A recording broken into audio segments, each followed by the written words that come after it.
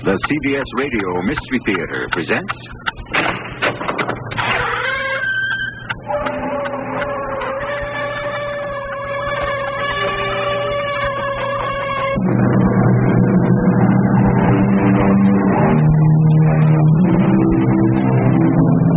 Come in. Welcome. I'm E.G. Marshall. You're about to hear the true story of a heinous crime. It was committed around the turn of the century, not in our country, but on the west coast of England. Bear in mind, however, that our earliest settlers were English and brought here with them their own concepts and institutions and their own attitudes toward crime and its punishment. I tell you, that's Mrs. Hood. She lodged with me for an entire week. Till that night. Mrs. Redfield, the Metropolitan Police can't find a single trace of anyone by that name. But I knew her for a whole week. She was a widow. She had a brother-in-law who was madly in love with her. For all I know, she was going to meet him that very night. The night she... You saw her that night, did you, Mrs. Redfield? Certainly I saw her. I spoke with her. Little did I know that when she left this house, she was going to her death.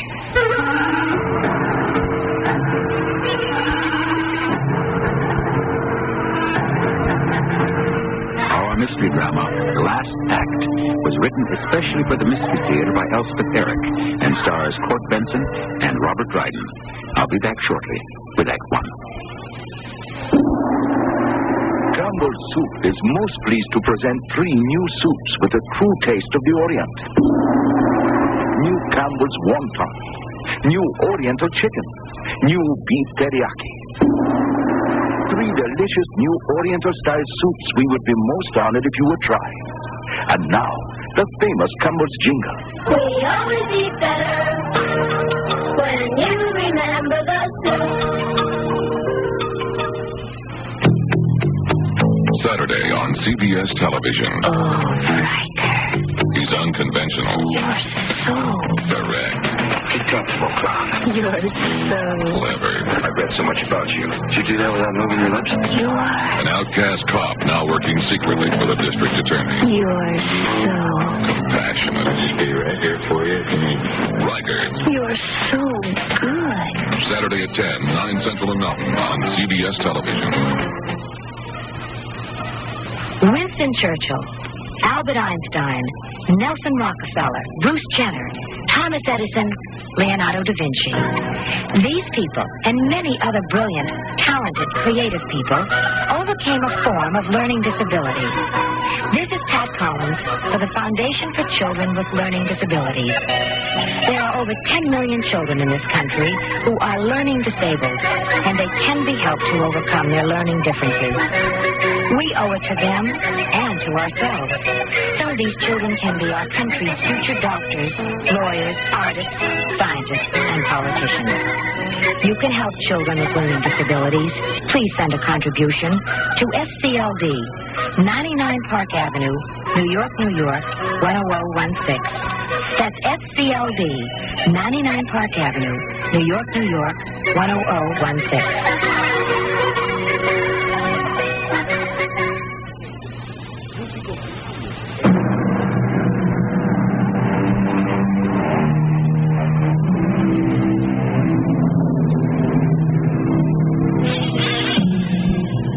We intend to bring you the main events of this shocking tale as they really happened almost a century ago. We have altered the names of its principal characters. One of them a man who went on to enjoy success and celebrity, and 2, a man and woman who died. Here now is the real-life drama titled Last Act. Yes, who is it? It's I, Commissioner. Oh, come in, Miss Cutwell. Mr. McLeod. There's someone outside who wants to see you. Yes, who is it? He says he's Peter Gaunt. Peter Gaunt? You don't mean not Peter Gaunt from London? Well, that's what his card reads. Here, see for yourself, sir. Peter Gaunt, barrister at law. Great Scott! What would he be doing in Yarmouth? Well, I'm sure I don't know, sir. Well, ask him to step inside, Miss Cutworth. Don't keep him waiting. My word, Peter Gaunt. Will you kindly step inside, Mr. Gaunt, sir? Mr. McLeod will be delighted to speak with you. Thank you very much. No interruptions, Miss Cutworth. I quite understand, sir. Well, this is an honor, sir. Take this chair, do. I wish I could offer you something more comfortable, but... this will do nicely, Commissioner. Assistant Commissioner only. In charge of criminal investigation. The Commissioner, of course, is in London. Here in Yarmouth, I'm a mere assistant. But what am I saying? You know all that, of course. And all about London, too. Where you've won such wide acclaim, such distinction, such honor. Now, that's enough. And to think it all started here. Think of that. I think of it often. Hey, the Barton murder. The murder on the beach. Forgive my inquisitiveness, but what brings you back here to Yarmouth? Well, shall we call it return to the scene of the crime? Oh, but the Barton affair was some years past. I'm sure you've argued much grander cases since the murder on the beach. It so happens that I've just acquired for myself a motor vehicle. Ah, a gas buggy. You actually bought one of those contraptions? I did indeed. Nothing like it, McLeod. Nothing to compare with it. You don't say. So, having come into possession of my little beauty, I had a craving to try it out, to tour in it, see how it would do on a really long run. So I filled the tank to capacity and set out for Yarmouth. Not in a day.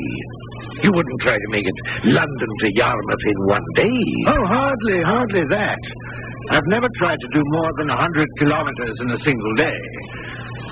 I thought, where shall I take myself in my new motor car? What better place, thought I, than Yarmouth, where everything began for me.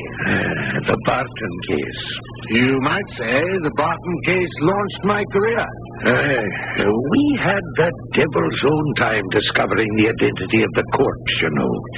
Well, I was only a lowly inspector in those days, but I really put my back into it. A certain Mrs. Redfield, one of our local landladies, had made a positive identification of the victim, her lodger, for a week before the fatal night. Mrs. Hood. She lodged with me for an entire week. September the 15th to the 22nd. Mrs. Redfield, the Metropolitan Police can't find a trace of anyone calling herself Mrs. Hood. Well, that's the name she gave me when she came here to board. Did she tell you anything else? Oh, in the course of a week we talked some, Inspector. She came to me on the recommendation of a young lady named Ellen Fields, who'd stopped with me previously on holiday. Ellen Fields, you say? And where was Miss Fields from? If I ever knew, I forgot. Pretty thing she was. This Mrs. Hood, she did tell you something of herself, am I right? She was a widow and still grieving for her husband. But at the same time, there was a man wildly in love with her, though she was in no state of mind to consider him because of her husband's recent demise. And did she say who the man was? Who was so wildly enamored of her? Oh, she did indeed. Her brother-in-law. Why, on her very first night in my establishment, she went out and she didn't come back till after midnight. She came in a bit tiddly, too. Woke me up to let her in. Said she'd been out with aforementioned brother-in-law. And I suppose he'd been trying to console her. Well, I wouldn't actually hold it against the poor thing that she was a bit in the bag. I don't suppose she told you the name of her brother-in-law or where he lived. She never did, and I never asked. All right, Mrs. Redfield. Now, I wonder if you'll show me the room where Mrs. Hood occupied the week she stayed with you. Happy to oblige, Inspector. I've left everything just as it was. I hadn't touched a thing. Haven't even entered the room. Now, if you'll just follow me upstairs. In that room, Mr. Gaunt, we found our first clue. Female clothes bearing a laundry mark. I still remember the number, 599. Yes, that's it, 599. A Woolton Laundry came forward to tell us that 599 was the number used to mark the garments of one Margaret Barton. Exit, Mrs. Hood. Yes. But then came the second clue. A photograph of Mrs. Barton taken by a beach photographer a few days before the murder. And most important, the photograph showed the lady wearing a long gold chain with a silver watch on the end of it. But then, of course, you know all about the chain. I do indeed. But the final positive identification came when I showed the photograph to Mrs. Redfield. Oh, that's Mrs. Hood. That's her beach outfit, and that's her lovely gold chain. I'd know it anywhere. You're certain, Mrs. Redfield? Well, of course I'm certain. She was wearing that very same gold chain the night she left this house, never to return. I remember remarking on it. I said, "What a lovely gold chain, Mrs. Hood." Not Mrs. Hood. Mrs. Barton. Not Mrs. Hood. Mrs. Margaret Barton. And she had no brother-in-law. No brother-in-law? And she wasn't a widow. Not a widow? Her husband is very much alive, so far as we know. Mr. Joseph Barton. We'll be picking him up shortly, I expect. The lies people tell. I swear to you, Inspector, it's downright disheartening. We didn't locate Barton till early November. Of all places in Woolton. He hadn't gone far, had he? Living in cheap lodgings. But among his few possessions was the long gold chain with a silver watch on the end of it. The gold chain was what really did him in. Don't forget the wig and the false moustache. That never amounted to much. Mrs. Barton was seen in a public house on the night she died in the company of a man with a moustache. Not necessarily her husband. But he was a cool one, that Barton. The gold chain was lying out in plain sight, though the wig and the moustache were hid away in a drawer. But he never turned a hair when we confronted him with any of them. The chain was a gift to my wife, Inspector. I was only a grocer's assistant at the time. It took all my savings to buy it for her. Oh, I worshipped her. She was my teacher, far above me in station, but kind, very kind. Your teacher, you say? Yes, my music teacher. I worked hard to make her proud of me. I had much talent, you see, and I doubt she ever approved my music. But she did approve me, enough so that when I asked her to be my bride, she took me. And then what? Oh, decent living was hard to come by. We tried our hands at various things. Once I even went to South Africa to serve against the Boers. But it didn't come to anything, and I came back.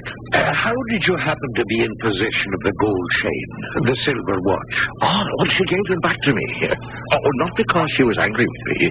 Quite the contrary. Now, because things were going badly for me, and Margaret, with her good heart, knew that I was up against it, so to speak. Though I never let on to her that I was. No, I'd too much pride for that. But somehow she divined my situation, and one night she said, "Here, Joseph, you need these more than I do." And she pressed them into my hand. But I never used them. Yes. I have a picture here. I'd like you to look at it. Oh, why, it's Margaret, isn't it? Can you make out what she's wearing around her neck? It's the chain, isn't it? That it is. Well, she was always very fond of it. Do you know when this picture was taken? Huh?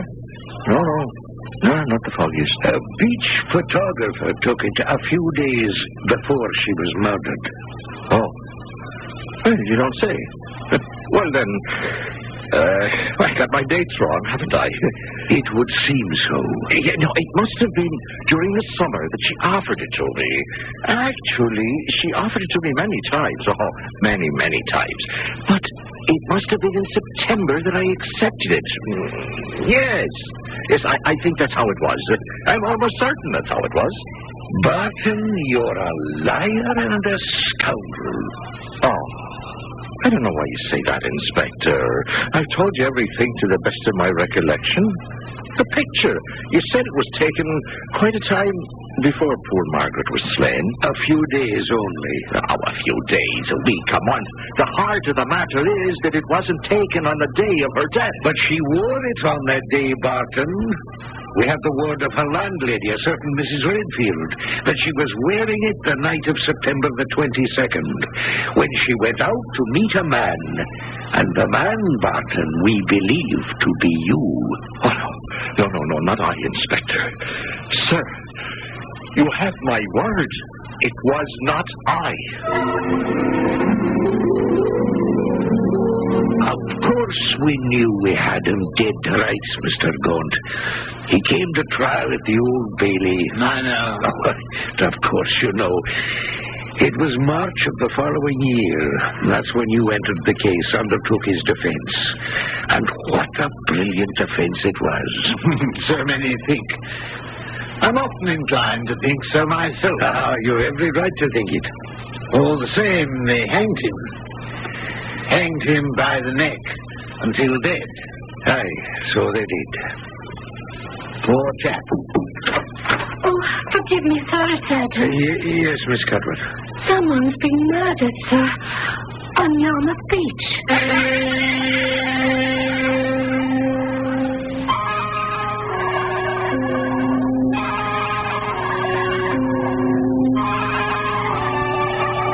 The institution of hanging by the neck was introduced into England more than 2,000 years ago.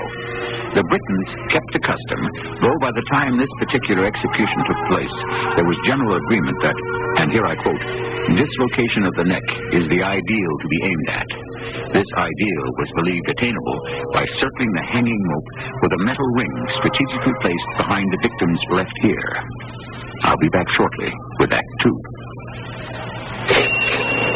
Some job, standing all day, and now I've got hemorrhoids. Better not neglect them. I was hoping they'd go away. When I get a flare-up, Preparation H often gives me fast temporary relief from pain and itch. You have hemorrhoids? Lots of people do. But Preparation H even helps shrink swelling of hemorrhoidal tissues caused by inflammation. I'll try Preparation H tonight. Good morning. Ready for the big sale today? Thanks to Preparation H. Preparation H relieves pain and itch, even helps shrink swelling. Use only as directed.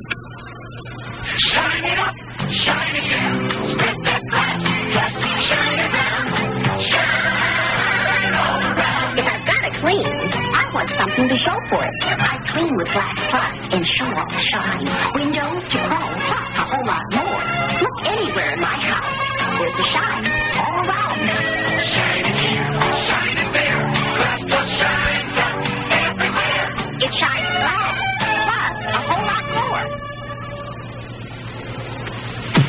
Turn back toward the window, crushed out a cigarette. Hi, this is Kenny Rogers. Every cigarette smoker can stop. Don't care how long or how much you smoked, how many times you've fallen off the wagon and tried to crawl back on, or how chained you may think you are to your cigarettes. And here's some tips on how to get loose from the cigarettes. First, believe in yourself. Then, begin to carry your cigarettes in a different place. Switch your brand of cigarettes at least twice a week. Don't carry matches or a lighter. Challenge yourself each morning by jotting down how many cigarettes you think you need. And at night, how many you actually smoked. Don't get crippled in your best years by heart disease. Get some help. Quit smoking. Call the American Heart Association and put your money where your heart is. Give to the American Heart Association. They're fighting for your life.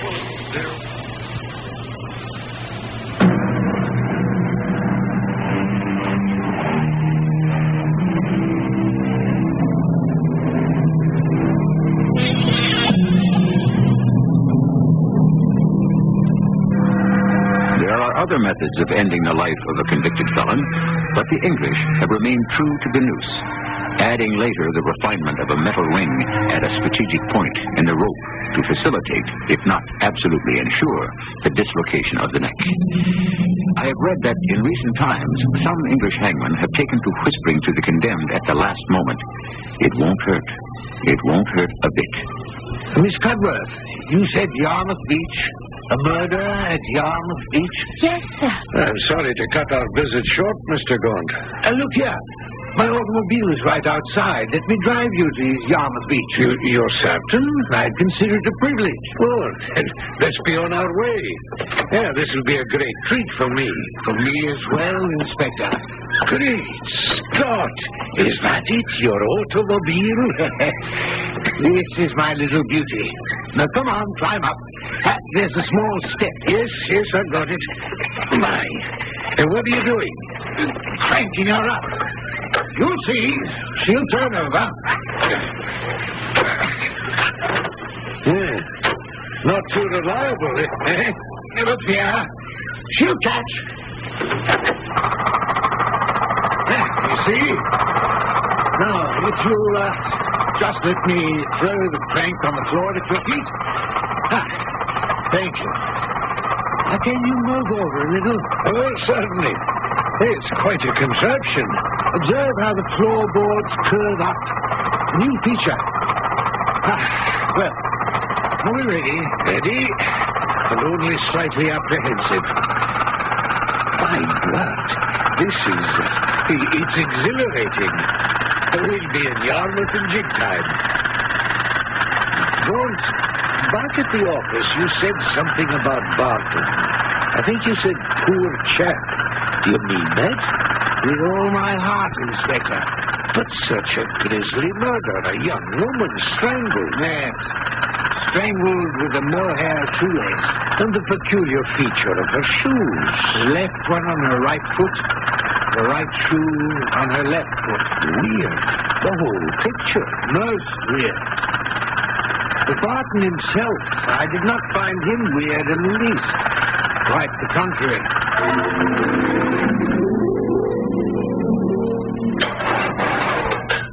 Are you the gentleman who's going to defend me? Peter Gaunt, barrister at law. At your service, Mr. Barton. Well, can't say as I've ever heard of you, Mr. Gaunt. Few have. There's no reason why it should remain that way, is there? All right, let's sit down together now, and you begin by telling me about yourself. I didn't kill my wife, Mr. Gaunt. Not so fast. Let's go back a ways. How have you made out in the past? Up to now, in these unhappy circumstances you find yourself in. And don't lie to me, Barton, about anything. No, I have no reason to lie. Have you ever been in trouble with the law before? Oh, never. And you said never. Is that what you said? Never? There was the affair of the violins, but I was never prosecuted for that. Only questioned and told to desist. You see, we sold them, Maggie and I. Actually, I never sold any. She did. You had a shop of some sort? Well, not a shop exactly. Then how and where did you sell the violins? Maggie, she peddled them, you might say. You mean she went door to door, selling violins? Who would buy a violin from a peddler at the door? Oh, a great many people, Mr. Gaunt. You'd be surprised. There's more to the story, Barton. Well, the violins weren't what they were precisely new. Actually, they were quite old and quite useless. Then how in the dickens could she sell them if they were no good? Well, you see, there was a story she told along with the violin. She said her husband just passed away. And this is all he left me, Mum, just his violin. I wouldn't part with it for the world, but I've been tossed out of my lodgings and I don't know where I'll sleep tonight. Well, you know the pit, sir. And they'd buy the violin? Oh, better than that. They'd ask her in and listen to her sorry tale. And, well, by the time she was through, they were crying right along with her and giving her clothes and money. Every touch was worth at least a couple of quid. We cleared £400. Till a couple of ladies got to talking And the police stepped in. Right. If they hadn't, we might still be at it. A real scoundrel. Men constitutionally unable to live within the law. It's a way of life. It's their profession. Recalcitrant children who will not submit to discipline. Children who find an ordered life intolerably boring. Is that the way you think of them as children? All children are mischievous. All do things for which they're sure to be punished. Some of these children carry over their childish attitudes into their adult lives. Those are our criminals. But the act of murder, that's more than a simple act of mischief, surely. And hanging, that's a bit more than a simple act of punishment. The last act, wouldn't you say?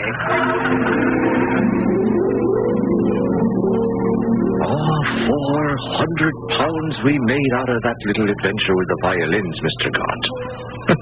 That's too bad we had to give it up. Especially later, with the young one on the way. Ah?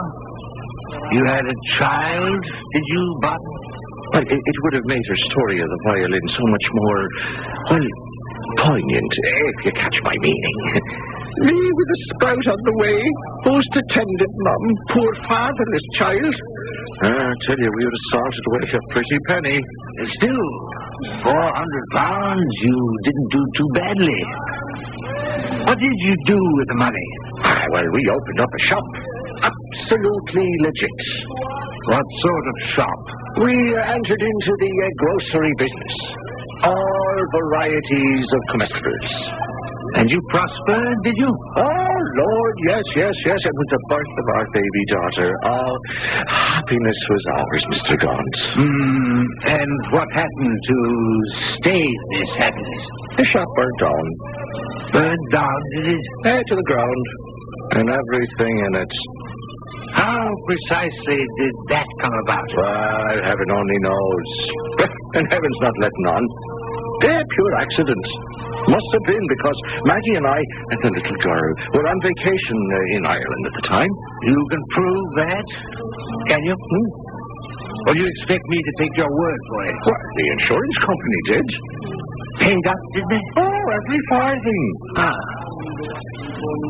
Now, after the fire, and after the insurance was so promptly paid, what did you and your wife do then?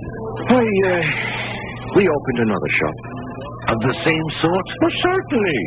Our credit was good all over, and before long we were in business as before.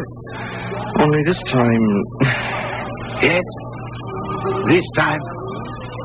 What happened this time? Well, this time we seem to have lost the hang of it somehow. Lost the hang of it? But you'd already run such a shop.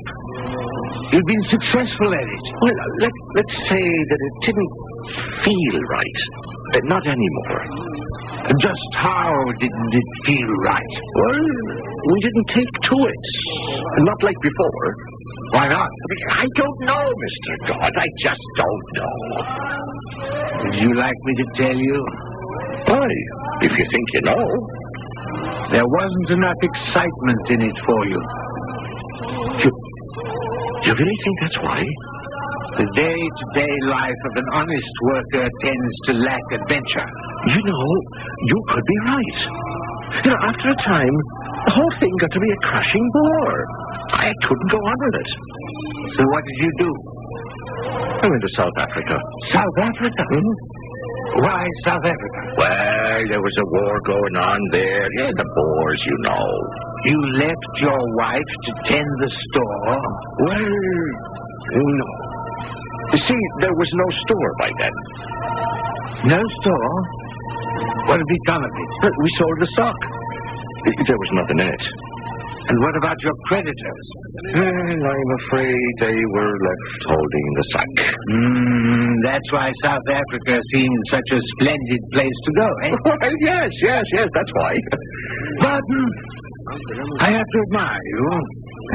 How's that? There's a certain deftness in the way you do things.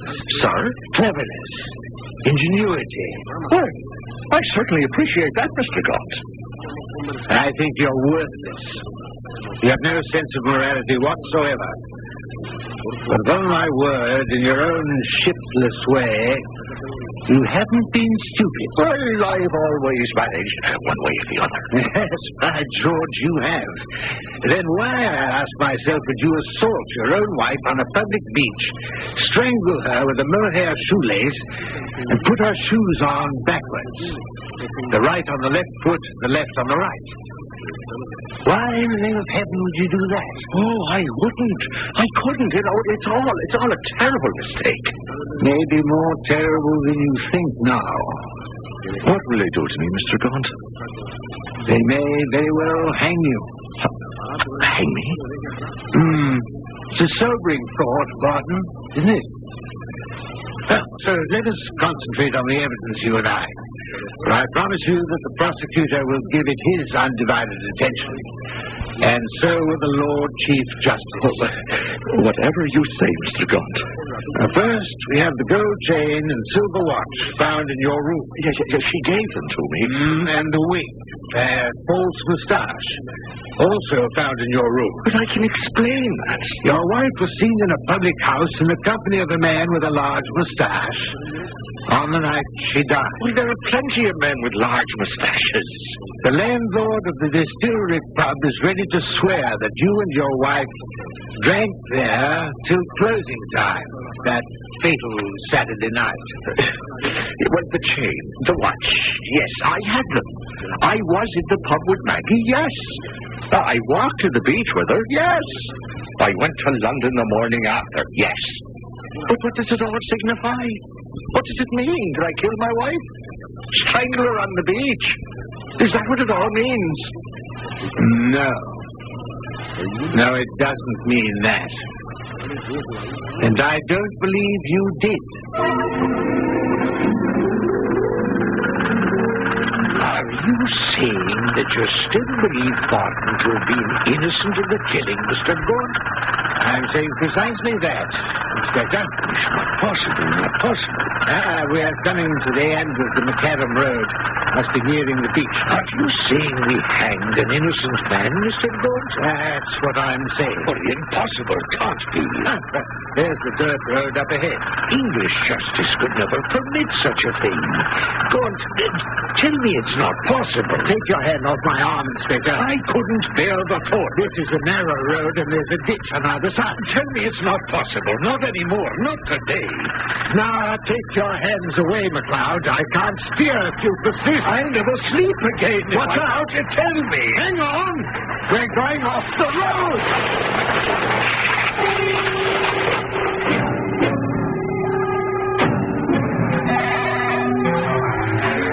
If you are interested in the subject of capital punishment, as many are these days, you might read an essay by Cesare Beccaria on crimes and punishments, written in 1764. His view was that the death penalty is more likely to inspire violence than to prevent it. The pros and cons of his thesis continue to this very day. I'll be back shortly with Act 3. General Electric has some bright ideas on lighting they'd like to share with you. They're GE light bulbs, each designed for a specific use. And True Value hardware stores offer a wide selection so you can choose the GE bulbs that best meet your needs. Hi, Pat Summerall to tell you General Electric has been improving the light bulb ever since it was first invented. Back then, you only had one type of bulb. Now, GE offers you soft whites, three-ways, fluorescent tubes, and more. Bright ideas start with General Electric bulbs, available at participating True Value hardware stores and home centers. Easy desert, just relax, lean back, watch TV, open up that magic box and look at what's inside. Nothing gets you into it like TV Guide.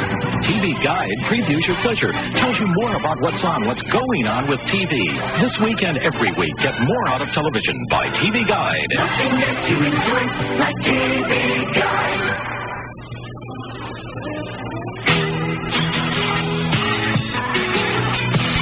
Person to person, heart to heart. Together we can move the world if we each do our part by helping care for the children, to nourish and to heal those in need. Care for the children of the world if we each help one needy child today through care. We'll change tomorrow for children everywhere.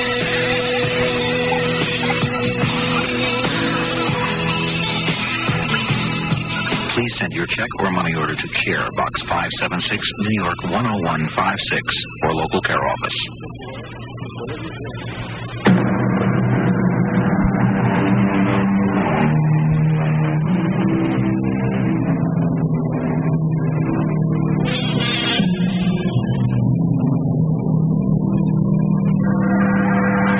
Cesare Beccaria, 28 years after the publication of his famous treatise on crimes and punishment, discovered, apparently with some degree of amazement, that the person responsible for a capital crime was not always the one executed for it. He incorporated his finding in another essay he called The Right Man. Now, listen for the conclusion of Last Act. I am sorry, Mr. Gaunt. Terribly sorry. All my fortune went off the road. I'm so sorry. You all right, Inspector? Yes, all right. Are you? Perfectly. We could have turned completely off. Yes, but we didn't. We simply went into a ditch. Oh, it's all my fault. All my fault. I'm so sorry. Enough of that now. Let's get my gas buggy back on the road. Right you are. Oh, I do hope it's not injured. We'll soon find out. Now, if you'll put your shoulder to the fender on that side, I'll take the other so I can steer. Right you are. Oh, I feel dreadfully about this. Are you set for the big push? I believe so, yes. All right. When I say push, put your back into it. Right. Ready?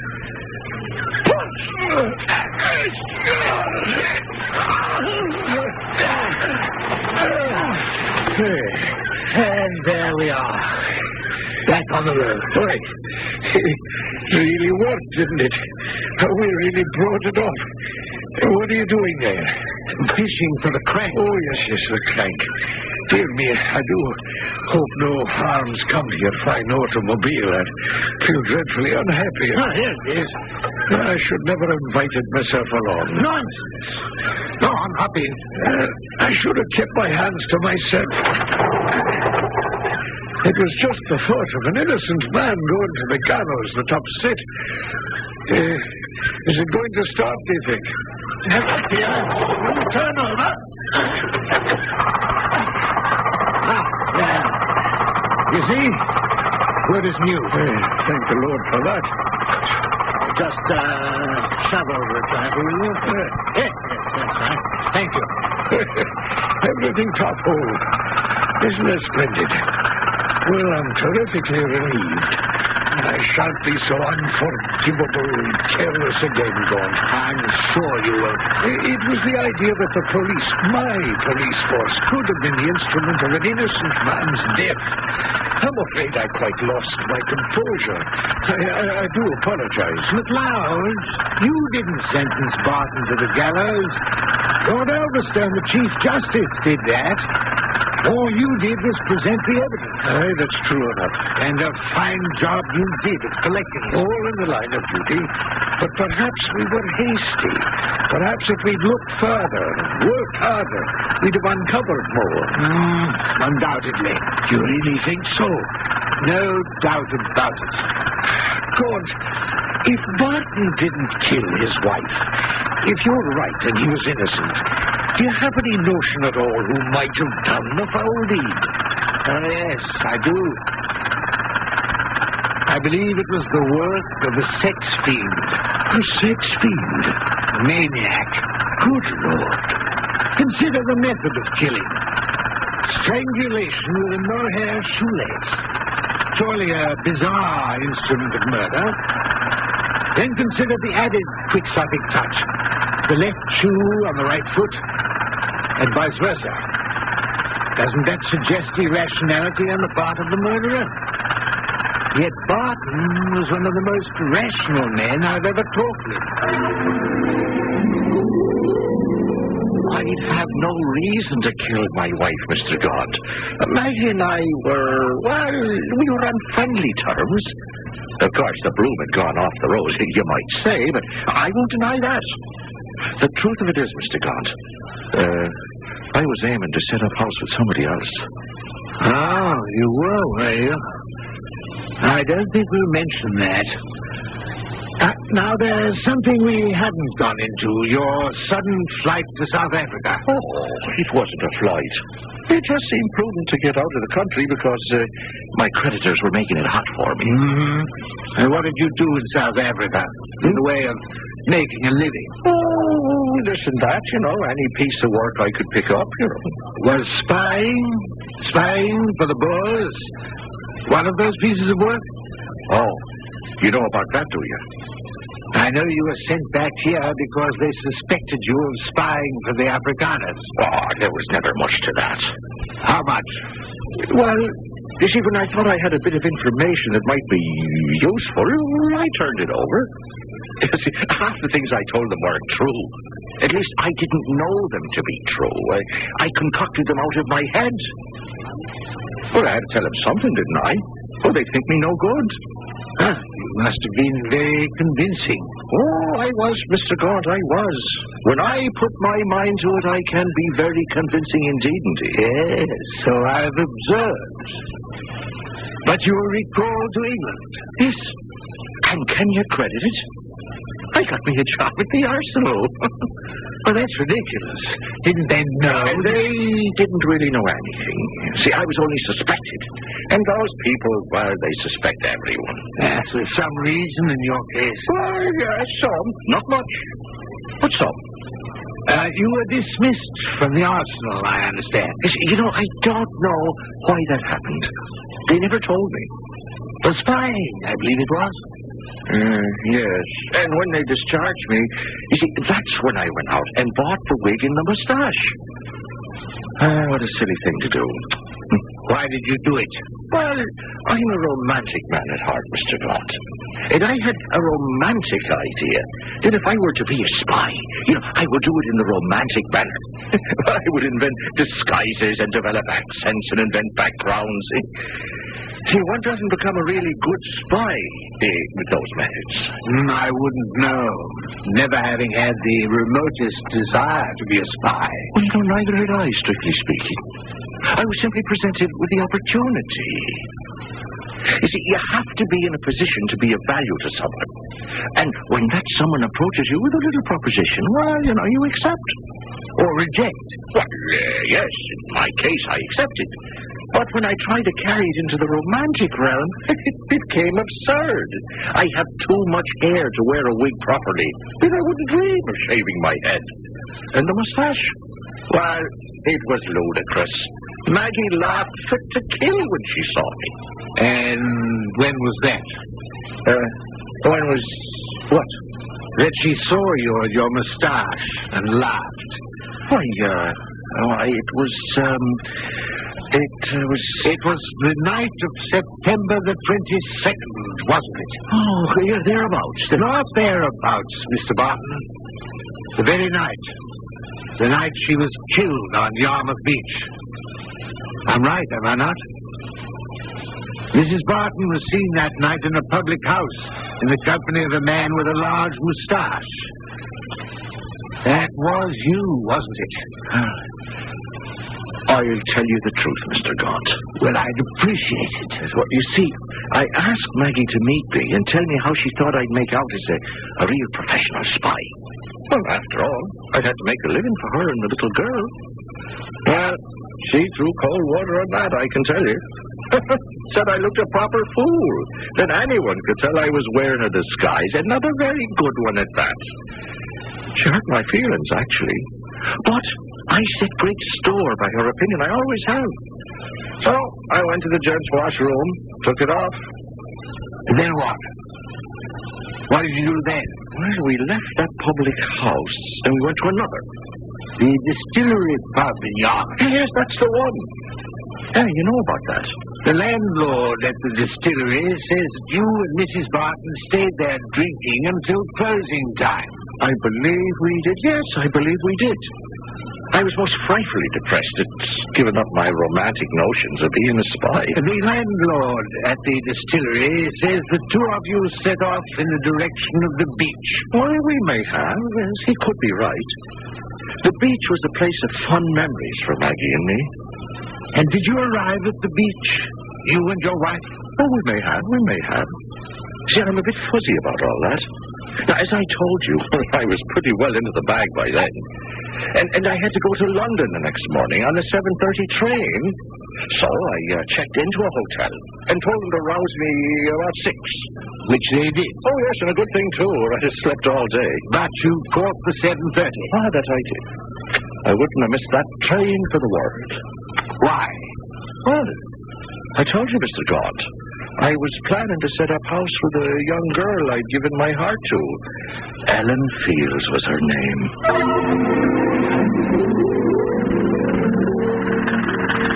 Ellen Fields. The girl Mrs. Redfield said had recommended her place to Market Barton. They were friends, I believe, Inspector. Good friends. One might even say close friends. He was planning on moving in with his wife's good close friend? Why, the man was a libertine. That he was, Inspector. He was a thoroughgoing rogue, a rascal, a knave. But in my not very humble opinion, no murderer. With the evidence, you have to go by the evidence. I suppose so. So I'm more inclined to go by my instincts. Perhaps like Barton, I am too romantic. But Barton was too clever, too sly, too sensible to commit such a clumsy murder. There's the end of the road and the beach beyond. Aye, and there's Officer Capehart, one of our new young bright ones. You see, McLeod, Barton did everything for very practical reasons. Convenience and money. Never for passion, revenge, or lust for power. Commissioner! Officer Capehart! May I present you to Mr. Peter Gaunt from London? Mr. Gaunt, sir, I'm honored. Delighted to make your acquaintance. Now, what do we have here, Capehart? A young woman, sir, strangled. What, here on the beach? That's right, sir, strangled with a shoelace. A mohair shoelace, sir. Did you say a mohair shoelace? Yes, sir. Strange sort of weapon, wouldn't you say? Strange. Yes. So, sir, another odd feature. Her shoes. What about her shoes? Well, the left one's on her right foot, and the right one's on her left. Good Lord. Steady, McLeod. You were right about Barton. You were right, Gaunt.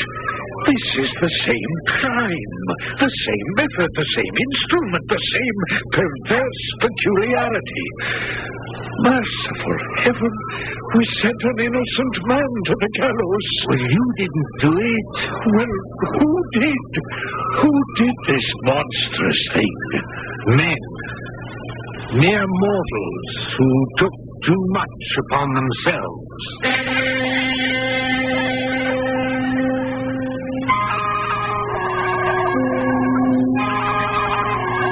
Since ancient Greece, there have been those who contended that death as a punishment for murder prevents subsequent murders, a thesis not yet demonstrated. More recently, others have argued that the possibility of human error is reason enough for doing away with capital punishment. And still, the debate goes on. I'll be back shortly. This is a play. Randy's brand new thing. Hi, I'm Randy. Can I help you? Harry, it's Randy. He looks just like he sounds. Say brand new the way you do in the commercial. Randy? You'd be amazed how compelling a creative radio commercial can be. They must cost you a fortune. No. No? No, radio costs a lot less to produce than TV commercials. And radio time is a lot less, too. Was that a tuba you used on that one? Oh, you caught on, didn't you? Oh. Are you a working couple? Oh, yes, I'm a doctor. I'm a nurse. You know, that's interesting. Radio advertising is the medium to use for getting the professional women and working couples. That's us. You like the commercial, huh? Yeah. Well, listen to the radio next week. Randy's brand new surprise week. Ooh. And you know part of the surprise? I recorded all this. I'm going to use this as a radio commercial for next week. Honey, we're going to be in showbiz. No, better than showbiz. You're going to be on the radio. Radio. Red hot because it works. With couples who work. They're your prime customers today, and radio fits their busy lifestyle best. The Radio Advertising Bureau can send you more facts. This station can send you more customers. It's time for a West Clocks Big Ben. Time to hit the road, George. 600 more miles. These motels. Why did we ever say we'd go to your sister's wedding in Tampa? Tallahassee, George. Tallahassee. What time is it, Benita? Big Ben says it's 5 o'clock. Who's Big Ben? Our Big Ben alarm clock, George. It never forgets to get you up. I know that. Do you know why, George? Because Big Ben's key round. See? I can't see a thing. Turn on the lights. I tried, George. The electricity's off. No electricity. Big Ben doesn't need electricity. Get the flashlight. I can't find a thing. I already did. The batteries are dead. Oh, but listen, George. Big Ben doesn't need batteries either. It never forgets to get you up. Keeps on working. I'm glad something works in this motel. Come on, George. Let's get going. Benita, I can't walk. My shoes feel funny. Those are my shoes, George. Oh, Big Ben or Baby Ben never forgets to get you up. It's time for a West Clocks by Tally Industries.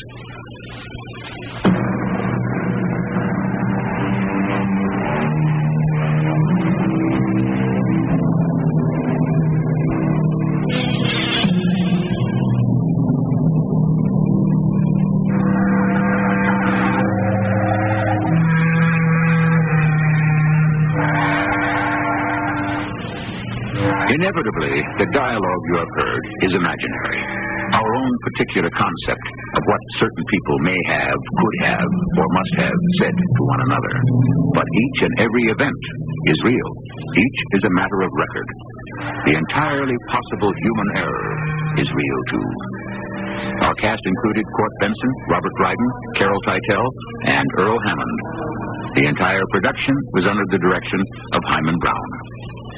This is E.G. Marshall inviting you to return to our Mystery Theater for another adventure in the macabre. WKBN. The CBS Radio Mystery Theater presents...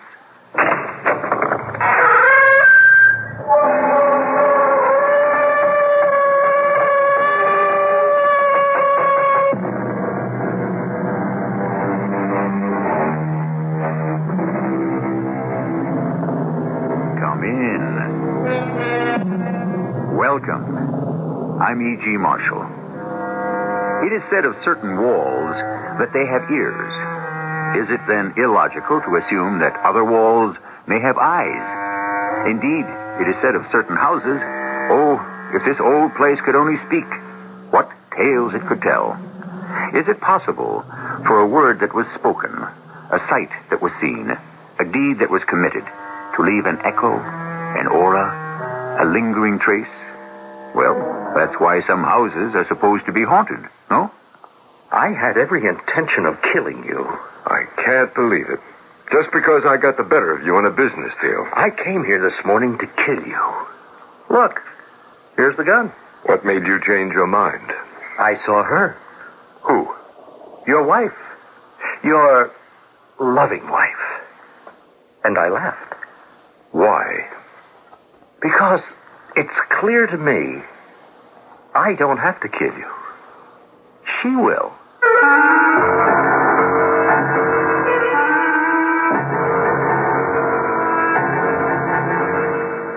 Our mystery drama, The Heel of Achilles, was written especially for the Mystery Theater by Sam Dan and stars Arnold Moss and Earl Hammond. I'll be back shortly with Act One. Campbell's Soup is most pleased to present 3 new soups with a true taste of the Orient. New Campbell's Wonton. New Oriental Chicken. New Beef Teriyaki. 3 delicious new Oriental-style soups we would be most honored if you would try. And now, the famous Campbell's jingle. We always eat better when you remember the soup. Saturday on CBS television. Oh, Riker. He's unconventional. You're so... direct. Get comfortable, clown. You're so... Clever. I've read so much about you. Did you do that without moving your lips? You're... An outcast cop now working secretly for the district attorney. You're so...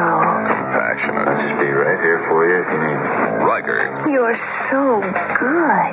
Saturday at 10, 9 Central and Mountain on CBS television. May I help you? Yeah, I want to see a juvenile. A what? Well, this is Risk Merchandise Center, isn't it? Yes. And you're having a juvenile sale through Saturday, March 14th? Yeah. Well, I want to see a juvenile. We're having a juvenile furniture sale. Huh? You know, baby furniture. Baby furniture? Sure. You mean like little tiny beds and stuff? Why, sure. 40 different cribs by Bassett, Childcraft, Lullaby, and Hedstrom. Matching dressers, chests, mirrors, and headboards. Really? Sure. And coordinated bedding by Red Calliope and Nojo. Oh, boy. Not only that, but during the juvenile furniture sale at Risk, we have strollers by Hedstrom, Welsh, Stroley, and others. All top-quality items and the prices Risk is famous for. Hey, you got any itsy-bitsy cucumbers? No. How about some little tiny chickens? No. Turkeys? I see one. Right. Don't miss the juvenile furniture sale now through Saturday, March 14th at Risk Merchandise Centers, US 30 at Colorado, 1 mile east of I-65 in Maryville, at 37th and Grant in Glen Park.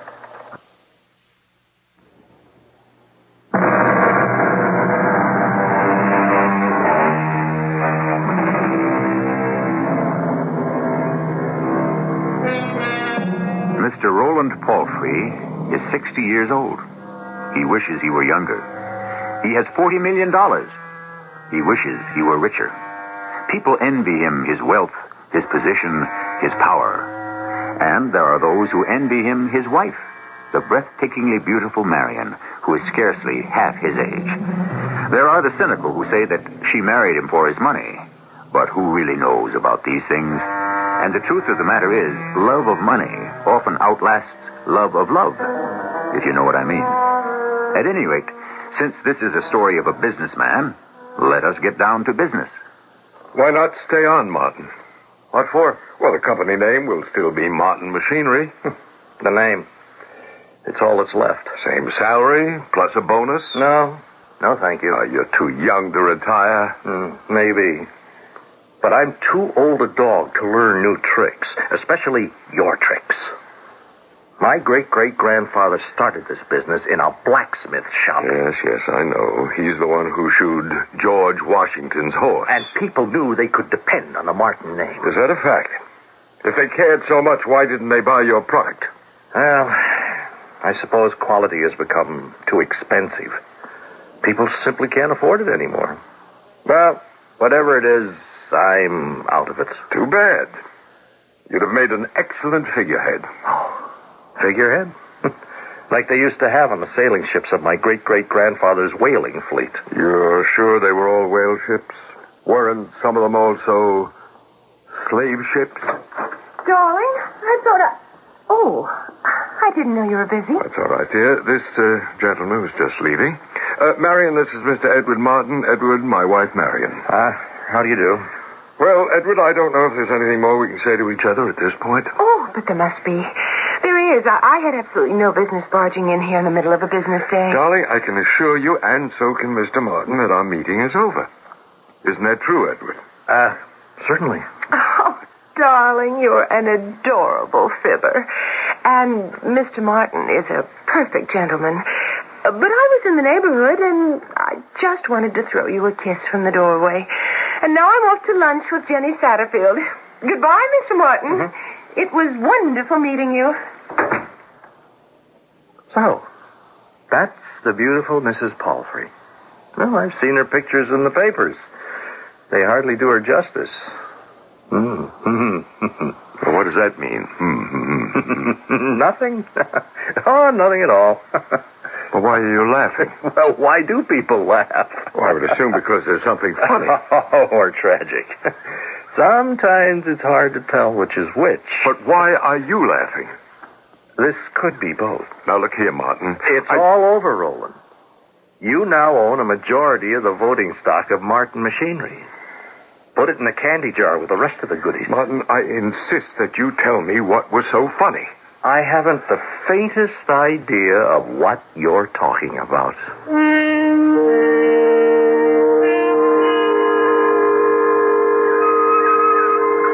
Ready? Serve. Oh, no, darling, it was out. Oh, that means you win the set. Come on, give me a chance to get even. Now? Well, now's the time while we're warmed up. All right. Oh, darling, you really don't want to play. Oh, nonsense. You're tired. We're going to relax for a bit, have a tall, cool, refreshing drink. We shouldn't overdo it. Look, Marion, I'm not tired. Well, perhaps not, but I am. Now, let's just go into the clubhouse and sit for a bit. Darling. Yes, Roland. That gentleman I introduced you to the other day. Mr. Martin? Oh, you remember his name? Oh, well, he's very handsome. Of course, he's not as handsome as you are, but then who is? Had you met him somewhere before? No, I don't think so. Why do you ask? Well, I get the feeling that he knew you. Oh, I'm sure I don't know him. Or that he knew something about you. Oh, well, darling, my life is an open book. Yes, well, Well, what? It's probably nothing. Probably nothing? I'd feel better if it were definitely nothing. And I'm positive it is. So, let's forget it. It's forgotten.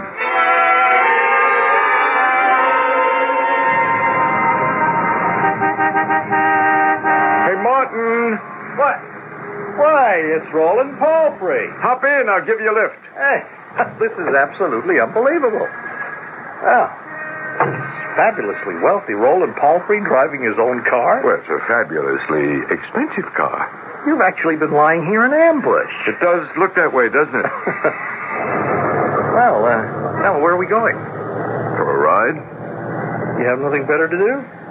Martin, tell me, why did you laugh last week when my wife left the room? Why? I have a right to know. Right? Well, obviously it concerns me. Well, I don't know. Why should I tell you? Well, on the other hand, why shouldn't I tell you? Now, look, Martin. Martin Machinery was very precious to me, for reasons that you could never understand. To you, it's just another little company.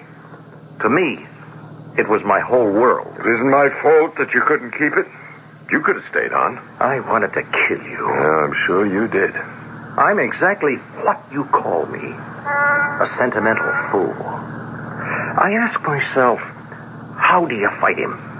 He takes away your customers. He cuts off your sources of raw materials. He makes it impossible for you to get credit. He isn't human. He always considers every contingency. Thank you, Martin.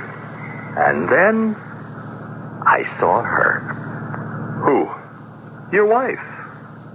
And I laughed. Why? Because I said to myself, I don't have to kill you. She will. What are you talking about? You are not invulnerable. And you're not invincible. You're like he was. Like who was? Achilles. The greatest of all the ancient warriors. Now, what does he have to do with... Like him, you have a heel. A vulnerable place. Can we have a sensible discussion? You never made a mistake in your life until you married her. What are you insinuating? What made you think a woman of her vibrant beauty, or her glowing sensuality, could be satisfied by you at 60? She loves me. Oh, she loves you? Well, poor Roland, your vanity is going to destroy you. Where the best business brains, the toughest antitrust lawyers, the sharpest operators failed, your own vanity will succeed. There's 30 years difference between you. She's going to betray you. She'll have to. She's too much for you. Or you're not enough for her. And the betrayal will turn you into a laughingstock. And that will kill you. And that's why you laughed when you saw her? I'm off the hook, Roland. She'll take care of it for me.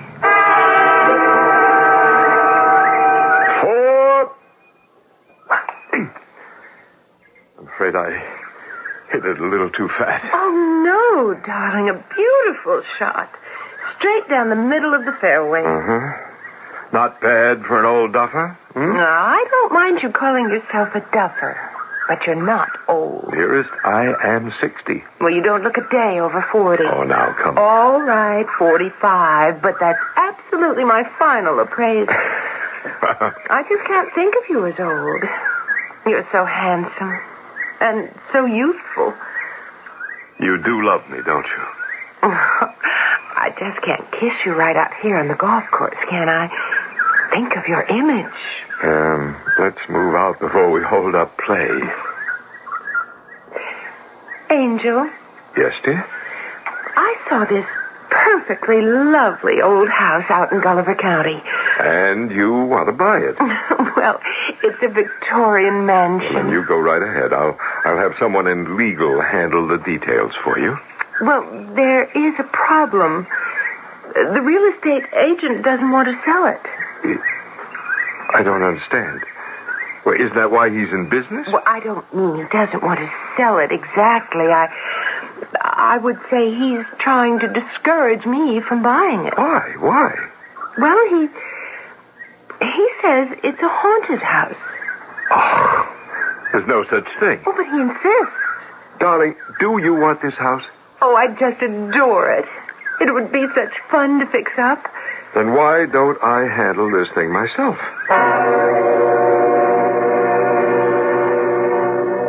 Mr. Stuyvesant, I'm Roland Palfrey. Oh, yes, sir. Yes, sir. Please, have a chair. I'm so glad you could come. Let's get down to cases. Now, what's this nonsense you've been feeding my wife? Nonsense, sir? Yeah, she's interested in, it's called the Pepperell place. Oh, yes, sir. Yes, sir. Well, what's your angle? Well, I have none, sir. You obviously don't want to sell it. Why? You're breaking faith with the owner. If it becomes known, you can be held liable. Well, I happen to be an ethical person, sir. I believe in telling a prospective buyer the truth about the property. The truth? Yeah. What truth? The place is haunted. There is no such thing, sir, as a haunted house. No one here for miles around will spend a night in that house. I can't believe what you're saying. Elvira Pepperell was the wealthiest woman in Gulliver County. Now, she built this house in 1870. Nobody knew how she made her money. There were all kinds of rumors. Well, she murdered her husband. Why? We don't know. Probably because he was cheating on her. And then she killed herself. They say her ghost won't have anyone in the house. She just drives them out. What kind of rubbish is this? No one has lived in that house since she died about 50 years ago. The bank's been trying to get rid of it in this no takers. I just can't believe it. But you have to respect the facts. There's the house. It's been kept up.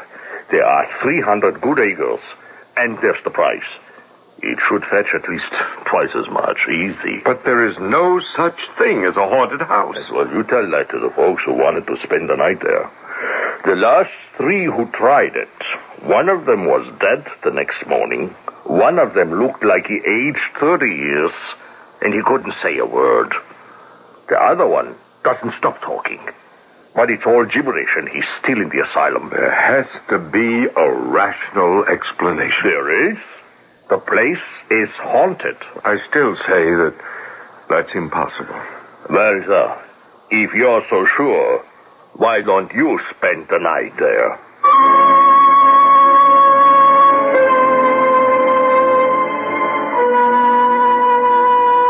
must admit he walked into that one. And yet, inevitably, that's where he had to be going. Because when you get into a situation like this that has to do with the supernatural, the only way to lay it to rest is to use the scientific method. But that's the story of Act 2, shortly. Easy does it. Just relax. Lean back. Watch TV. Open up that magic box and look at what's inside. Nothing gets you into it like TV Guide. TV Guide previews your pleasure, tells you more about what's on, what's going on with TV. This week and every week, get more out of television by TV Guide. Nothing gets you into it like TV Guide. What do doctors recommend to avoid constipation? These days, doctors stress the importance of fiber in the diet. Food fiber that helps the system regulate itself naturally. Metamucil is the laxative made from natural fiber. No chemical stimulants. So for occasional constipation, doctors recommend Metamucil more often than any other laxative. The way to overcome constipation is the natural way. But if not nature, Metamucil. Read label and follow directions. Now you can see more of America for less with Delta Airlines Unlimited Mileage Fare. It's easy and uncomplicated. You fly to as many Delta cities in America as you want, and to Bermuda and San Juan. Takes 7 to 21 days, all for an unbelievable $567 per person when two people travel together, or $777 when you travel alone. There's a special low fare for children, too. Unlimited mileage at an unbelievable fare. Don't leave a stone unturned or a place untraveled. Delta's unlimited mileage fare is an unusual opportunity for an unforgettable experience. Get the details on advance reservations and limited seating from your travel agent or Delta. Now, Delta is ready when you are. With an unbelievable, unforgettable, unlimited mileage fare for as little as $567. That's unreal.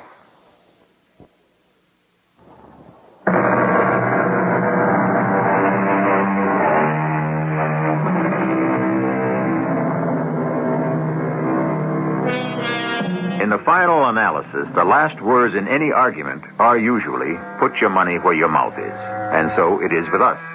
Here we have a man of fantastic common sense who suddenly finds himself confronted by an impossible premise. And yet, he can only respond by putting up or shutting up. Why don't I spend the night in the Pepperell Mansion? Well, what would that prove? Everything. Look, Mr. Stuyvesant, I'm a busy man. I only came here to straighten this thing out for my wife. Well, have you? Certainly. I'll tell her it's nonsense. And what makes you think she'll believe you? Mr. Stuyvesant, are you serious?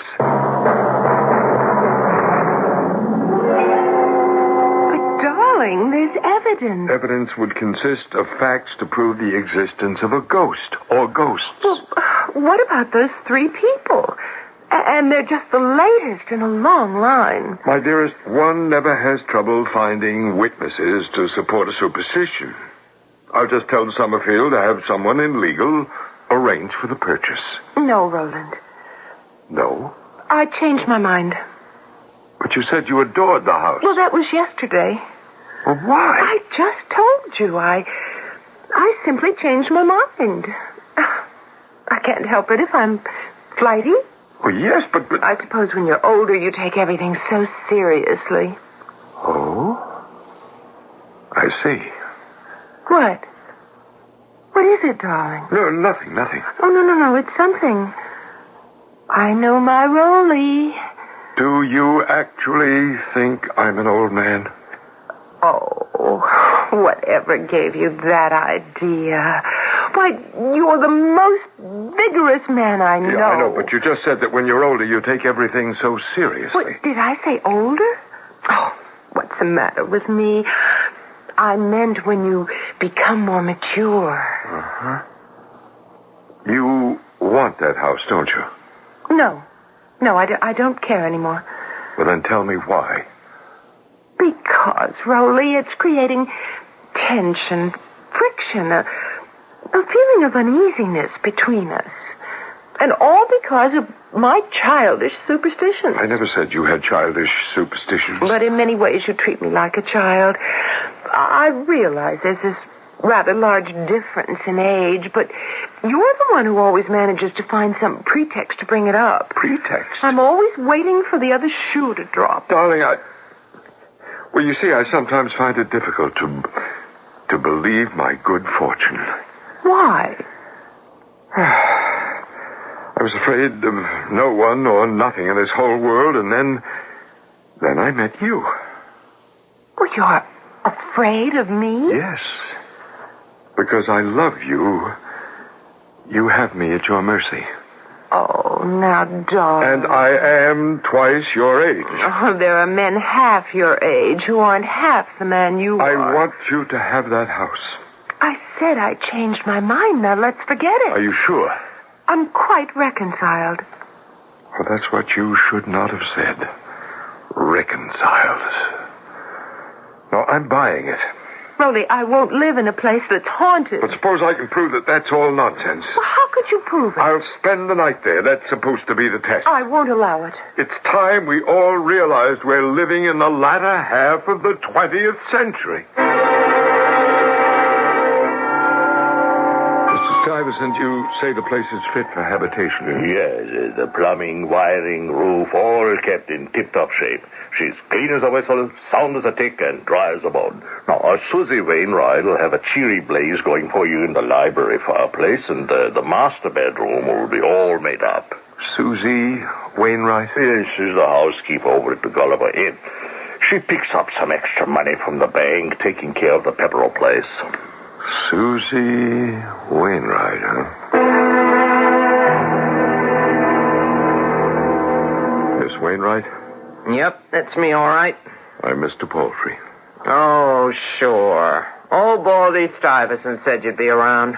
What can I do for you? I want to talk to you about the Pepperell Mansion. Why are you staring at me? Well, you're my first real millionaire. I mean, we've had some people with money come up here, but no one in your class. All right, then, about the Pepperell Mansion. You're married to this absolutely gorgeous young lady, too. I wish I could get myself a handsome young fella. But I guess rich folks are the only ones who can afford it. Miss Wainwright, just tell me about the Pepperell Mansion, please. Are you going to spend the night there? Yes. Don't. Why not? It's haunted. I'll only go there in the daytime, and I won't go alone. I'll take one of the girls with me. We clean up and get out. Why do you insist that it's haunted? Because you can feel it. Feel what? It. And don't ask me what it is, either. I have to ask you. Well, it's a kind of tightness in your chest. Your heart begins to beat faster. Are you sure that it isn't just your imagination? Oh, Mr. Palfrey, I took my pulse. It was 3 times normal. Asked him Cooley, the plumber, and Bob Free and the electrician what they go through when they have to go in there for repairs. Well, they only do it because the bank lets them charge an arm and a leg. Baldy told you about the last 3 who spent the night there. I still think there's got to be a rational explanation. Oh, sure. So do I. Oh, then you don't believe in ghosts. Oh, I believe in ghosts, all right. Well, how can you say rational and ghosts? These are your own ghosts. You see, I noticed something. From time to time, kids break in. Mostly little kids. And you know, they don't seem to suffer any bad effects. Now, why do you think that is? You're telling this. Because they're still too young to have ghosts. I don't understand. Was it so hard to figure out? Everybody gets to develop some ghosts as he or she goes through life. And the older you get, the bigger they are. Just what do you mean by ghosts? A ghost is whatever it is that doesn't let you sleep. But what does this all have to do with the Pepperell Mansion? Okay. In the ordinary way, you learn to live with your ghosts. how to handle them. You still haven't told me how this ties in with There's something in that place. Something that unleashes those ghosts inside of you. What? Oh, I wish I knew. But what's the difference? You shouldn't stay there. Why not? Ghosts are ghosts, no matter whose they may be. And the fact is, I don't believe in them in the first place. Oh, a man like you, as rich as you got plenty of ghosts. Maybe you won't admit it, but you're chock full of them. In any event, I intend to stay there this evening.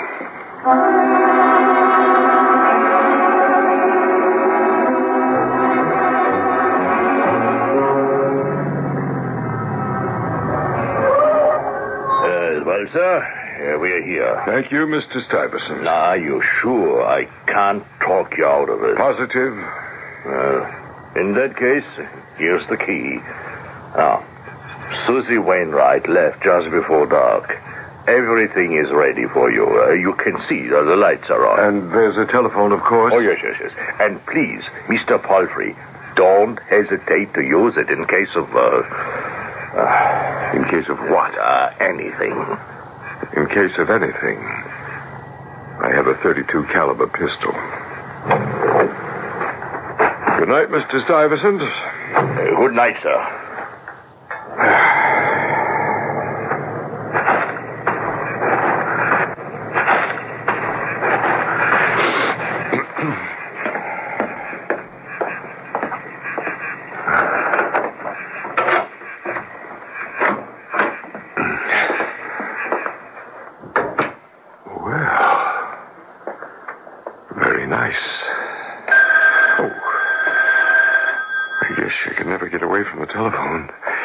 Even in a haunted house.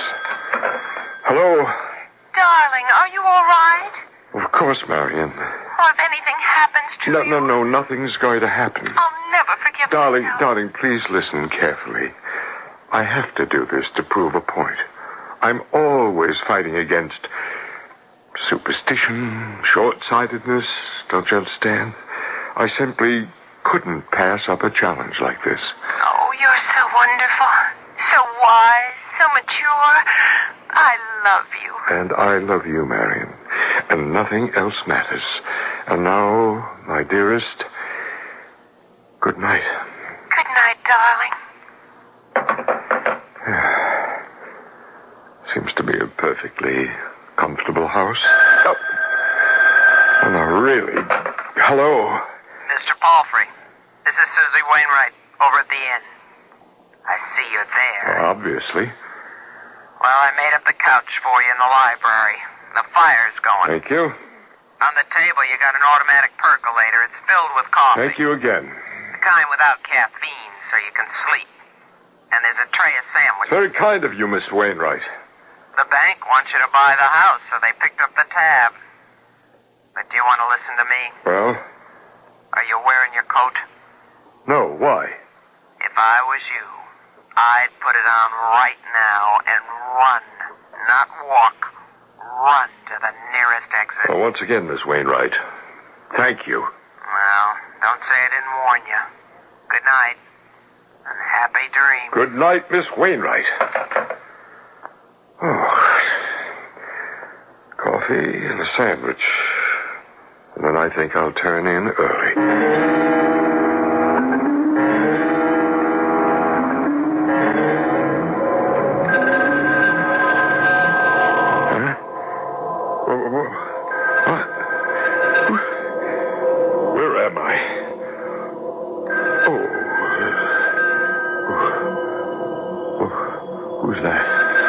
At this hour.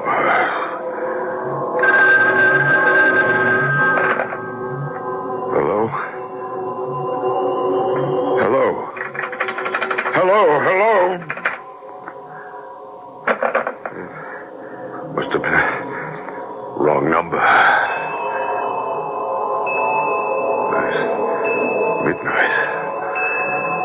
All right. Just as wrong number. Chiming on the clock, nothing to start getting excited about. But just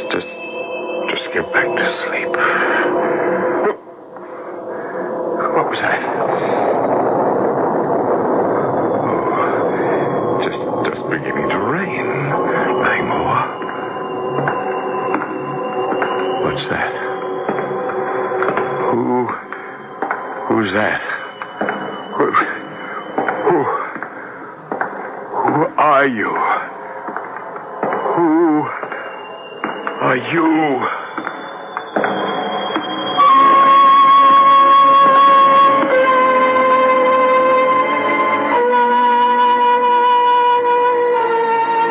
There's going to be an answer to that question, but we'll get it in Act 3. Is there actually somebody there? A ghost? Is it another human being? Is there another possibility? You can review all these options during our brief intermission. When it's time to paint your home, you need all the help you can get. So True Value hardware stores offer all the help you need. True Test painting accessories. Hi, Pat Summerall to suggest you get the True Test 8-piece pad painting kit for just $3.99 to paint ceilings, walls, and trim with less drips and spatters. Or choose from their exclusive line of True Test Oriole brushes with long-lasting polyester bristles, available in sizes for walls and trim. They're sold exclusively by participating True Value hardware stores and home centers. Time to feed the baby. Oh, baby sounds funny. That was Baby Ben. I thought our baby's name was Ollie. Baby Ben's our alarm clock, honey. It never forgets to get us up. We could forget to plug it in. Baby Ben doesn't need electricity, dear. Doesn't even need batteries. It's key wound. Gee, no batteries? No formula? Oh, turn that off. That was Baby Ollie. Who wound him up? Baby Ben or Big Ben never forgets to get you up. It's time for a Westclox by Tally Industries. Trading in commodity futures is among the fastest growing areas of investment. At Heinold Commodities, we've kept pace. We're specialists. Our primary business at Heinold is commodities, and that should be important to you. Because a company that specializes in commodities, a company whose success depends upon its performance in that field, has to go the extra mile for you. And at Heinold Commodities, we do. We've grown into one of the largest clearing members on every principal commodity exchange in the nation. We've built one of the largest research staffs in the business. And with more than 100 branch offices across the country, there's one close to you. So when you place a portion of your assets in commodity futures trading, select the firm that has led the growth in the futures industry, Heinold Commodities. Give us a call. We're the professionals in futures. There's a Heinold office in Chicago, Clarendon Hills, and DeKalb. This is WBBM Chicago.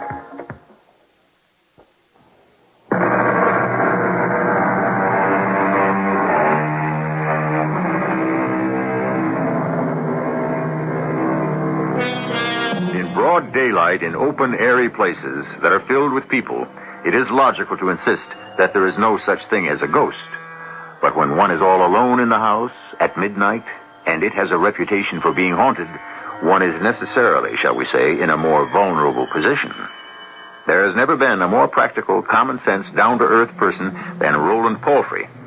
But he has never been in this kind of situation before.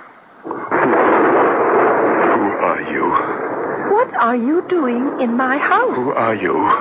Must you keep asking that tiresome question? Who are you? Obviously, I'm Elvira Pepperell. Well, you can't be Elvira Pepperell. Why not? Because she died in 1870. That is true. That's more than 100 years ago. Is it? Oh, once you're dead, you lose track of years. I just can't believe it. You lose track of all those things you thought were important when you were alive. This is a trick. You can't be alive. That was never the issue. I am dead. You can't be dead and standing there talking to me at the same time. It isn't being done at the same time. I don't understand what you're saying. Of course you can't, because you're alive. What do you want? Leave this place. Why? Before it destroys you. It destroyed me. How? It released my ghosts. Now, what does that mean? You know. She told you. Who? Susie Wainwright. What does she know? She's a genius. She's just a housekeeper. Because she was born at the wrong time, in the wrong place. No one ever discovered her. There are millions like her, and their wisdom will never be made known to the world. I don't believe that. Get out of here. Why? She told you why. There is something in this house that unleashes the ghosts within you. The ghosts that must remain mute and buried if you would ever know an hour's rest and a moment's peace. Leave. Your ghost will destroy you. I have no ghost. Listen. Like Achilles, you have a heel. Who's that? You know who it is. Vanity. Your vanity is going to destroy you. Where is he?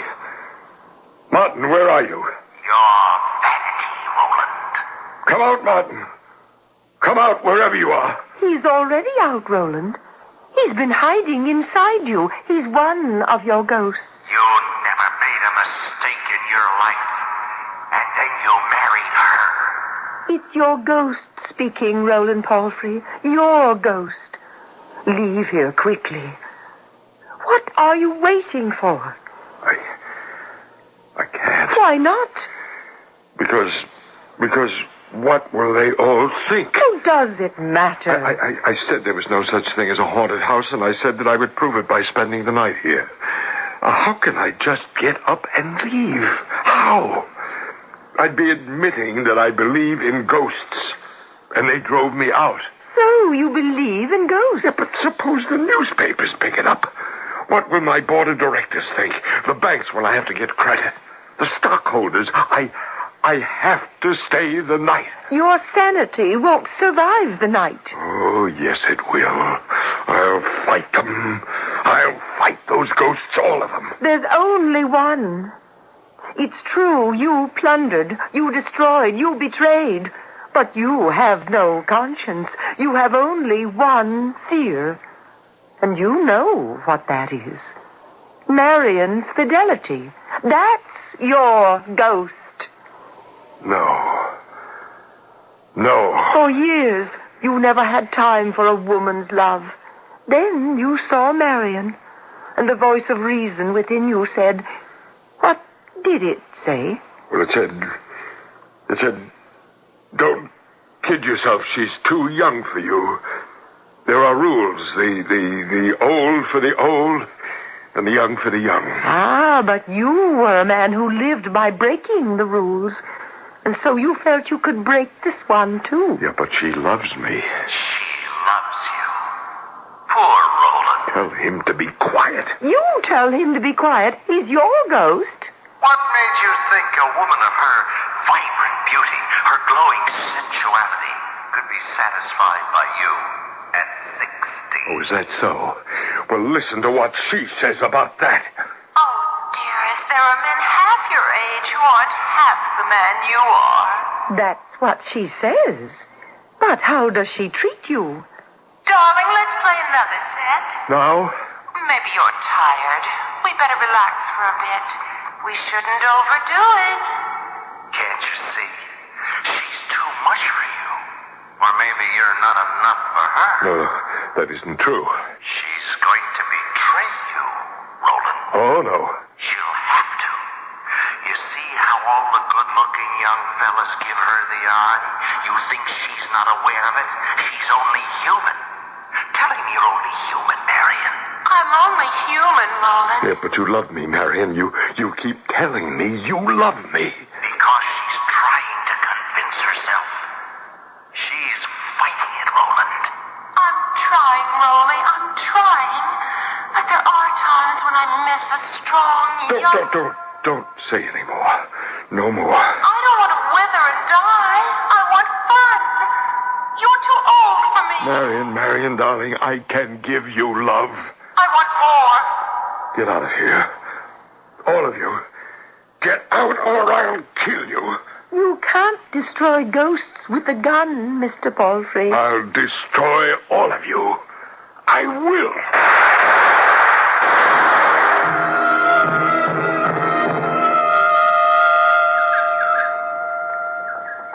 Hello, darling.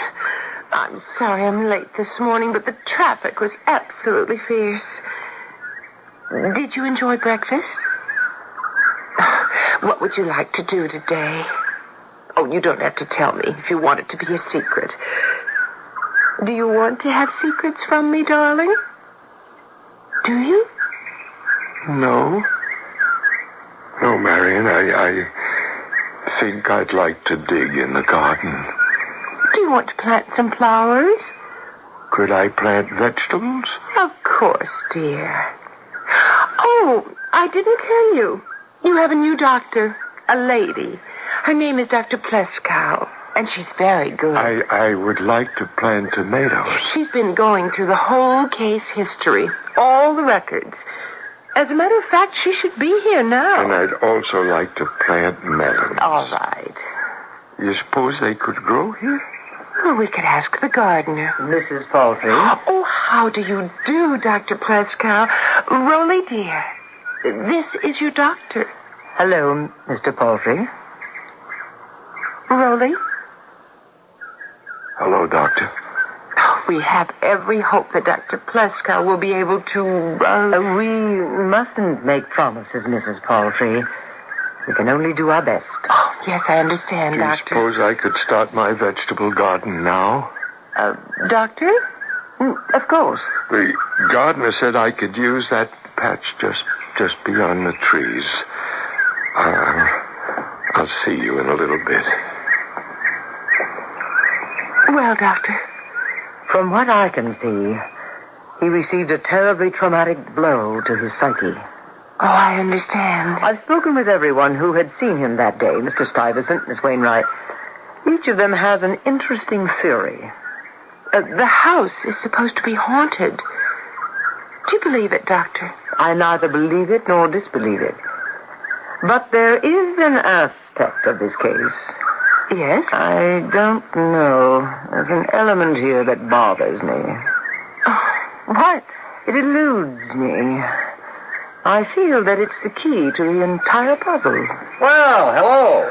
Why, it's Mr. Martin. Oh, I see you remember me. Of course. You know, I'd heard old Palfrey had taken sick. I happen to have a summer place nearby, and since I was passing through, I thought I'd say hello. Well, I'm sure Rolly will be happy to see you. Well, where is the old boy? Well, he should. He has to have his lunch. Why don't you come back in an hour or so? Oh, do you have an hour, Mr. Martin? Oh, of course. Well, then you can take me to lunch. The visitors' cafeteria here has food that is quite edible. I'd be delighted. Will you excuse us, Doctor? Certainly.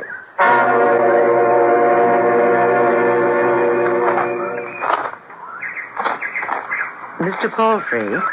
Yes? Oh, you're the new doctor. I don't need a doctor. You don't? I'm very happy. This is a very beautiful place. Would you take me to lunch? If you want me to. We'll eat in the patient's dining room. But we have a few minutes. Let's sit and chat first. About what? You. Mr. Palfrey, you wanted to prove a point, so you agreed to spend a night in a haunted house.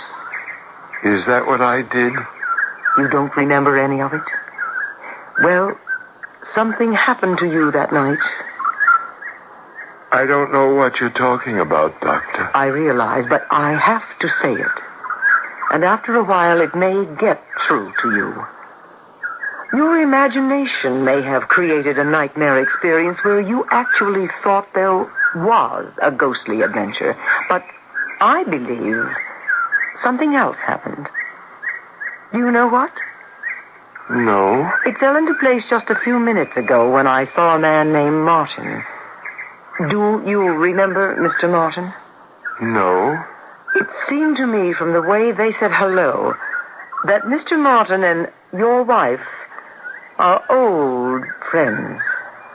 Marion has lots of friends. So I have just evolved a theory. You must listen.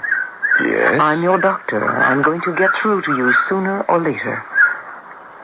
I'm convinced that your wife and Mr. Martin are having an affair. All you have to do is to look at them. An affair? I realize you can't comprehend it now. They've staged this whole business. They got Mr. Stuyvesant and this Miss Wainwright to create this tale about a haunted house in order to get you inside. I don't know what they did or how they handled it from that point on, but whatever it was, it worked. They could have drugged you. Did you have anything to eat or drink in the house that night? Well, did you? Did I what? Have anything to eat or drink in the house? What house? The Pepperell house. The haunted house. I don't remember. You will. I promise you, you will. We'll keep working and working. Do you remember Mr. Martin? Martin. Why is that name so familiar? You do remember. In what connection? Why, his family had ships. Ships? Uh-huh. Slave ships. Or were they whaling ships? Oh, I know.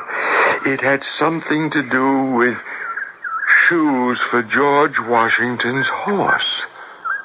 Was George Washington's horse named Vanity? I don't think so. Vanity.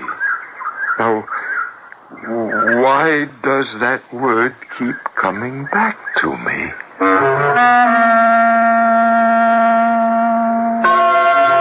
Is it the way it begins? The long road back to normalcy? Does the blotted out past reveal itself in a series of almost subliminal strobe-like flashes which gradually lengthen into a great flare that lights up the entire landscape of our memory? Will he be able to come back all the way? That's another story, and one is all you get at a time. I'll be back shortly. Welcome to Meet the Media. Thank you very much. Today I am interviewing radio. Hello. Television. Take a look at this. Oh, newspaper. I've been around the longest. Yeah, but you can't change channels on a newspaper. Well, you can't put a TV in the bottom of a bird cage. Interesting debate. Radio. Mm-hmm. How's your listenership? It's up 66% since 1967. Newspaper? Yes. How's your circulation? It's, Right. But I'm happy to say our advertising rates have gone up. Radio? Because the cost of radio advertising has not increased as much as the other major media, it's a better deal. And what about the cost of television? Film at 11.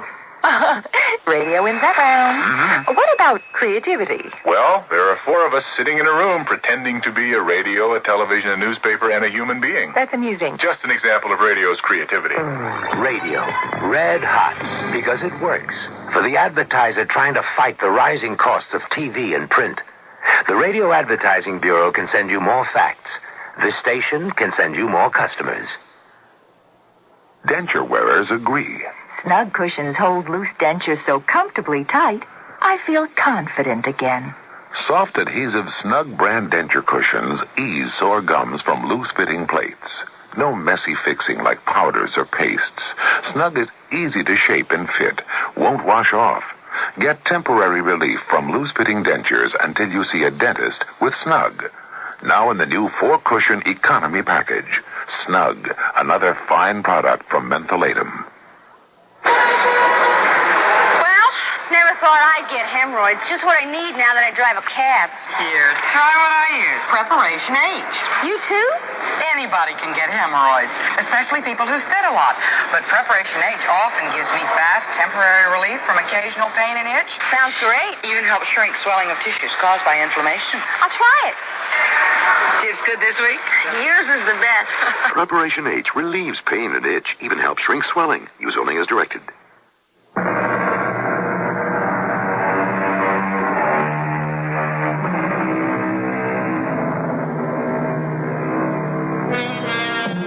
The name of our story is The Heel of Achilles. It's from Greek mythology. When the mighty warrior Achilles was born, his mother was told to immerse him in a certain stream. Every part of his body that was touched by the water would be safe against penetration by sword, spear, or arrow. His mother held him by the heels. Unfortunately, they were not covered by the magic water. And when he was struck in the heel by an arrow, that was the wound that killed him. We go into detail here because each of us has his own psychological Achilles heel. All of us might do well to be aware of it. Our cast included Arnold Moss, Joyce Gordon, Earl Hammond, and Joan Shea. The entire production was under the direction of Hyman Brown. This is E.G. Marshall inviting you to return to our Mystery Theater for another adventure in the macabre. Until next time, pleasant dreams.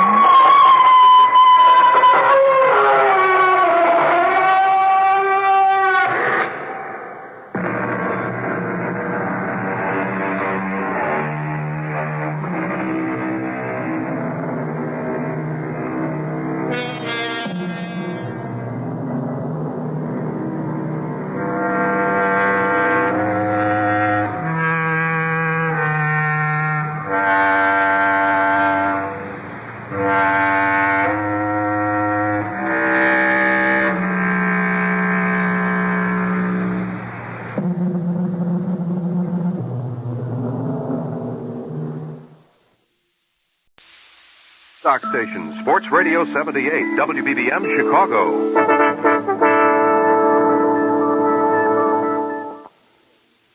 The CBS Radio Mystery Theater presents...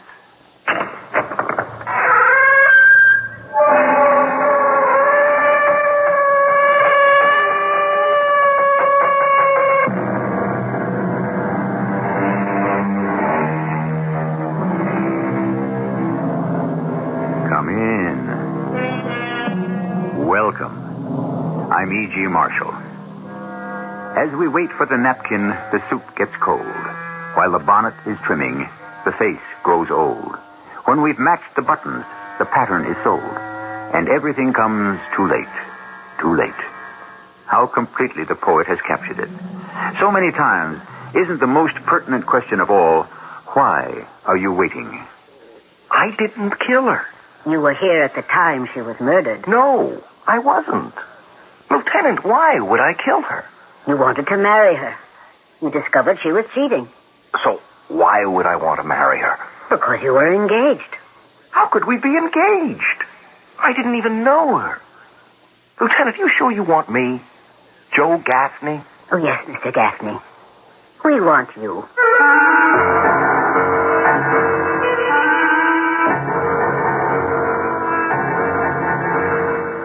Our mystery drama, Pretty Polly, was written especially for the Mystery Theater by Sam Dan and stars Tony Roberts. I'll be back shortly with Act One. These are scenes from America's favorite motion picture. You're a fool, Red Butler. When you know I shall always love another man. Stop it. You hear me, Scarlett? Stop it. Don't, I shall faint. I want you to faint. You go. What shall I do? Frankly, my dear, I don't give a damn. Sunday at 8, 7 Central and Mountain. A CBS TV special movie presentation. Gone with the Wind. A love story between America and a movie. Let your home share the newness of spring with a fresh coat of True Test paint from True Value Hardware Stores. Hi, Pat Summerall to tell you that True Test Easy Care Latex Flat Wall and Trim Finish will give your walls a fresh, scrubbable finish. Easy Care has earned the Good Housekeeping seal, and it comes in 44 decorator colors in white. And for a soft, velvety, smooth finish for walls and ceilings, try Satin Hue, a thick, creamy, flat latex wall paint in 44 distinctive colors in white. You'll find True Test paints exclusively at participating True Value Hardware Stores. Welcome to Meet the Media. Thank you very much. Today I am interviewing radio. Hello. Television. Take a look at this. Oh, newspaper. I've been around the longest. Yeah, but you can't change channels on a newspaper. Well, you can't put a TV in the bottom of a bird cage. Interesting debate. Radio. How is your listenership? It's up 66% since 1967. Newspaper? Yes. How's your circulation? It's, Right. But I'm happy to say our advertising rates have gone up. Radio? Because the cost of radio advertising has not increased as much as the other major media, it's a better deal. And what about the cost of television? Film at 11. Radio in background. What about creativity? Well, there are 4 of us sitting in a room pretending to be a radio, a television, a newspaper, and a human being. That's amusing. Just an example of radio's creativity. Radio. Red hot. Because it works. For the advertiser trying to fight the rising costs of TV and print. The Radio Advertising Bureau can send you more facts. This station can send you more customers.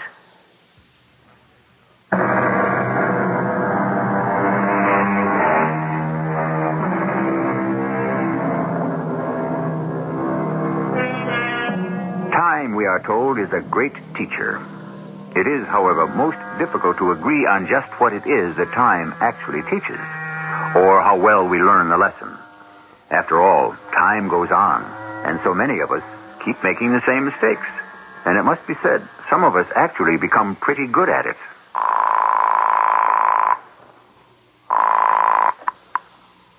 Mr. Stevenson's office?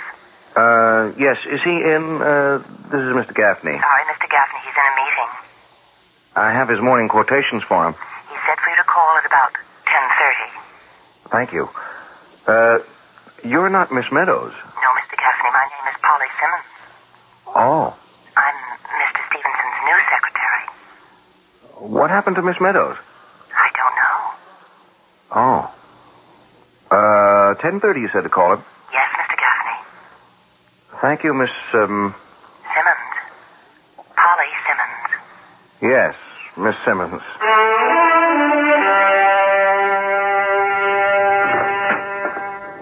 Joe? Joe? Huh? What? Joe, I've been trying to reach you for the past 15 minutes. I've been here, Walt. Yeah, but you didn't answer your phone.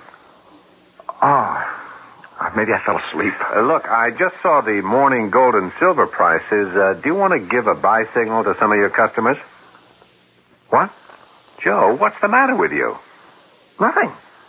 Your hearing hasn't suddenly become... Walt, there's nothing the matter with me. Okay. Joe Gaffney. Mr. Gaffney, this is Polly Simmons, Mr. Stevenson's secretary. Yes, I know. Mr. Stevenson had to fly to Chicago on some urgent business, but he does want you to call him at the office first thing tomorrow morning. Yes, I'll do that. Thank you. Thank you very much, Miss, Simmons. You're quite welcome. Now, look, Joe, this could be just another swing of the seesaw. On the other hand, it could be the big move up. Now, what kind of position do we want to take? Joe?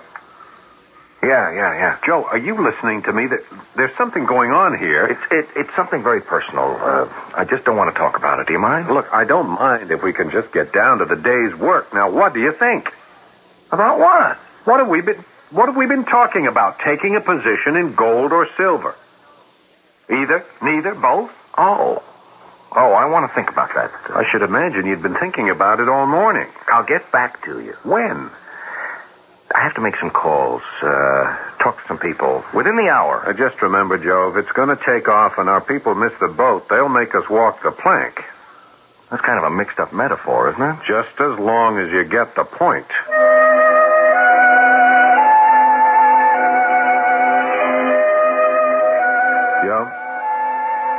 Joe? Huh? Oh, Walt, Joe, what am I going to do with it? Did you fall asleep again? No, I didn't. I wasn't sleeping. What are you up to, Joe? I think you should see a doctor. I told you it's something very private and very personal, and I just don't want to discuss it.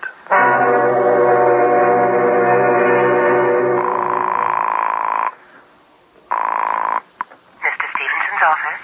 Good morning, Miss Simmons. Mr. Gaffney, I was about to call you, and Mr. Stevenson isn't back yet. He isn't? No. They decided to go to Colorado. They want to inspect their ski resort. Oh, that's nice. Yeah. I wish I could have gone along. Oh? Do you like to ski, Miss Simmons? Love it. Skiing in the winter and sailing in the summer. That's my idea of heaven. Yeah. When he checks in, I'll tell Mr. Stevenson you called. Thank you, Miss Simmons. Not at all.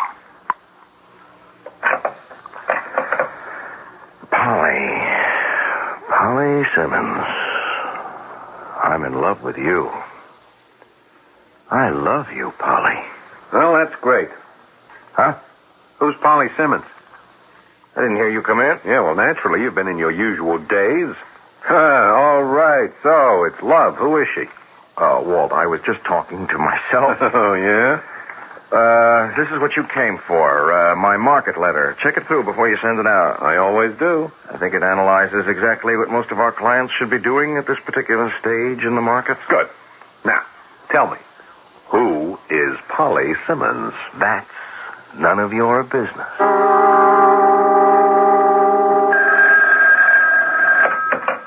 Walter Evans.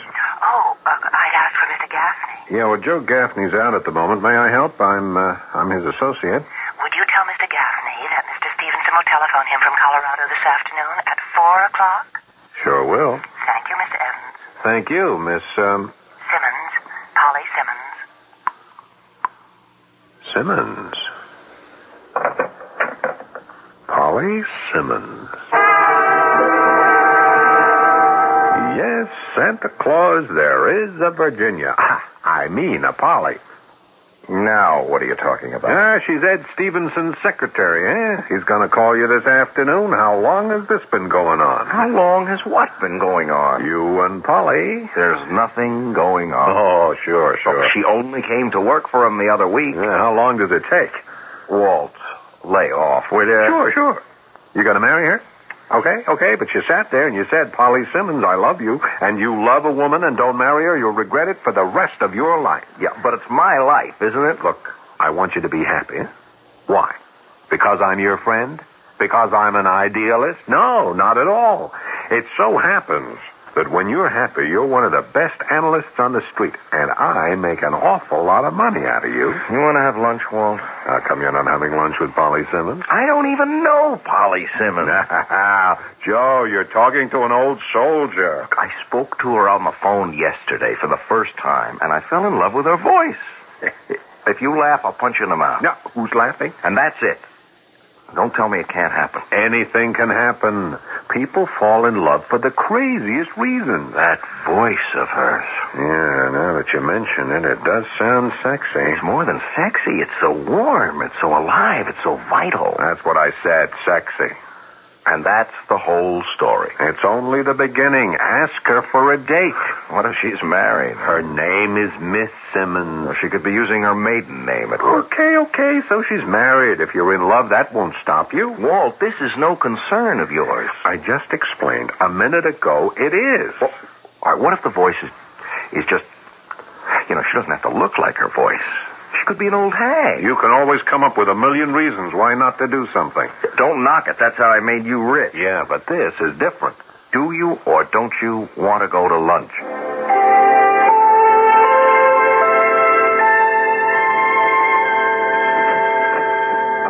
Hello, is Mr. Stevenson in? Mr. Stevenson is still out of town. Oh. I'm, Walt Evans of Evans and McHugh. Yes, Mr. Evans, I believe we spoke on the phone. Do you have an appointment? I hope not. No. I was just visiting with Jim Russell down the hall. I thought I'd stop by and say hello to Ed. Well, I know he'll be very sorry that he missed you. Yeah. Whatever became of, Miss Meadows? She left to get married. Miss Meadows? Yes. That's what I've been told. Miss Meadows, if she could get married, there's hope for everyone. Even for me?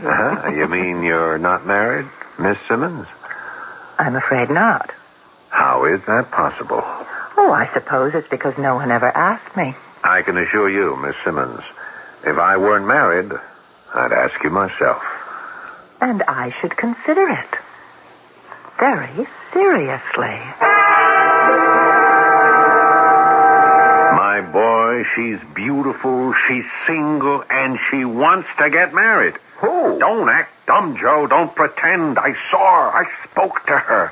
If you don't marry her, I'll divorce Dottie, and I'll marry her myself. Walt, I wish you would mind your own business. I'll say it again. This is my business. We spoke, Polly Simmons and I. Look, she's somewhere in between 25 and 30. She has long black hair. She has flashing black eyes. She has a complexion that makes you think of milk and honey. She's tall. She's slender, graceful. The gentle curves of her body seem to float within a dress. I never heard you talk like that. I have never seen anyone like Polly Simmons.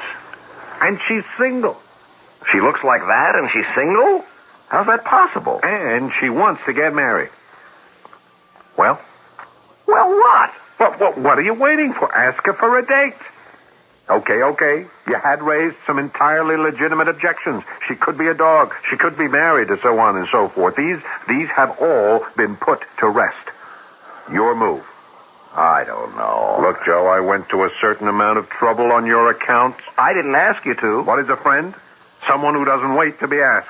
Walt, What'll I do if she turns me down? How could she turn you down? Look, I've never been very successful with women, Walt. Yeah, you know why? Because you're always so negative about yourself. You're constantly examining yourself for flaws, for shortcomings. The basic qualities that make you a terrific market analyst work against you in your personal life. Well, I can't help that, Walt. You listen to this voice on the phone, this glorious voice so filled with promise, and you treat it like a prospectus from a company that's out to sell stock. Where are the problems? I've just investigated for you. There are no problems. Yeah, maybe not with her, Walt, but there are with me. What problems are there with you? I'm not an exciting guy. Roger, she's got enough excitement for both of you. I can tell so much from her voice. She likes to go out a lot. She likes to have fun. Well, what's wrong with that? Well, I'm a quiet guy. Well, basically, that's what most girls want. I can tell, Walt. It wouldn't work out. I wouldn't even know how to ask her. Oh, what's there to know? Get her on the phone. Come on. Now? That's how they used to teach Indian babies how to swim. They threw them in the water. Pick up the phone. Okay, now, dial Ed Stevenson's number. Go on, go ahead. Walt, I don't know if I should. And when she answers, say, Polly, how about dinner this evening? But... Mr. Stevenson's office? Miss Simmons, this is Mr. Gaffney. Yes, Mr. Gaffney. It should be Polly. Come on, throw the baby in the water. I was wondering if Mr. Stevenson might be reached earlier. No, Mr. Gaffney, I'm sorry he can't be. Oh. Was there anything else? Now, Joe, now. No, I don't think so. Goodbye, Miss Simmons. What am I going to do with you, Joe? What am I going to do? You'd be surprised, but that will be the business of Act Two. Along about now, some of you vintage listeners are asking yourselves, what have we got here? One of those soft, sweet, tender little love stories? When is someone going to get killed? Patience, friends. Patience. If you use a long-lasting nasal spray, you ought to check the package. If it has a big 12 on it, you're getting the longest-lasting relief you can get. You're using Duration nasal spray. Duration is different because Duration has the longest-lasting nasal decongestant. So Duration gives you up to 12 hours of relief. That's up to 2 to 4 hours longer relief than most other long-lasting nasal sprays. Look for the nasal spray with the big 12 on it. Duration. The proof is on the package. The package with the big 12 on it. For occasional use only as directed. Hey, let me get the check. Where'd you get the extra bucks? The Buck-a-Bundle insulation refund from Certainteed. Buck-a-Bundle? Yeah, buck back on every bundle of Certainteed fiberglass attic insulation. Up to $40. Some savings. That's what I was after. Was it a tough job? No, it was easy. I'm going to do it now, while I can save. Thanks for lunch, and thanks for the tip. Get your attic insulation and extra bucks now. The Buck-a-Bundle insulation refund, only from Certainteed. Details at your building materials retailer. Hi, this is Andy Williams. I learned about the importance of donating blood when my mother became ill. Although most people could qualify as donors, many have not donated blood because they have not personally experienced the need, either for themselves or for those they care about. Presently, over 30,000 pints of blood are required in the United States every day, and the need is increasing. The balance between supply, demand, and human life depends on you, the public. Donors often respond when there is an emergency or a disaster, but blood of every group and type must be available at all times. Blood banks depend on people who are willing to give to meet the day-to-day blood needs. Donate today at a blood bank in your community. Blood is life. Let's keep it running. A public service of this station and the American Association of Blood Banks.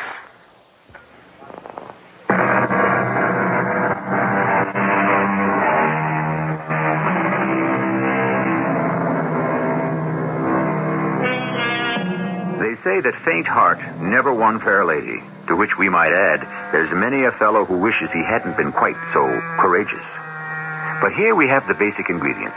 We have the fair lady, Polly Simmons. We have the faint heart, Joe Gaffney. And now we shall permit nature to take its course.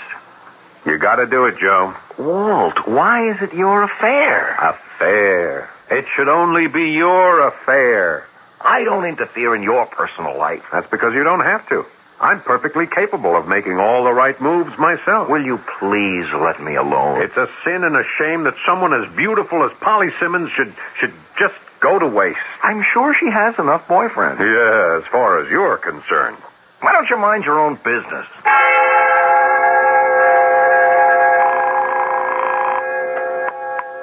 Mr. Stevenson's office? Good morning, Miss Simmons. Good morning, Mr. Gaffney. Oh, you recognize my voice? Yes, it's quite distinctive. Really?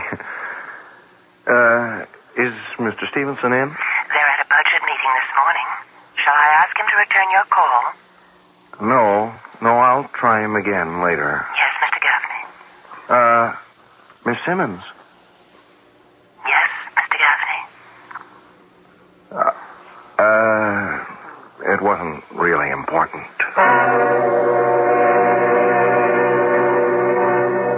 What do you want to see me about, Walt? What's the meaning of this? These 5 sheets of paper? That's this week's market letter. You mean this week's alleged market letter?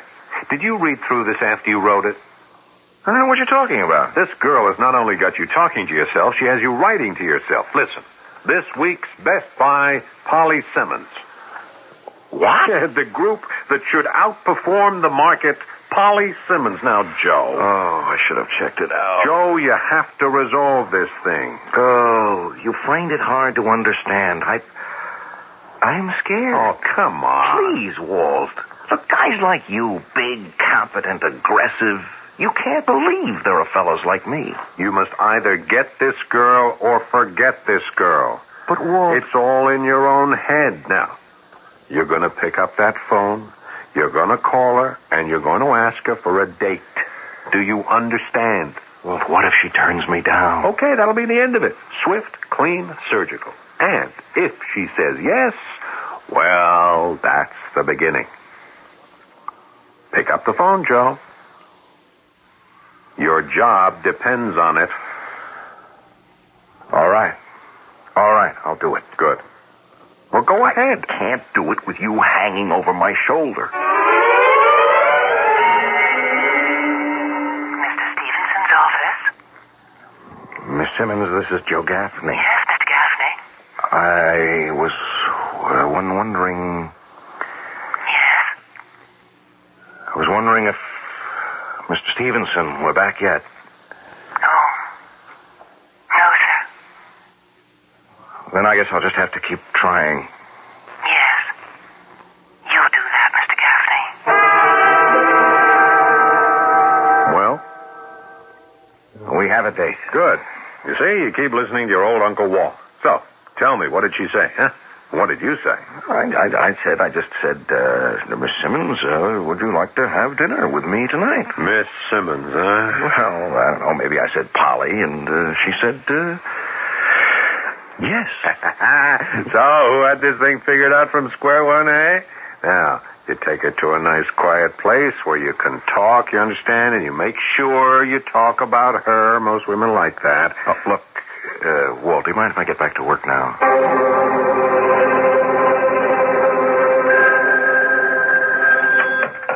Joe Gaffney. Good morning, Mr. Gaffney.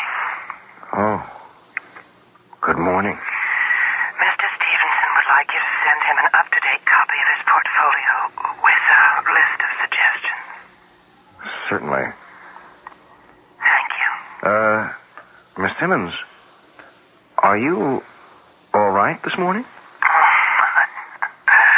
Does it show? I beg your pardon? I was out rather late last night. It was quite a... I shouldn't say brawl, but none of us was feeling much pain. Oh. And I'll sure be glad when this day is over. Joe? Oh, hello, Donnie. Walt's out with a client. I know. I came here to see you.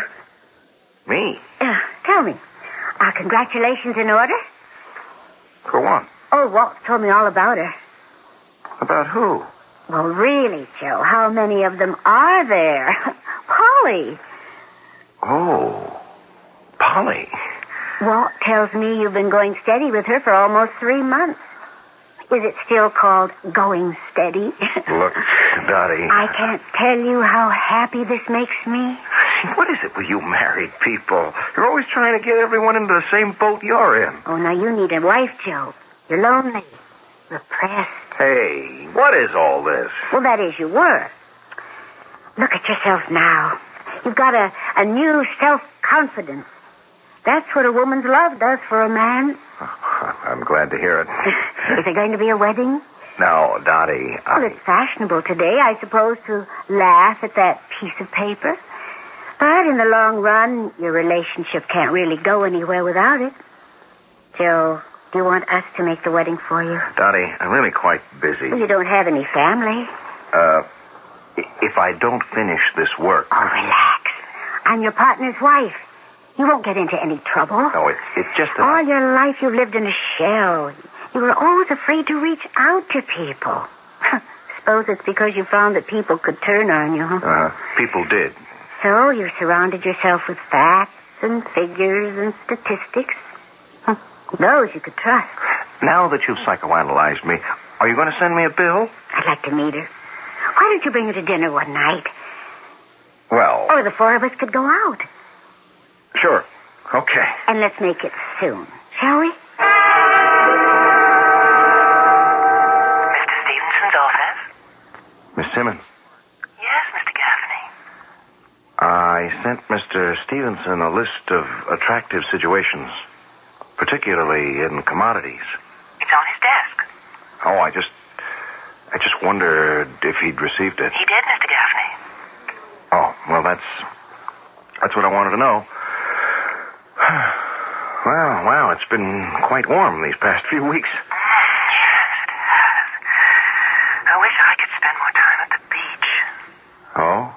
Do you like swimming? Swimming, surfing, sailing, anything that lets me wear a bathing suit. Yes. Well, I'm glad Mr. Stevenson received my letter. I think people wear too many clothes these days. And I feel that they're so confining. Don't you? Oh, yes. Yes, I do. Thank you, Miss Simmons. Thank you. Not at all, Mr. Gaffney. So, what did you and Polly do last night? Oh, the usual. Yeah? We went out to dinner, took a little drive, and we went back to her place. Oh, yeah. There's a little mining company I'd like to call to your attention. That's some woman, that Polly Simmons. Look, here's an outfit whose earnings have gone up over 120% over the last 3 years. And to think I practically had to force you. Do you want to hear about this terrific special situation, or don't you? I can't think of a more terrific special situation than the one you have with Polly Simmons. So, you spent the night at her place, huh? All I said was, we went back to her place for a while. All right. I understand Dottie's been in to talk to you. I just wish Dottie and everyone else would mind their own business. People are just happy for you, Joe. You've no idea how much you've changed since you've been going with Polly Simmons. Your whole outlook on life is different. You're more relaxed. All right. Shouldn't we get to work, Walt? Sure. You know how people are. They love gossip. Well, I'm just glad you had a great time last night. Take these reports about the mining company back to your office. See what you think. Okay. Bet you're not fooling me. You just want to get rid of me. Why? Because first thing in the morning, you get in, you always want to have your little chat with Polly on the telephone. Come on, Walt. I read you like a book. Well, go ahead. Have your little romantic moment.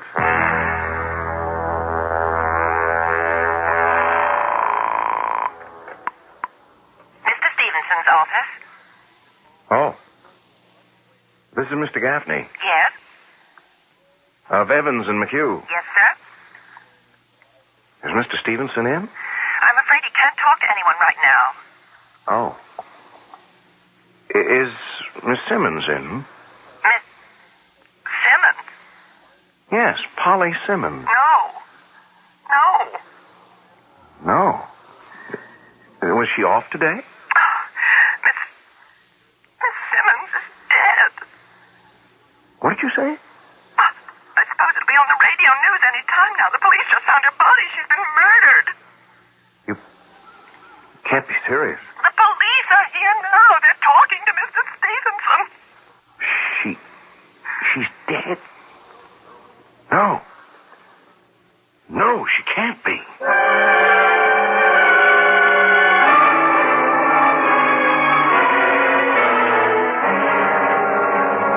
Joe, Dottie just called me. She heard something on the news. I don't know what to say. Polly Simmons murdered. It can't be true. It's true. I called Stevenson's office.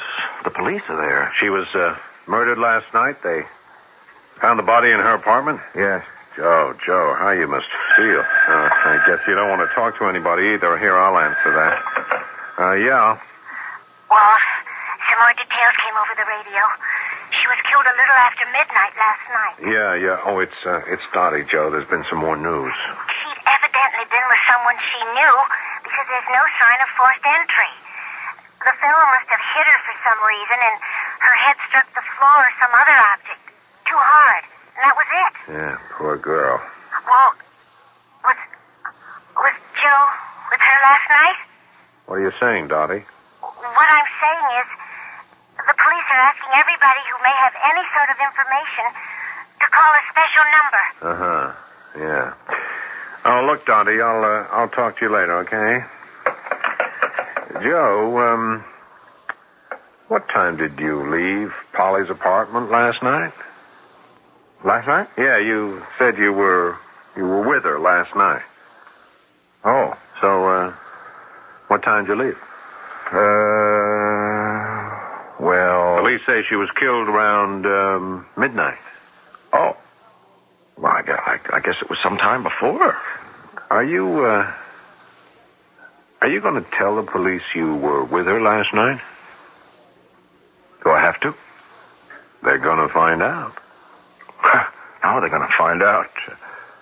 Nobody really knew about us except you and Dottie. And would you or Dottie... Would you tell the police?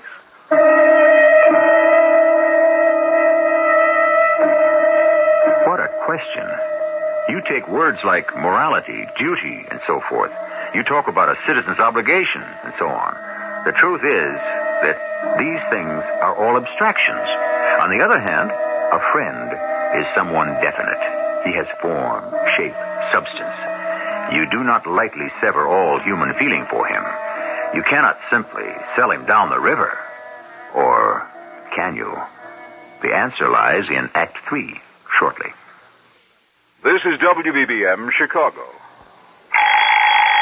Time to feed the baby. Oh, baby sounds funny. That was Baby Ben. I thought our baby's name was Ollie. Baby Ben's our alarm clock, honey. It never forgets to get us up. We could forget to plug it in. Baby Ben doesn't need electricity, dear. Doesn't even need batteries. It's key wound. Gee, no batteries? No formula? Oh, turn that off. That was Baby Ollie.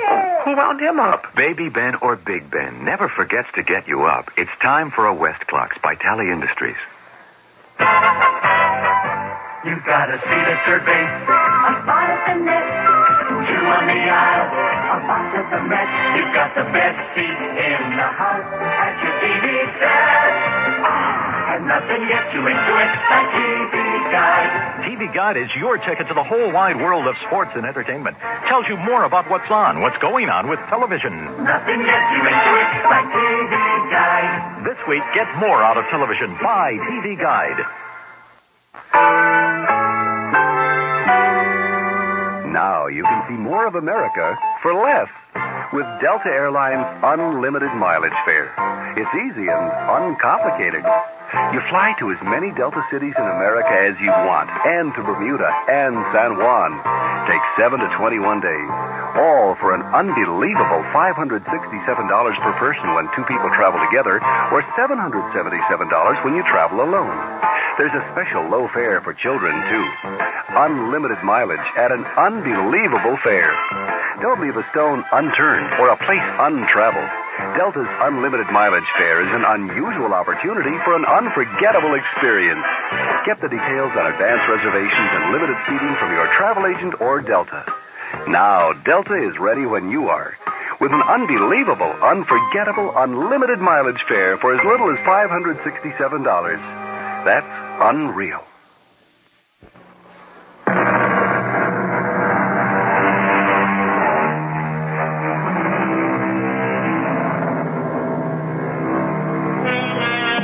What a tangled web we weave when first we practice to deceive, the poet said. And the strands of this web can wind themselves into the rope that will hang us. Our friend Joe Gaffney has been playing at a game of love. And as it happens, the game of love has become a game of death. Walt, you wouldn't go to the police, would you? Did you kill her, Joe? What are you saying? You were with her last night. Walt, you're talking to me. You said you went to dinner with her.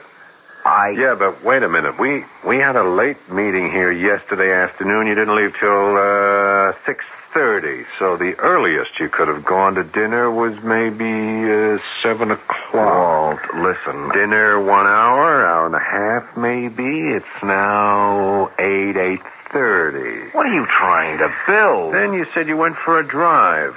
How long? An hour? 2 hours? So what? It's now 10:30, and then you went to her place. I will quote you for a while. What's a while? Walt, listen to me. Midnight, she's murdered. How long was that while you spent with her? Starting at about 10:30. Walt, I swear I didn't kill her. Yeah. Walt, where are you going? Right now, at this minute, I don't know.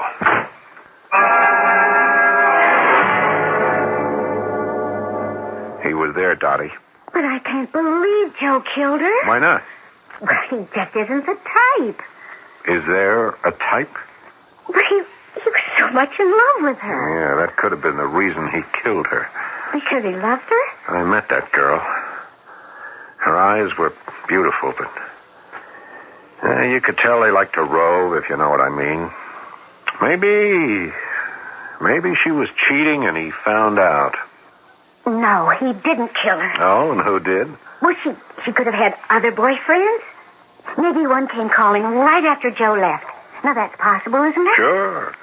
Maybe that's actually what did happen, but... But what? Look, Dottie, the police have broadcast a call for all pertinent information. Shouldn't I... Well, what do you want me to tell you? The fact that Joe was with her... very close to midnight last night, the time of her death. Is that, or is that not pertinent information? Yes, Walter, it is. In many ways, all of this is your fault. My fault? Yes. He was happy in his own little world. You say that? You're the one who kept insisting he was so miserable. Well, I was wrong. That is, if being miserable made him happy, who were we to interfere? You were the one who kept... Well, you practically forced him to start going out with her. Did I know it would end like this? Well, that's beside the point. If it hadn't been for your insistence, that girl would be alive today. Or if someone else had killed her, Joe wouldn't be involved in it. Dottie, the fact is... What? I don't know. I just don't know anymore. I wish I did. The problem is, it just isn't clear-cut. No, you're wrong, Dottie. We're the ones who aren't clear-cut. You and I. We have a duty as citizens. And that is the bottom line. Oh, I know.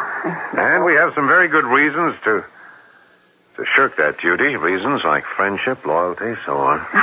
Understand? But the collective morality of the city is the sum total of the individual moralities of all its citizens. Oh, Walter, do it or don't do it, but stop moralizing about it.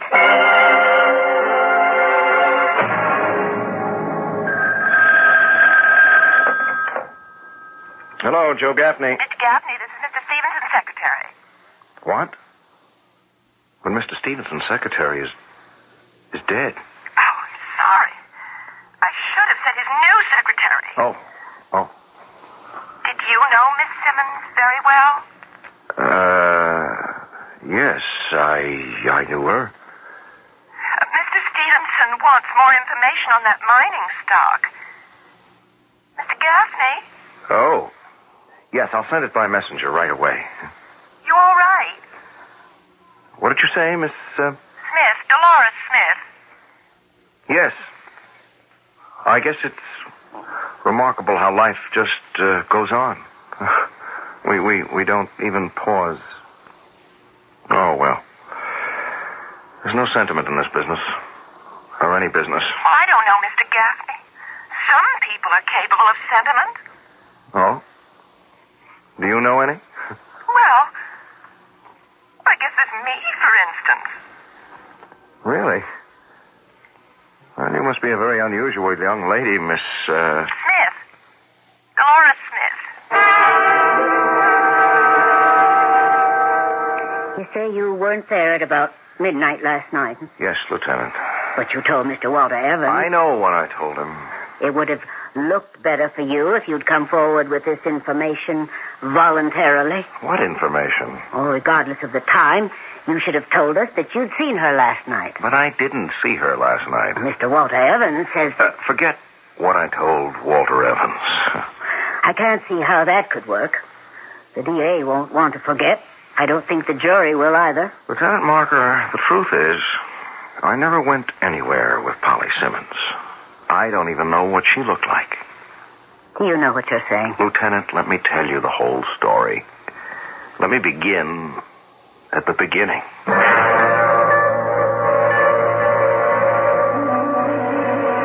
I never went out with her. Never. And that is your story? Lieutenant, please, believe me. It's not a great one or even a very good one, but it's a new one. Well, it's true. There's some holes. Why didn't you just tell Walter Evans to mind his own business? I did, but when a man's your partner and he has this idea that he's going to do you a good turn... Very well. So you lied to him when you said you'd asked her for a date? Yes, Lieutenant, that was a lie. Then why couldn't you at least tell a lie that would get you off the hook? Why couldn't you say she turned you down and that would have been the end of it? Yes, but that wouldn't have been the end of it. You don't know Walter. He'd have said, if at first you don't succeed, he'd have made my life miserable. But you knew you couldn't maintain this deception indefinitely, if that's what it was. You knew you were getting in deeper after a couple of weeks. Why couldn't you tell Walter Evans that you and Miss Simmons had broken off? Because after a while, it began to be real. Real? Yes, I would tell Walter lies about the things Polly and I had done the night before. But as I told them, they began to get real. As if we had gone out and had a good time and made love. You think I'm crazy? Please continue, Mr. Gaffney. I felt just wonderful. I was finally someone who appealed to women, and as we would walk down a street or sit in a restaurant or whatever, this was all in my mind, you know. Why didn't you ask her for a date on the phone and make it real? Because if she turned me down, it would have been the end of everything. Why are you so sure she'd have turned you down? Oh, well, look at me, Lieutenant. I'm not so hot looking. I don't have $1 million. I mean, what would she want with me? This way, at least, I had something with her. In your imagination. It was better than nothing. Very well. What we're saying here is that you are living in an unreal world. There are cases like this. A person creates a fantasy world. Yeah, well, that's what it was. In the daytime, you work here in your office. You do your job. That's reality. But where are you at night? Where? When you're supposed to be out with her, having dinner or dancing or going to a show or making love. Where are you? I don't know. Home, I guess. Can you be sure? Do you really know? Is it possible you're not somewhere around her apartment house, watching for her? Maybe on this night you see her come home with another man. Maybe it looks very much like they're going into her place to have a real good time. Lieutenant. Did you wait for him to leave? Did you go up there afterwards, furious and a feeling of betrayal? Did you start to hit her? And did she fall down and strike her head? No. No? I don't know. Mr. Gaffney, I don't know either. I was told to have you booked as a material witness. What does that mean? In simple English, it means we think you did it. But we'd like to have a little more evidence before we say so.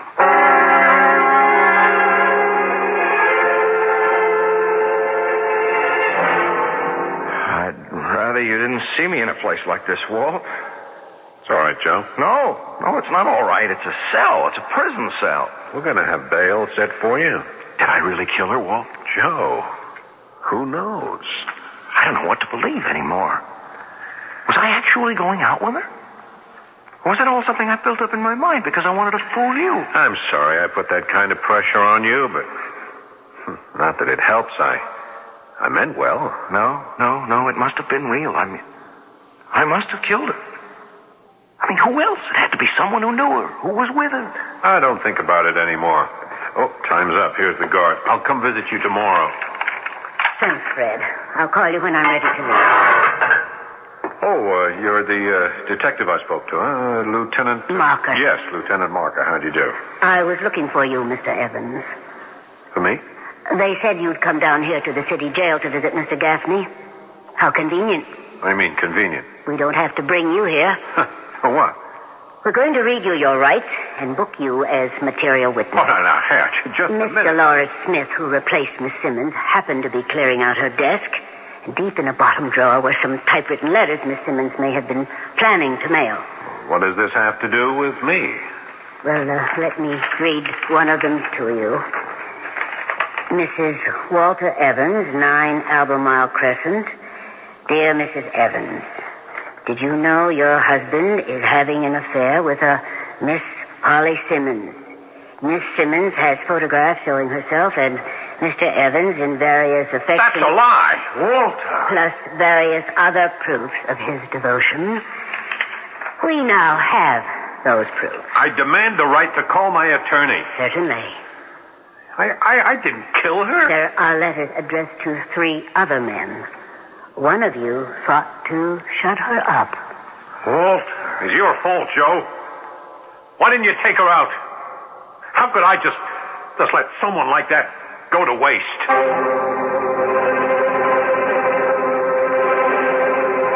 Mr. Stevenson's office? Miss Smith, this is... Oh, yes. I know. Mr. Gaffney. I want to thank you for... Well... Oh, I was just cleaning out her desk, and well, it was my duty to go to the police, wasn't it? Yes, of course. I want to thank you. Mr. Gaffney, do you mind if I say something? You have absolutely the most terrific voice I ever heard in all my life. What? I'm speaking out of turn. No. Go ahead. If you really sing it all the way you sound, you must really be something. How'd you like to find out? Have dinner with me. Tonight.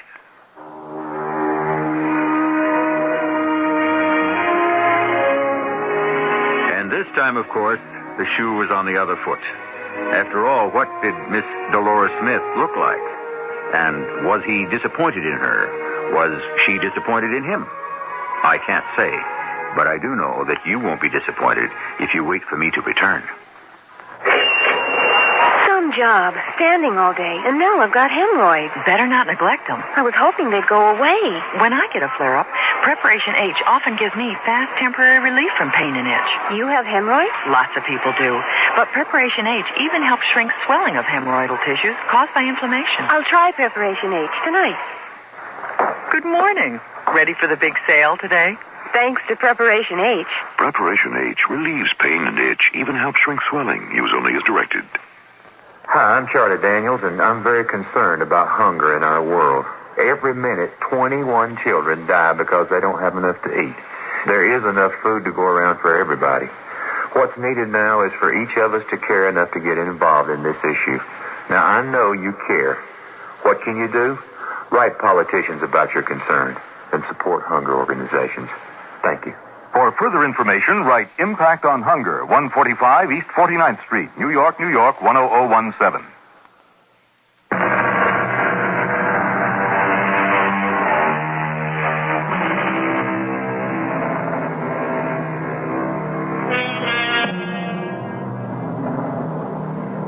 The truth of the matter, every reality began once as a fantasy.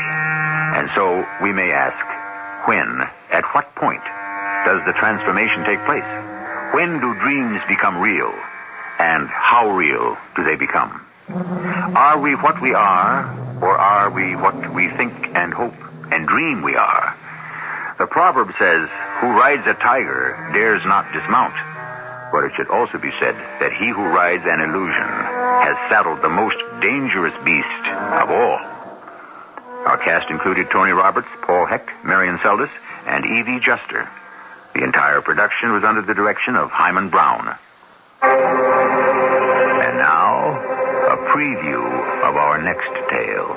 You know, Mike is a great kidder. Do you suppose, when Mike and Jim were sharing that room in the hospital, when they had their operations and recuperating, do you suppose they cooked this up between them and they're just playing some kind of a game? No, I don't think so. And these black and blue marks on my neck don't think so either. Oh, of course. How dumb of me. But the numbers racket could be a game. Me, K44K, you, ZXY77.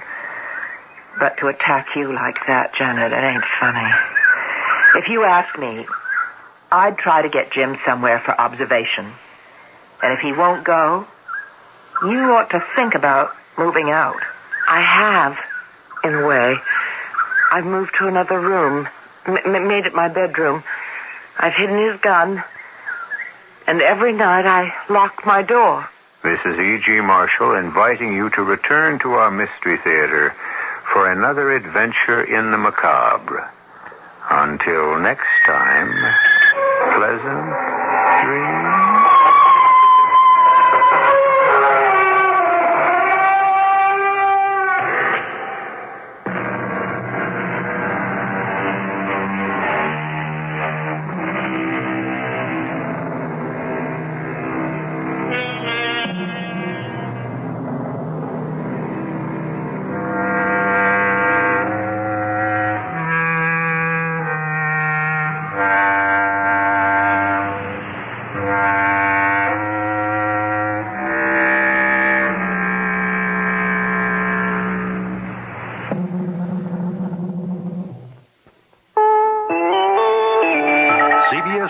The Senate Budget Committee hangs up its axe for the night after chopping more than President Reagan has asked. I'm David Jackson reporting on the CBS radio network. The president didn't get everything he wanted from the committee, but he got most, and in some cases more, as Jacqueline Adams explains. All told, the Senate Budget Committee has approved more than $35 billion in spending cuts, almost $2.5 billion more than the president requested. But late Wednesday afternoon, at the urging of conservative Republican Senator Orrin Hatch, the committee voted to restore over $1.5 billion in 1982 and 1983 to programs for the handicapped, unemployed youth, elementary, and secondary education. I wish we could support all the other programs, and I felt strongly the other night that NSF probably should be beefed up somewhat. I'm a strong supporter of the arts and humanities. Haven't decided yet. But this, we feel, is probably the minimum we can get through the committee. In its final action of the night, the committee restored $224 million the president had wanted to cut to a nutrition program for pregnant women and infants. The committee will meet again in the morning and hopes to complete its consideration of the president's budget cut proposals by noon. Jacqueline Adams, CBS News on Capitol Hill. More news coming up. Saturdays on CBS Television. Don't miss the fun and games at Flo's Yellow Rose. She's one of a kind, and with a lady like Flo, anything can happen, and does. She's a lover and a fighter and a whole lot of fun. It's her, some Aberdeen's ideal woman.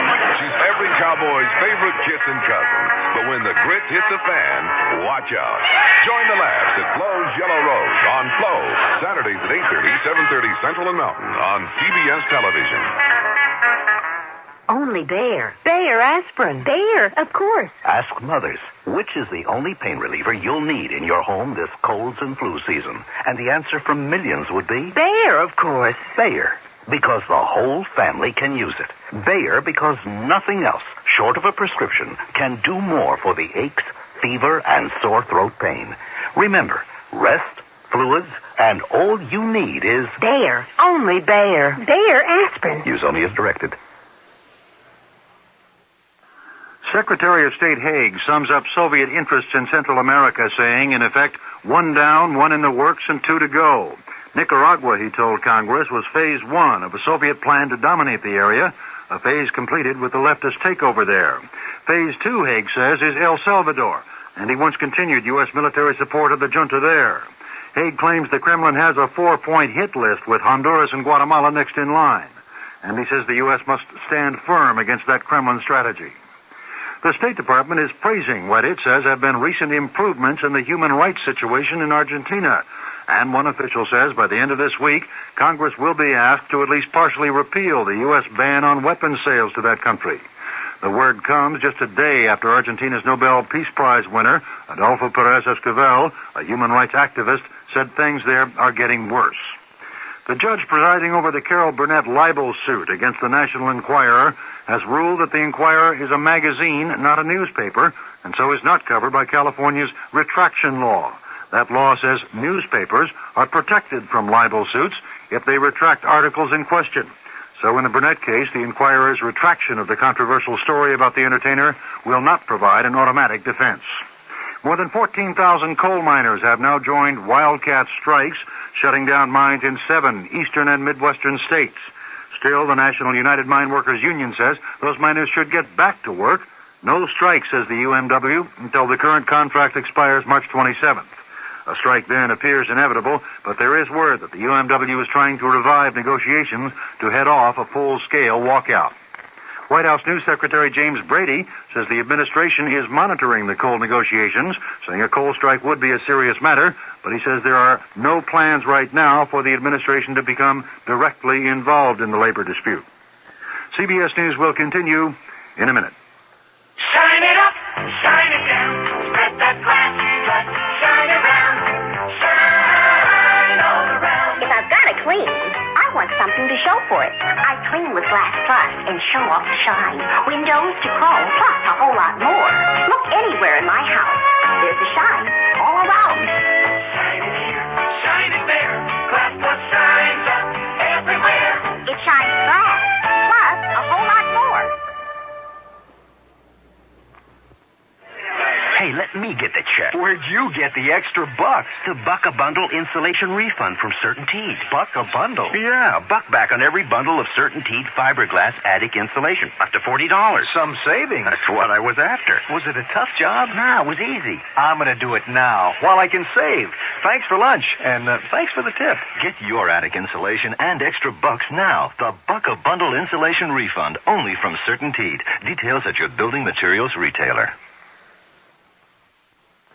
2 lava flows from Sicily's Mount Etna volcano have split into 3, one of which is stalled within a half-mile of Randazzo, population 12,000. Soldiers are standing by for possible evacuation duty. Another lava stream is approaching a river which feeds an electric generating plant. It could cut off the water and shut down the plant. So far, no one's been hurt from this eruption at Etna, but some vacation homes and vineyards have been destroyed. David Jackson, CBS News. CBS Radio Mystery Theater presents...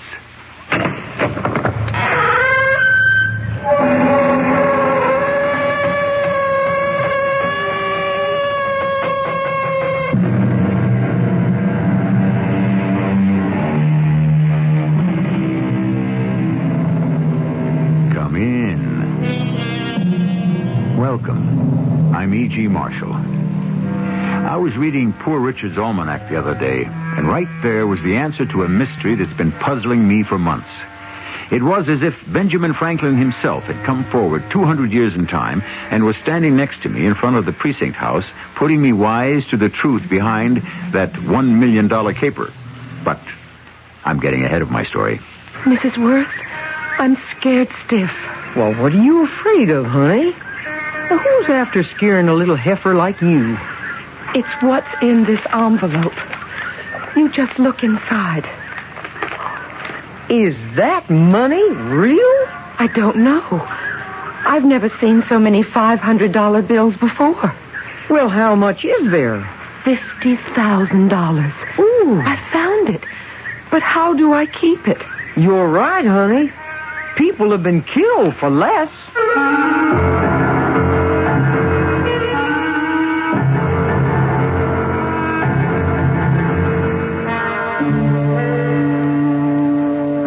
Our mystery drama, The $1 Million Scam, was written especially for the Mystery Theater by G. Frederick Lewis. It stars Jennifer Harmon and Joan Shea. I shall return shortly with Act One.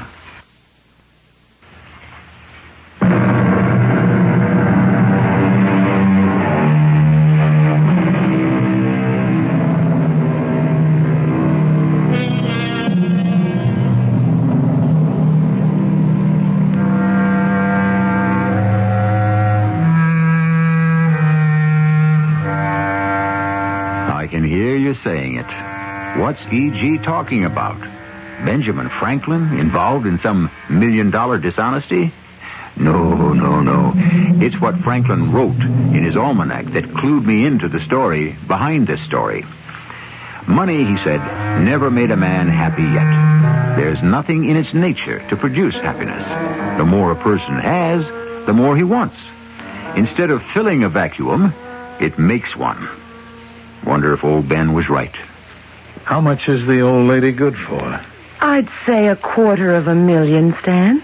Maybe more. 250,000, That's my conservative guess. She's got that much lying around? Or available. In what? Antiques, paintings, bulky stuff that it takes time to get rid of? At least $100,000 in cash. Well, then this 50,000 ought to be enough cheese for the mouse. Oh, we should get back triple that. She runs a house in the city, one in Newport, and a big estate in Virginia. That takes cash on hand to pay the help and running expenses. June, baby, I think you're going to land a big one. I thought you'd be pleased. Meeting you was the best thing that ever happened to me, darling. That takes all kinds, I guess. You look society, honey. You got class. You dress good. That blonde hair, you could turn out to be the greatest con artist in the USA. So long as you think so, Stan. The job's yours, honey. Go in there and make a killing.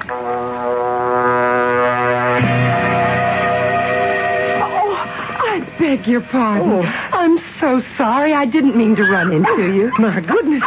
You're stepping on my dog. I'm terribly sorry. I didn't see him. Of course you didn't see my poor defenseless little Wilbur. Oh, come on up here to Mama. It's all right, Wilbur. The lady didn't mean to step on you. Oh, I really didn't mean it, honest. You're sure he's all right? I'd never forgive myself if I'd hurt him. Oh, Wilbur's just fine, honey. Well, you see, I had my mind on something else. I wasn't looking where I was going. All forgiven. Oh, there goes the green light. Shall we cross?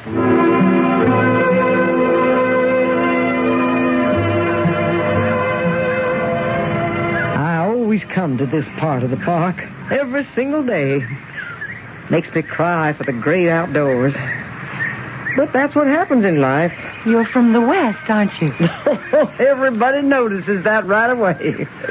Yeah, Wolf Point, Montana. And I sure do miss it. But I married a man who was from the East, and I laid him to rest 2 years ago. And somehow I just stayed on here and never been back. Well, you should go. Don't you have any relatives in Montana? Nary a one. Say, for an Easterner, you're sure interested in the West. What's your name, honey? My name's June Henderson. I have no relatives left either. I live right here in the city. Mine's Billy Worth. I was christened Wilhelmina. But where I come from, that takes too long to say. You've heard of Worth Industries, I expect. Well, that's me. Me and Wilbur. No, poor thing, he sure had a real streak of bad luck since we come east. People keep stepping on him. Well, it's a dog's life, they say. Oh, Mrs. Worth, Wilbur's bad luck may be my good luck. I mean, meeting you. Well, now, isn't that a nice thing to say? You see, Mrs. Worth... Now, you just better call me Billy, or I won't know who you're talking to. Oh, Billy, I am scared stiff. I guess that's why I bumped into you at the corner. I wasn't thinking. I was in Panicsville. What are you afraid of, honey? Who's after scaring a little heifer like you? It isn't anyone. It's what's in this envelope. Say, that's quite a package. You just look inside. Oh, dog my cats. Is that money real? I don't know. I've never seen so many $500 bills before. Well, it sure looks real. How much is there? I counted it in the ladies' room where I found it. $50,000. Honey lamb, you are in luck. I was on my lunch break, and I went to the ladies' room, and there was this fat envelope. Well, then why didn't you give it to someone? No, don't answer that. I probably wouldn't have either. I was afraid. I don't know why. I hadn't done anything wrong. I guess it's because I work in that bank. Oh, where you found it was in a bank. Well, what are you going to do now? Would you be my witness? Witness to what? That I'm not a thief. That I didn't have any bad intentions. I wouldn't want to lose my job. They always suspect bank employees first. Honey, if you found his mother lode in the ladies' room, I'm not positive, but I'd say it's yours by rights. Where I come from, if a lost steer happens to wander into your grazing lands and there ain't no brand on it, it sure is yours. Mrs. Worth, Billy, I want to telephone to the bank president and tell him right now. Would you come with me? I mean to back up what I say. I want to get this off my conscience. June, honey, if you've a mind to play this according to the rules, I wouldn't come between you and your peace of mind. Now, let's go find a telephone and talk to your boss. Mr. Stanley, this is June Henderson. I'm in your training program at the bank. Yes, Miss Henderson. I'm calling you because I found some money at the bank, and I thought I ought to report it. You say you found some money? Yes, sir. How much, Miss Henderson? $50,000, Mr. Stanley, in an envelope. Just, hold on a moment, will you? What's he saying? He doesn't believe me. I know he thinks I stole it. Oh, he does he? Give me that phone. Here. Oh, I knew I'd get into trouble. Hello, Miss Henderson. This isn't Miss Henderson. This is Billy Worth, a friend of hers. Now, what's all this about you not believing Miss Henderson? Who did you say this was? Billy Worth. Mrs. Fred Worth of Worth Industries, Montana and New York. Oh, yes, Mrs. Worth. Now, speak up. What is your problem? Well, a matter of fact, there is no problem. Tell me, does the envelope containing the money have the initials G.R. on the top of the gum flap? June, are there initials on the back? A G.R.? Yes, G.R. Mr. Stanley, those initials are there. I can see them myself. All right, that envelope containing that money was rejected by our bank just a few hours ago. A lady who had no account with us came in and asked that it be transferred to a Swiss bank. We informed her our regulations didn't permit that, but that we would look into it for her. Next thing we knew, she had taken her money and left. Are you telling me this person got rid of the money? Well, what I'm saying, Mrs. Worth, is that we have no claim on that money. Now, I'll make a note that you have verified that it was found on the premises by Miss Henderson.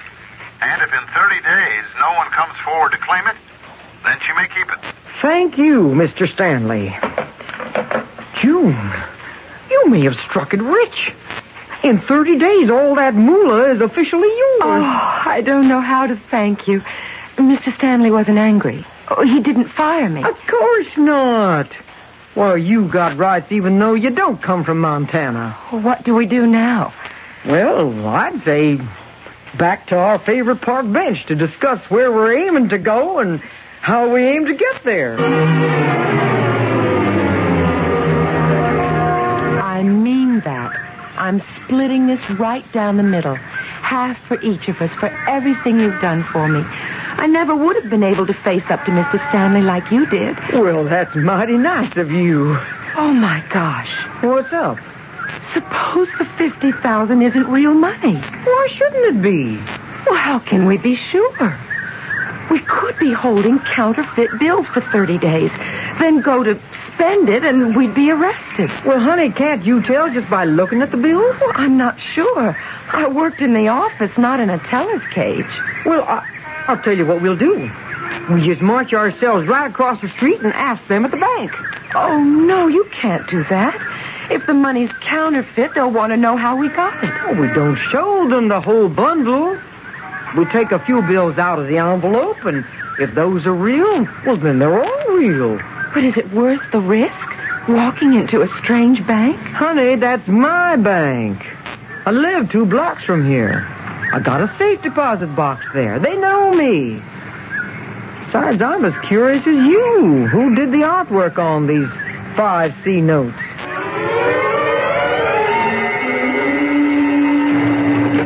Good day, Miss Worth. Good day, Charles. I thought I recognized the keeper of the vault. Now, how have you been? Oh, just fine, Miss Worth. Here's McKee.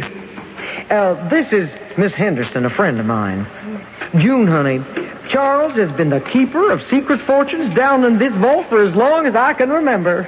Oh, how long has that been, Charles? Long time, Miss Worth, long time. I'll put you in first room. Okay. Oh, Charles, I have here a few $500 bills. Would you take them upstairs and get me some small change? Be glad to. There, honey. How did I handle that? I'm keeping my fingers crossed. Okay, now. Let's work out a plan. I've got a real problem. I don't have any place as safe as a bank to keep the money for a month. Well, then why don't I do it? Right here in my safe deposit box. Oh, no. Why should you take such a risk for me, a total stranger? If it were the other way around, would you trust me with $50,000 just having met me? Honey, my late husband, Fred, he used to say, Billy, you sure know how to size up people. And I'd say, June, you are basically an honest girl and just lucky enough to have this bundle of green fall right into your lap. Huh, I've had a few good things happen to me in my time, too. I'll show you. See these pearls? Fred gave them to me on our 20th anniversary. Oh, I sure do miss him. And this emerald bracelet? Our first big gusher in the Gulf of Mexico. And those packages? It's old greenbacks, honey. I don't need cash. I need excitement. Well, since Fred passed away, I've been like a player who's been dealt a royal flush, only nobody knows I got a great hand because nobody calls my bet. Billy, would I be out of line if I asked you to keep the $50,000 for me? I said I would. And would I be out of line to ask you for some kind of collateral? Would that be fair? Oh, June, you got a good business head. I'd ask the same of you. I sure would. I never wear these rocks and pearls anyway. And these securities, you take them. Good as gold. Worth oil development, worth trucking companies. This is a good one. Our airline. Fred named it after me. Wilhelmina Wings. We're all over the Southwest. Now, you hang on to those as security. After all, honey, we're partners. We sure are. Miss Worth? Yes, Charles? You got change in my 2 $500 bills? Mr. Gray, the manager, asked if you'd be so good as to stop in his office on your way out. Why? Something wrong with those bills? I don't know, Mrs. Worth. I was just told to tell you.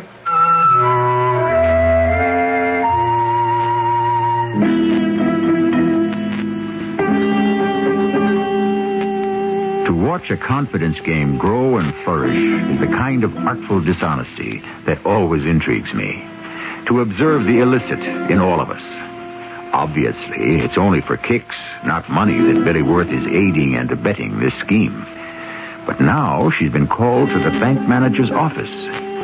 Is it over?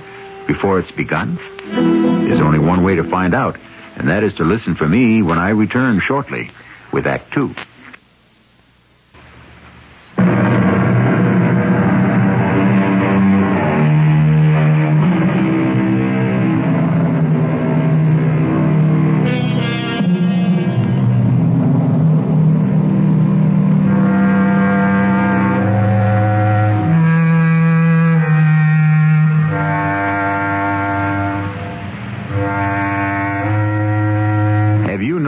Robbery is not only committed by robbers.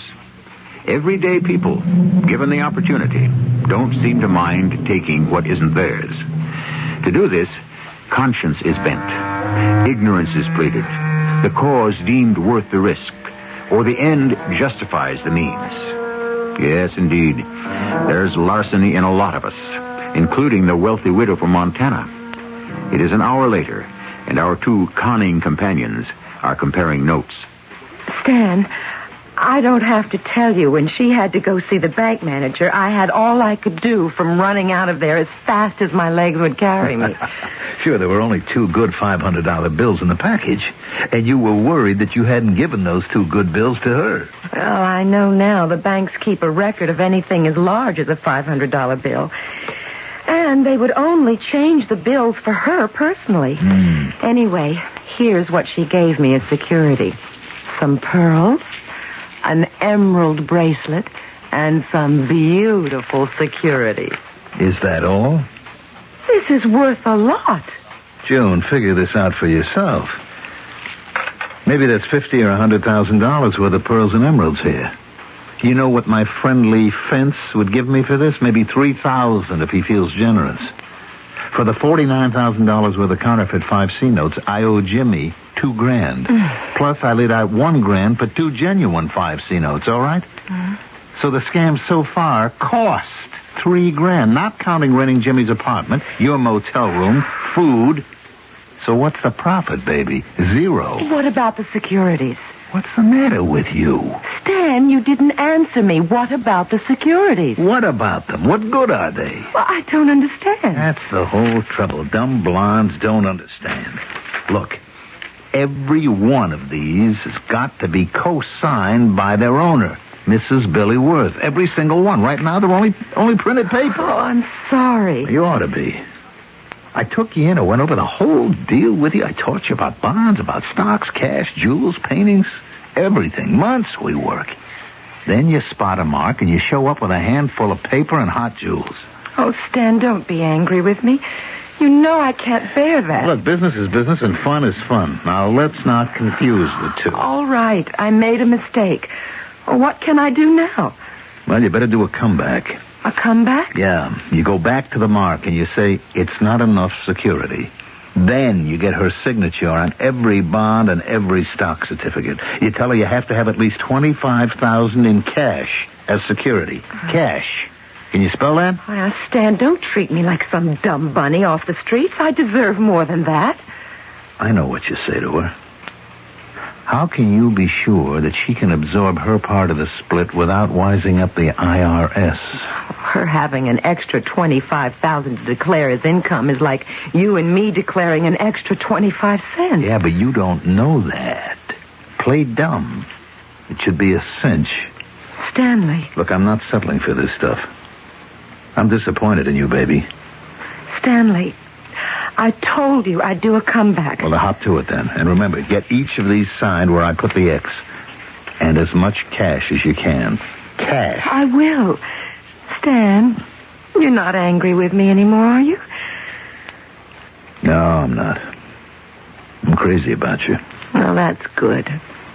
Because I did something else, and I don't want you to be angry with me about it. I gave Billy Worth your phone number. I told her it's where I lived. You did what? I had to make it seem all on the up and up. But this is Jimmy's apartment. Well, what could I do?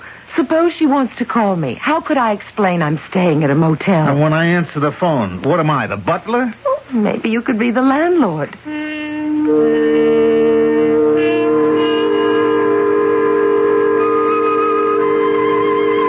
What's wrong, June?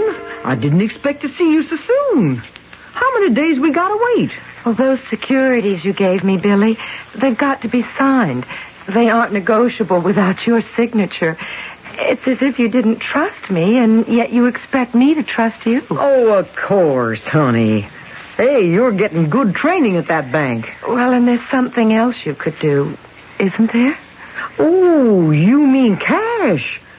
Well, why not? After all, we're partners, and I got $50,000 of yours locked up.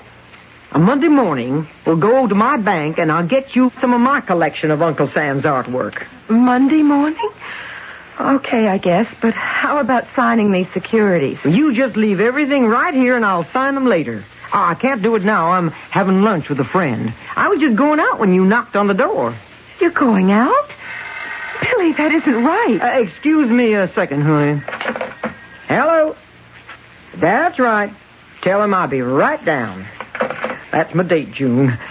Now, am I the kind to take advantage? I mean, just for the weekend, you got my pearls and the emeralds. Now, honey, you just stop by here Monday morning. I'll have all these securities signed, and we'll go pick up some greenbacks. June, you're not angry with me, are you? We're partners. Not anymore, we're not. Now, whatever did she walk out on me like that for? Hey, where are my earrings? And the necklace? I don't believe it.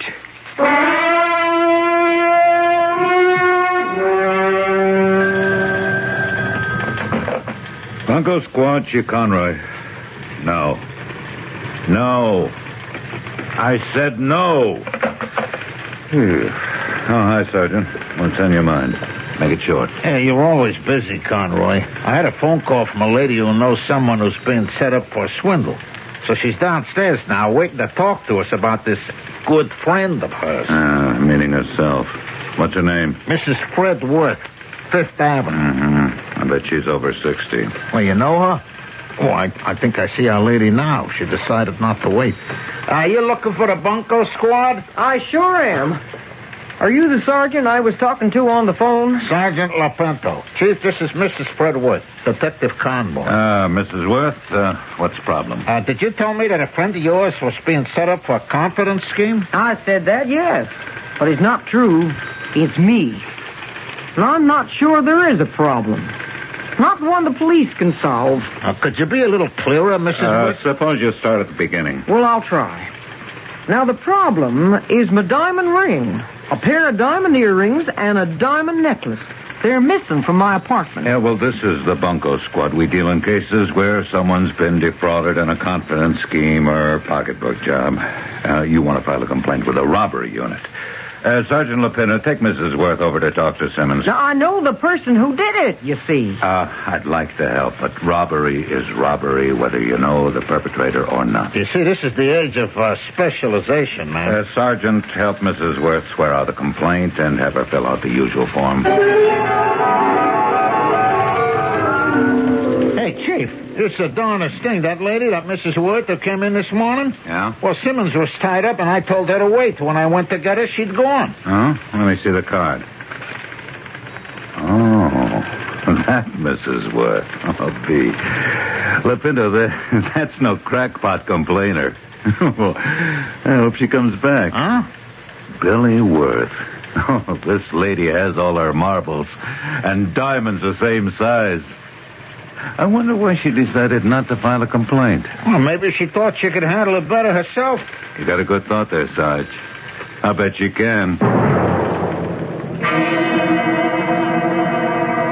June, this isn't the way we operate. It's all supposed to be legit. Now, what have you done now? You've gone and lifted 3 big pieces of ice.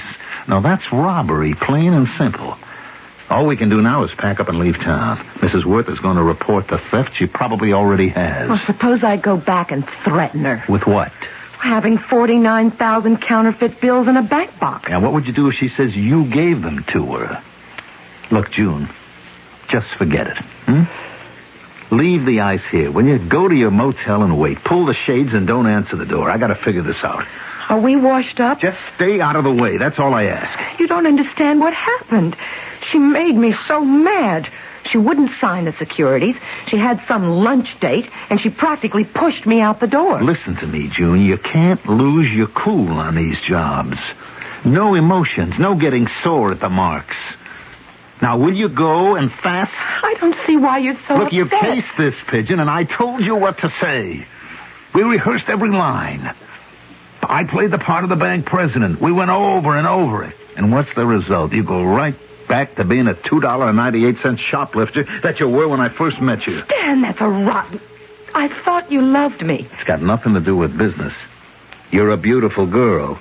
Right now, I don't need a beautiful girl. I need somebody I can rely on. Okay. Is that all? I'll call you at the motel when I got this thing figured out. Stan, I'm sorry. Sure, you're sorry. I'm sorry, too. Just my luck to find myself stuck with a Don't dumb say it. blonde. I hate you when you say things like that. I'm no dumber than anyone else and a lot smarter than some. Stan, why do you make me so mad? I'll tell you something, kid. I agree with you. It's me that's the stupid one. How I ever thought we could do business together, I must have been out of my mind. So the diamonds are hot. So what? They're still diamonds. Maybe. Let me have a closer look. You never know.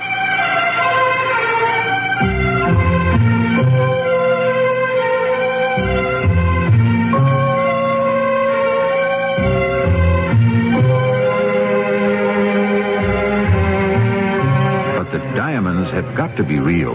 Whatever would Billy Worth be doing with paste? He that steals for others will be hanged for himself, says our good friend Ben Franklin.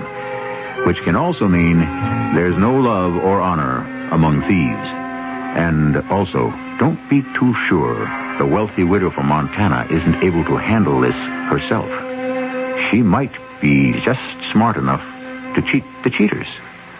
We shall see when I return shortly with Act 3.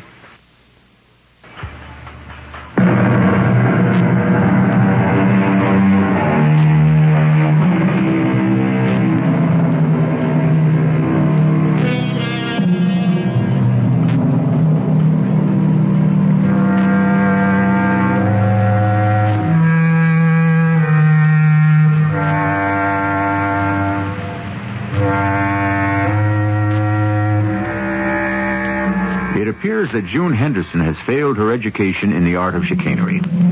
Although she has been tried and tutored in the tricks of deception and guile, her Fagin, one Stanley, no last name on record, is afraid she has endangered the entire crooked con. And so, he decides to take over the golden fleecing himself. Arriving at Mrs. Billy Worth's apartment house on Fifth Avenue, he rings her from the lobby. Yes?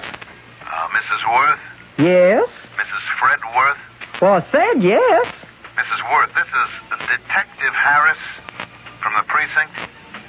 We picked up a young lady who had some jewelry she claims belongs to you. May I come up and have you identify it? Certainly. I'll have the door open. Mrs. Worth, my badge and ID. Oh, that's all right. You said you found some jewels of mine? Well, actually, we didn't find them. A young lady came to the station house and said she'd found them in a taxi and could we locate the owner and return them. Fortunately, the pearls were in a case with the store name imprinted inside, so it was just a question of time before your husband was identified as the purchaser many years ago.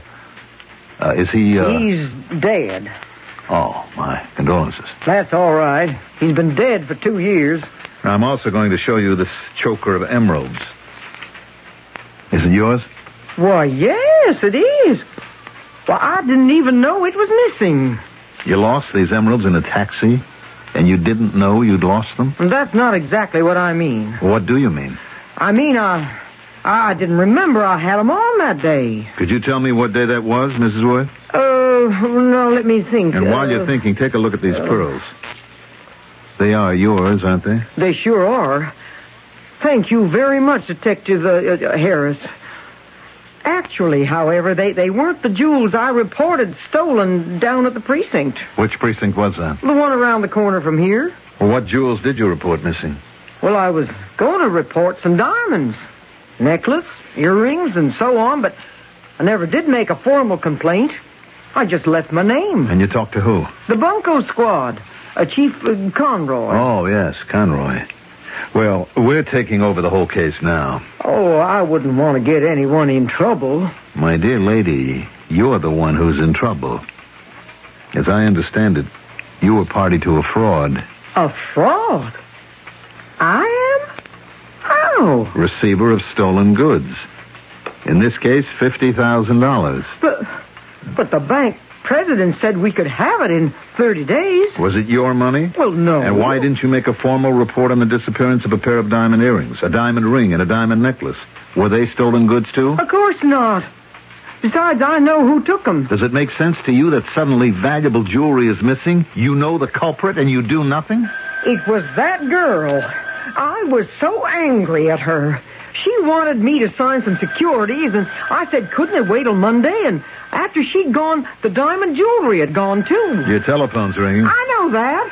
I don't wish to talk to anyone. Could it be that girl, June Henderson? I guess you know everything, Detective Harris. Pretty much. All right, I'll answer that. Well, now it's stopped. I'm afraid you're in hot water, Mrs. Worth. It's really a pity someone as prominent in the community as yourself. I don't know what possessed me. I haven't any more use for an extra $25,000 than the man in the moon. Mrs. Worth, I suggest you pack a few necessities, toothbrush and so on, in case they wish to hold you for further questioning overnight. You mean you're taking me in? Oh, you can't do that.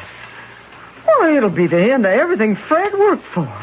I'm the head of all his companies. It'll be ruined just because of one silly small mistake. I think you'd have a hard time convincing a jury that $50,000 was a small mistake. Now, where did you say this $50,000 is placed? At my bank. In my safe deposit box. You have only one such box? I do now. Took everything out, all the others. All right, first off, let's go see that $50,000. Oh, I wish I'd never laid my eyes on it in the first place.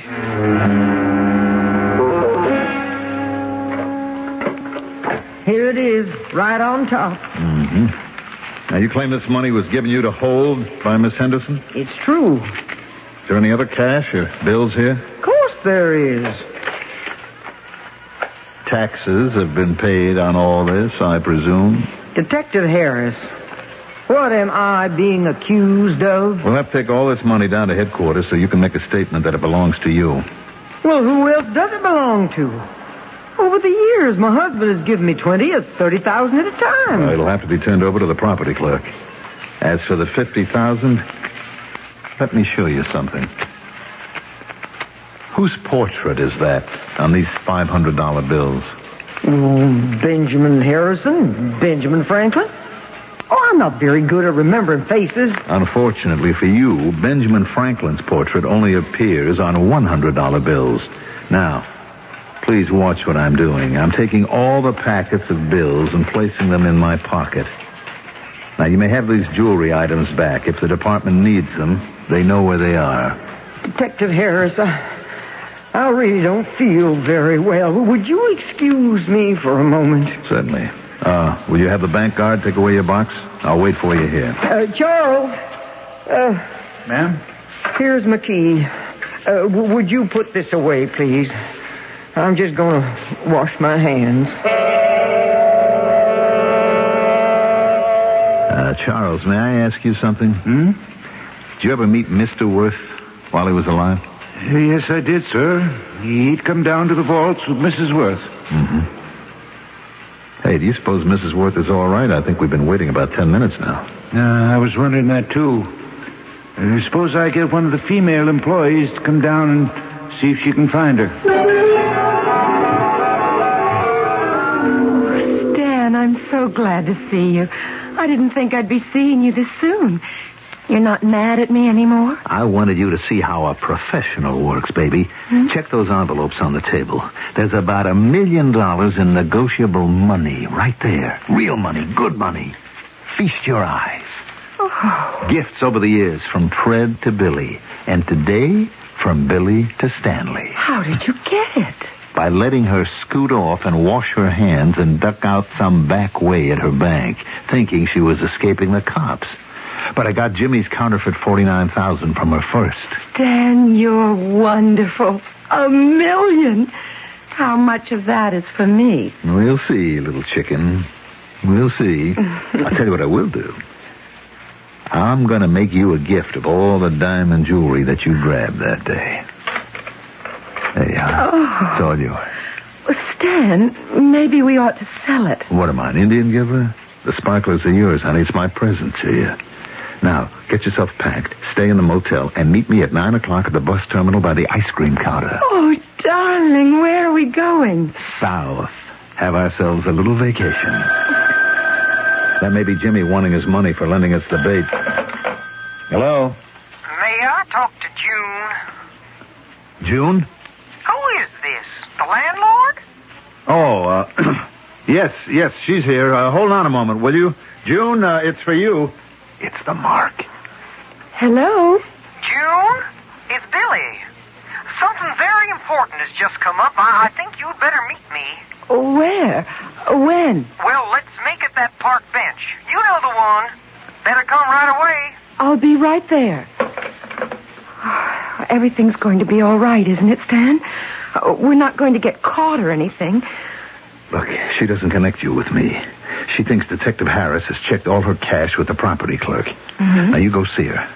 That way we'll know her plans. If you don't, she may get wise, and the first thing you know, they'll be looking for a beautiful blonde in all 50 states.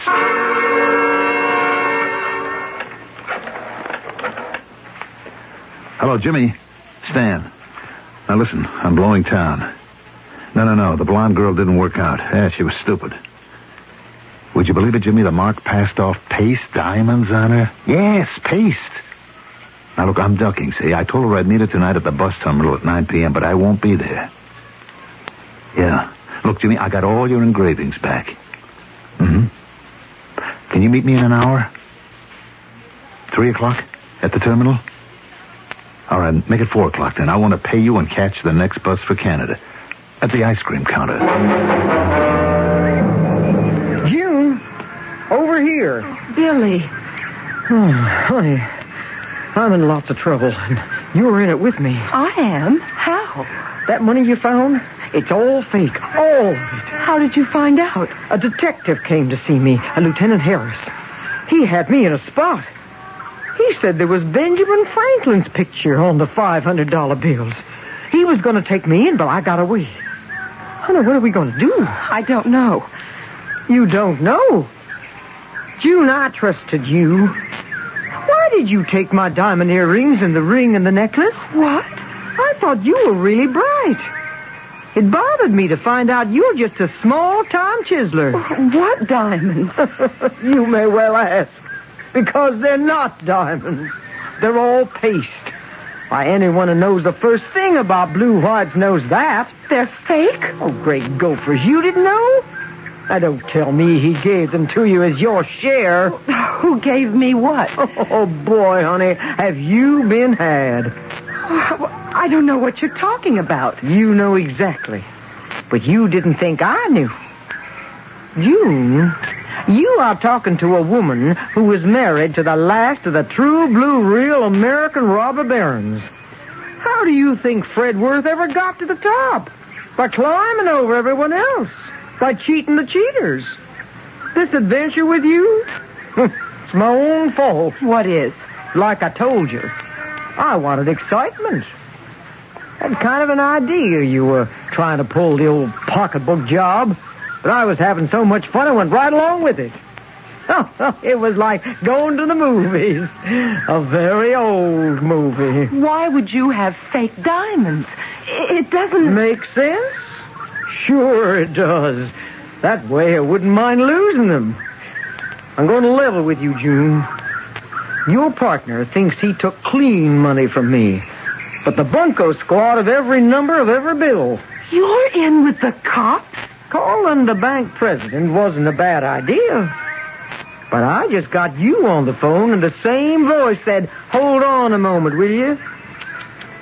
He sure got nerve. I'll say that for him. What are you going to do? Well, I don't have to do anything. Hey, how about we get ourselves some ice cream from that cart? Ice cream? Oh, no, I can't stay. Now, you weren't planning on meeting up with him and beating it out of town, were you? Do you think he's going to get away with it?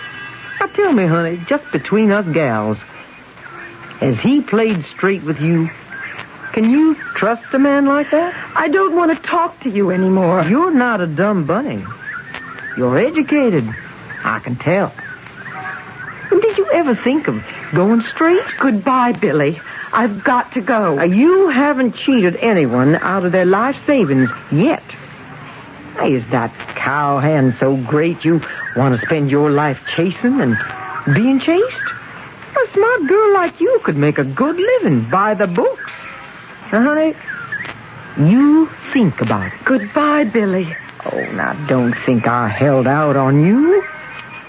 I'll tell you what I do know about your friend Stanley. He's not going to meet you at 9 o'clock tonight. His phone is tapped? Not only the phone. They've been staking out that place for a long time. The cops ain't dumb, you know. I don't know what to do.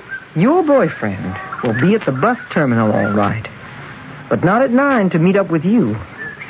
He'll be there in 20 minutes to take care of business and head straight for Canada on the first bus out. No, I don't believe you. I got it straight from Conroy, the bunco squad. He knows Stanley's every move. Now, honey, you don't think the law is going to let Mark's money disappear, do you? Huh.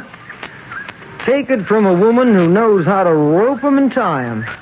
Any man who could deceive his partner with paste diamonds ain't worth frying an egg for. I couldn't trust him. They picked up Stanley and Jimmy the counterfeiter at 4 o'clock. But they never caught up with June. She watched the ice cream counter from a phone booth at the bus terminal from 9 o'clock till midnight. But Stanley never showed up. How could he? He was, as Billy Worth would have said, in the hooskow. And June's never been seen since. Maybe she's gone straight? Anything's possible. I'll be back shortly.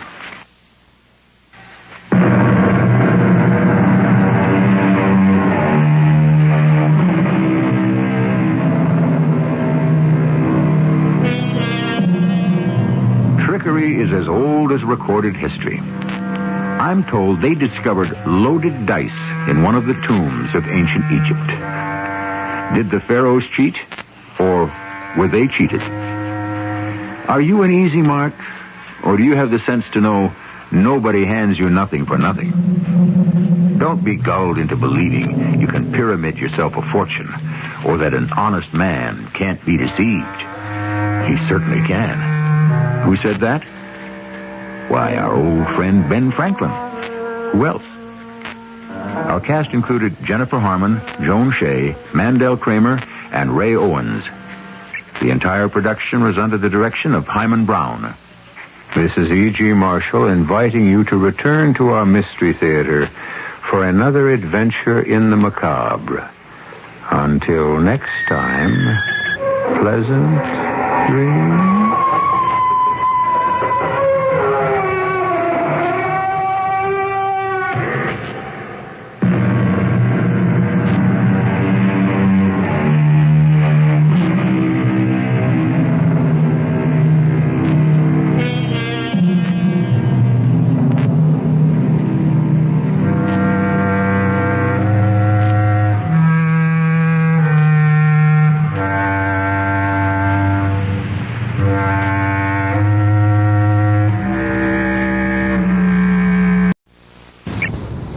The CBS Radio Mystery Theater presents...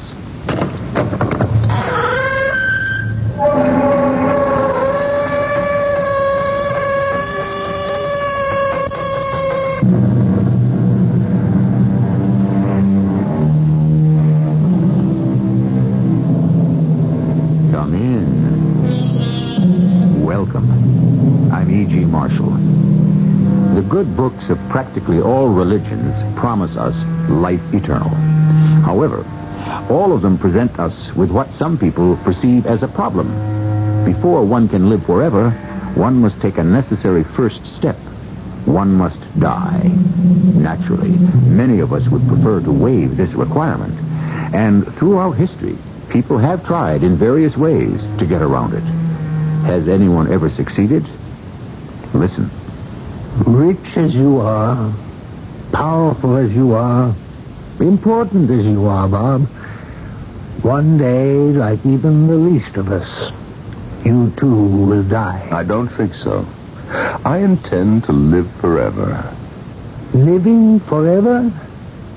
How do you propose to solve the problem of death? I've discovered in business that there's no problem that cannot be solved. Oh? Have you reduced immortality to a business proposition?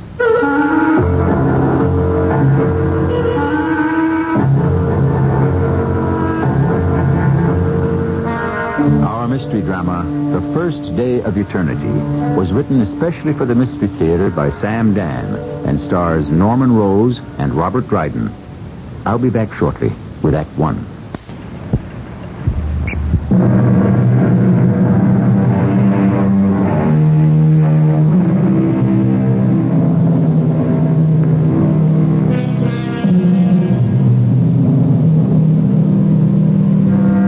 Life, we are told, is a game, and therefore it must be played by the rules. Rules, we are told, are meant to be broken sometimes. So, some of us break them. And what happens? We quickly discover that some rule breakers are sentenced to mend their ways in prisons, while others are permitted to end their days in palaces. Well, whoever said life was fair, or even logical? Yes. Mr. Stewart, Cardinal Dennison is here. Oh, well, I suppose I have to see him then, don't I? Yes, sir. For all the good it'll do him. Good morning, Bob. Good morning, Your Eminence. Well, aren't you being rather formal? I have to be formal. And I had hoped that we were still Bob and Jerry. If we were still Bob and Jerry, you'd never get in here. Oh? It's your rank that opens the door to my office. Is that the only reason, Bob? You're a prince of the church. Your position compels me to extend you this courtesy. Here, I thought perhaps it might be because we were boys together, who fought our way up from the same dismal slump. Now, you'll find none of that around here. None of what? Nostalgia. What have you got to be sentimental about, anyhow? The good old days? I hated every one of them, and so did you. You certainly can't have any good memories of me. Ah, but I owe you a great deal. What? I used to beat you up all the time.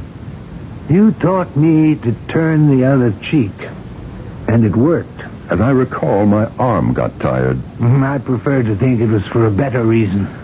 What is the reason for this visit? I want $5 million. For what purpose? Charity. Charity, huh? In the holiest sense of the word. To feed the hungry, to clothe the naked, to shelter the homeless, and to heal the afflicted. Oh, Jerry. You find it amusing? When we were in school so long ago, we read A Christmas Carol. Now, what did old Scrooge say? Bah, humbug, I don't believe in charity. Then I take it you're not going to give me the $5 million. Jerry, I wouldn't give you 5 cents. Why? I don't like people. Does that shock you? Nothing shocks me. I know you're supposed to go around saying, I love people. But I don't. I find nothing lovable about people. Perhaps if you tried to understand your fellow man. Oh, no. Let's leave that alone. I find that the more I understand him, the more I despise him. There are basic rules that govern all of us. All of us, perhaps. Except me. Are you different from the rest of mankind? Oh, yes. You look out at the world from this mighty citadel of wealth and power, and you decide whether millions of your fellow human beings shall endure poverty or enjoy plenty. Perhaps even whether they shall live at peace or perish in war. Little wonder you think you're different. But you don't think so. Oh, you are. In many ways. But in one significant respect, You're the same as the rest of us. Oh, and what is that? There will come a day, Bob, when you too will draw your last breath. And then, how shall you be different? Even from the poverty-stricken, powerless, and pathetic beggar who collapses in the gutter. How? That day will dawn for you, Bob, as it will for all of us. That final day which will never come to an end because it will be the first day of eternity. You're convinced of that, hmm? How do you propose to avoid it? Well, let's say that's my problem. It's a problem that has no solution. For ordinary people, perhaps. But not for me. And why not for you? I intend to live forever. Where? Right here. That would present quite a problem. In business, I've discovered there's no problem that cannot be solved. No product that cannot be bought. And no deal that cannot be made. Oh? Have you reduced immortality to a business proposition? Well, everything in this world is a business proposition. And in the next world? That's your world. I'm talking about mine. All right, let me know if you change your mind about the $5 million, Bob. I never changed my mind about anything, Your Eminence. Little Jerry. Little Jeremiah Francis Dennison. Who'd have thought he'd ever get anywhere? And here he was again, doing what he used to do 50 years ago. Getting the better of me in an argument. No wonder I used to beat him up. Now, what kind of silly thing did I let him provoke me into saying? Well, I forgot all about it. I think it was several months later. Yes? Cardinal Dennison is on the telephone. Oh, thank you. Put him on. Yes? Hello, Bob. I know you're busy. I'll get to the point. About the $5 million. Jerry, the answer is no. You should have given it to me when I called on you earlier. What with inflation, now it will have to be 6. Well, I'm not going to give you 6 either. Oh, by the way, I was fascinated by our conversation. You really meant what you said, didn't you? About what? Living forever. Have you made the deal yet? The deal? You've reduced everything to a deal, you said. I would assume you'd already worked out one to achieve immortality. With whom, I wonder? I'm not at liberty to say. And I wouldn't pry for all the world. Well, Bob, it's been nice talking to you, and we'll do it again sometime. Goodbye.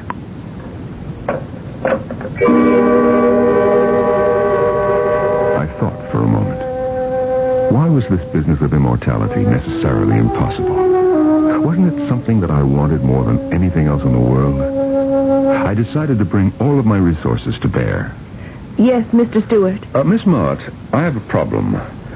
The nature of the problem, mortality. Let's write that down, sir. Mortality. My own. Yes, sir. I do not wish to die, Miss Mott. Yes, sir. Well, you take it from there. I'll get to work on it right away. Is there anything else? Not at this time. Then excuse me, sir. What better way to introduce you to my Miss Mott? Madeline Mott. She's been with me for 30 years. The only secretary I've ever had.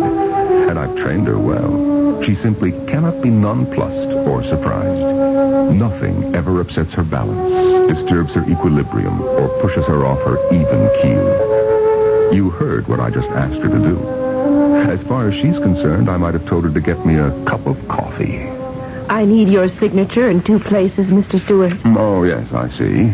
Do you want the corporate meeting scheduled for Tuesday or Thursday? Thursday. Oh, on the mortality situation. Yes. I judged it would be a matter for research. I would agree. They decided to subject it to problem solving. Very good. I had introduced problem solving all over the corporation. It means the best brains are brought in to analyze the problem from every possible point of view. The top brains, the finest equipment, all of the considerable resources of the corporation. were now being concentrated on finding an answer. I have an interim report from Problem Solving. Yes, Miss Mott. On the achievement of immortality, there are two basic approaches. One is scientific. Has science found a way? Not at this time. Well, then let us put science aside. That's what Problem Solving recommends. Well, what is the other approach? The supernatural. Supernatural? A catch-all term for various aspects of the mystic, the psychical, the metaphysical, and so forth. And? Well, naturally, the field is filled with charlatans. As one would imagine. Therefore, Problem Solving has called in all the investigative resources of Bob Stewart Enterprises for assistance and collaboration. Very good, Miss Mott. Have them separate the wheat from the chaff.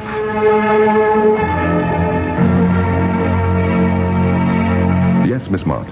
Researchers have been examining legends, documents, histories, myths, all pertaining to the phenomena of the occult, the transubstantiations of the worshippers of the Mithras, the Kabbalah, the Sanskrit Jataka, works from every known human culture. Good.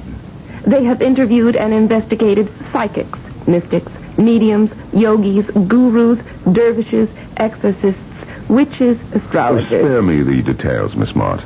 I would assume the project is in excellent hands. That's how it's done. The united effort of a top-notch team. I realized that the end result was something that I had yearned for all of my life.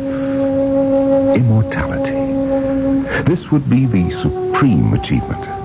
And I was going to achieve it. But time was going by. Money was being spent. Resources were being consumed. And there was no progress. But how could I become impatient? Had there ever been a project like this? And of course, Cardinal Jerry would never let me forget it. One night at a civic dinner... I asked to be seated next to you, Bob. Oh, I'm flattered, Your Eminence. The answer is still no.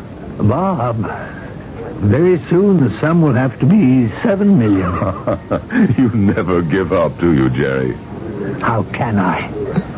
Does poverty ever give up? Hopelessness? Despair? Disease? Now, concerning your personal problem... What personal problem? Your desire to live forever. Have you made any progress there? May I trouble you to pass the salt, Your Eminence? I'd show him. I'd show the world.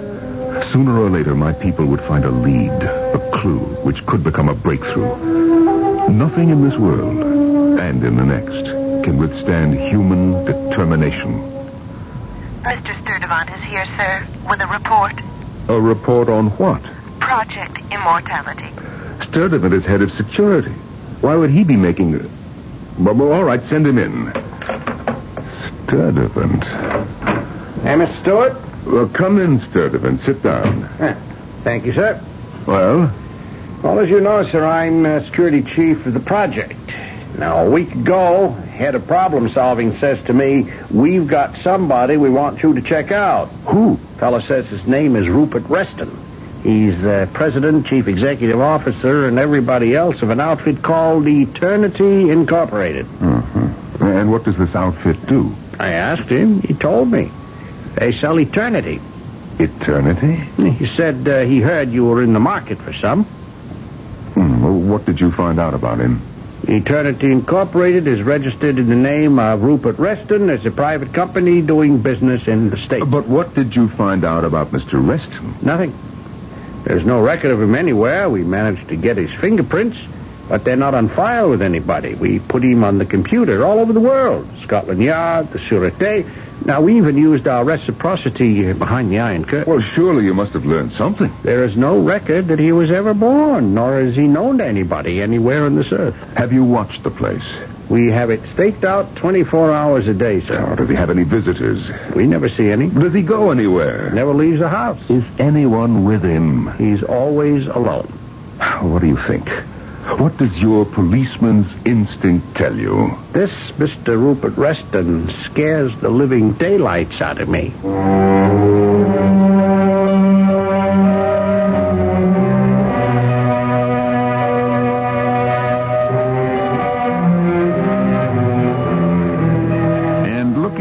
from that angle, he might scare them out of me, too.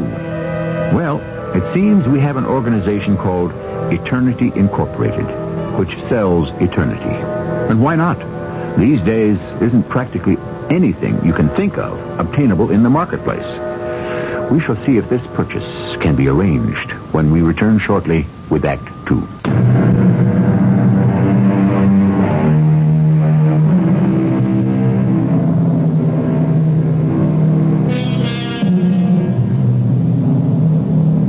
It seems that when there is a demand, some enterprising businessman will come up with a way to satisfy it. And thus, fortunes are made, financial empires created. Mr. Rupert Reston claims he can sell you eternity. How does it work? Let us return to Mr. Bob Stewart, who seems to be an avid customer. How did you leave it with Mr. Reston? He said if you were interested, you could get in touch with him. I see. Well, thank you, Sturdivant. Mr. Bob Stewart, please come in. How did you know that I'm Bob Stewart? Who else would come to see me? Won't you have a chair? Mr. Reston, who are you? I am President and Chief Executive Officer of Eternity Incorporated. And you're here because you hope to buy some. Well, tell me, how is this deal to be consummated? Well, we are quite far from that stage, Mr. Stewart. Why? Well, things aren't that simple. Why not? First, we must determine if you qualify. In what way? Actually, in every way. Well, whatever the price, I can certainly pay it. Oh, there's no money involved. There isn't? Our service is free of charge. What are you saying? First, we must determine why you want to live forever. Well, doesn't everyone? No, not really. Not after they give it some serious consideration. Most people would like to live as long as possible, but not for all eternity. But I do. Why do you want to live forever? Just a minute. Who are you? I've already told you. How do I know that you're on a level? Some of the best brains in your corporation seem to be quite impressed with me. On the basis of what? You're out of your element, Mr. Stewart. You're a man who is fanatically devoted to facts, figures. Before you accept something, you have to be able to see it, touch it, taste it. It's because I believe in reality. No. But reality may very well be the greatest illusion of them all. How do I know that you can deliver? Well, you'll arrive at that conclusion eventually. I demand proof. All in good time. Now, we must return to the question that you seemed determined to avoid. Why do you want to live forever? Well, isn't it obvious? No. According to the rules, we're born and we must die. And those are basically sound rules. All of my life I've broken the rules. That's the secret of my success. Why should I die if I don't have to? Oh, but we all have to. Not me. Once again, why do you want to live forever? Because I enjoy life. No, you don't. Now, what are the real joys in life? Love. I can have any woman I want. You mean you can buy any woman who's for sale? All women are for sale. Are they? Was she? Was who? Why do you pretend you've forgotten? Well, it wasn't my fault. Oh, wasn't it?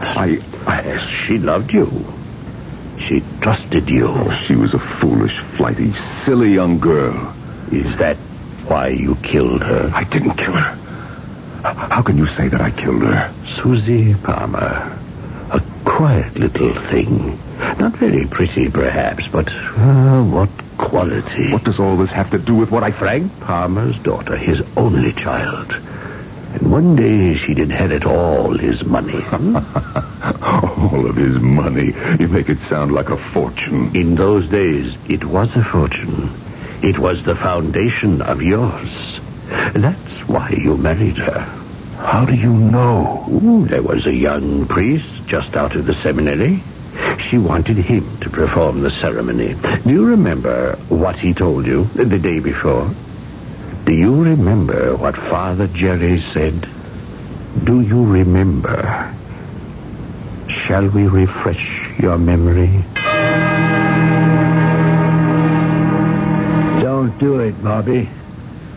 Don't break her heart. Jerry, you always think the worst of me, don't you? If only you knew how I long to think the best of you. All right, what's the complaint? Everyone knows you're only after her money. Well, why does she want me, Father? Only for my good looks. Well, we're even. She loves you, Bob. Because she believes there's an abiding goodness in your soul. I'll be good to her. No, you won't. You'll destroy her. Oh, come on. You'll fill the house with cynicism, greed, and dishonesty. And these will poison the air that she breathes. She'll die of it. Jerry, I'm not a monster. Maybe I have got too much ambition. Maybe I believe in hitting hard when I'm out to get something, but I won't hurt her. Walk away from this marriage. I can't. Please, Bobby. There are other rich girls. I'm sure. But you see, right now, I don't know any. And right now, I really need her money.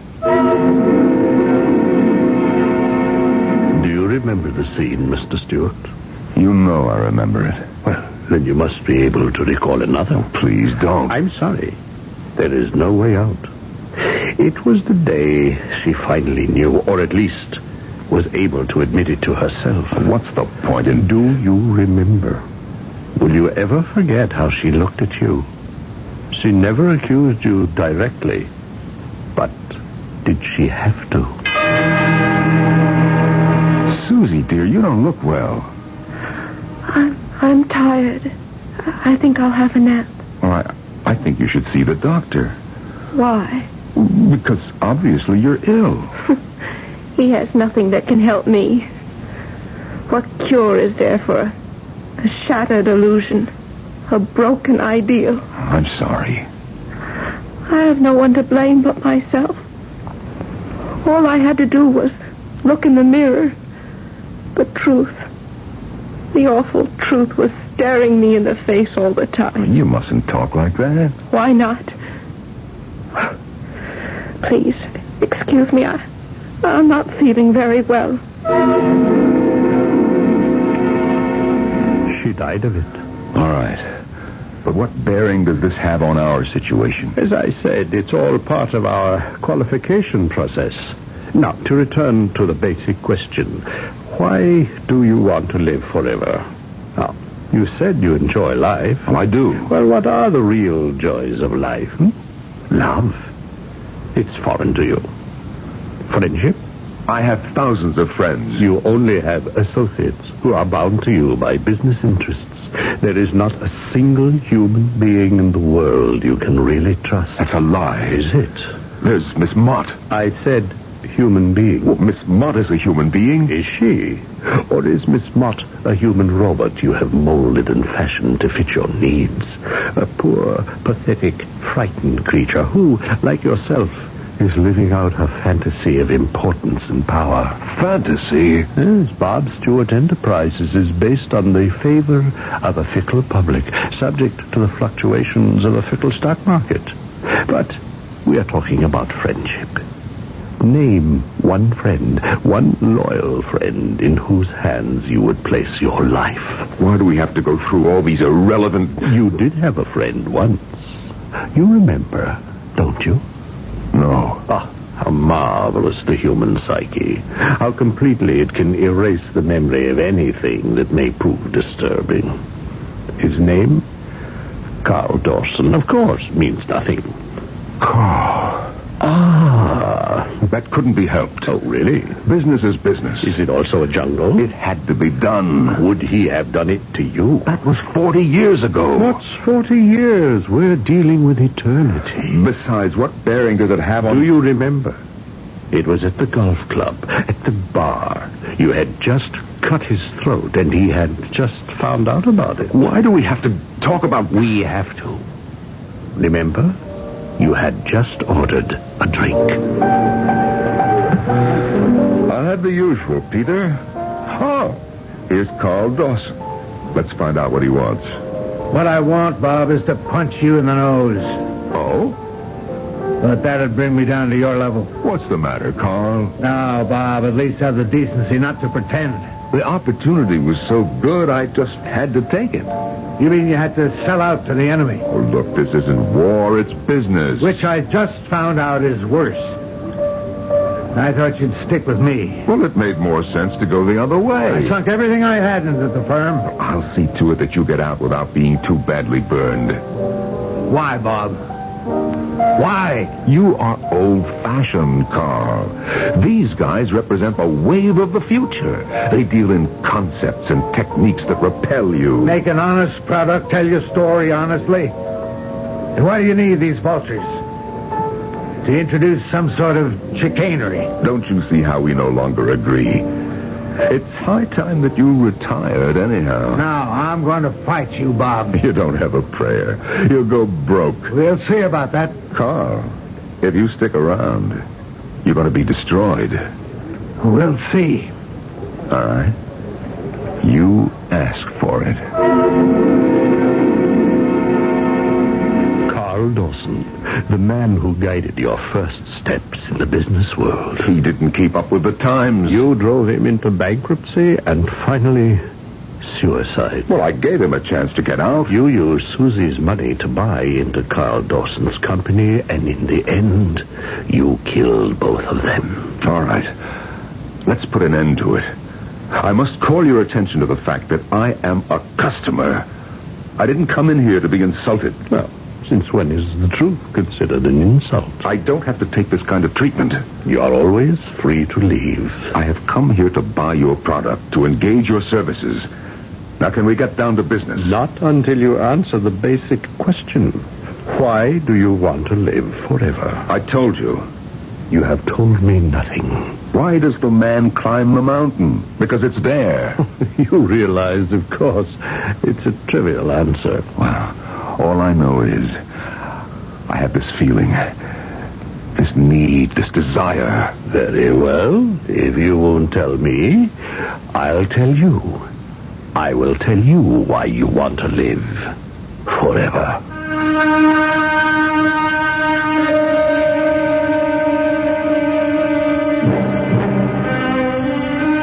We'll do that in Act 3, which is always the time of revelation. But as you consider it, why does Bob Stewart have so much difficulty making out a case for eternal life? It's something that everyone would seem to yearn for. But then, on sober consideration, one becomes of two minds about it.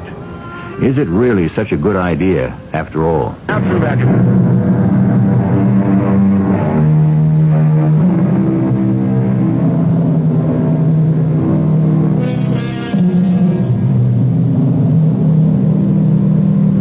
Life and death, the two most vital aspects of our existence here on Earth.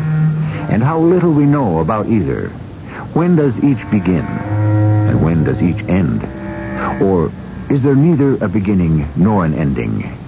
Who knows? Our friend Bob Stewart, one of the richest men in the world, has been consumed by the problem lately. Again, Mr. Stewart, why do you want to live forever? Well, I just don't know how to answer that question. You obviously get no joy out of life. Yeah, well, shall I answer the question for you? You want to live because you're afraid to die. Oh, I'm not afraid of anything. Oh, not even death? Everyone is afraid of death. Yes, that's right. All of us are. But do you know what happens to most of us? We can come to terms with it. We understand, consciously or not, the logic of it, the necessity for it. And if it will come to us in the fullness of time, we will accept it. All right, you answered the question for me. Therefore, let us proceed. No, just a moment. Your fears go beyond anyone else's. You don't want to meet them. You could never face them. Who? You still don't know. Why do you pretend? The people you killed, your wife, Susie, your friend, Carl. That isn't true. Oh, no? Of course, they're the two important ones in your life. There are hundreds of others. Don't say that. Oh, people you misled, swindled. I never swindled anyone. I know. You merely gave them a chance to go wrong. They're all waiting for you, and you know it. Let me tell you what the truth is. Vanity. I have vanity. I want to do something that no human being has ever accomplished. I want to be the first. I want to show the world that I'm someone unique, special. A man unmatched in history. A man who is different, better. You believe that? Yes, I believe it. Well, it doesn't matter. We could not accept you as a candidate for immortality in any case. Why not? You don't have the qualifications. Well, who does? I don't know. In all the years I've been on the job, we have never come across any human being who did. Well, what are the qualifications? I don't know that either. What do you mean you don't know? Oh, I'm sure we'll know them when we finally see them. And now, sir, I shall not take up any more of your time. And that's how he dismissed me. Me, Bob Stewart. Well, I wrote him off right then and there as a faker of one sort or another. But as the days passed, I wasn't so sure. There'd been something about him. And then I said to myself, you don't take no for an answer, Bob Stewart. There must be something that this man wants, needs. Go see him again. Work on him. Make a deal. Mr. Stewart, do you have a private listing for Mr. Reston? No. I can't seem to find his number. Well, did you ask information? There is no listing under that name. That's impossible. I had them check the address. They never had a subscriber there. Get hold of Mr. Sturdivant. Well, it beats me, Mr. Stewart. Now, I went to the building. The place was empty. He was gone. Where? I don't know. Well, didn't any of your men see him leave? No, sir. Didn't you say that you were on 24-hour stakeout? Yes, sir. Well, then how could he disappear? I don't know. Your men, now, are they trustworthy, competent? They are experienced, and I bet my life on them. But still... Yes, sir. I doubt them myself, except... Except what? There is just too much going on that can't be explained. Well, if you don't know where he went, perhaps you can find out where he came from. You might get some information from the building management. We were there. And they couldn't tell you anything? That's impossible. They would have demanded references of some kind. Mr. Stewart, the problem is they claim he never was their tenant. What? Yeah. They claim he never rented the place at all. But that's impossible. I was there. I know that. But he doesn't appear on any of their records as a tenant. And as far as they know, the place has been vacant. Well, did you ask around the neighborhood? Can't seem to find anyone who remembers such a person. Oh, all right, Sturdivant. That will be all. I didn't know how to react to that development. How could I account for it? Rupert Reston was not a figment of my imagination. Other people had seen him and spoken to him. Who was he? A very clever hustler? Or was he... Was he what? I couldn't even imagine. But somehow I felt that this had been a test. That I had been found wanting. That a way Rupert Reston had represented was now closed to me. But there had to be other ways. There simply had to be. Miss Mott. Yes, sir. Why am I not receiving any reports from problem solving? They have nothing to report. What do you mean? They're not making any progress. That's impossible. It is not an ordinary problem. It isn't? It's unusually difficult. Do you know something, Miss Mott? Do you realize that for the first time in 30 years, you have attempted to justify the failure of someone in this organization? No, I didn't realize that. And for the first time in 30 years, people, top people, on whom I rely completely have failed me. Failed? For 30 years I have built this company. I was pointing toward something. I wasn't quite sure what. And then one day I had a talk with someone, and I realized for the first time what it was that I really wanted. What would give my life logic and meaning. And the people I developed and trusted, the people I made powerful and wealthy, are unable to help me. When I need them, I find them wanting. Are you all right, Mr. Stewart? Of course I'm all right. Why do you ask? Well, you seem to be somewhat flushed. It's because it's hot in here. Oh? Turn up the air conditioning. Everything is for sale, Miss Mott. Do you understand? Everything and everybody. My wife, Susie, she sold herself to me because I was handsome. Carl Dawson sold himself to me because he thought I'd save his failing one-horse business. You sold yourself to me, too, Miss Mott. You knew that I wanted a machine, and so you became one. You did, didn't you? Yes, Mr. Stewart. You gave up any thought of a life for yourself because you knew I would need all of your loyalty, all of your energy, all of your time. That's true, Miss Mott, isn't it? It is. But I made you rich, too, didn't I? Yes, sir. Then why do any of you have cause for complaint? Who does this Rupert Reston think he is? I can face all of you in the next world. I'm not afraid to die, but I'm not going to. I'm going to live forever. Forever. Mr. Stewart! Mr. Stewart! Get an ambulance, quickly!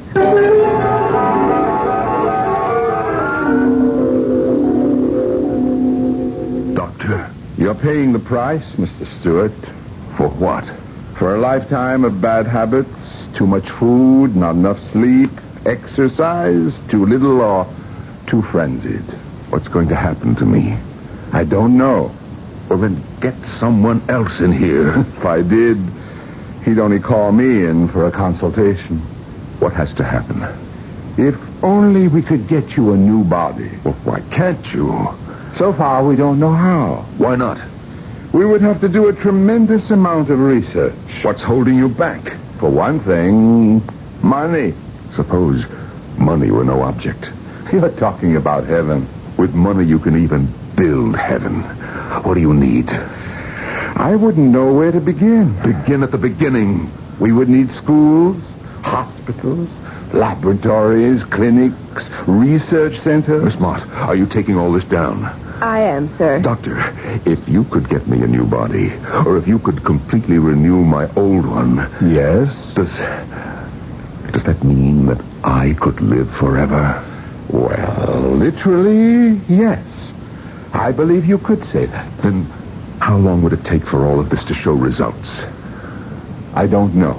Could it happen in time for me? Once again, I don't know. But it's the only chance I have. What's that? I'll do it, Doctor. Don't spare the expense. Move as quickly as you can. From that day on, I devoted myself to the Bob Stewart Foundation for Eternal Life. I don't even know how much money I spent on buildings, on scholarships, on research, on experimentation. Miss Mott has all those figures. And Dr. Patton reports to me regularly. We must work with all parts of the human body. Blood, nerves, glands, all the processes. How do we renew? How do we rebuild, rejuvenate? Are we beginning to see daylight, Doctor? I think we're beginning to come through the night. Good. Good. Remember, I am to be the first beneficiary of all of this. That is our agreement. Absolutely. That is our agreement. It's a race against time. I don't know if I can win. It's the most important dream I ever had in my life to be denied me. I grow weaker every day. I need a miracle. Why can't I get the miracle? With whom do you have to make a deal for a miracle? Hello, Bob. Is that you, Jerry? Oh, no, don't try to talk if it's too much of an effort. Jerry, you were right when you said that day will dawn for me as it does for everyone else. Oh, this is the day. I feel it. I know it. I was wrong, Bob. Oh, no. You were right. None of us breaks the rules. All of us are born. All of us die. None of us can live forever. Not all of us. some of us will live forever. Maybe. But not me. Bob, now listen to me. You're going to live forever. How can you say that? I'm going to die tonight. Your dream. It's come true. You knew how to do it. You knew how to make it happen. All over the world, you'll live forever. In all the hospitals and schools and laboratories, in all the generations of doctors who will learn there, and all the people who will be healed there. Is that true, Jerry? Is it? Well, then I don't have to be afraid. No, of course not. And even if I lied, stole, cheated, even killed for the money, in the end, I gave it all back. Yes, Bob. You gave it all back. And that's all that will be remembered. That's why you're going to live forever.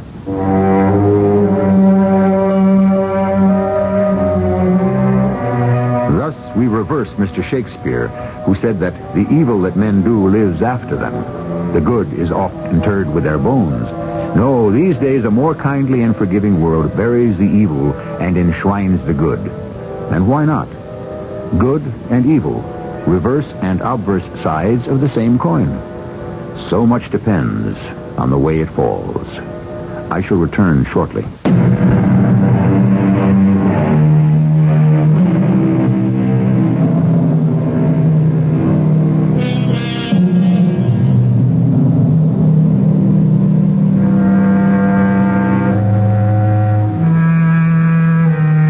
Does anyone really die? Isn't our world the sum total of all our acts and thoughts and feelings? Isn't our impact on the world, no matter how slight or seemingly inconsequential, a part of the collective consciousness? Matter, says the scientists, can neither be created nor destroyed. And since we ourselves are matter in one form or another, we must go on forever. Of course, instead of asking ourselves, does anyone really die? We might with more profit inquire, does anyone really live? Our cast included Norman Rose, Robert Dryden, Earl Hammond, and Tracy Ellis. The entire production was under the direction of Hyman Brown.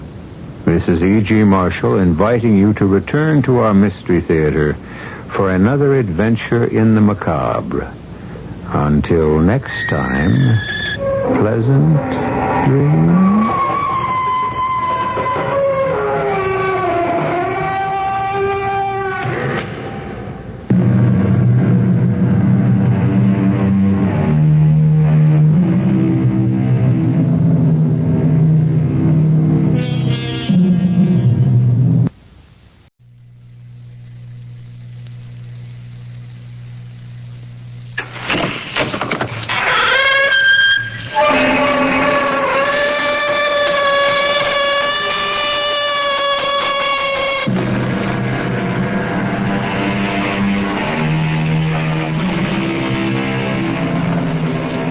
Come in. Welcome. I'm E.G. Marshall. Ever read this sort of advertisement in the real estate section of the newspaper or the personal columns of a magazine? Young Austrian couple, no children, no pets, would like to exchange their gemütlich Alpine chalet for New York apartment, 2 to 3 months. Please write, etc., etc., etc.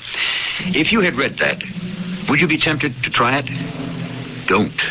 It could work out nicely, but then again...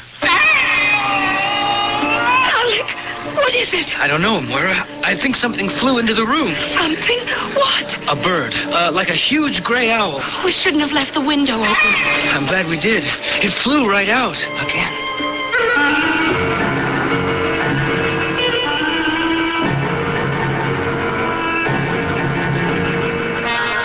Our mystery drama was written especially for the Mystery Theater by Ian Martin and stars Don Scardino and Jennifer Harmon. I'll be back shortly with Act One.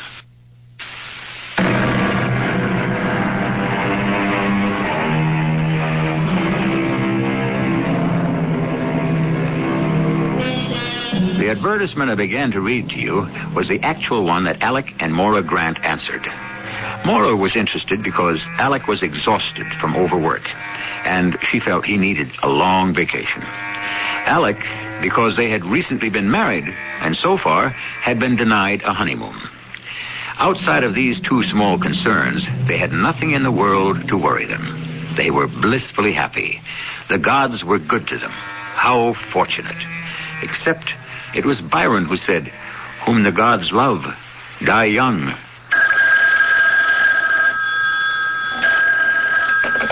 Professor Grant. You don't have to be formal. It's just me. Oh, who's me? Your wife. Oh, that... Darling, the most marvelous thing just happened. It came. Oh, that's nice. What came? A letter from Frau Gottschalk in Austria. She's charming. There's a picture of her and her husband, and they look like dear people. And the house is a dream, and they want to exchange. Only they don't own a car. But couldn't we just rent one there and... Hey, honey, slow down, will you? Oh, when are you coming home? I'm just finishing up. I had to empty the drawers and get all this junk out of poor Murray's way. Well, you're only going to be away from the university for a year. It's still your office. Not while I'm on sabbatical leave. But it's all done. I should be home within the hour. Oh, hurry, darling. I'm just bursting with all the news about Austria. I'm Dr. Alec Grant, and my sabbatical leave began at the beginning of the summer. I hold a full chair in philosophy at Gotham University, and my intention was to spend my sabbatical year finishing a book. When Murray Sprague got in a bind and asked me to take over a summer course he was teaching in comparative theology, I would have turned him down, except that it was he who was covering my courses while I was on leave. It was a stroke of luck that I said I would. First, because during the course, I learned more than I wanted to know about demonology, but mainly because I met Moira and we got married. There's only one hitch, Alec, provided you think the house sounds right. Moira, it sounds too good to be true. I mean, right on its own lake, isolated, but only 10 miles by road from Wintersbad, ski trails everywhere, and enough peace and quiet for me to finish my book. So what's the hitch? We won't be alone. I knew it was too good to be true. What are we stuck with? An ancient dachshund? Oh, no, just a housekeeper. But we don't have to pay for her. That's bad? I think it's good. What's she like? She's sort of an old family retainer, but Gretel says she cooks like an angel and disappears right after dinner every night, and you never hear from her till you're ready for breakfast in the morning. Gretel? That's Frau Gottschalk's name. Her husband is Hans. Oh, isn't it too much? Hansel and Gretel in this divine gingerbread house waiting for us. Plus a built-in witch. Oh, now that's unfair to Frau Zauber. Gretel says she's a dear old thing and will take care of us like we were her own children. I don't need anyone to take care of me but you. Oh, and you know how totally I want to possess you, surround you, make you all my own. Well, you don't have to try. You got me. So we are off for the Austrian Tyrol? Well, aren't there arrangements to be made? How do you know they'll like this old dump of ours? Mine. That's all settled. I've described it and sent pictures. When do they plan to arrive? A week from Saturday, the morning of the day we leave. We'll have a whole day to show them everything and help them get settled. Well, I hope they don't miss their plane. Oh, stop trying to put the hex on all this, Alex. Anyway, your child bride was smart enough to cover that. How? Well, if by any chance things get crossed up and they don't arrive before we leave, Betty Sprague has the keys and she'll settle them in. And they know about that? Of course. I mean, you've heard from them since you wrote them? Natch, worrywart. I don't mean to sound that way. It's just that, well, why didn't we just get them on the phone and work out all the last-minute details? Well, that's the one thing I didn't mention. They don't have a phone. They don't? Well, who needs it? We can shut out the rest of the world. Oh, isn't it heaven? Well, as long as I share it with you. The idea of being that isolated was heaven to me. I couldn't put my finger on what niggling little thought kept sputtering in my brain like a loose electrical connection. And in the face of Moira's enthusiasm and shining expectation of our projected trip, I didn't have the heart to allow anything to spoil it. I never dreamed my random hunch would turn out to be true. Hello? Yes, this is Mrs. Grant. Is that the Gottschalks? What? A cablegram from Frankfurt, Germany? Right. No, please, read it to me. If you got a pencil, darling. Right here. That's correct. Just read the message. Missed connections here. We arrive New York a day late. Sorry we will miss you, but please not to delay your departure. Frau Zauber expects you. We will contact your Mrs. Sprague, and all will be well. Auf Wiedersehen, Hans and Gretel Gottschalk. Yes, thank you, operator. I have it. No, a copy will not be necessary. They missed the plane? Or maybe you ought to take up fortune-telling. I'm sorry, darling. No, I didn't mean to bite at you. I'm just disappointed. I would have liked to have met them. Well, do you want to cancel our flight? Are you kidding? That's a special excursion deal that saves us a fortune. Besides, we have to pick up our car in Munich. We don't want anything to go wrong with that. Okay. And we'll let Betty Sprague handle our German cousins. Austrian. Oh, my apologies to the Grand Duke or whoever. I think it's the Chancellor. Anyway, we're going on a honeymoon in Austria, darling, and we're going to love every minute of it. It's so easy to be prophetic in hindsight. But some chill tremor, even then, closed around my shoulders like a shawl. I shrugged it off because Moira was sizzling with delighted anticipation. The plane flight across the Atlantic was uneventful, except for Moira's constant happy chatter about the new life we were headed for. By the time we got to Munich, she had me decked out in rose-colored glasses, too. And all my doubts had evaporated. We picked up the car at Munich in the early morning, and by shortly after lunch, we found ourselves arriving at the end of our journey. Oh, it's all so green and so beautiful. It's like driving on the floor of a still green lake. It's breathtakingly lovely. An enchanted forest. Oh, but doesn't it ever end? Oh, yes. Up ahead. See? Oh, that's the lake.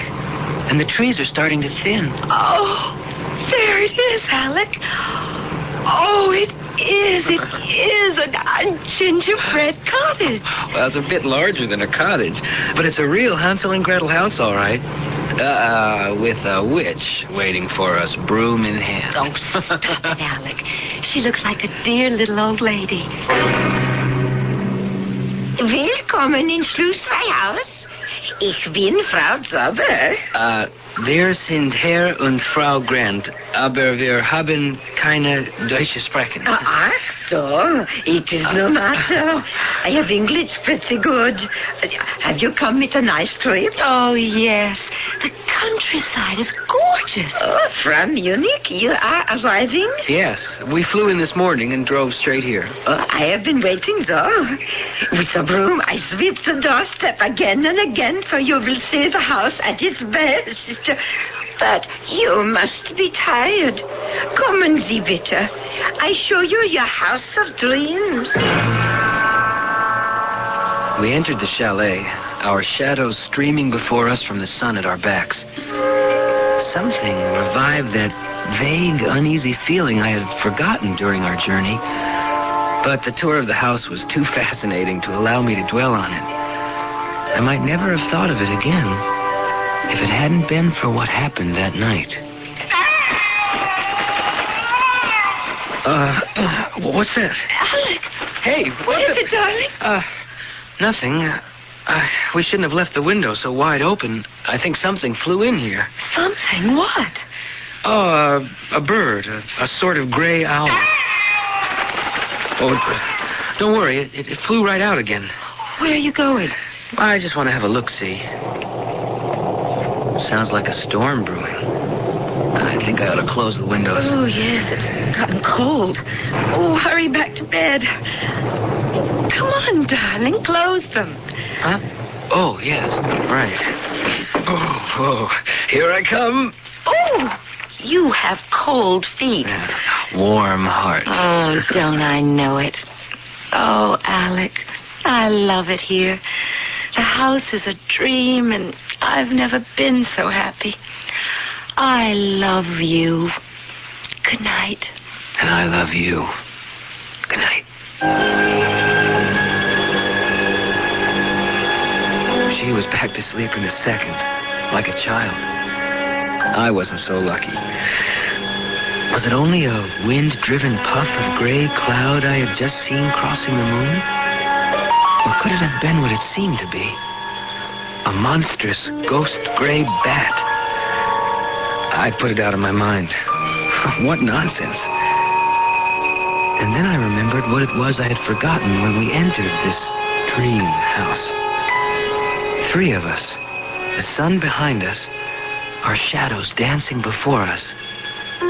But it didn't seem to me there were 3 shadows. Only 2.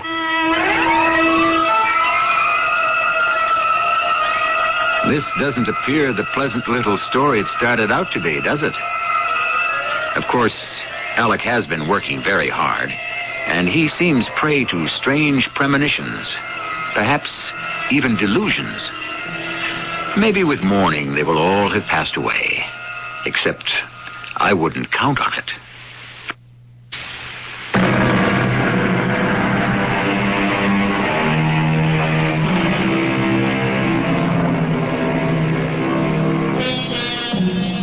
An ancient legend has it that those who became proficient in the black arts were chased by the devil himself through subterranean halls. If he caught only their shadow, they became first-rate magicians or witches, but lost their shadows forever. The question here, so far, is twofold. Is there a shadow missing at all? And if there is, whose is it? Mora? Frau Zauber? Or Alec himself? Well, it's the following day. Let's see if that question is resolved. Would you like already some more coffee, Herr Grant? No, thanks. Frau Grant? No. But it was wonderful, Frau Zauber. So was breakfast. And dinner last night was superb. Dankeschön. It makes me very happy you like it. So, I clear away everything. Thank you so much, Frau Zauber, for making us feel so much at home. Aber it is your home while you are here. I go make you a picnic lunch. Don't worry. The mist will burn off, and it will still be a beautiful day. Oh, isn't she an angel? Yes. What's this about a picnic lunch, Mora? Well, it was Frau Zauber's idea. She thought we might like to spend the day exploring. She's told me about a wonderful spot which will give us a view of the whole lake. Oh, doesn't it sound like fun? I don't know. What's the matter, darling? I was just wondering about the Gottschalks. I didn't realize how much I'd miss a phone. I would like to have run down to Wintersbad and given them a ring to see if everything was all right. Darling, you're forgetting the time difference. It's still the middle of last night at home. Oh, that's right. Excuse me, please. Oh, I didn't hear you, Frau Zauber. You were talking. I didn't want to interrupt. I have here the picnic, all in the basket. You want it now? Oh, well, not quite yet. I want to get dressed. I won't be long, Alec. Oh, Frau Zauberg, you're so kind. You're making us very happy. But of course I must. You are very, I don't know how to say, precious to me. Frau Zauber, do you have any bats around here? Bat? Fledermaus. Ah, das Fledermaus. Oh, nein, no bats. Nothing like that in this place. Why do you ask? Well, we were disturbed last night. We had the window wide open, and I woke up thinking a bird was in the room. When I went to close the window, I saw something like a great gray bat flying across the moon. Oh, and the Liebchen? She saw this too? Oh, no. Fortunately, Moira was asleep. I didn't tell her what I thought I saw. I didn't want to upset her. Oh, very wise, mein Herr. This holiday means so much to her. You must not disturb her. Or yourself. Here I am. Ready to go, Alec? Ready, willing, and champing at the bit. Then let's get the picnic started. It was everything a picnic ought to be.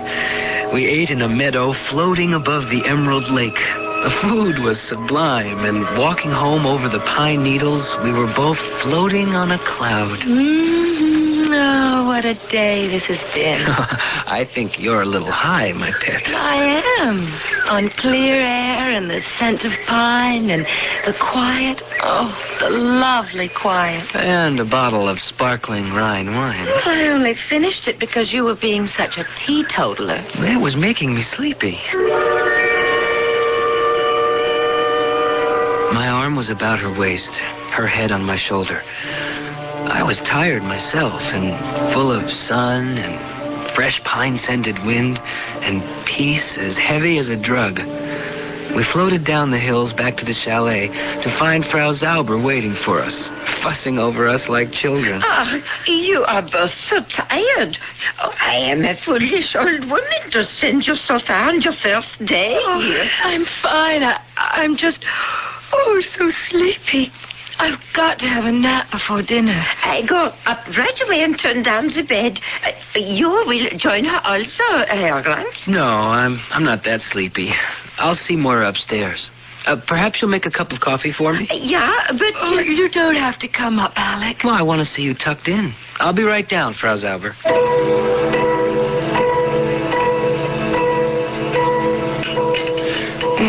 Thanks for the coffee, Frau Zauber. Max nicht. I needed it. I'm quite sleepy myself. You should be resting with the little one. Nope. This is a good chance to make a quick trip to town and make that phone call. Why don't you wait till tomorrow?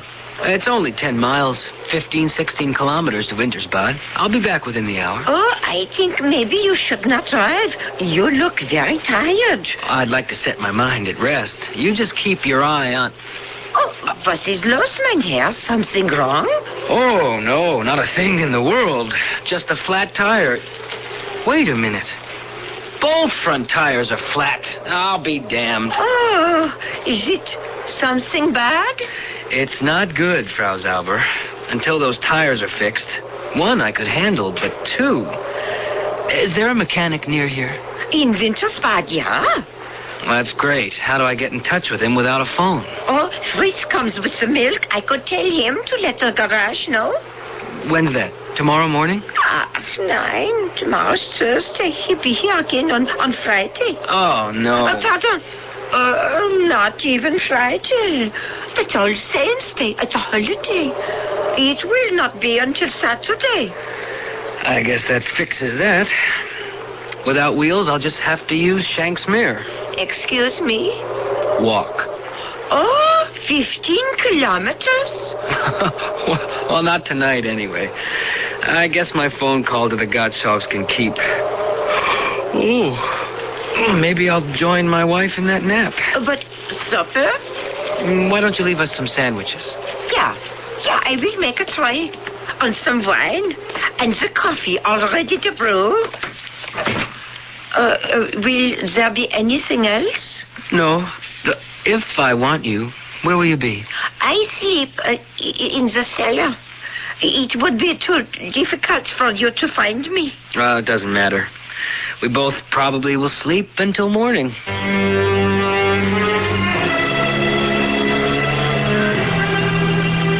I went to bed with the sun still high on the horizon, never having felt more tired in my life. Moira was dead to the world, and as soon as I pulled the covers over me, so was I. No! What is it? Moira, what is it? I thought something was biting my neck. What? Let me see. No, it was just a dream. There's nothing there. Oh, Alec, I'm so tired. I've got to sleep. Just sleep. It's all right with you here. With you here. She was asleep again. I turned the light on, but it didn't disturb her. I examined her carefully, and on the right side of her throat, just under the jawline, I saw 2 marks, side by side, as though they might have been made by a hypodermic. In a sudden panic, I rolled out of bed and shut the windows fast. I came back to Moira. She was breathing as evenly as I was gasping with fright. I went through the house calling for Frau Zauber. I found the door to the cellar and went down into a rabbit warren of halls and compartments with the damp earth under them smelling of decay. All were closed, frozen shut with rusted locks, save one, which gave easily as I thrust against it. I stumbled through, clawing in the dark, down a long, twisting passage, dank and odorous, till suddenly instinct stopped me short. I took out my lighter, thumbing the wheel, and gasped at what the small flicker of its flame revealed.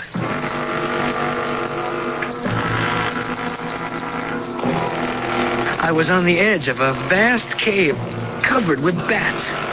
Bats everywhere, hanging upside down, gazing at me inscrutably, accusingly.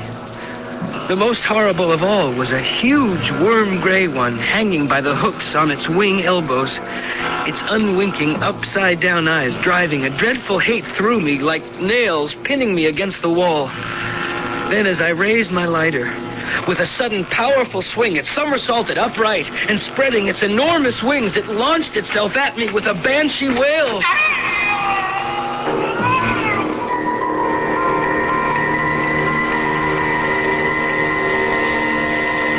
The next thing I remembered was waking out of utter blackness to find myself lying on the bed with Moira shaking me gently.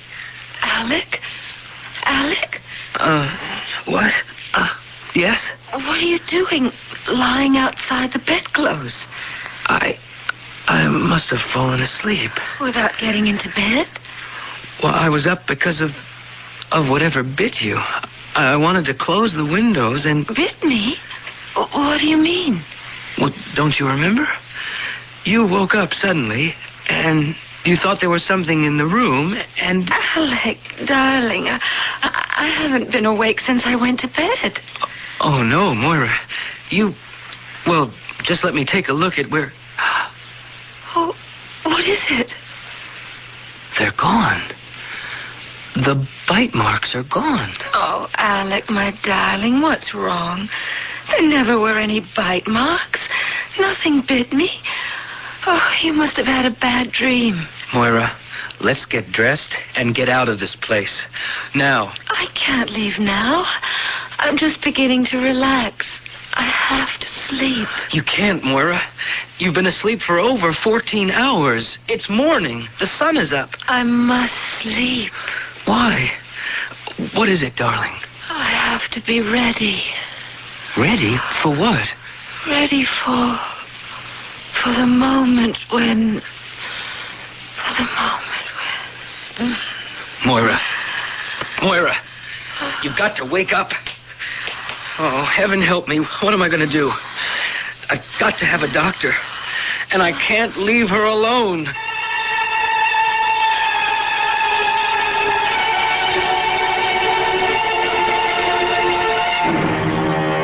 A terrible dilemma for Alec. What strange sickness is drawing the life from his wife's body? He must find help for her. On the other hand, stark and terrible is the memory of that awful cavern, peopled by the obscene and monstrous bats. Or were they only a figment of his imagination? Does he need a doctor as desperately as his wife? I shall return shortly with Act 3. Laboratory test proved. Digel tops, plain antacids. First, we cut the yellow top off a Digel tablet. Then tested the remaining white portion and proved, with its top layer removed, Digel consumes as much heartburn-producing acid as Tums or Rolaids. What's more, of the three, only Digel, with the yellow top, has the fast gas-calming action of simethicone. Conclusion, when you want more than plain relief, Digel tops plain antacids. Occasional use only as directed. Best Western has friendly places to stay wherever you go, and a full-color road atlas and travel guide to help you get there. Turn into the Best Western near you and pick up your free copy of the Best Western Road Atlas and Travel Guide today. Then let us make your reservations for you. So come on, turn in America, turn in Anna, turn in America, turn in Anna, turn in.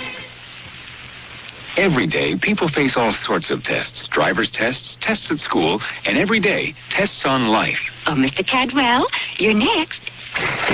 Ah, Mr. Cadwell, please take a seat. Thanks. Are you ready for your test on life? I guess so. Well, don't worry. It's only for practice. This time, that is. First question.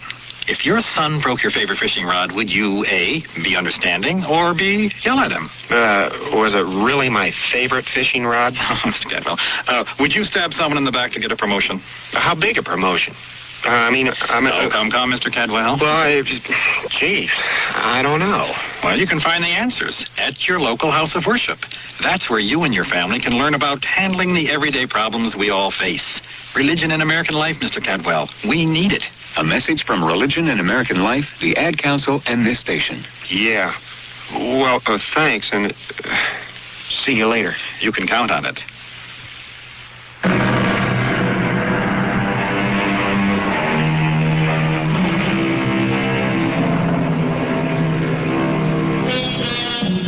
If there's anything that makes my blood run cold, it's a bat. Oh, somewhere there may be a bat lovers society who wish to protect the dear little furry things with their 2 canine teeth as sharp as hypodermic needles. Not me, nor Alec Grant. But which was the greater danger? Mora's strange and unaccustomed lassitude, or those horrendous bats which might live only in his imagination? Only he could make the choice.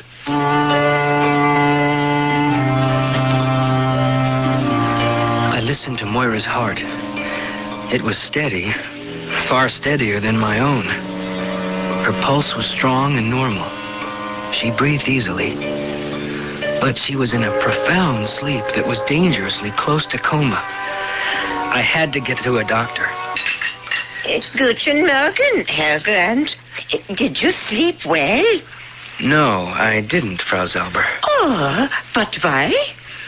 I thought you told me there were no bats in this part of the country. Yeah? Why do you think there are? Because I believe one bit my wife last night. Oh, poor Liebchen. I came down to the cellar after my wife was bitten, looking for you. I called, but you didn't hear. Oh, I am the very sound sleeper. Yes, I couldn't find your room, but what I did find was one door that could be opened. What do you think I found behind that door, Frau Zauber? Oh, I have the trouble with the English. I don't... I found a long corridor, and at the end of it, a cave full of enormous bats. Bats, Frau Zauber. Herr Grant, I think you are having eine böse Traum, a nightmare. But there's nothing like that in the cellar. I tell you, I saw it. Then come. You show me.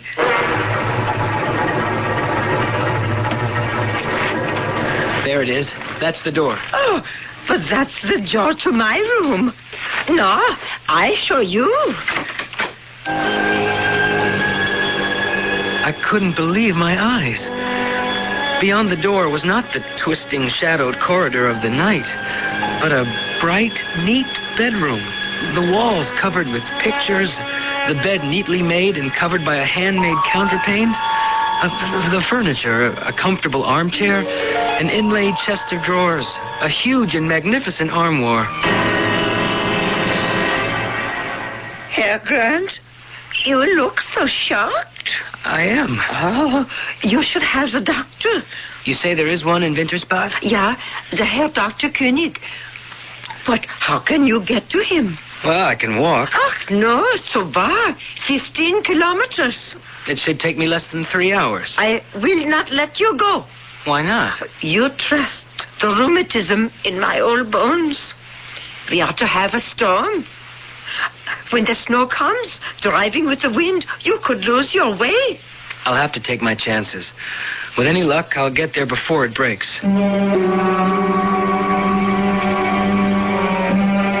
5 kilometers to the main road were a nightmare of slipping, sliding stone under my feet. And above, the sky was becoming ominously black as the temperature dropped. As I reached the main road, I had a piece of luck. A farmer with a load of feed hay in a cart drawn by a small donkey was passing. Hey, Achtung, bitte.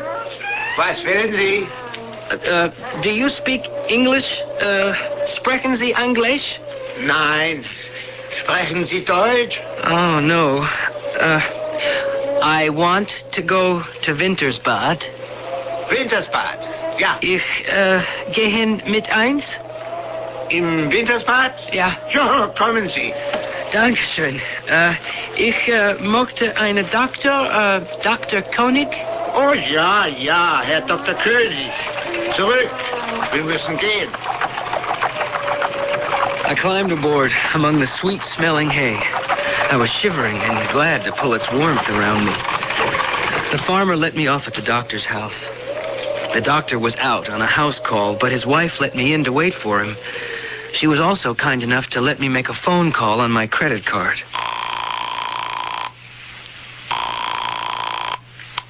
Hello? Betty Sprague? Alec? Yes. For heaven's sakes, where are you? In Austria? Yes. Oh, isn't this lucky? I've been racking my brains trying to get in touch with you. Oh, why? Well, those people, your tenants, you know the Gottschalks? Mm-hmm. Well, I've been on pins and needles, Alec. They haven't arrived yet. I don't mean to worry you, but... Well, that's all right, Betty. Matter of fact, that's the reason I called. I had a hunch maybe they wouldn't. Is something wrong, Alec? What can I do? Nothing, Betty. I'll have to handle it from this end.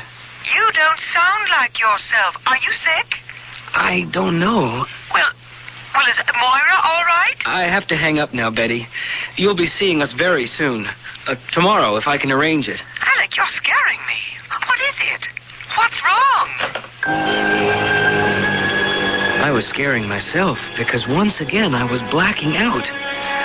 That's the way the doctor found me when he returned, and I don't know what garbled story I blurted out.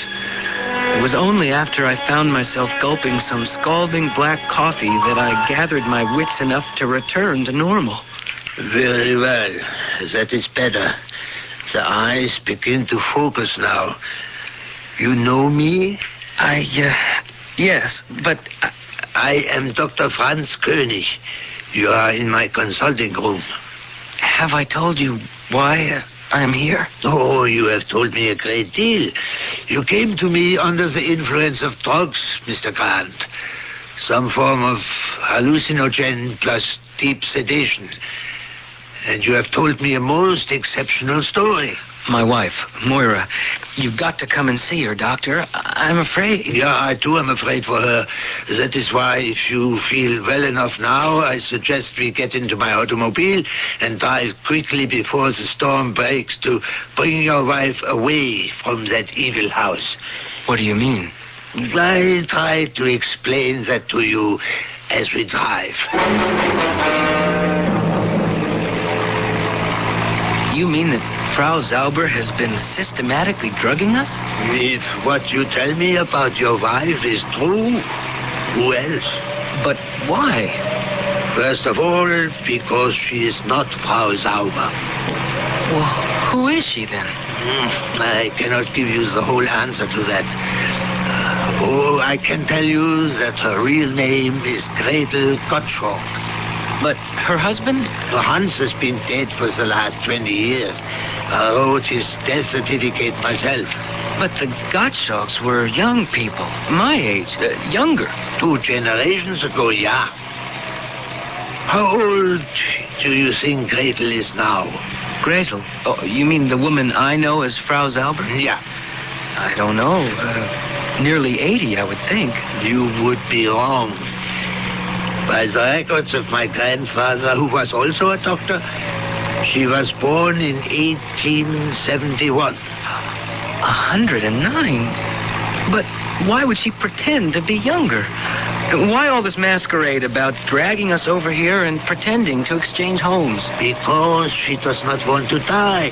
Gretel, or the woman you call Frau Sauber, has been shunned for the last 20 years. People are afraid of her. They believe, at the very least, that she is a witch. At the very least? What else? A vampire?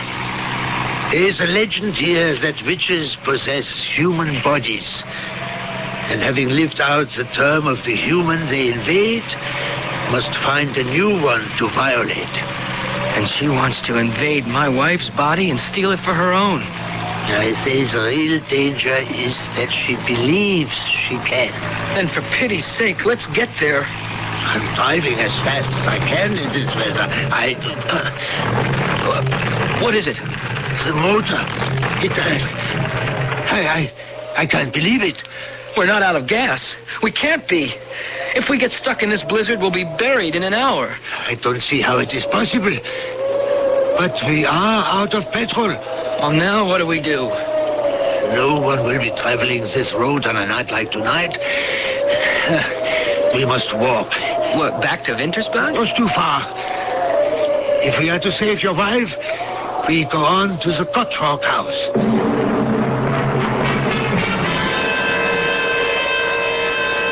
The wind has built up, driving the snow before it into our faces, blinding us. It was an endless journey to the chalet, and by the time we reached it, we were exhausted. Inside the house, there was light, but there was nothing else. No Frau Sauber, or whoever she was, but more important, no Moira. Moira! Moira! Yeah, you wouldn't find her by calling for her. We must do the finding. How? We can start by looking for the witch.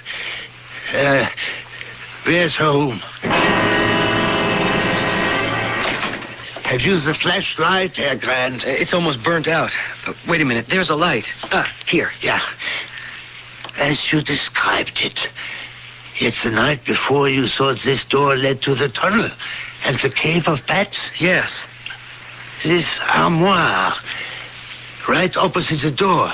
Let's see. Just a clothes closet. The back is solid. But wait. There is a mark on the floor. See? From the casters on the legs. It must be hinged to swing open. Yeah. There's a hinge on this side. That means there must be some sort of a catch or a lock on my side. Yes, I have it. It's opening. And right behind it is the passage I went down that leads to... Wait. Listen. So there are bats. Yes. And that proves she's a witch. And also you may be right. A vampire. She's got Moira. Come on. I tore recklessly down the twisting, tortuous passageway. The doctor followed more slowly. As I ran, I could hear words, chanted in Frau Sauber's cracked old voice. Words that chilled my blood. Oh, thou art my own king and emperor of the northern parts. I call, invoke, and exorcise thee to lend me all your awesome power to enter this young nation, that I may live my new life cycle as a witch of the inner circle. I had reached the entrance to the cavern. On a slab of stone, like a rough altar, Moira lay, unmoving. Behind her, a step higher, that ghost-gray bat was poised, the words I had heard issuing from its mouth. And behind it, obscenely, a crucifix turned upside down. I feel your presence. I feel your power. What is it, Herr Grant? A filthy, pagan rite. All the forces of evil and the legions of hell. But the moment what do we do? We call on him and ask him to lend us his strength. In your name, I will be reborn. If I drink her blood, I will be done. No! Stop! You are too late, Grant. She is mine! Mine for all days! As she bared her fangs and bent to sink them in Moira's throat, I went berserk. Seizing the torch from the shaken doctor's hand, I shone it directly in her face. As she recoiled from the light, I lunged and drove the heavy oaken alpenstock with its steel-tipped end through the loathsome, furry body, driving it back to pin it to that obscene, inverted crucifix. I took Moira up in my arms, rushing through the mist, gasping for breath, dodging flames which were beginning to sprout from the earth. I reached the safety of the passageway none too soon, for suddenly, behind us in the cave, the floor exploded with a roar of flame and hissing steam.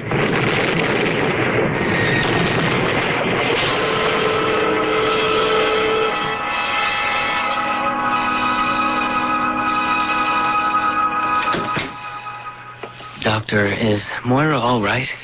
Yeah, she is fine. Oh, she was very heavily drugged, more so than you. But she is young and will shake them off. What happened last night, Doctor? Yeah, Grant, this whole countryside around here sits on a subterranean lake of boiling sulfur springs. It happens now and then. There was an explosion. Too much pressure. It blew off like a volcano. Did you see everything I saw? Oh, the light was poor, and my eyes are not what they were. The mist of steam created strange illusions.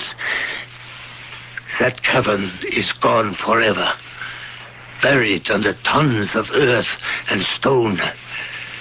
You need fear nothing anymore. You are free of her forever.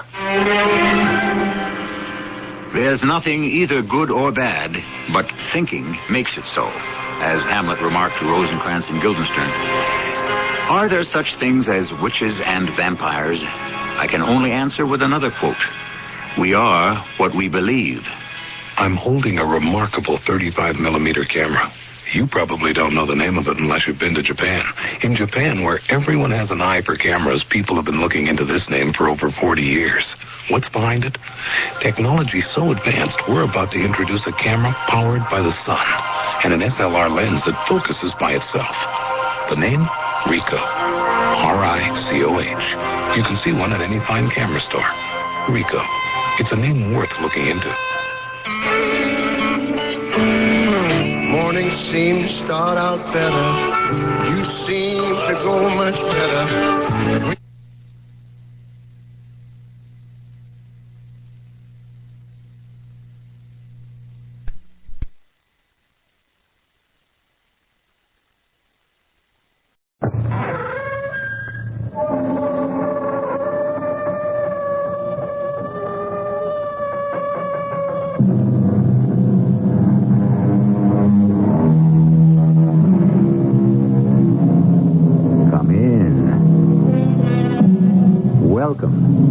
I'm E.G. Marshall.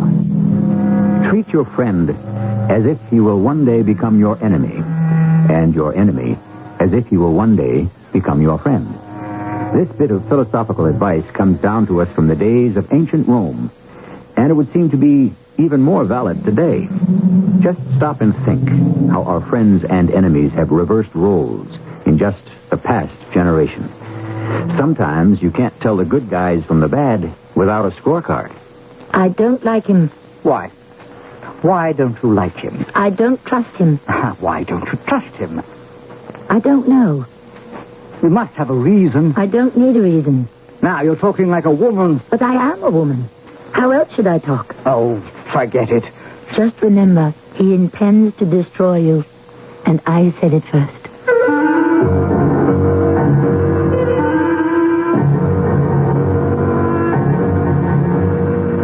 Our mystery drama, Did I Say Murder?, was written especially for the Mystery Theater by Sam Dan and stars Tammy Grimes.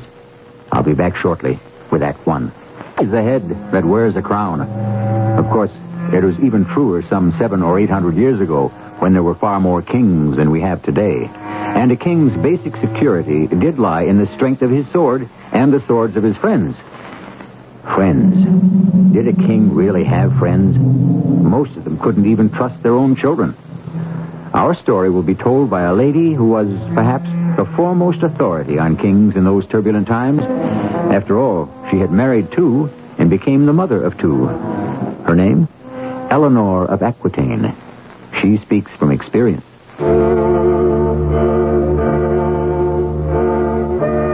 They say I was the most beautiful and the most brilliant woman of my time.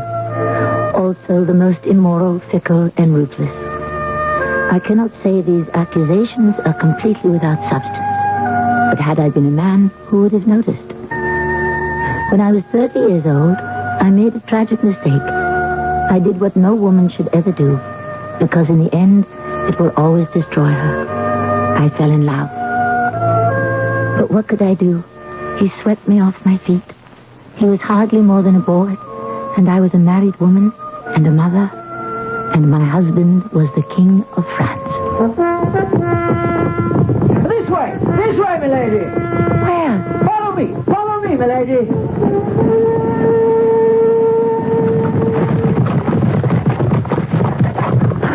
Where are the others?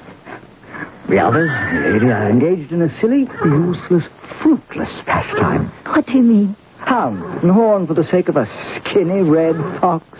They shall destroy the peasants' field for miles around. You and I need this moment of privacy to discuss a far more important matter. And pray, my young Duke Henry of Normandy, what is that? I am Duke Henry of Normandy, soon to become King Henry of England. Indeed. I had heard that King Stephen has 2 sons. Stephen is a usurper.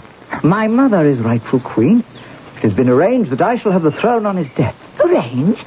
How? By the treaty signed at Winchester. And how will this treaty be enforced? By this sword, milady. Look at it, closely. It belonged to my grandfather, King Henry I, and to my great-grandfather, William the Conqueror himself, and to my great-great-grandfather, Robert. Who was the grandson of a Viking pirate. Of course. You can see how the family continues to better itself. When you and I marry, and you join your provinces of Aquitaine and Poitou to mine of Normandy, we shall be lord and lady of the entire coast of France. Did I hear in that ringing declaration somewhere a proposal of marriage? I ask for your hand, milady. But I'm already married. Oh, not for long. How so? It's hardly a secret, my lady, that your husband has petitioned the Pope for a divorce on grounds of, consanguinity. You needn't hesitate over the word, young Duke Henry of Normandy. Consanguinity, indeed. If one must wed beyond the 10th degree of consanguinity, every royal marriage in Europe would have to be annulled. Why, your grandfather was Count Fulk of Anjou, which means that you and I are at least 3rd or 4th cousins. Besides, Louis and I were just as consanguine today as we were when we were married 15 years ago. No, the word and the cause is not consanguinity, but adultery. Oh, a baseless charge, I am sure, milady. Don't try to play the courtier. It doesn't suit you. The charges are true. I am an adulteress. You still want me for your wife? Yes, milady.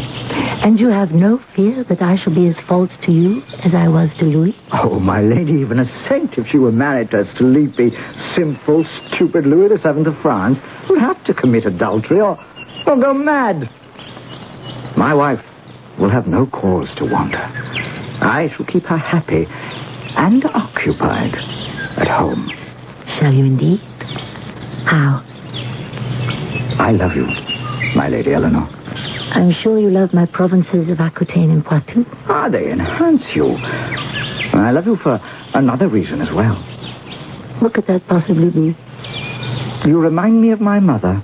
That's hardly a compliment. Oh, like you, she's resourceful, clever, and capable. She is also mean, petty, and vindictive. As you shall become one day, unless I save you. From what?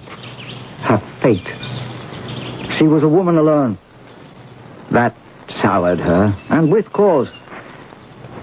She was the only surviving child of her father. At the grey close of his life, King Henry I called together his nobles and his liegemen and said, "Matilda is my heir. She is to become Queen of England. Swear to me that you will be true to her." And they did. Everyone knows this. The old man had no sooner closed his eyes when they broke their vow, and Stephen seized the throne. Why? Because he was a man. And she was a woman. Do you know when they all began to take her seriously? No. When she married Geoffrey of Anjou, my father, and gave birth to a son. Me. I was now the heir, the male heir. I legitimized her. Our son shall legitimize you. Our son took Henry? You hold Aquitaine and Poitou. But when you are no longer the wife of the King of France, you become a woman, alone. You need my sword and our son. Or else you shall become like my mother, who wandered in the wilderness for 20 years. Yeah? The poor fox has been slaughtered, and the heroes return from the hunt. Shall we join them? Eleanor of Aquitaine and Poitou, Queen of England and Duchess of Normandy. He was insufferable, but he was right. He was also handsome. That flaming red hair, those sparkling blue eyes. He was 19 years old, and what a splendid body of a man. But there was an obstacle. That is, it could become an obstacle if Henry would permit. You see, as Duke of Normandy, he was nominally the vassal of the King of France. Technically, he needed the king's permission. Poor Louis. Surely, cousin, you cannot be serious. I intend to marry Eleanor of Aquitaine, my lord. But she is my wife. Oh, your wife no longer, sire. You cast her aside. And for good reason. Oh, yes, for the very best of reasons. I no longer have faith in her virtue. How could I ever be sure any of our children would be my own? My lord, you are speaking of the woman I love. As your king, I do not consent to this marriage. For what reason? Have I not explained the reason? It is for your own good. Oh, no, my lord. It is for your own good. I will have her. And I will have Aquitaine and Poitou. And along with Normandy, they shall be English till the end of time. I forbid the marriage. Then, your majesty, shall France and England settle the issue by the sword? I am a man of peace, my young hothead. But I warn you, do not push me too far. I intend to marry Eleanor if that pushes you too far. You, my lord, will have to unsheathe the sword of France.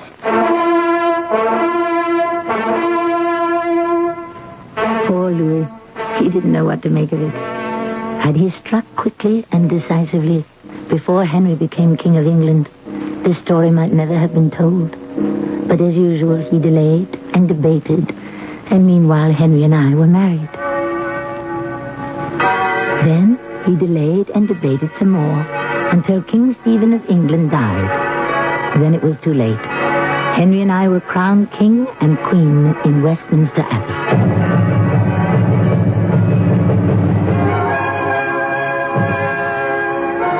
We made such a handsome couple. Everyone was delirious with joy to have the legitimate king on the throne.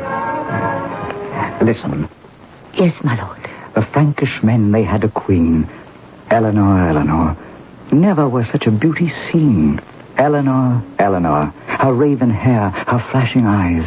Heaven sent from paradise. Eleanor. How do you know that poem? When you accompanied Louis on a pilgrimage to the Holy Grail, this poem was written by a captured Saracen minstrel. And who told you about it? I have made it my business to find out everything about you, milady. Have you? Why? I told you. I love you.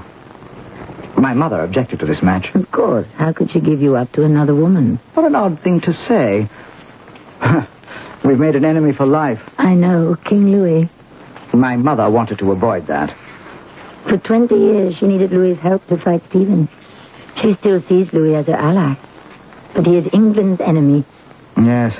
Well, at any rate, I refused to marry Helga. My mother asked why. Because I don't love her. I answered, love, she exclaimed. Royalty does not marry for love. Royalty marries for power, for money. I know. That's why my father married me off to Louis. And I said to my mother, the woman I marry must bring to me all those things. But in addition, I must also love her. And you love me, Henry? Oh, yes, Eleanor. Eleanor, my queen, my lady, my wife. We shall love each other as long as we live. I didn't expect him to love me as long as that. It's not in a man's nature. Not in a king's nature, at any rate. There would be other women.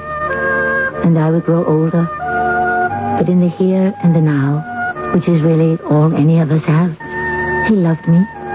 The years passed. We had children, especially boys. Henry, Richard, John.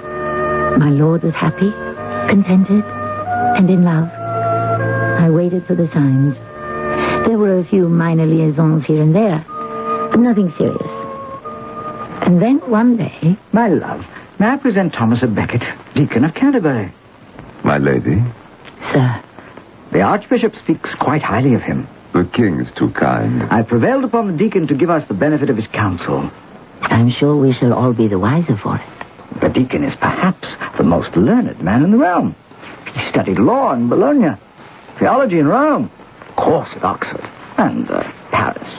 We are honored to have such a distinguished scholar in our midst. Well, Thomas Becket, now that you've found our court, you must not be a stranger here. I thank your grace. I shall expect you to dine with us tomorrow at noon. I shall be there. You have our permission to withdraw. My lord, my lady. Oh, that man is a find, a treasure. Henry. I shall appoint that man Chancellor of a kingdom. Chancellor? Well, why not? He does all the work now. The superior, Archbishop Theobald, who's supposed to be my prime minister, is too old, too tired to do anything but sleep all day. Henry, I want to tell you something. I tell you, he's a man of ideas, of intelligence, of imagination. Henry, listen. Get rid of him. What? Get rid of him. I don't understand. There's nothing to understand. Just dismiss him. Why? I'm afraid of him. Afraid? And don't ask me why. I couldn't tell you. It's just that I feel a chill wind when he looks at me. Oh, nonsense. It may be nonsense, but it's true. You're being a woman. Why not? I am a woman. Henry, get rid of him before he destroys us.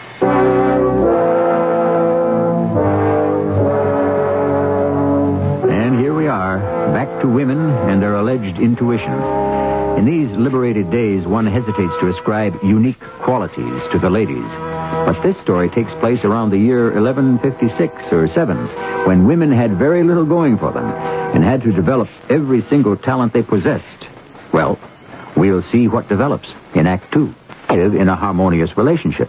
But such is not always the case in the world we have to put up with. A trio is always more difficult to manage than a duo. And so, eventually, something or someone has to give. We are listening to Eleanor of Aquitaine, who has become Eleanor, Queen of England.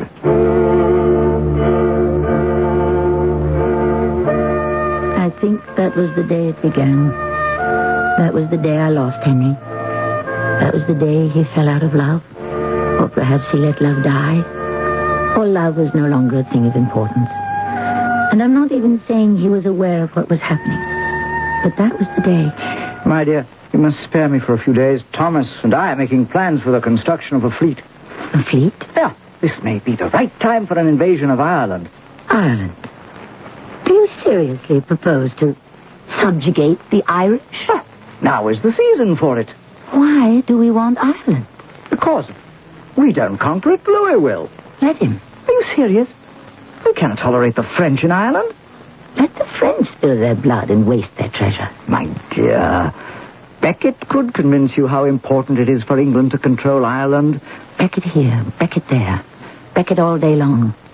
Does he set England's policies now?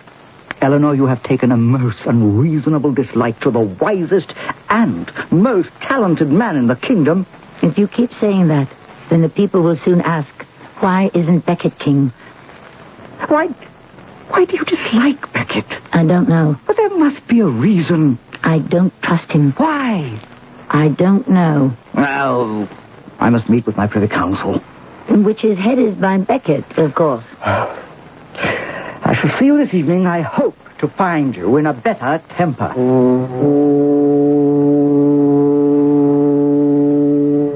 My lady? You may be seated. Thank you.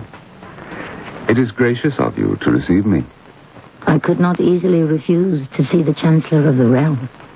Why do you dislike me? You're not good for my husband. In what way? You fill his head with dreams of impossible conquest. I believe that Henry must achieve his destiny. And what is his destiny? To make England the strongest nation on earth.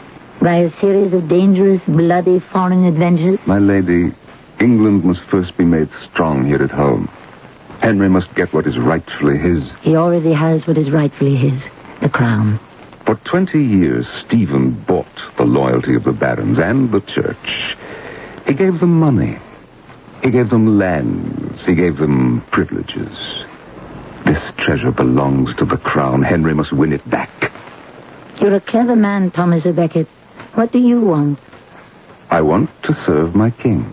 What do you want for yourself? Oh, a little wealth, a little fame, and a little glory. And what else? What else is there? You want something, Thomas à Becket. I can see it in your wild eyes. My wild eyes? Men call you a scholar. Your learning is beyond question. But tell me, what drives you, Thomas? Why do you say that word? I am not a queen who has lived in a convent, nor one who has never ventured forth from the nursery. I have lived by my wits in this world. I know driven men when I see them. Very well, my lady. I am driven. To what impossible deeds? I feel that I am driven by God.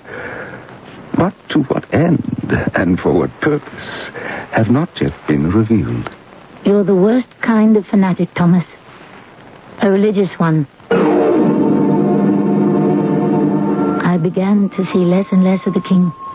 Becket, it seems, had raised a barrier between us. And of course, by now there were stories of parties. Actually, people were afraid to use the word orgies in my presence. I had been raised in France, attended the court in Paris, and, of course, seen my share of depravity. No king, unless he's a saint, is above this type of thing. But Henry, I fear, was carrying matters too far. You sent for me, my lady? Yes, Baron Fitzhurst. Where is the king today? The king? Well, I'm afraid I cannot say. Reginald Fitzhurst, you are the king's most loyal servant. He looks upon you as his faithful dog. It's the truth, and I am proud of it. And yet, if I were to insist on it, he would have you broken on the rack. Where is the king? Well, there is a place. A certain house in London. Yes? Everybody knows about it, my lady. Everybody, it seems, but me. Well, His Majesty and Becket go there quite often. I see. Well, the ladies must be very special. Escort me there. Your Majesty. At once.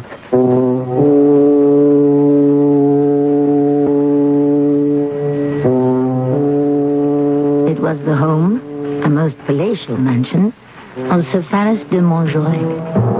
A most apt name, for he was easily the most depraved scoundrel in England. I walked inside. Who would dare to bar my path? The king and Becket were in a private room with several young ladies.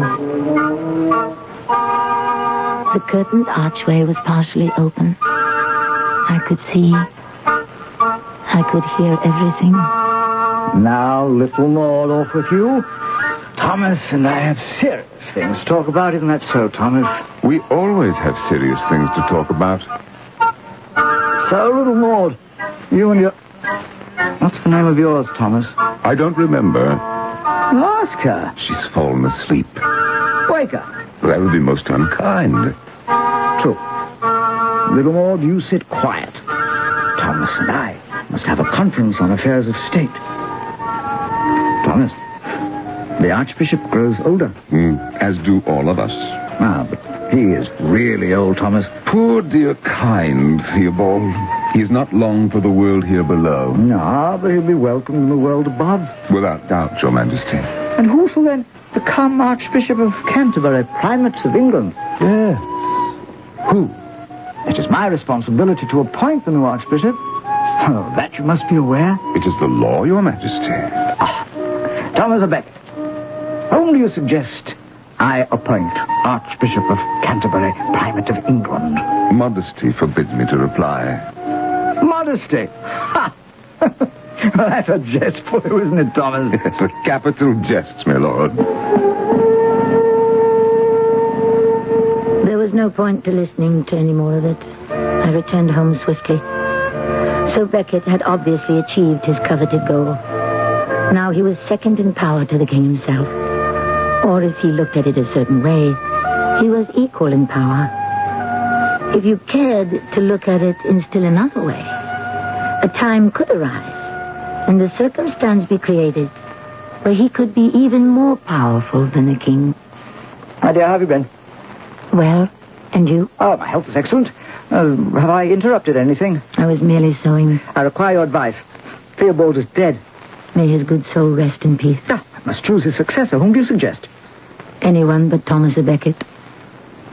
What is this unnatural hatred you nurture for Becket? And what is this unnatural affection you have for him? He's a man of the highest learning. Can you deny that? No.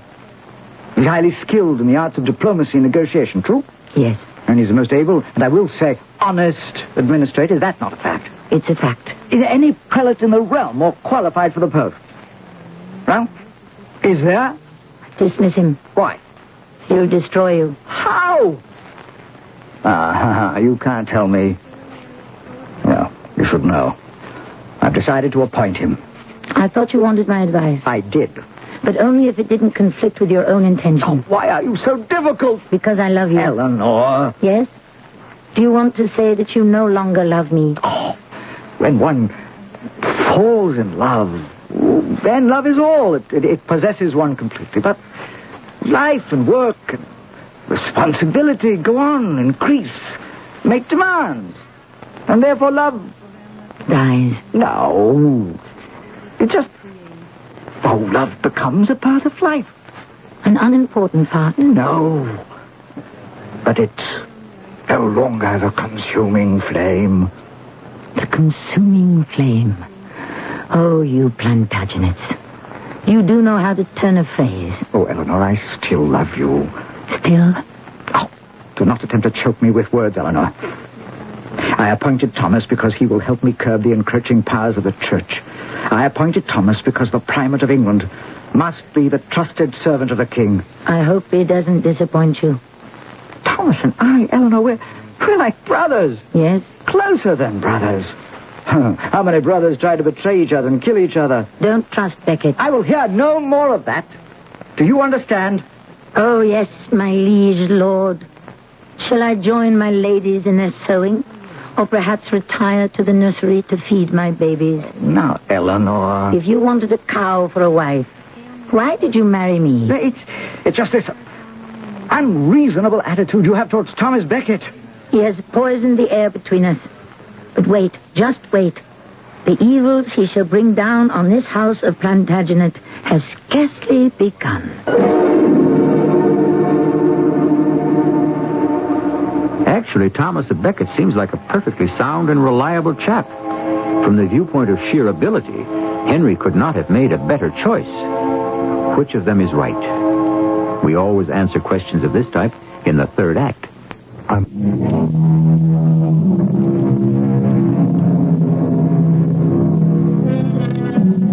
She was one of the great women of her time, but it was the wrong time. Quite simply, it was the wrong time to be a woman. A woman was nothing, nobody. A mere chattel who belonged to her husband, her father, her brother, or to any man who could claim kinship or responsibility. A smart woman could only make a man feel uncomfortable. Smart women, therefore, pretended to be stupid women. It made life less complicated. Unfortunately, Eleanor of Aquitaine was too smart for her own good. Ah, the newly created Archbishop of Canterbury. Good day to you, Your Excellency. You did not come to see me. I came to see you. And why should I come to see you? To talk of those matters that concern your soul. Come, Thomas à Becket. Yes, despite your robes of office, despite your august titles and powers, I know you as the ambition-ridden, driven little clerk. I forgive you, my lady. For what? The sin of slender. Ah. Talking of sin, do you and my husband still enjoy yourselves at the house of Faris de Montjoy? Not to mention other similar sundry places? Oh, I no longer concern myself with the false pleasures of the flesh, my lady. My destiny is to serve my God. Henry would say, and I would agree, that your destiny is to serve your king. But my beloved sister, I serve Henry best by serving God first. I think Henry would prefer the order reversed. I have come to give you my blessing. One good turn deserves another, Your Excellency. I shall give you my advice. You are familiar with the admonition, render unto Caesar the things that are Caesar's, and to God the things which are God's. Of course, my lady. When in doubt, a prudent archbishop will always side with Caesar. Oh, thank you for the advice, my lady. Somehow I sense you shall not follow it. I can only follow my conscience, my lady. That's what I'm afraid of.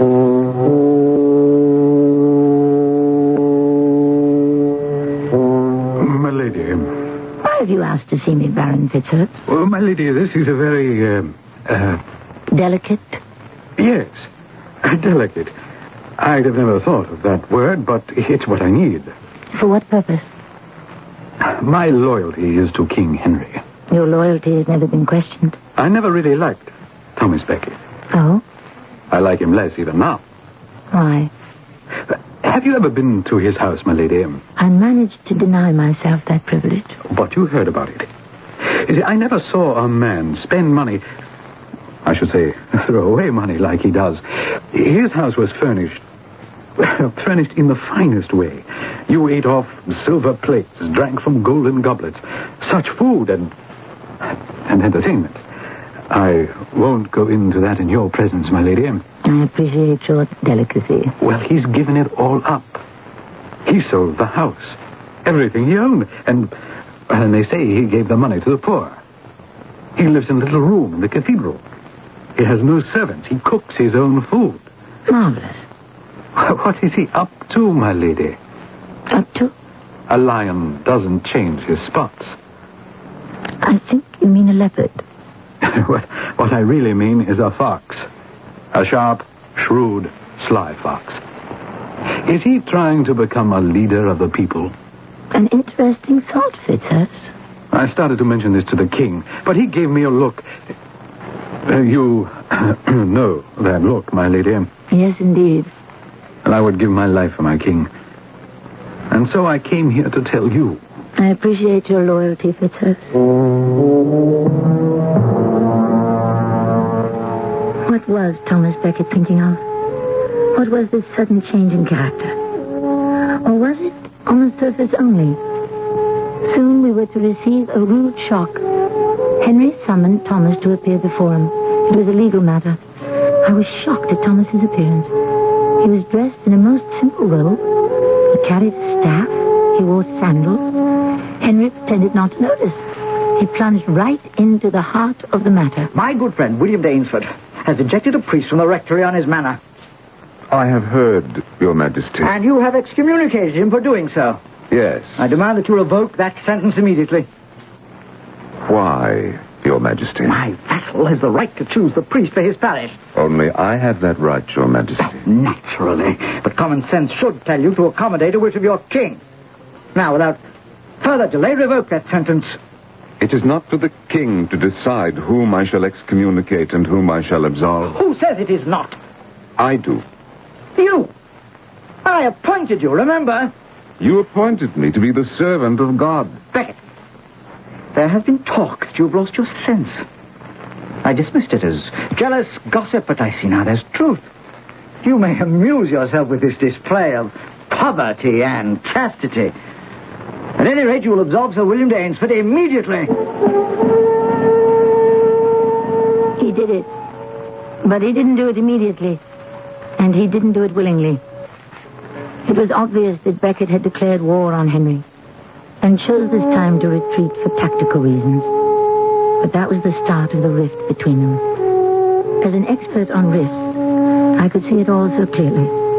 And I knew how it must end, eventually. Of course, the king needed someone to talk to. And whom could he trust? Me. I can't believe it. Does he actually intend to build a power for himself that will win him the throne? No, he merely seeks to serve God. Oh, he's mad. That's why it would be advisable to kill him. What are you saying? You know what I'm saying. If he dies now, accidentally, there's little harm done. If he lives much longer, you'll make him a martyr. The church will make him a saint. Get rid of him now while it's cheap. Later, it may be too expensive. Oh, what happened, Eleanor? We were of one mind, one accord, one ambition. To win back for the crown all the authority that Stephen had given away. That's why I appointed him. How can a man suddenly disown all his ideas and principles? Possibly because he's adopted a set of different ones. Your authority is being washed away like a sandcastle on the seashore. I'll bring Thomas to heel. The clergy must come under the rule of the crown. I'll never yield on that principle. Who's Thomas or Becket to declare war on the king? Suddenly, a conflagration had flared up in the country. Naturally, it was fed and fanned by Louis of France, always eager to harass Henry. And it lasted almost 10 years. Becket's strength lay with the mass of the common people. To them, he was the popular hero. Becket had gone to Rome. He was gaining support. Finally, an uneasy truce was patched up between the two of them, but it couldn't last, and I knew it. Somebody had to do something. Your Majesty. Finally, Your Excellency, I have come to see you. As a queen or as a daughter of the church? As both. Thomas, let us throw aside the pretenses. Pretenses? This conflict will destroy both of you. It may end in a bloodbath for all England. What would you have me do? Compromise. Each of you has tremendous power. If each of you is determined not to abuse it, then neither of you shall have a grievance. But I see now that argument is fruitless. When you say you seek a better life, I know now what that look in your eyes signifies. You seek martyrdom. To seek martyrdom is to commit the sin of vanity. I seek merely justice and truth. Words, Thomas, words. Well, I cannot promise you martyrdom, but I can predict death. I shall die in the arms of God. Are you sure it won't be in the arms of the devil? As the conflict deepened and became more envenomed, Henry became more and more despondent. He took to drinking and lamenting in his apartments with a few of his chosen companions, but you could hear him all over the palace. He says he's willing to obey me in all those matters concerning God. Well, who would decide what that is? He would. And so he'd be king. Isn't that so? Yes, Your Majesty. He provokes the people. He fans the flames of revolt. People arm themselves and follow him. Isn't that true? Oh, yes. Yes, Your Majesty. And no one does anything. Nothing. Here's a fellow that I raised to power and glory with my own hand. Now he dares to tread on me, insult me, drag my name through the dust. And no one does anything. Not one of the cowards that I nourish here at my table, not one will deliver me from this turbulent clerk, this meddlesome priest. Not one of you, not one of you. The king sleeps. Now, who will come with me? Who will join Reginald Fitzurse? You, William Tracy? You, Hugh de Morville? You, Richard Le Breton? I heard the clatter of their armor and the clanking of their swords as they rushed through the hall. I ran into Henry's chamber. He was half drunk and half asleep. No one does anything. Henry, Fitzhurst and Tracy and the others, they're leaving for Canterbury to kill Beckett. No one does anything. They're going to do everything. Henry, is this what you want? You can still stop them. Is this what you want? No man loved a friend as much as I love Beckett. You can still stop them. Do you want to? I want to sleep. Sleep.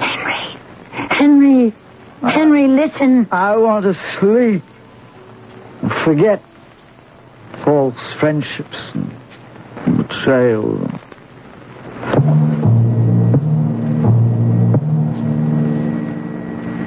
Later, did he know? I don't know.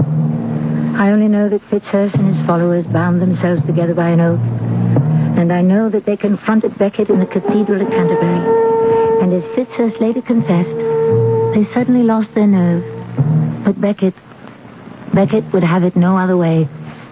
What do you here in this holy place with drawn swords? Well, speak. We come that you may repent your disobedience to your lord the king. One may only show repentance to God. We demand that you acknowledge the king as your master. I freely acknowledge the king as my master. Well, then there is no longer a quarrel between us. And I acknowledge that God is master of us both. And you will follow the king's orders. I will follow God's orders. Thomas Beckett, I remember you when we would all drink together and spend our days and nights together in various places. Thomas, I was your friend because the king loved you. He loves you still. Don't force me to... Kneel, Reginald Fitzhurst, kneel. And show yourself a loyal son of the Lord. Acknowledge, Thomas. Acknowledge the mastery of the king. I don't want your blood on my hands. Acknowledge your king. I will die first. Then die. Die now!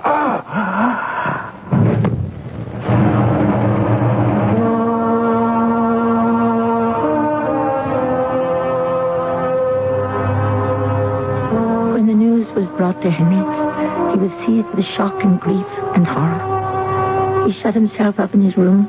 He refused food, drink, or consolation for 3 days. He would see no one. Finally, he sent for me. Eleanor. I have written a letter to the Pope in your name. I let him know how grieved, how outraged, and of course how innocent you are.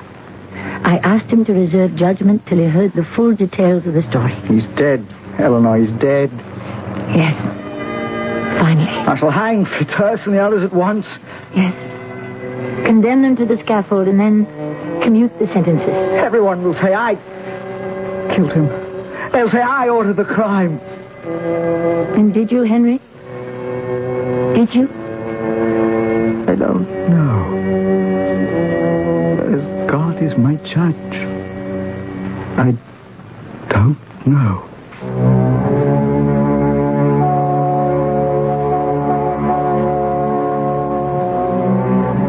There the matter must rest for eternity, or until such time as these things are made known to us. But it was one of the great mysteries of history, which is why it is grist for our mill. Our mill will keep grinding when I return shortly. Did you ever want to own your own business? It might be simpler than you think. We can take the mystery out of it. Here's the first clue. We're the largest instant printing chain in the world. Right, you got it. Postal Instant Press. PIP. Now, clue number 2. You can get into a franchise for a lot less than you think, and the balance of the purchase price after your down payment will be completely financed by PIP at below the prime interest rate upon credit approval. We can bring a lot of witnesses, too. Take the man and wife running their own business and doing well. The singles who are part of PIP's success story. The retirees. Or many more in the growing PIP family. All of these people are just part of the evidence. PIP trains you, backs you, helps you get started, keeps you going. If you really want to be your own boss, take a tip from PIP. Call toll-free 800. Pour on the snack. Morning seemed to start out better. You seem to go much better when you start the day together. Maxwell House and you get that girl.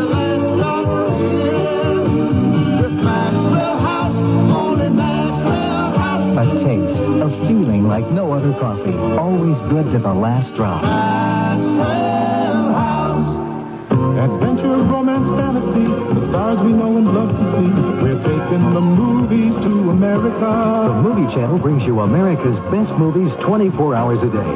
Whenever you turn on your TV set, you'll see an endless variety of great movies. Just call your local cable TV company and ask for the Movie Channel by name. The Movie Channel. All movies 24 hours a day. We're taking the movies.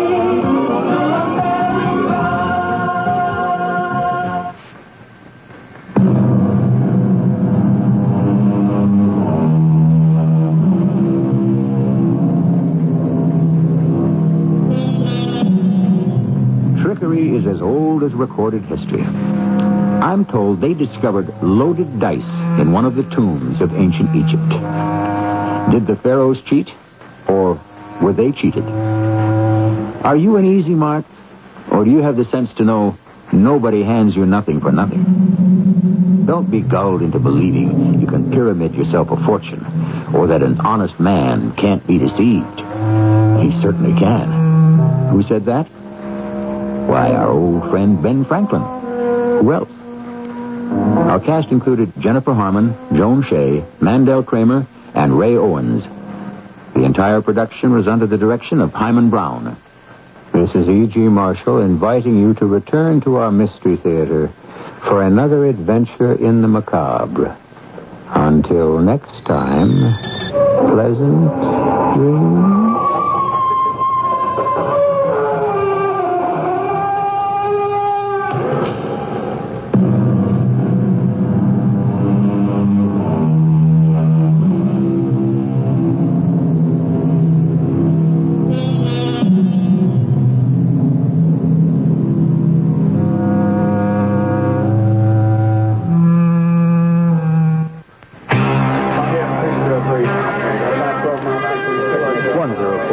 Turn downwind now, heading 170. Skip Calvert is an air traffic controller, but don't look for him the next time you're flying. Skip works for the Navy. 203, slightly above glide path, on course. Some of the best people in their fields are working for the Navy. They're Navy-trained men and women who joined to learn a highly technical skill and chose to turn their experience into Navy careers. It's a demanding job, very demanding, but it's important. Personally rewarding, and you can feel good about it. We wouldn't be the best Navy in the world without people like Skip Calvert. Navy career men and women who not only believe in being the best at what they do, but also believe it means more when it's done for their country. Call the ball. Navy know-how. It's working for America.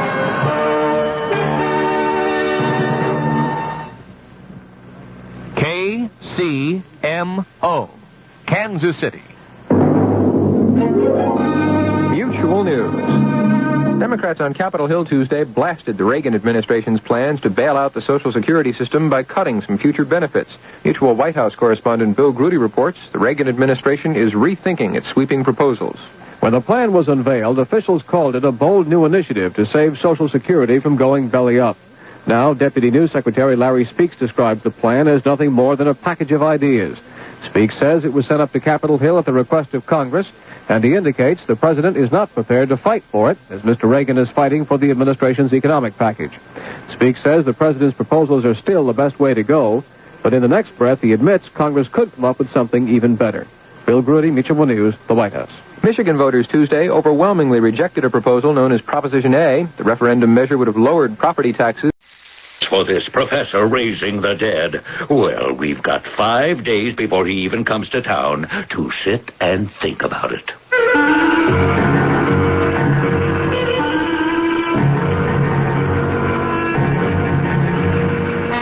Our mystery drama, The Dead Come Alive, was written especially for the Mystery Theater by Murray Burnett and stars Marion Seldes and Ralph Bell. I'll be back shortly with Act One.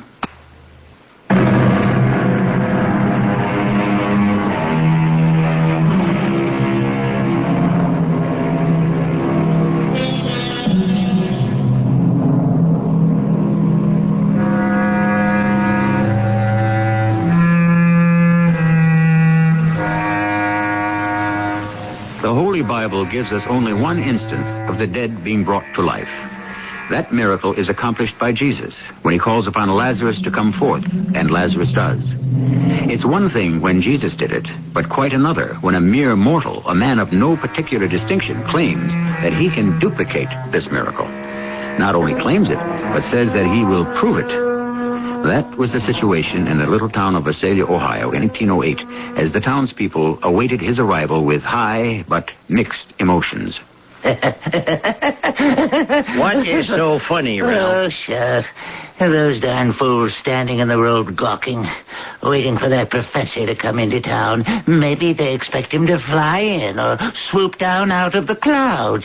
They make me laugh. You won't be doing much laughing when Professor Marvelli brings your Rachel back to life and you find yourself with 2 wives. Have you talked to Edith about that? No, and I don't intend to. Because this is just a clever way of doing business. This here notice he put up in the post office about raising the dead is just a come-on. He probably runs a traveling circus or a carnival. And if he doesn't? Then I figure the sheriff here and the mayor have themselves some kind of problem. Because the man must be either crazy or a demon.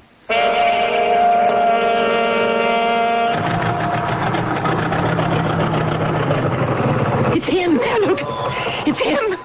Professor Marvelli. He's in one of those newfangled horseless carriages. Calm down, Mary, please. Mayor, I want you to promise that you'll listen to what he has to say. Oh, Lucas, do you think he can really do it? Bring the dead back to life? Do you think I'll see my Phyllis again? It's kind of hard to believe, Mary. But this notice here. Listen to what he says. Exactly at midnight on the 19th of July, Professor Leon Marvelli will be in the Atwood Cemetery of the town of Visalia. He will bring the dead to life. Any who wish to see their loved ones again as they were in the flesh will please attend. Signed, Professor... I know, Mary, I know. I saw the notice in the post office. But those are just words. Anyone can print up a notice like that. And anyone who did and then failed to deliver would be a sorry human being indeed, sir. I believe I am addressing Mayor Lucas Kane. Yes, and you must be Professor Marvelli. Lucas. And this is Mrs. Mary Thatcher. I want to ask you, Professor. Mary, the professor and I have a lot to talk about. I'd appreciate some privacy. Oh, Lucas. Please, Mary, excuse us. Now, Professor, if you'll be so good as to step into my office here. Professor, I wonder if you realize that you caused more excitement in Visalia than anything since the fair in St. Louis a few years ago. I resent that, Mr. Kane. Oh? Why? How can what I've said... Because, Mr. Mayor, you are lumping me in your mind with a carnival. A circus atmosphere. I assure you, this is a serious matter. Most serious. I'm keenly aware of that. Then you are probably not personally involved. My wife of 28 years died 2 years ago, Professor. She lies at Atwood Cemetery today. You're a most unusual man, Mr. Mayor, to remain so calm when in a few days you can face the prospect of being reunited with your beloved. Yes, well, perhaps I do owe you an apology for my remark about the St. Louis exposition.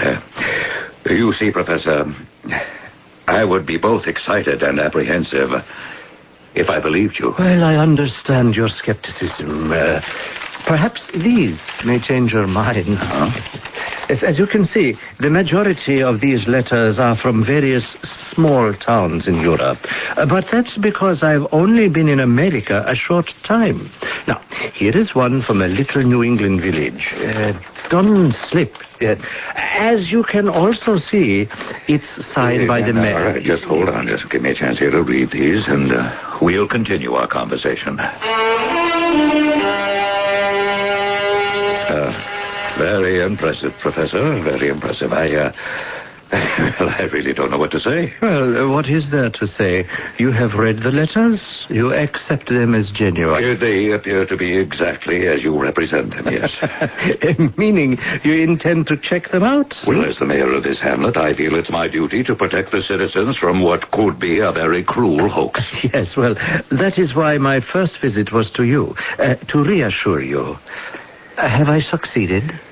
Well, let me answer that by saying that before you showed those letters, I was convinced that you were a charlatan. Now I'm not so certain. Well, that is the first step on the road to belief. Why are you doing this, Professor? And why did you pick Visalia? Yes, well, you see, I studied for many years the ancient religions, even witchcraft, which, sir, I abhor. And in my studies, I employed the latest sciences, chemistry, electricity. And, sir, I made a discovery. I can bring the dead to life. And by so doing, I can bring happiness to many who are bereaved. And be paid for doing this service. I see. So it's a business with you. It's a unique service. A service which deserves to be paid. And why Visalia? Well, obviously, most people will be skeptical, or even worse, openly antagonistic. Therefore, I must select a village small enough for me to display my ability as, say, a sort of sample that will convince everyone. Oh, then your demonstration won't raise the whole population at Atwood Cemetery. Oh, hardly. Although it would be possible. There will be certain people I'll select. Now, for example, you mentioned you were a widower? Yes? Now, if you will give me your wife's name... I'm still trying to make up my mind about you, Professor, so let's leave my wife out of this. Yes, as you choose, sir. What about the appearance? Surely some of those... corpses? May have been dead for some time. Well, as my printed announcement stated, Mr. Mayor, the appearance will be exactly as it was in their lifetime, or on the day they... passed over. Yes, but some people died after a long and wasting illness. Others may have died violent deaths. Perhaps they were even disfigured. So when a person is restored to life, that person cannot, by the very nature of the act, have any marks of death upon them.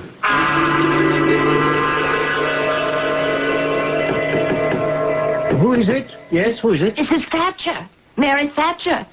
Remember, we met at the mayor's office. Ah, yes. Come in, Mrs. Thatcher. Well, how did you get my room number? Oh, you mustn't be angry with Jonesy. We've known each other a long time, and I begged him, and he told me. Oh, please say you forgive him. Yes, of course. Now, how may I help you, Mrs. Thatcher? Well, how did you make out with the mayor? Is he going to try and stop you? My dear Mrs. Thatcher, surely you didn't go to all the trouble of finding out my hotel room to come and ask a question which you could just as easily have asked the mayor. No, this is important. You see... 3 years ago, my daughter, Phyllis, was murdered. And they've never caught the person who did it. And I miss Phyllis, and I was wondering what can happen. I mean, will Phyllis remember? And will she know the person who tried to kill her? I see your problem, Mrs. Thatcher. Well, what happens? I suggest you come Saturday night and find out.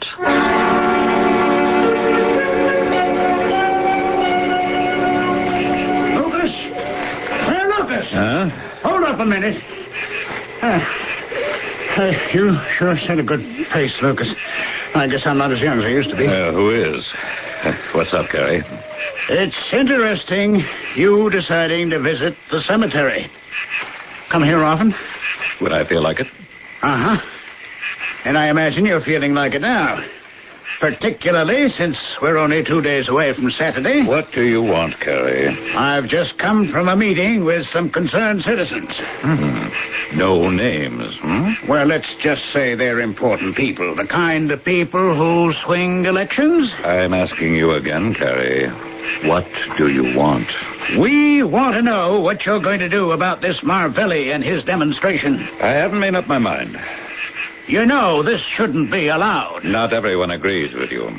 But this Marvelli's a fake. He's going to be. Yeah, that's what I figured. But he's got some mighty powerful credentials. Letters of recommendation from very important people. They could have been forged. Yeah, that occurred to me. So I sent off a telegram to the mayor of Dunslip, a little New England town where Marvelli had given a demonstration. Do you care to read the answer I got today? No, I'll believe what you tell me. The mayor wired me that Marvelli's no fake. He can do what he says he'll do, bring the dead to life.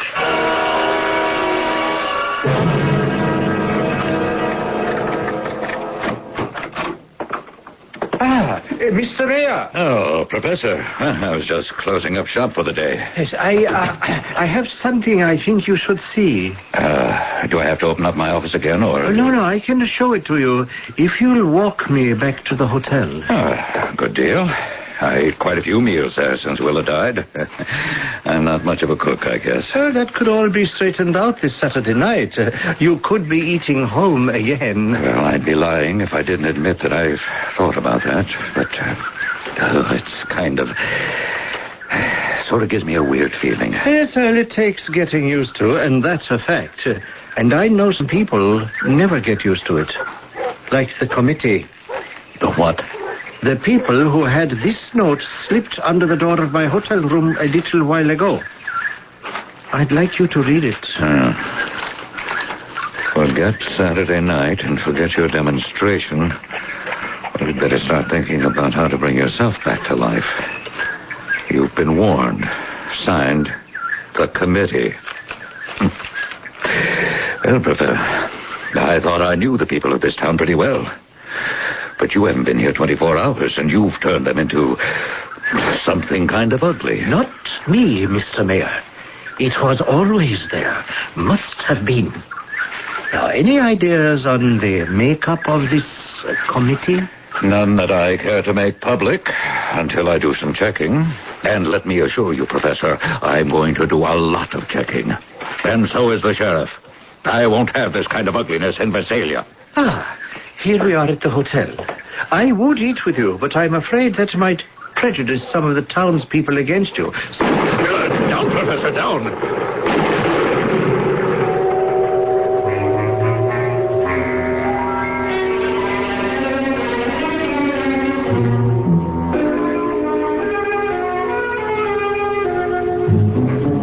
Now, we all know that no one can bring the dead back to life. It's simply impossible. But what about testimonials from reputable people swearing that this was true? Would that change your mind? I confess I'm beginning to have doubts, which will be resolved when we return shortly with Act 2.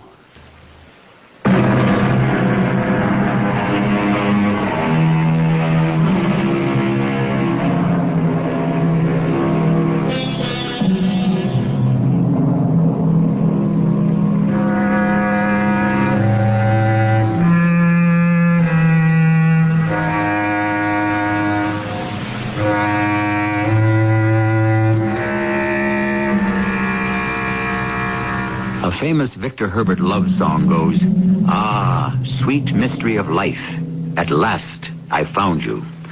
But today's mystery involves a man who claims to have found the mystery of death. Not only found it, but solved it. And he goes around bringing the dead back to life, which gives rise to some problems. Darn it, Lucas, I'm the sheriff. Now, this has been a fairly peaceable town till now. Now, we can't have people going around taking shots at other people. That's why I told you about it, Sheriff. You could hardly have kept it a secret. About 20 people heard the shot, and at least a dozen saw you and this Marvelli fella hit the dirt. If I wanted to keep secrets, I wouldn't have shown you the note. Okay. Now, you and I got a pretty good notion of at least one of the members of this committee. You want me to face him with it? You mean Kerry Wyndham? Well, he's the one that's been making most of the noise. Yeah, but he surely ain't going to admit having anything to do with this note threatening to kill Marvelli. Hey, Lucas, now you're going to have to make a stand, and soon. Did you hear me, Lucas? I'm sorry, daydreaming again. Yeah, I know. I can see it in your eyes. You really think there's something to this, huh? Well, if I do, I'm not the only one. You can't count poor Mary Thatcher. She's been a little off the rails ever since Phyllis was killed. Yeah, I wasn't thinking of Mary. I was thinking of someone who was so scared that the professor might be able to bring the dead back to life that he or she was trying to kill him to stop him. Thunderation. Now, why didn't I think of that, huh? Of course. As far as I know, Phyllis Thatcher is the only person buried in Atwood Cemetery was murdered.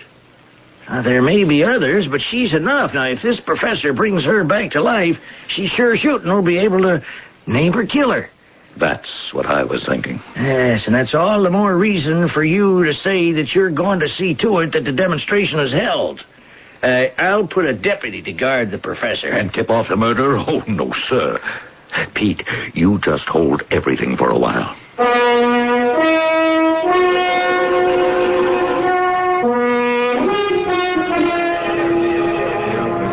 right. Quiet down now, everyone. Let's listen to Carrie. Thank you, Ralph. Without all this gabbing and fussing, I take it that the sense of this meeting is to let Mayor Lucas know that the people of Visalia ain't going to put up with any unholy goings-on in Atwood Cemetery or anywhere else. And that we, the people, want him as the mayor to tell that to this Marvelli. All right, that's right there. And I, for one, vote that you be the man to tell him.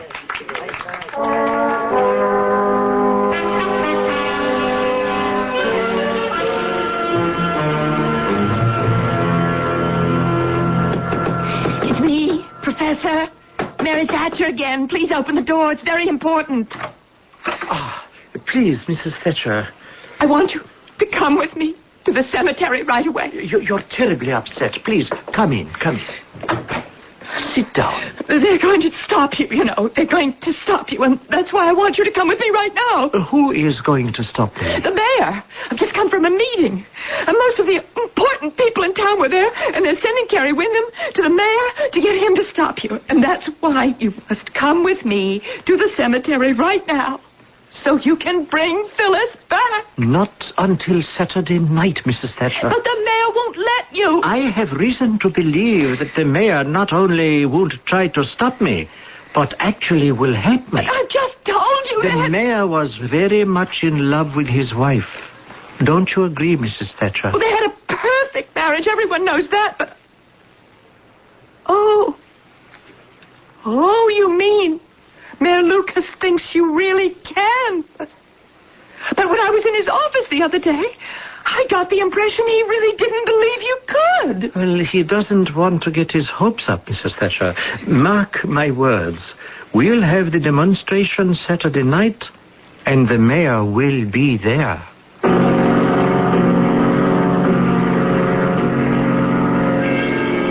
I didn't come to your office to play games, Lucas. Yeah, hold on a minute, Carrie. You've got to ban the demonstration and run this Marvelli fella out of town. Out of the question. What grounds do I have for asking him to leave town? Witchcraft, Lucas. That's what he's practicing. Oh, come now, Carrie. This is the 20th century. I'm not going to restage the Salem witchcraft trials here in Visalia. Now, who's talking about trials? Oh, what are we talking about? Lynching? Tarring and feathering? What have the people of this town turned into? God-fearing, public-spirited citizens. All who just happen to have relatives buried at Atwood Cemetery. That's exactly right. Now, Lucas, you trying to make it out that there's something wrong with people who don't want their dead disturbed? And what about you, Carrie? You don't have anyone at Atwood unless you count Phyllis Thatcher. I believe she used to work for you before she was killed. And what's that supposed to mean? Just what I said. Nothing more, nothing less. What you're insinuating is so vile that you ought to be made to pay for it. Believe me, Lucas Kane, this is something I ain't forgetting. I'll make you eat your words, all right? I don't know what you're talking about, Carrie. All I said I heard you, Lucas, and by heaven you can thank the Lord I haven't got a horsewhip, because What's going on here? You and Carrie sound like you're thinking of starting your own private war. Sheriff, you better talk some sense into Lucas. He's heading for a peck of trouble. Yeah, well, old Lucas is always stubborn, Carrie. You ought to know that. This is a serious matter, Sheriff, and you can be in trouble, too, unless you can persuade Lucas to stop this godless demonstration in Atwood. Your job is to run Marvelli out of town.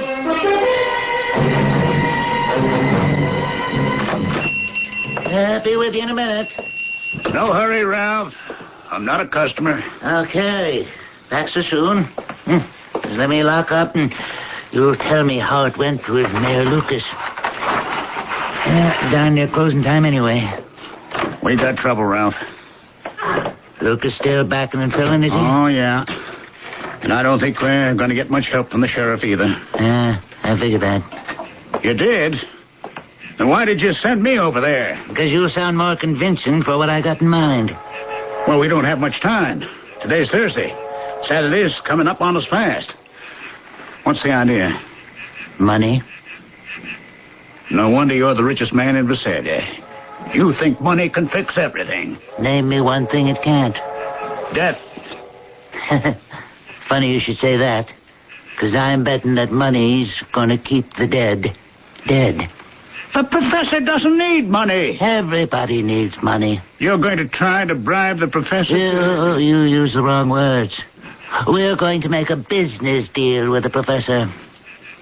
You have any idea on how much he wants? I know what we're going to offer him. We?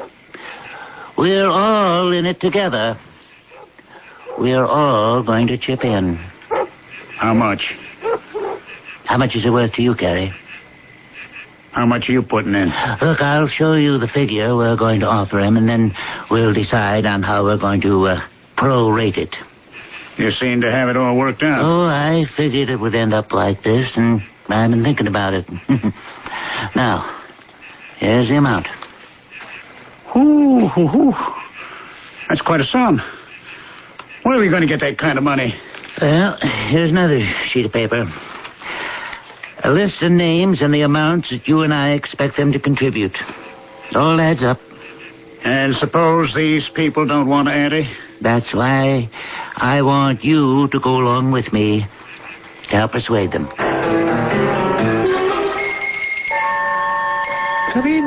Come in, gentlemen. Make yourselves comfortable.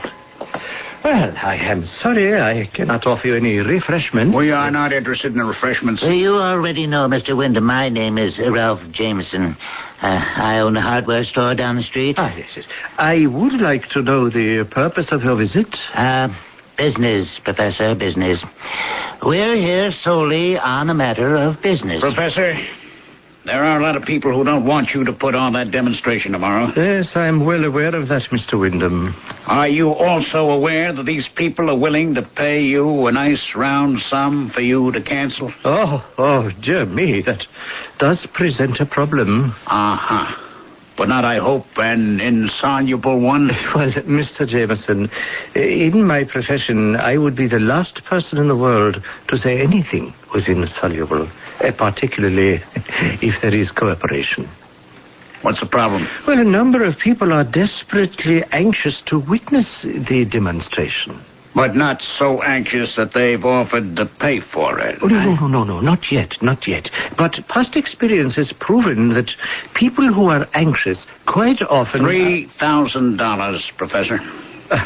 Well, I know you don't intend it as such, but that is an insult. Let's quit horsing around. How much you want? I haven't even mentioned what this cancellation will do to my reputation. How much? 10,000. I said we were businessmen, not a charitable institution. We just might be able to go to 4. 7,500. You're pricing yourself out of the market. We might just be forced to let the demonstration go on. Now, Professor, I want you to look me straight in the eye, and you'll know bargaining time is over. Our final offer, 5,000. Cash. No checks. Cash. Yes, well, we have a deal. But there is one other matter. I told you the bargaining was finished. This does not concern money. Well? Yes. Well, you understand, this is my life work. Now, I am willing to call off the demonstration to accommodate you, sir. But I must have a letter from the mayor saying that my demonstration was indeed held and was successful. The mayor wasn't part of this negotiation. Nevertheless, I must have the letter. Believe me, sir, this issue is not negotiable. Without the letter, there is no deal. Understood. We'll be back this evening with the money and the letter. Lucas will never agree to write such a letter, and you know it, Ralph. You may be right, Carrie. Then how could you commit yourself to deliver the money and the letter tonight? Do you want that demonstration called off? You know I do. Then we darn well better put our heads together and find a way to persuade Lucas to write the letter. Or find another alternative. I heard the professor, and I just don't think there is any. Short of murder.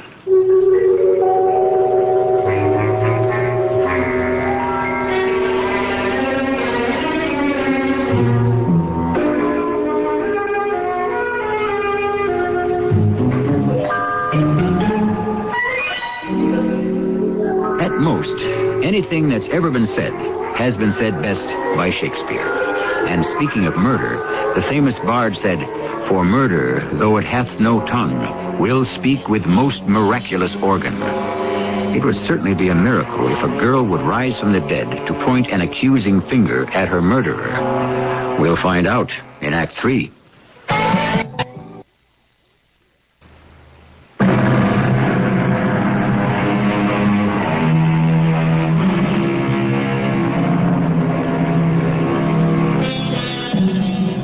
Midnight in a cemetery. A classical setting for hauntings and dark deeds done when the moon hides behind a cloud. But the little town of Visalia was looking forward to a tumultuous, rousing demonstration put on by a man who claimed to be able to raise the dead.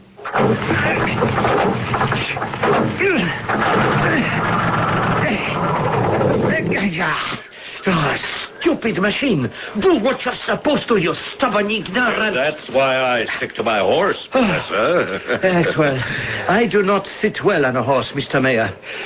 So I use this modern miracle. Yeah, if tonight's demonstration is a success, there are going to be a lot of folks who will figure you can just get up on your broomstick and fly away. Tonight's demonstration? Yep, you laid down a challenge to me and the sheriff, and we accepted it. We'll be there. There is something very wrong here. Mr. Mayor, I want you to look at this. What's this? I never wrote this letter. Yes, but it is on official stationery, and it is signed by you. A forgery. Who gave it to you? Oh, dear me. It would have been so much simpler for all of us had my machine started. You figured you'd have been home free after you skedaddled. Well, I was leaving, true, but in a perfectly honorable fashion. I thought you all knew about it. Well, now you know I don't.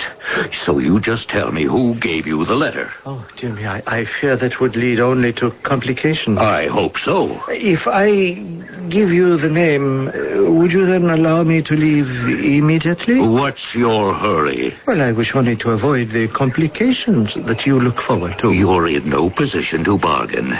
You show me a forgery and say that you got it from somebody you refuse to name. It just could be that you wrote that letter yourself, since it sure as shooting gives you a good reference. Yes, I see your point. Then let's have the name. Carrie Wyndham. Before anybody says anything, I just want to let you know, Lucas, that I have work to do in the church, and I don't appreciate the sheriff dragging me over to your office in the middle of the afternoon. I think you know Professor Marvelli. Yeah, sure. Now, what's this all about? Have you ever seen this letter before? No. Don't you think you ought to take a look at it before speaking up, Carrie? What? Oh, sure. Let me see it. Like I said, I never saw it. Well, now, the professor says that you gave it to him. You ought to know better than to believe anything he says. If you don't believe me, perhaps you'd believe Mr. Ralph Jameson. I suggest you check with him. Good afternoon, Sheriff. Professor, what brings you down to my shop today? Well, somebody forged Lucas' name to a letter. A letter sort of giving the professor a pat on the back. Now, he claims Carrie Wyndham gave it to him. Carrie denies it, and the professor said to check with you, so, well, I'm checking. Well, I'm glad. It's time for both of us to face up to what's been happening and what might happen. I'm asking about the letter. I made a business deal with the professor. He agreed to cancel the demonstration. For the letter? For $5,000. Enough of this evasion. I am used to being met with mistrust and skepticism, but not with deceit, cowardice, and lie. Now, you just hold on a second. You admit we made a deal and I forked over $5,000? Which I will now proceed to return to you. Oh, not so fast. You can't just decide to... With the treatment I have received here, I can do anything I want.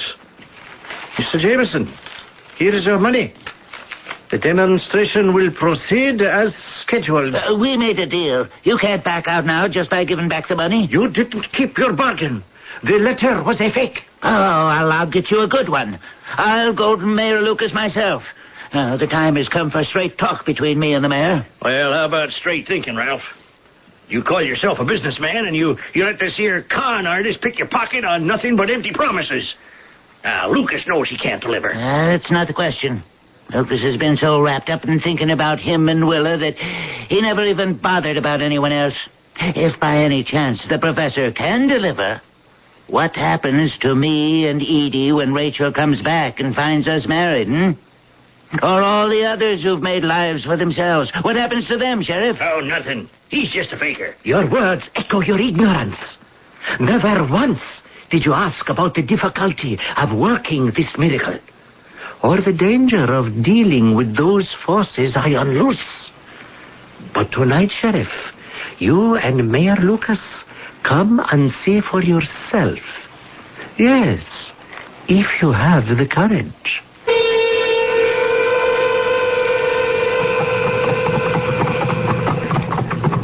Well, what do you really think, Lucas? You think that the professor has any chance of raising the dead? Yes, somebody does. Somebody who's a murderer and whose whole attention is focused on not being caught, or even chance it. He's willing to kill again. Took a shot at the professor. Or forge a letter. Yeah, maybe. That's why we're going to Carrie's house. Gotta get to the bottom of that letter. Whoa. There you go. I'll tie him up. You tell Martha we're coming.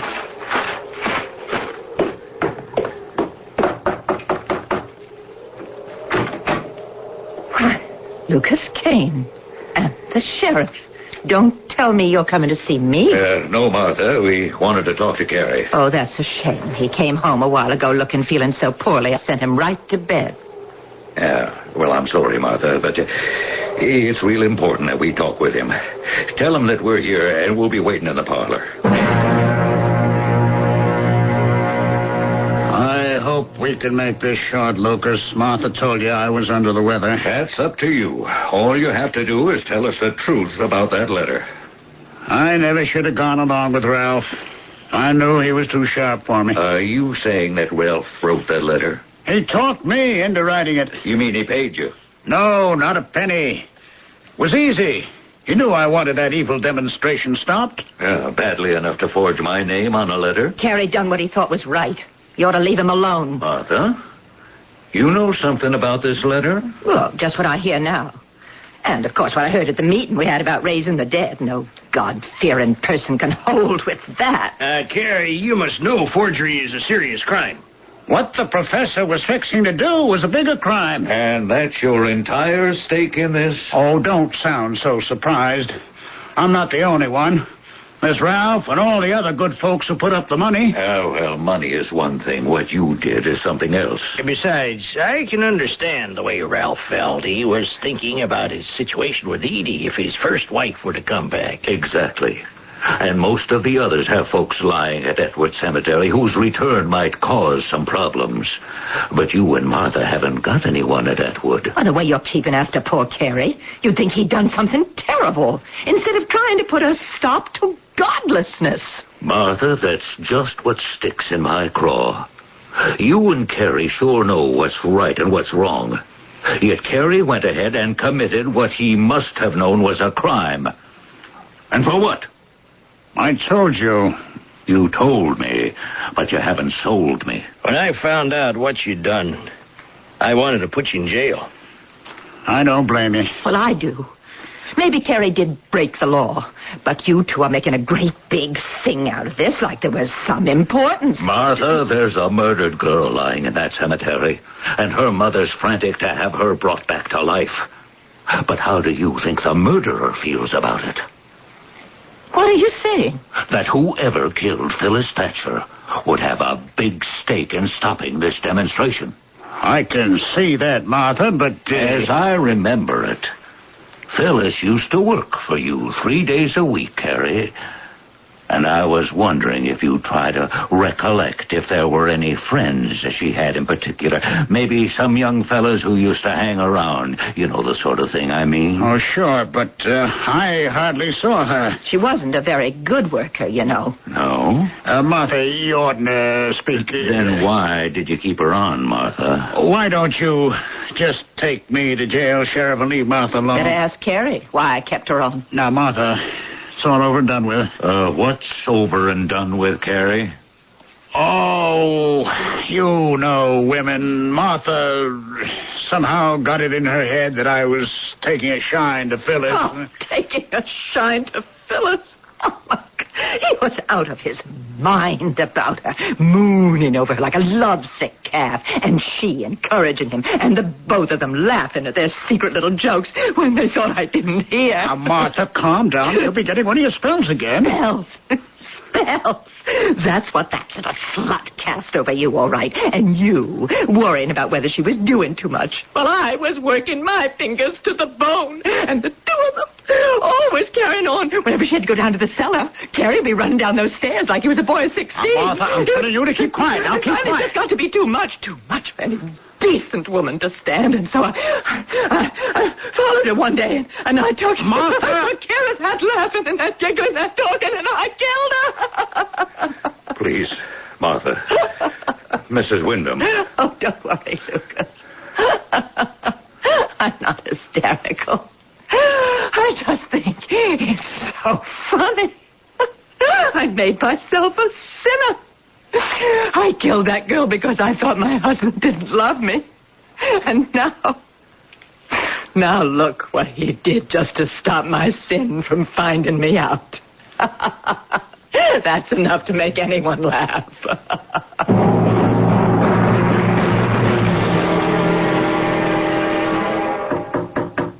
Come in. Well, good morning, Mr. Mayor. Morning, Professor. What brings you here? I thought, seeing as how I was instrumental in helping you solve an old murder and catch a killer, that you'd change your mind and write me a letter of reference after all. Professor, I admire your gall. Oh, not at all, not at all. If you stop to consider, you must admit that without Marvelli and the notice of the demonstration... Which never came off. Only because some of your fellow townspeople wanted to pay me enough so that I needn't. Admiring your gall is one thing, but writing a letter to help you continue with this swindle is quite another.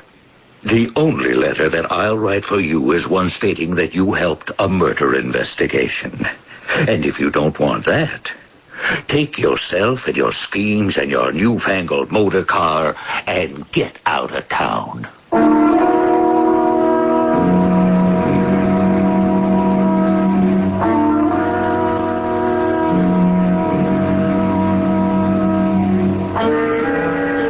It's difficult to believe in someone having the power to raise the dead. But how about fate? Here was a murder, undetected for a number of years, and finally uncovered only because a swindler chose Visalia as the target for his scheme. For scheme it was.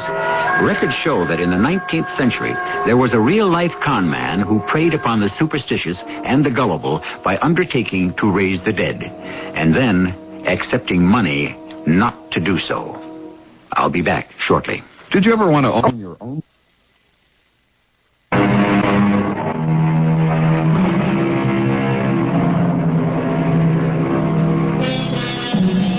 It's always the same dream. Or is it a dream? The blazing red flames light up the midnight skies. There's the brazen, ear-shattering clamor of the great bronze war horns. The shouts of the men, the screams of the women, the clatter of sword and javelin, the smashing of battle axe and mace. All of this seems to be exploding all about her. There is no escape. And just when it appears that she must be engulfed by it, swept away by the surging storm of murder and destruction, she opens her eyes and she is somewhere else. Somewhere else. Miss Nelson? Yes, Dr. Miller. Where? Where? Why, in my own room. Home. Well, why didn't you say so? I don't know. Well, the usual way to describe this sort of experience would be to say, then I opened my eyes and I was back home. Why did you refer to your home as somewhere else? I told you I don't know. In the dream... Doctor, I don't know how this is going to sound, but I'm not sure it's a dream. Well, what else could it be? I have to keep saying I don't know. Whether it's a dream or reality, you seem to be in a place. Yes. It seems to be a medieval place. I feel it's more than 1,000 years ago. And there's a war. Yes, the long ships are always attacking some fortified place with a wall around it, a stone wall. Never a greater slaughter of heroes, a struggle of standards, a hurling of javelins, a crash of the charges, a wielding of weapons. That has passed over, so this may be sung. Yes? Go on. With what? With what you were saying. You were speaking... Well, it sounded like a poem. It didn't seem to have rhyme, but it had a rhythm to it. And what was it about? You don't know?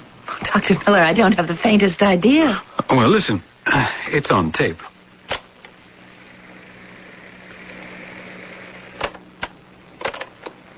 Never a greater slaughter of heroes, a struggle of standards, a hurling of javelins, a crash of the charges, a wielding of weapons. That has passed over, so this may be sung. I said that? Well, I suppose I did. What does it mean? Where did you learn it? Well, as I've told you about the whole business. I don't know where anything comes from.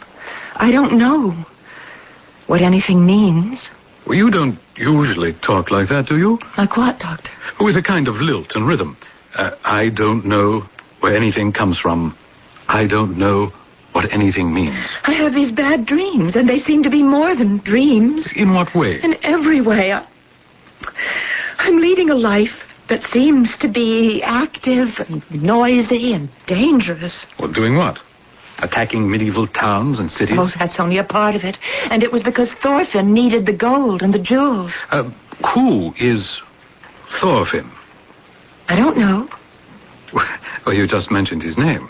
Oh, Doctor, these words, they just keep coming out of my mouth, and I don't know why. What am I going to do?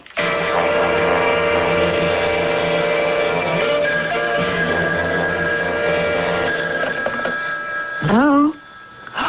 Oh, Mother. Yes, I'm feeling fine, just fine. I expect him here any minute now. Yes, Mother. Mother, there's no point in your going through it. I can recite the entire argument by heart. A, Harold is an excellent catch. B, I must not let him slip through my fingers. C, I'm not getting any younger. D, what do I want anyhow? Oh, Mother, he's here now. Yes, dear, I understand. Yes, Mother. Do you want me to keep Prince Charming waiting at the door? I will. I'll remember everything. Goodbye, Mother. Yes.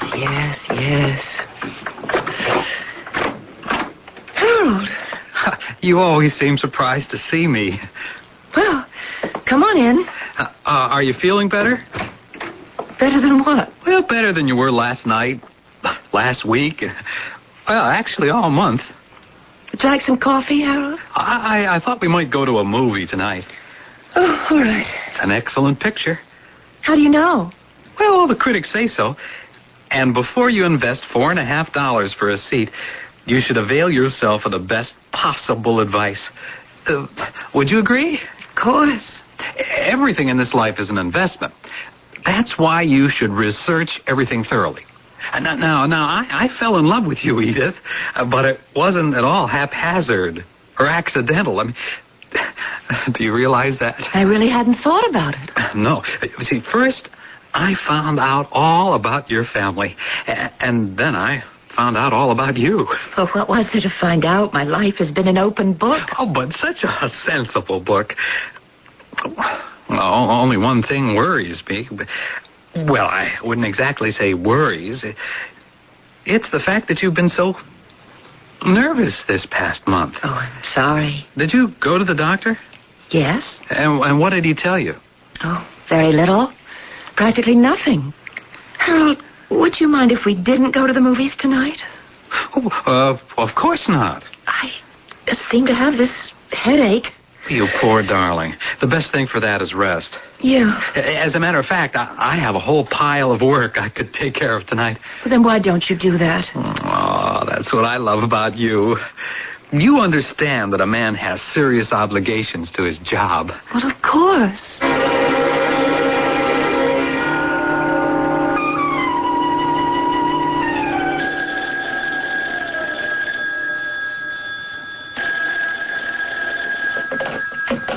Hello? Oh, Mother. Yeah, you did wake me up. What am I doing asleep so early? Oh, we didn't go out. No. Harold had work to do. Mother, I'll name the day.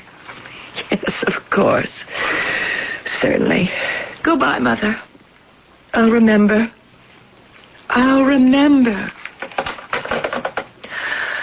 Oh, why am I so tired?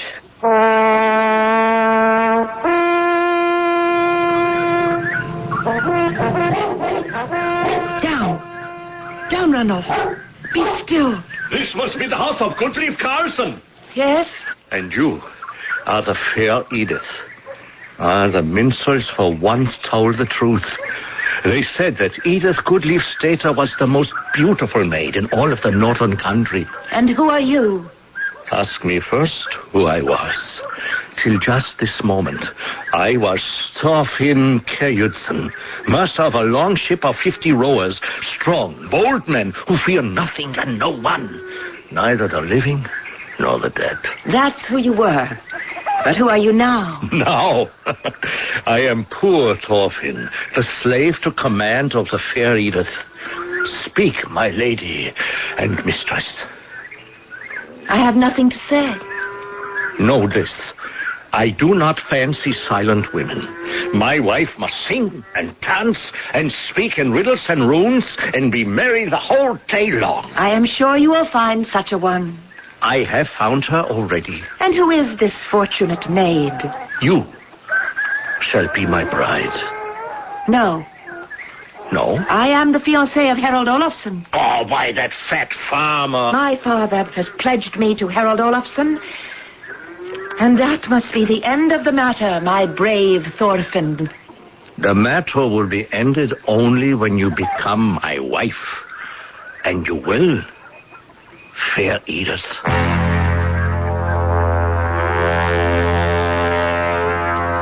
You still have those dreams, Miss Nelson? Yes, Doctor. What do you know about the Vikings?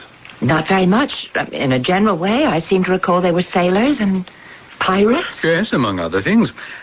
Now, why should you dream about Vikings? Was I dreaming about Vikings? Well, I did some research on the things you've been telling me. The references, the names. All these are Viking.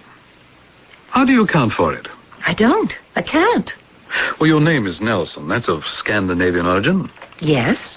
Is it possible you could have heard all these things at home? No.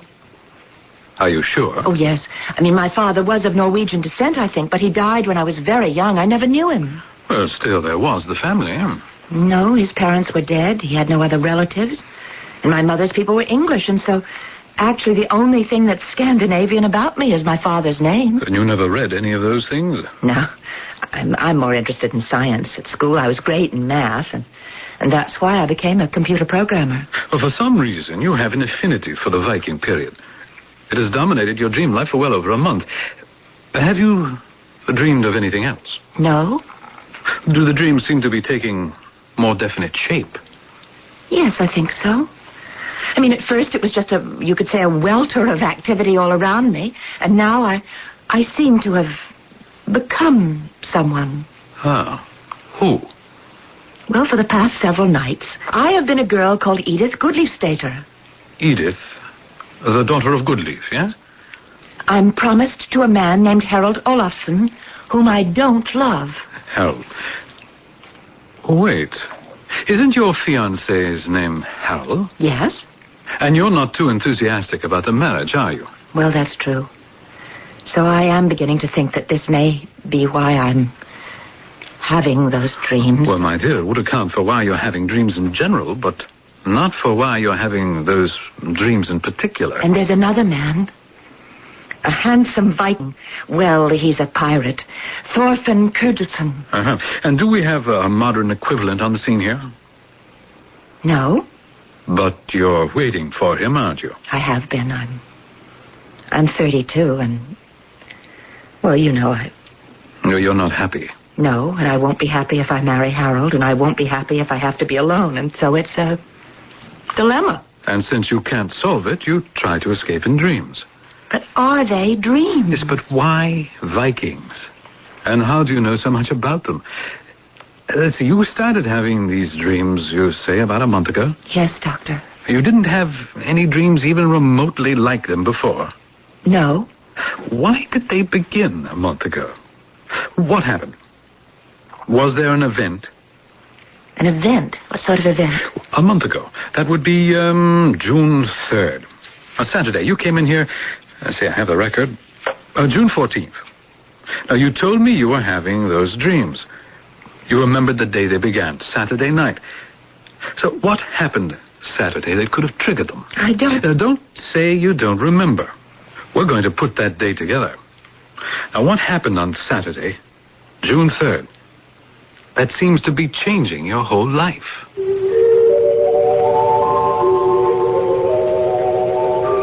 Obviously, something must have happened. But what? It's true that a single event that may last only a moment in time can change the direction of one's entire existence. But tracing it down may be almost impossible, because it doesn't have to be something big, bold, dramatic. It could be something as hard to pin down as a wink, a smile, a whisper. I'll be back in a few minutes with Act 2.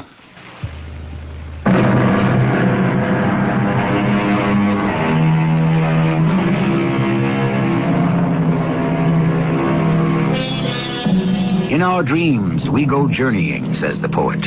True, but where and why? Why one dream and not another? And why are some so real and others so dim and confused? What is a dream? Is someone trying to tell us something? If you can't answer these questions, you're in distinguished company. Neither could all the great scientists, psychologists, and philosophers. Saturday, June 3rd. Remember it? Yes, Doctor. Why? Was it a special day? Well, any day's a special day if I don't have to go to work. Well, that tells us something about your job. What did you do on that morning? I went to the old Renby place. Oh, I mean, the Renbys have been dead, gone these past 20 years. The property belongs to the state now. But nobody minds if you go there and pick cranberries. So you went berry picking Saturday morning? Alone? Yes, Harold was out of town. Did you spend the whole morning there? Well, you don't just go to pick cranberries. You enjoy the fresh air and the sunshine, the view. You bring a book and a sandwich. What did you do afterward? I went home and I wallpapered my bedroom. That took all afternoon. Then I went to my mother's for dinner and we talked a while about you know who. We watched TV and then I went home and to bed. And that night you had the first dream? Yes. On TV, did you see a movie, perhaps, about Vikings? No, actually, we watched a baseball game. My mother's a fan. And that was Saturday, the 3rd of June? Yes. Have you told me everything? Every little incident? Start again. While I was picking berries, I tripped and fell. Is that the kind of thing you want? Yes, go ahead. And I saw this funny piece of iron lying there on the ground. Iron? Well, I could tell it was very old because it had that rippled sort of look. Describe it. It's about 8 or 9 inches long, and on one end of it, it's about an inch or so wide, and it sort of narrows down to a point. Like a knife? Yes, a knife. What else can you tell me about it? It has some marks on it. I would say it might be some kind of writing. In what language? Well, I don't know. I'm not even sure it's writing. What did you do with it? Well, I brought it home. I mean, you know people are always finding things around here from colonial times, so I used it as a paperweight. Mm-hmm. Well, I'd like to see it. But what would it have to do with anything? Whatever happened to you on that day, the 3rd of June, could be of the utmost importance.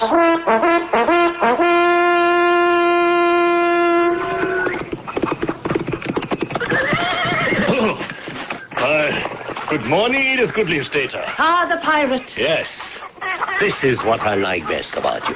The daughter of one of the most powerful earls in the land. The CBS Radio Mystery Theater presents...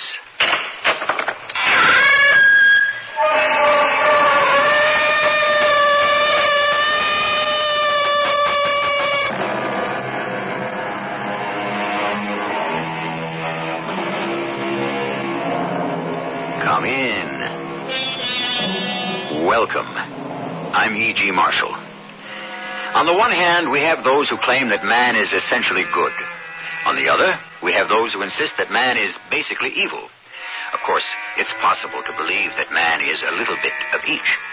To complicate matters further, we have those who contend that good and evil are not absolutes, that they change with circumstances, customs, and cases. Well, an hour from now, we may all be somewhat wiser, perhaps.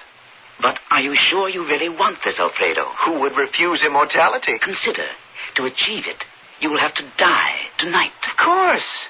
You have to die in order to become immortal. But if you're dead, what good does it do you? I'll be immortal. But you won't know it. What's the difference? It will be true.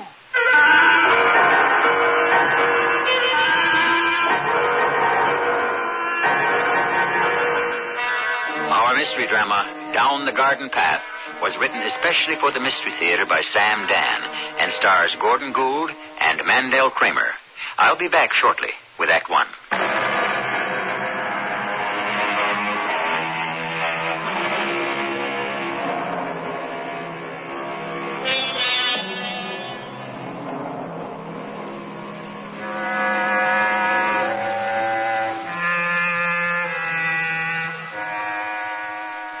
The basic purpose of all politicians is to perpetuate themselves in office. That's what Niccolo Machiavelli said in the year 1500. And the reason we quote him, and why he is to become the hero, or, if you will, the central character of our story, is because his philosophy is so modern and so applicable to our present day.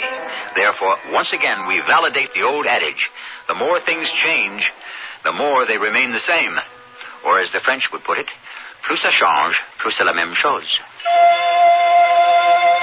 I would just as soon you didn't mention the French, or the Spaniards, or the Germans.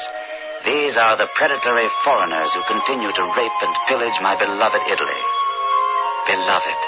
Does that word seem strange on the lips of Niccolo Machiavelli? Why? Have I not devoted my entire life to the service of Florence, my city, and Italy, my country? I was never a rich man, or even a great one. I was never more than secretary to the ruling council of Florence.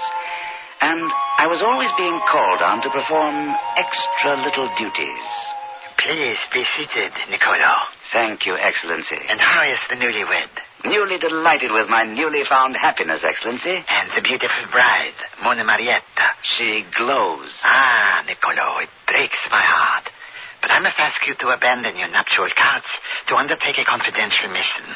I am ever at your Excellency's command. You must proceed at once to Imola as our special envoy, the Cesare Borgia. The Duke? The bandit. He is up to his usual mischief. He insists that we dismiss our Swiss and German mercenaries and hire his condottiere to protect the Republic. I seem to recall, sire, that we had signed a contract with him to that effect.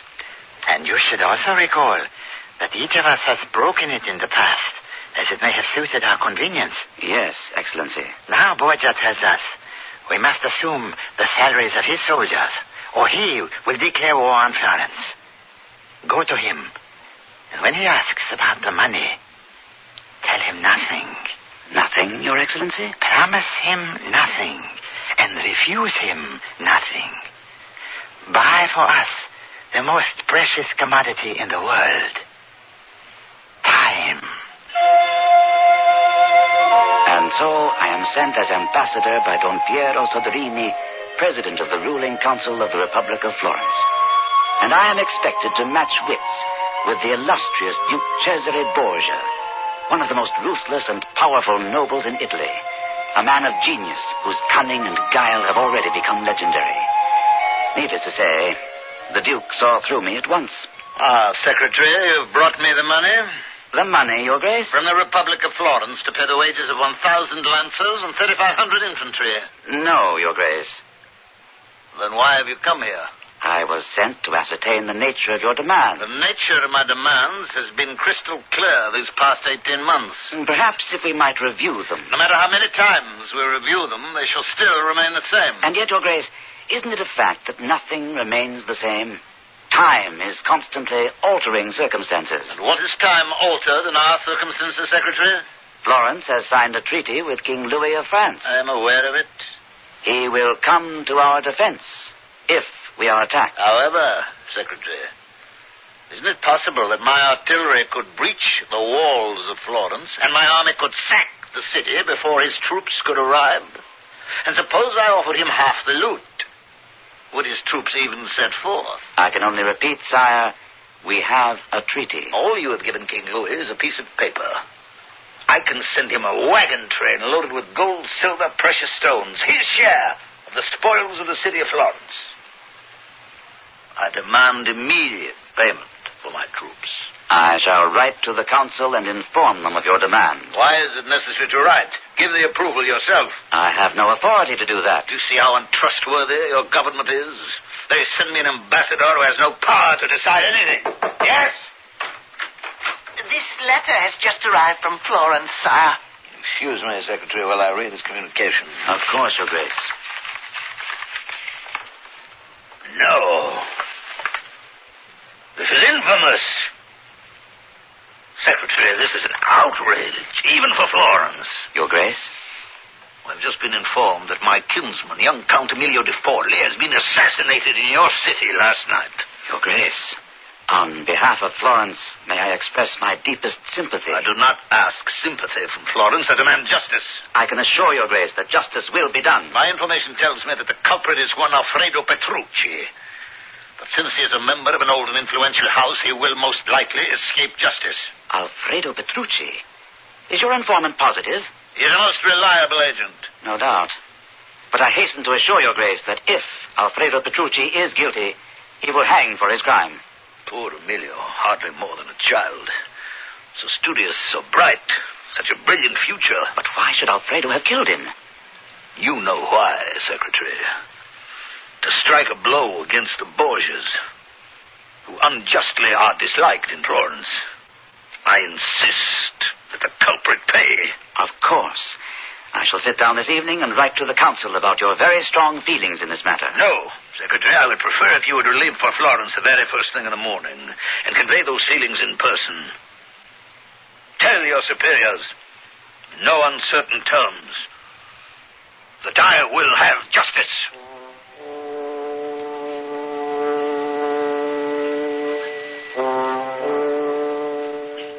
The arrival of the letter was obviously planned for my benefit, Don Piero. This kinsman of his, this young Emilio de Forli, was perhaps the most dissolute young rake in the city.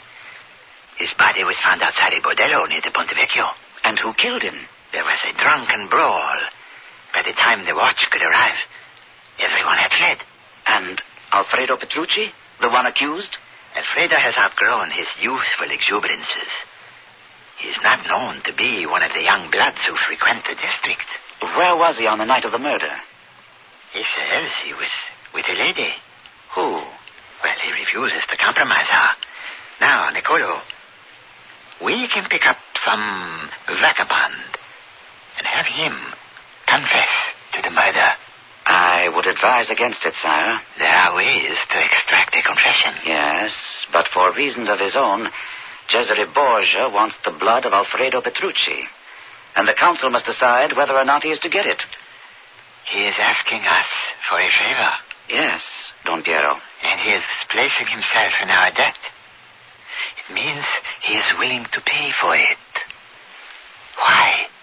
I cannot say, but the matter is of such great importance that we cannot dismiss it lightly. Why did Duke Cesare Borgia want Alfredo Petrucci tried and hanged for murder? There was no connection between them that I could see, and the relationship between himself and his slain kinsman, Emilio de Forli, was so distant and tenuous that it was almost non-existent. Finally, the council arrived at a decision. Nicolo, we have decided to arrest Alfredo Petrucci for the murder of Emilio de Forli. I see. What is it you see? I see that it may be desirable to appease Cesare Borgia by hanging Alfredo Petrucci. Have you also considered that the people will realize that Borgia is behind it and blame him for the execution of an innocent man? This will do him no good here politically. There is another possibility. May I speak freely, Don Piero? Always. While the people may be angry with Borgia, they may become furious with the council for giving in to him. Thus, in the long run, Borgia is ahead.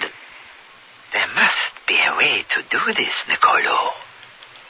There must be a way. He looked at me as he said it. So naturally, what he meant was that I must find a way. But how? Until I could discover just why Borgia wanted Alfredo Petrucci's life, I could see no way to solve the problem. Indeed, I didn't even know what the problem was. And then, one day, I found out.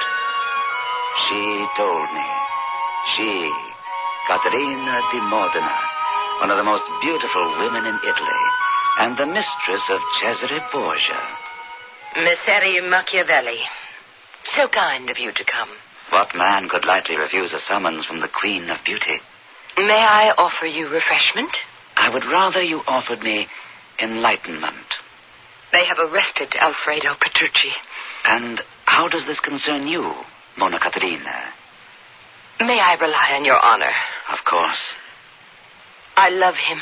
You love Alfredo Petrucci? Desperately. I see. And is this why Cesare Borgia wants him dead? I simply do not... I cannot understand Cesare. He abandons me weeks, months, even a year at a time to attend to his tiresome, never-ending military conquests. What am I supposed to do? If I wanted to live without love, I would have taken the veil. I now understand the nature of Duke Cesare's feeling against Alfredo. Oh, I told Cesare that Alfredo means nothing to me. But you said you loved him. Of course I love him. I love his handsome face and his curly hair and his slender and supple body. But in a few years, these shall be gone. His hair will fall out. His face will become lined and bloated. His body shall run to fat. Then what will be left for me to love? But Cesare, he's the man I shall love forever. Cesare shall also grow old and bald and bloated. Yes, but he shall always be Cesare. I wondered why Cesare wanted Alfredo's death. And now that I know, I see it doesn't matter. Why not? Because it changes nothing. Alfredo must die in any event. Oh, no. Please save him. How? Well, surely a way will occur to you. You give me too much credit. Oh, perhaps I am not giving you enough inspiration. Inspiration? Yes. Oh? I have the most beautiful gardens. Shall we go outside and stroll through them? Their loveliness should inspire all sorts of ideas. I should find that delightful. Come. See, the roses are in bloom. What a heavenly smell. Messere Machiavelli, you would not take advantage of a poor, distraught, lovelorn lady? No, Monna Caterina, never. And you promise me, you give me your word that you will save poor Alfredo Petrucci? Save him? Yes, Messere, save him. Let me say this. I shall make him immortal. Immortal? Immortal. It's the best I can do. Is it good enough? Oh, yes, it is good enough. And now let us walk down this path. It leads to a most quiet, lovely, and private little bower.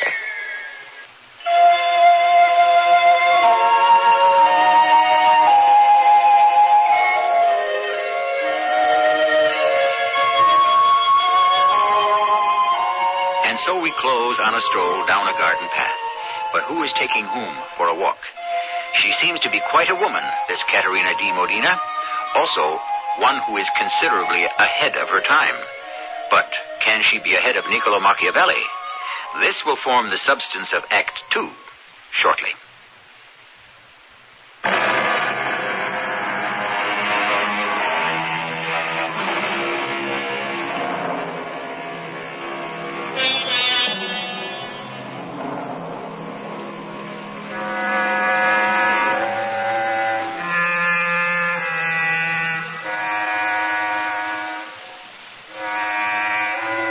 When we think of Machiavelli, we usually conjure up an image of a man deep in the great affairs that rock nations and the entire world.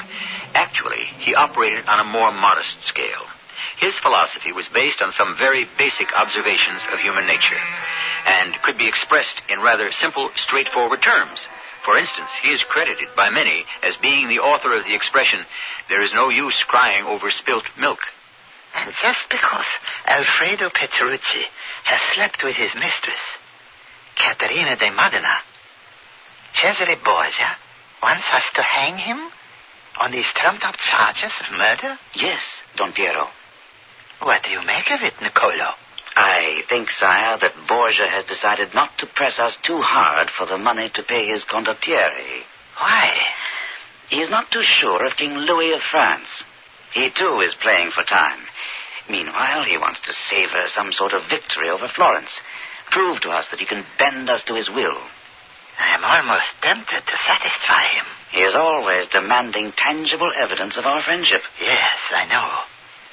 And one life is a cheap price to pay. You betrayed me. Now, Monna Caterina. You promised me you would save him. I promised you I would make him immortal. Well, isn't that the same thing? Not quite. All I know is he shall stand trial and then be executed. We can only hope for the best. If the council gives in to this blackmail by Cesare, it will be the worst for them. Have you heard the people on the street? Yes, I always listen to the people on the street. They are outraged. That's true. It is no longer a matter of Alfredo's life. It has become now a test of the honor of Florence. I understand. You understand, and yet you propose to do nothing? I am even now considering a plan. Yes. Tell me. Shall we go for a stroll through your lovely garden? Niccolo Machiavelli, would you take unfair advantage of a poor, distraught, lovelorn lady? Oh, no, Monna Caterina. Never. Shall we? Very well, Messere Niccolo. Very well. I cannot tell you how deep and delightful a source of inspiration was Caterina di Modena. And in that lovely garden bower, I conceived the idea that would be the salvation of Florence. And in a way, also, the salvation of Alfredo Petrucci. Thank you, Sergeant. You may leave us alone. Good morning, Alfredo. Is it morning? In this dank hole, no one can tell. I shall arrange for you to have more comfortable quarters. I want nothing from you, Messere Machiavelli. Perhaps you can even have a visitor. I want nothing from any official of the corrupt and cowardly government of Florence. A most lovely visitor. Please, please. Why must you torture me? Hang me. Get it over with. I brought some wine. I'll say this. It will do the council no good. Drink. You'll feel better. I shall proclaim my innocence in the courtroom. Now, my boy, you know better than that. They will get you to confess. Oh? You're sure of that? Finish your glass? Yes, I'm sure. I know. When they place a man on the rack and begin to stretch and finally break his bones, he will confess to anything. Then that's what they will have to do to me. Break me on the rack. But the people won't be fooled. They will know that I confessed because I was driven mad with pain. I had come here hoping to save you from all that. Save me? How? I was hoping that you would agree to be dressed in brilliant robes, and that you would stand at the bar of justice filled with joy, and that men and women would weep at the sight of you. Yes? And in a voice filled with conviction, flowing with sincerity, you would confess to the murder of Emilio de Forli. That's what I think of your wine. Alfredo, listen. Never. Do you love your city of Florence? What has this to do with my confessing? Would you die for Florence? I am willing to die for Florence, but not for Cesare Borgia. Cesare Borgia is the most dangerous enemy of our city. Then why do we pander to him? Why don't we fight him? Oh, Alfredo. We were waiting. For what? For whom? A leader. You. Me? Here, drink some more wine. No, you need it. It's good for you.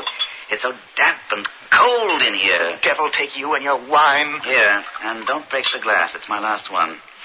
Alfredo, what is the tragedy of our country? Please, leave me. I'll tell you. We don't fight for ourselves. We call in foreign princes to protect us. And then these rapacious people strip us of everything. What is all this to me now? In less than a week, I'll be dead. And as if the foreigners aren't bad enough, we have our own native bandits, condottieri, who pick away at the leftovers. And the most powerful of all these is Cesare Borgia. You will have to live with him from now on, not I. Italy could be a free, united, powerful country if... Do you know the if? Pour me a bit more of that wine. Mm-hmm. If we would raise our own armies. Do you agree? Ourselves, Venice, Pisa, all of us. Do we arm our own people? No. We hire bandits, foreigners and natives. This must stop. Don't shake that bottle when you talk, Miss Ari Machiavelli. You might drop it. I said we were waiting for a leader. He has arrived. Do you know who he is? Who? I told you already. You. Me? Messere Machiavelli, if I'm the one who is drinking, why are you the one who is talking nonsense? You, Alfredo Petrucci.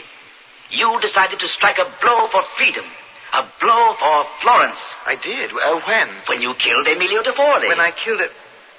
But I didn't. Now pay attention. My glass is empty. Easily remedied. Thank you. Now listen. Do you know who Emilio de Forli was? I never laid eyes on the man in all my life. Did you know he was an agent of Cesare Borgia? He was? He was sent here to undermine the Council of Florence, to incite the citizens to overthrow the government. Scoundrel! And in the confusion and disarray, Cesare Borgia would march in with his troops and take over the Republic. Oh, the treacherous villain. That's why you killed him. I what? That's why you killed him. Messere Machiavelli, I may be drunk, yes, but I'm not quite drunk enough to swallow that. Alfredo, the deepest desire of your heart is to ensure the freedom of your beloved Florence. That's why you killed Emilio de Forli. To rouse the people. But I didn't. You must stand at the bar of justice, as I have just said, and proclaim your guilt proudly. I have no intention. What a speech you shall make. Fellow citizens, I, even if I were the only one, had decided that I must strike a blow for Florence, and so I killed the wretch. Let Cesare Borgia know that death awaits all his minions and himself should he dare to set foot within our gates. Please, Messere Niccolo, I'm miserable enough now. Have some more wine. Thus, you become a hero to all of Florence. A dead hero? No, my boy. You will become a hero who shall live forever. You shall be immortal. But I'll be dead. Well, yes. You must die in order to achieve immortality in the first place. But that's an insignificant detail. Well, not to me. My boy, death comes to us all sooner or later. What are a few years, more or less? Everything. I offer you immortality. What will I do with it? Is there a drop left in that bottle, Messere Niccolo? Listen, my friend. Already Florence hails you as a martyr. Oh, it's empty. I have another in my bag. Do this. Die for Florence. You love Florence? Yes, I love her. Oh, my boy, she shall repay you with her adoration forever. Messere Niccolo, I've listened to you. I know. And I don't believe a word you're saying. You don't? No. Very well. Let me prove it. Prove what? That Florence already worships you. Sergeant of the Guard.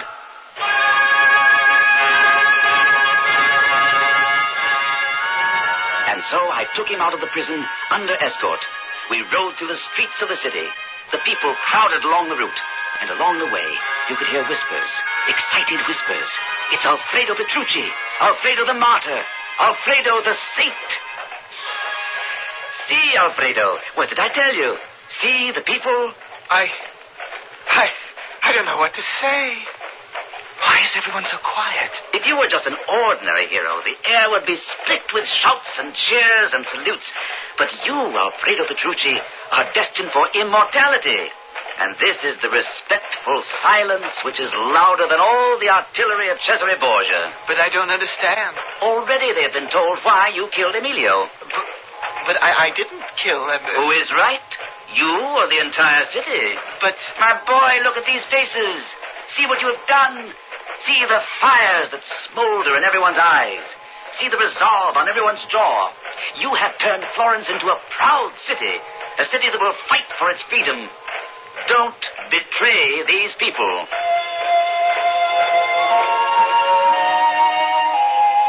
We returned to his cell.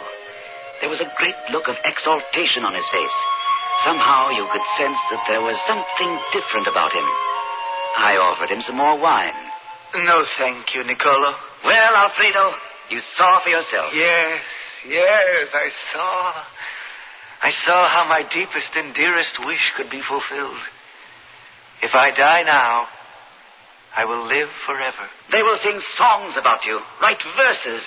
Your picture shall adorn every patriotic home in Florence. You're right. I must die for the murder of Emilio De Forli. How clearly I see it.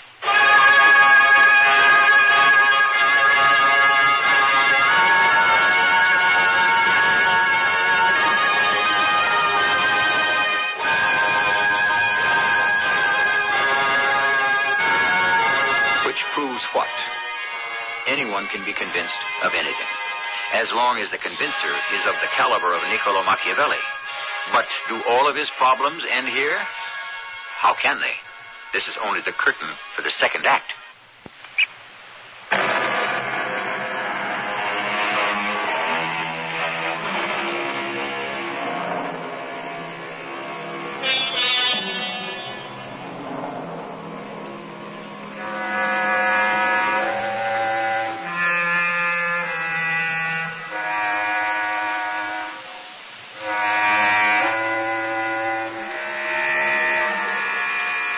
Today's politicians could borrow a leaf from the book of Niccolo Machiavelli, and the successful ones already have.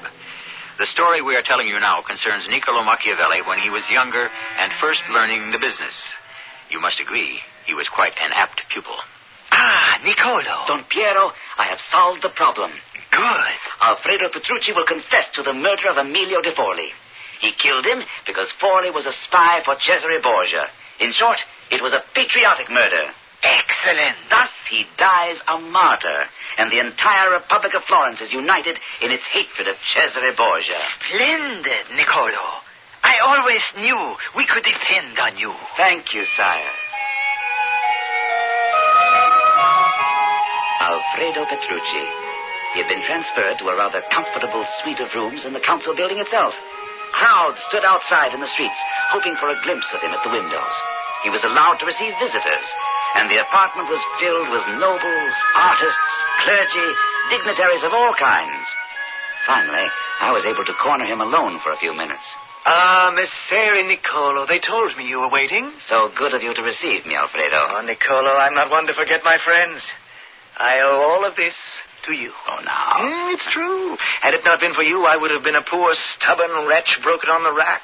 And for what purpose? For what purpose, indeed? Now, thanks to you, I shall achieve immortality. I'm glad I was able to assist you. Immortality? Do you know who was here to see me yesterday and study my face for a portrait? Leonardo da Vinci. Who? The great Leonardo. And Mona Caterina? Yes. Mona Caterina has insisted on braiding the hanging rope with colorful silk and threads of gold. The hangman was moved to tears. I see. If only you knew how lovely she is. How soft. How tender. I know. Look at me. I am the luckiest man who has ever lived.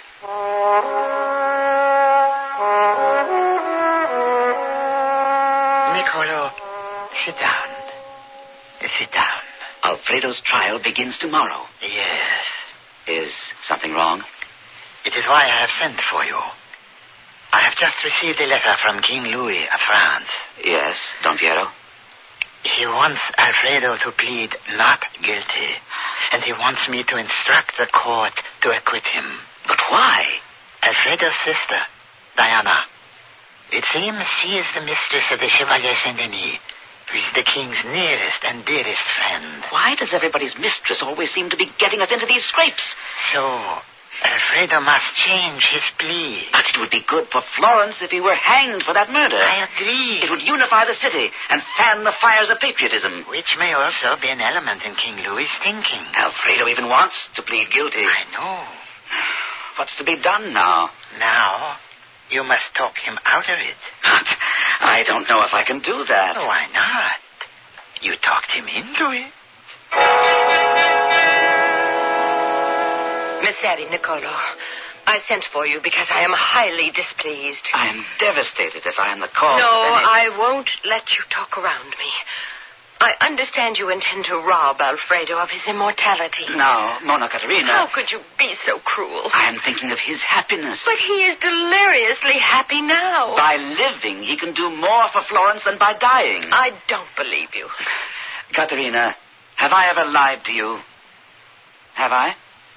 Well... Let me convince you of how fondly I hold his interest in my heart, how dedicated I am to his happiness. Very well. Tell me, I'm listening. How can we talk of such vital matters here? Let us walk in the garden. Niccolo, you wouldn't take advantage of a poor, deserted, lovelorn lady now, would you? I'm sure I convinced the beautiful, charming, delightful Monna Caterina of my sincerity. But convincing Alfredo was another matter. He wore his immortality like a cloak. He refused to take it off. But you were the one who told me, die for Florence. Listen to me, Alfredo. I have committed a sin. So have you. But I am the one whose guilt is greater. I lied to you. Lied?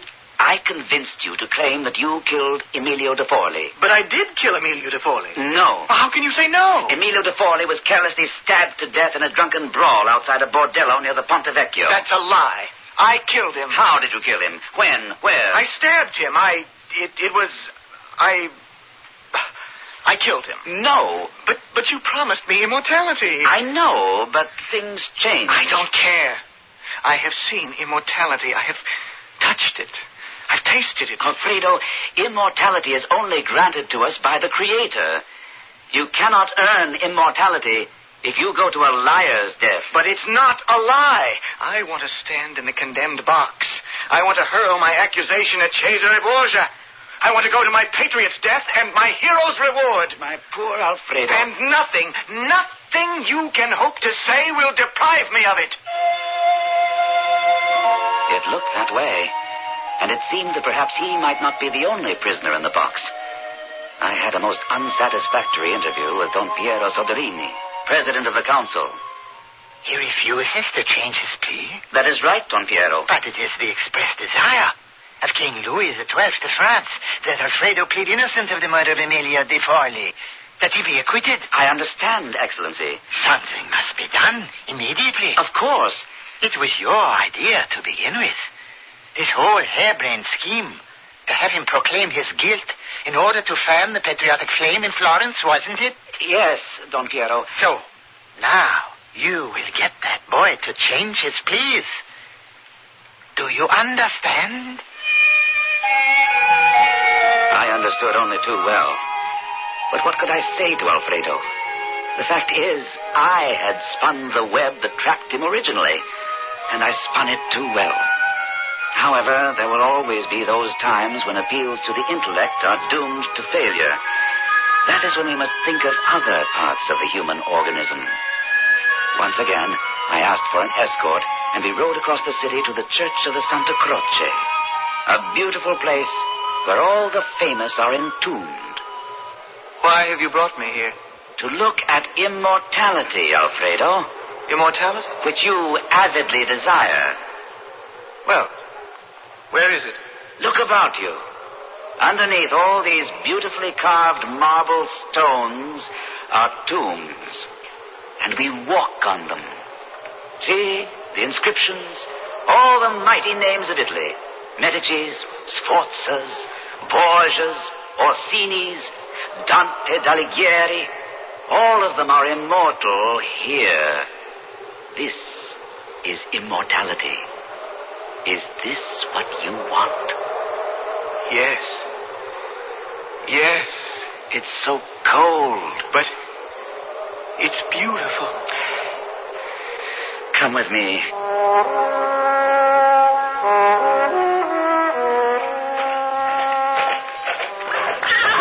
Well, this is the home of Monna Caterina. Come, let us dismount. Why have you brought me here? We shall go this way, around the side, to the beautiful gardens. Monna. My Monna Caterina. Hurry, hurry. See, the garden. Isn't it just the way you remembered it? Ah, how could I forget? At the church you saw, you felt the damp, cold chill of immortality. I have brought you here so that you may feel the sweet, warm breath of mortality. Caterina, is she here? Is she here? What shall it be, my young hero? A cold tomorrow under the floor of Santa Croce, or a warm today in the arms of Monna Caterina? Here in the quiet, lovely, private bower where she comes to you. Decide. It wasn't really a difficult decision, nor did it take very long. I went home feeling quite pleased with myself. I had saved my career and possibly my freedom, if not my life, when a summons came to appear before Don Piero. Now what? Niccolo, you must do it all over again. Do what, Your Highness? We have just received word. Cesare Borgia is incensed. He feels we have broken our word in this Alfredo Petrucci matter. He wants him to hang. But King Louis wants him to go free. Borgia is even now en route to Florence with an army of 10,000 men. King Louis is too far away to be of any use to us. Niccolo, you were right. We must fan the flames of patriotism. Only the Florentines can now defend Florence. Yes, Don Piero. And so, to fling this challenge in Borgia's face, we must have Alfredo proclaim that he killed Borgia's henchman. Yes, sire. I am aware that this may present you with a certain amount of difficulty, but I have every confidence in your powers of persuasion. And so, without thinking, I went to Monna Caterina's palazzo. I say without thinking, because if I had stopped to think, I may very well have gone mad. When I arrived there, I took young Alfredo, who was fresh-faced and filled with love and joy, aside. Niccolo, I find you're a man of unusual wisdom. Thank you. You are always worth listening to. Then listen to this. Do you remember what I told you about immortality? Oh, yes. How could I ever forget? Well, then... Niccolo, this message just arrived from the council. It is marked urgent. Thank you, Caterina. Will you excuse me, my friends, for a moment? I broke the seal, the great red seal of the council. The letter was written by Don Piero himself.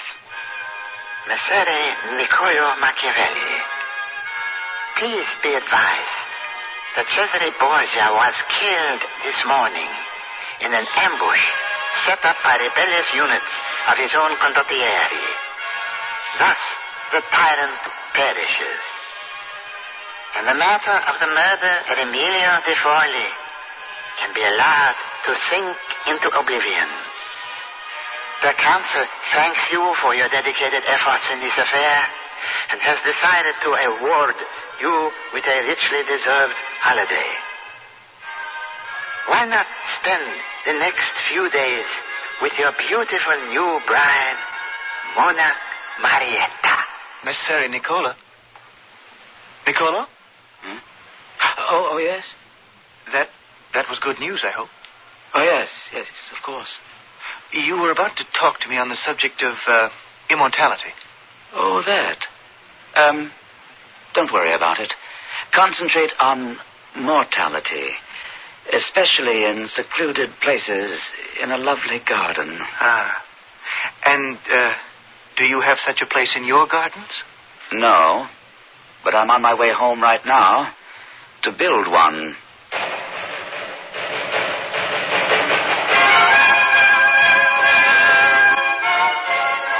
Can believe that he did. Because Niccolo Machiavelli was a man who enjoyed all the delights life had to offer. Yes, we live once, he said, and whatever joys we miss forever. But you won't miss me. I shall be back shortly.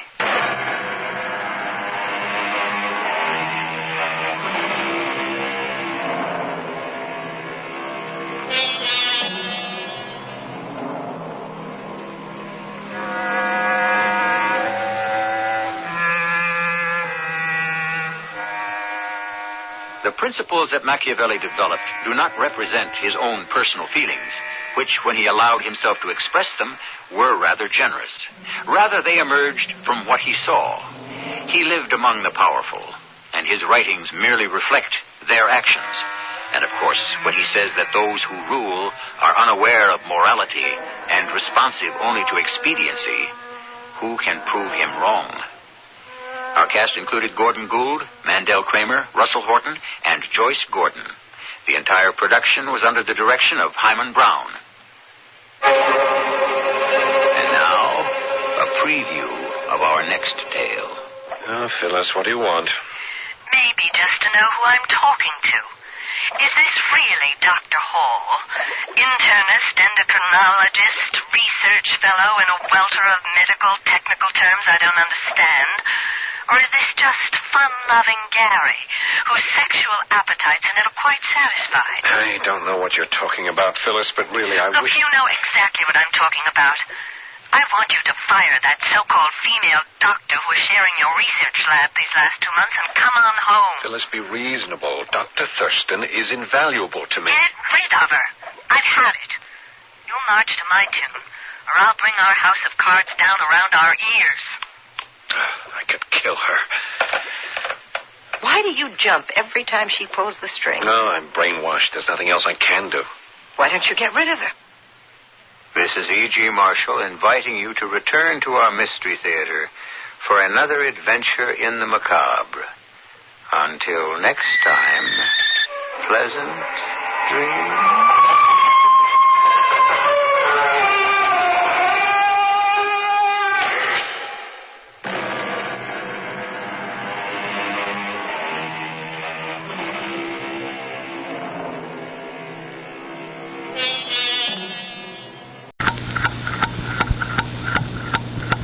The CBS Radio Mystery Theater presents...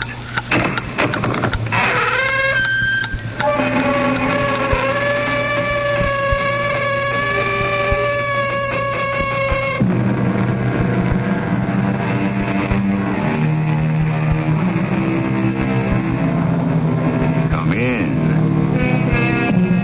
Welcome. I'm E.G. Marshall. Who discovered America? Everyone says Columbus. Well, not everyone. There are legends, even some rather respectable arguments to indicate that America could have been discovered by the Chinese, the Basques, the Poles, and the Irish. And, of course, there's very hard evidence to prove that America was not only discovered, but actually colonized for several hundred years by the Vikings. So, why don't we know more about it? That's one of the world's greatest mysteries, and we may or may not solve it during the next hour. Last night, I was on a ship, Doctor. You dreamed you were on a ship. I was there.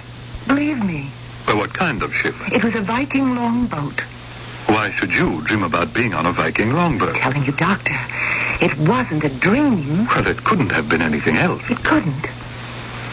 Tell me, Doctor, if it were a dream, how do you account for this dagger?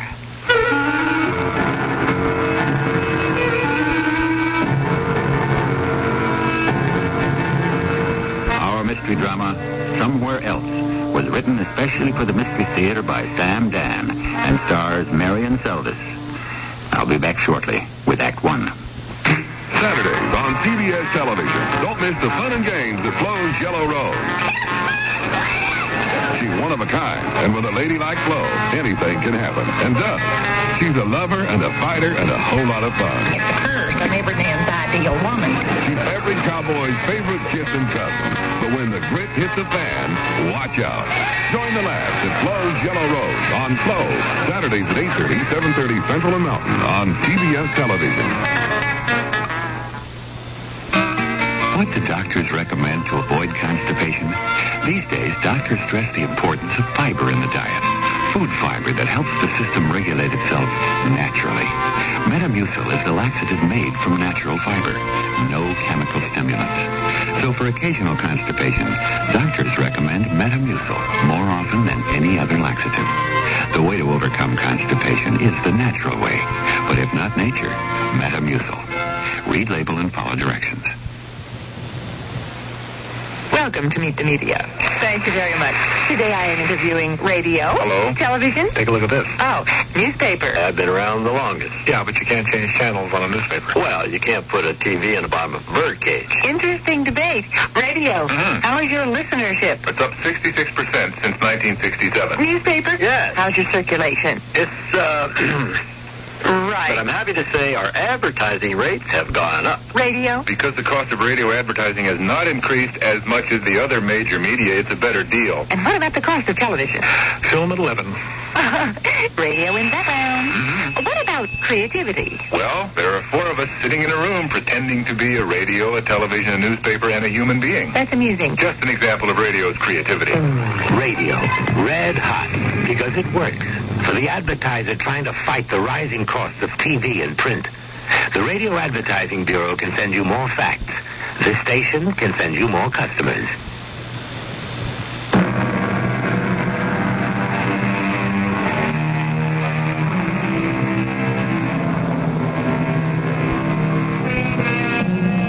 It's always the same dream. Or is it a dream? The blazing red flames light up the midnight skies. There's the brazen, ear-shattering clamor of the great bronze war horns. The shouts of the men, the screams of the women, the clatter of sword and javelin, the smashing of battle axe and mace. All of this seems to be exploding all about her. There is no escape. And just when it appears that she must be engulfed by it, swept away by the surging storm of murder and destruction, she opens her eyes, and she is somewhere else. Somewhere else. Miss Nelson? Yes, Dr. Miller. Where? Where? Why, in my own room. Home. Well, why didn't you say so? I don't know. Well, the usual way to describe this sort of experience would be to say, then I opened my eyes and I was back home. Why did you refer to your home as somewhere else? I told you I don't know. In the dream... Doctor, I don't know how this is going to sound, but I'm not sure it's a dream. Well, what else could it be? I have to keep saying I don't know. Whether it's a dream or reality, you seem to be in a place. Yes. It seems to be a medieval place. I feel it's more than 1,000 years ago. And there's a war. Yes, the long ships are always attacking some fortified place with a wall around it, a stone wall.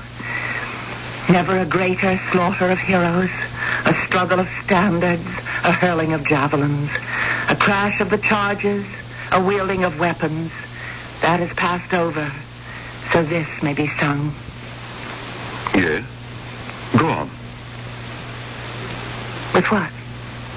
With what you were saying. You were speaking... Well, it sounded like a poem. didn't seem to have rhyme, but it had a rhythm to it. And what was it about? You don't know? Dr. Miller, I don't have the faintest idea. Well, listen. It's on tape.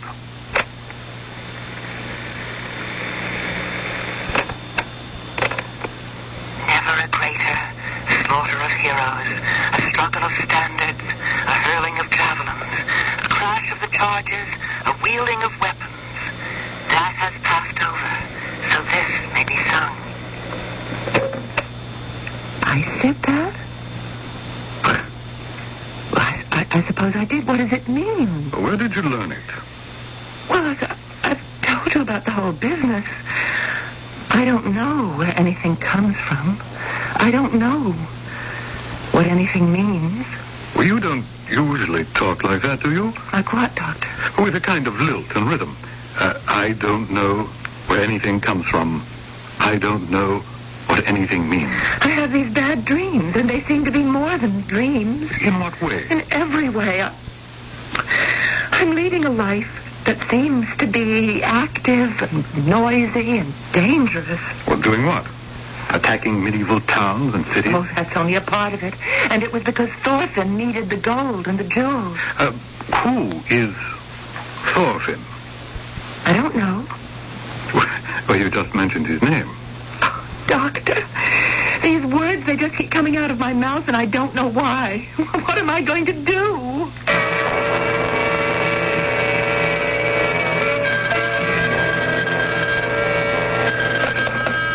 Hello? Oh, Mother. Yes, I'm feeling fine, just fine. I expect him here any minute now. Yes, Mother. Mother, there's no point in your going through it. I can recite the entire argument by heart. A, Harold is an excellent catch. B, I must not let him slip through my fingers. C, I'm not getting any younger. D, what do I want anyhow? Oh, Mother, he's here now. Yes, dear, I understand. Yes, Mother. Do you want me to keep Prince Charming waiting at the door? I will. I'll remember everything. Goodbye, Mother. Yes.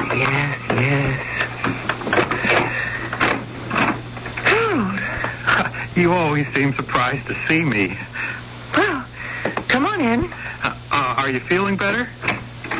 Better than what? Well, better than you were last night, last week. Well, actually, all month. Would you like some coffee, Harold? I thought we might go to a movie tonight. Oh, all right. An excellent picture. How do you know? Well, all the critics say so.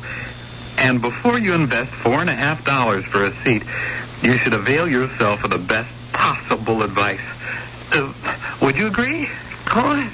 Everything in this life is an investment. That's why you should research everything thoroughly.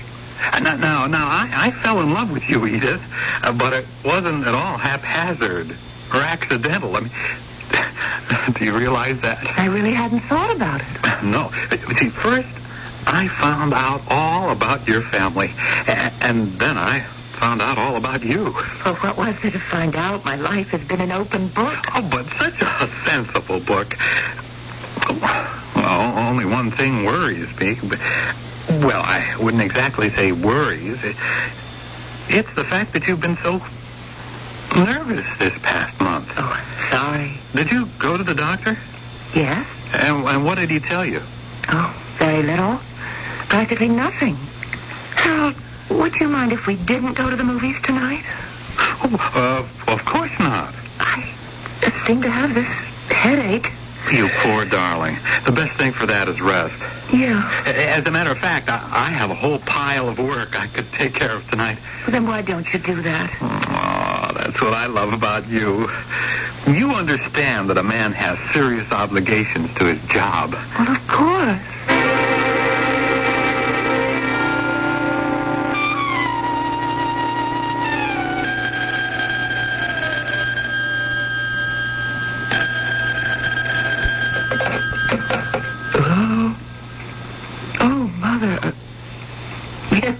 You did wake me up.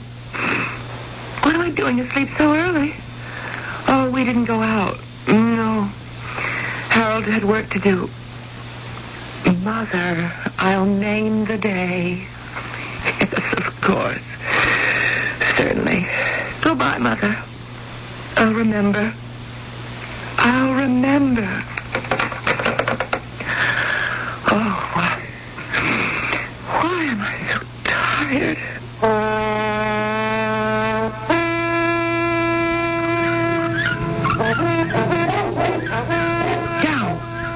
Down, Ronald. Be still. This must be the house of Goodleaf Carlson. Yes? And you are the fair Edith. The minstrels for once told the truth. They said that Edith Goodleaf Stater was the most beautiful maid in all of the northern country. And who are you? Ask me first who I was. Till just this moment, I was Thorfinn Kjærjudsen, master of a long ship of 50 rowers, strong, bold men who fear nothing and no one, neither the living nor the dead. That's who you were.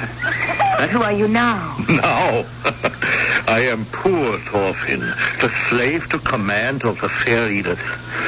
Speak, my lady and mistress. I have nothing to say. Know this. I do not fancy silent women. My wife must sing and dance and speak in riddles and runes and be merry the whole day long. I am sure you will find such a one. I have found her already. And who is this fortunate maid? You shall be my bride. No. No? I am the fiancée of Harold Olafsson. Oh, why, that fat farmer. My father has pledged me to Harold Olafsson. And that must be the end of the matter, my brave Thorfinn. The matter will be ended only when you become my wife. And you will, fair Edith.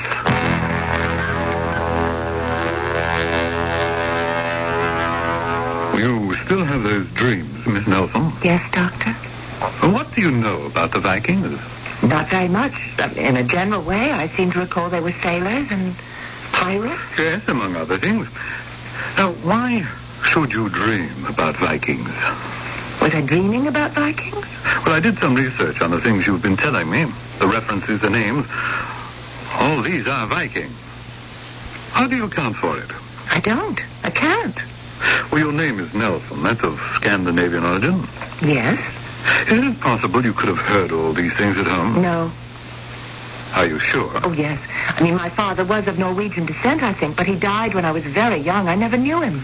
Well, still, there was the family. No, his parents were dead. He had no other relatives. And my mother's people were English, and so actually the only thing that's Scandinavian about me is my father's name. And you never read any of those things? No. I'm more interested in science. At school, I was great in math, and that's why I became a computer programmer. Well, for some reason, you have an affinity for the Viking period. It has dominated your dream life for well over a month. Have you dreamed of anything else? No. Do the dreams seem to be taking more definite shape? Yes, I think so. I mean, at first it was just you could say, a welter of activity all around me. And now I seem to have become someone. Huh. Who? Well, for the past several nights, I have been a girl called Edith Goodleaf Stater. Edith? The daughter of Goodleaf, yeah?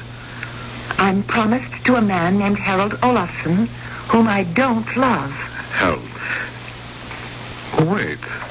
Isn't your fiancé's name Harold? Yes. And you're not too enthusiastic about the marriage, are you? Well, that's true. So I am beginning to think that this may be why I'm having those dreams. Well, my dear, it would account for why you're having dreams in general, but not for why you're having those dreams in particular. And there's another man. A handsome Viking. Well, he's a pirate. Thorfinn Kjærjudsen. Uh-huh. And do we have a modern equivalent on the scene here? No. But you're waiting for him, aren't you? I have been. I'm 32, and... Well, you know, You're not happy. No, and I won't be happy if I marry Harold, and I won't be happy if I have to be alone, and so it's a dilemma. And since you can't solve it, you try to escape in dreams. But are they dreams? Yes, but why Vikings? And how do you know so much about them? You started having these dreams, you say, about a month ago? Yes, Doctor. You didn't have any dreams even remotely like them before? No. Why did they begin a month ago? What happened? Was there an event? An event? What sort of event? A month ago. That would be June 3rd. A Saturday. You came in here. I have the record. June 14th. Now, you told me you were having those dreams. You remembered the day they began, Saturday night. So what happened Saturday that could have triggered them? I don't... Don't say you don't remember. We're going to put that day together. Now, what happened on Saturday, June 3rd? That seems to be changing your whole life.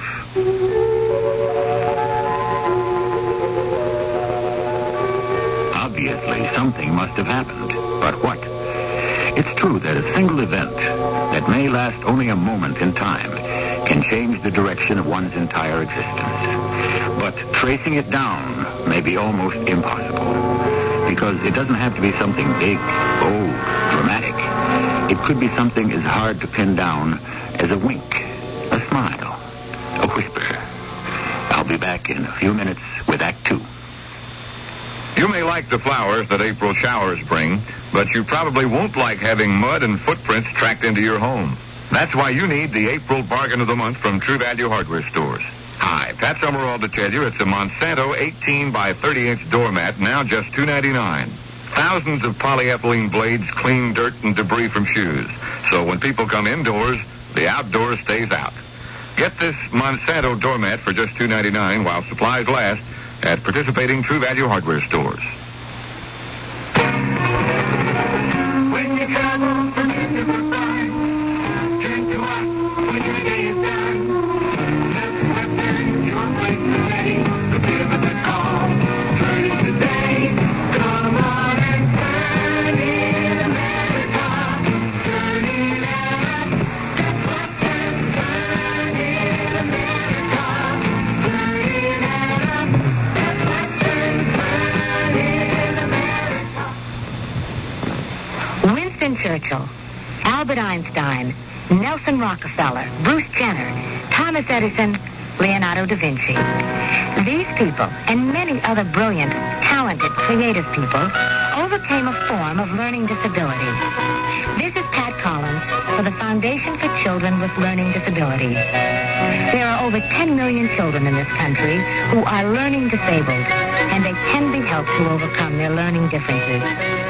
We owe it to them and to ourselves.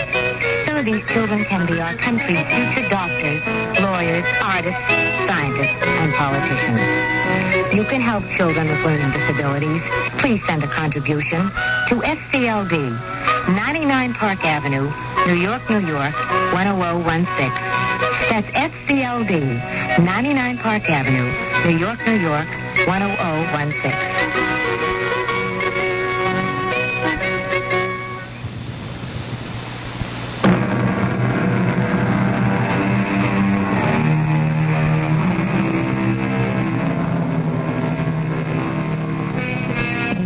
In our dreams, we go journeying, says the poet. True, but where and why? Why one dream and not another? And why are some so real and others so dim and confused? What is a dream? Is someone trying to tell us something? If you can't answer these questions, you're in distinguished company. Neither could all the great scientists, psychologists, and philosophers. Saturday, June 3rd. Remember it? Yes, Doctor. Why? Was it a special day? Any day's a special day if I don't have to go to work. Well, that tells us something about your job. What did you do on that morning? I went to the old Renby place. Oh, I mean, the Renbys have been dead, gone these past 20 years. The property belongs to the state now. But nobody minds if you go there and pick cranberries. So you went berry picking Saturday morning? Alone? Yes, Harold was out of town.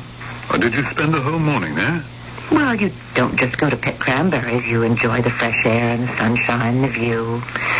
You bring a book and a sandwich. Well, what did you do afterward? I went home and I wallpapered my bedroom. That took all afternoon. Then I went to my mother's for dinner, and we talked a while about you-know-who. We watched TV, and then I went home and to bed. And that night, you had the first dream. Yes. On TV, did you see a movie, perhaps, about Viking? No, actually, we watched a baseball game. My mother's a fan. And that was Saturday, the 3rd of June. Yes. Have you told me everything, every little incident? Start again. While I was picking berries, I tripped and fell. Is that the kind of thing you want? Yes, go ahead. And I saw this funny piece of iron lying there on the ground. Iron? Well, I could tell it was very old because it had that rippled sort of look. Describe it. It's about 8 or 9 inches long, and on one end of it, it's about an inch or so wide, and it sort of narrows down to a point. Like a knife? Yes, a knife. What else can you tell me about it? It has some marks on it.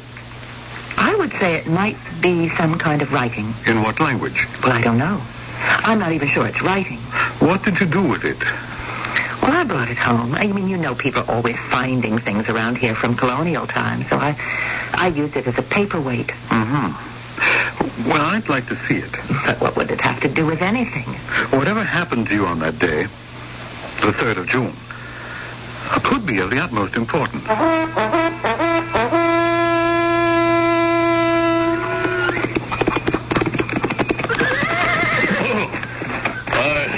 Good morning, Edith Goodley's Peter. Ah, the pirate. Yes.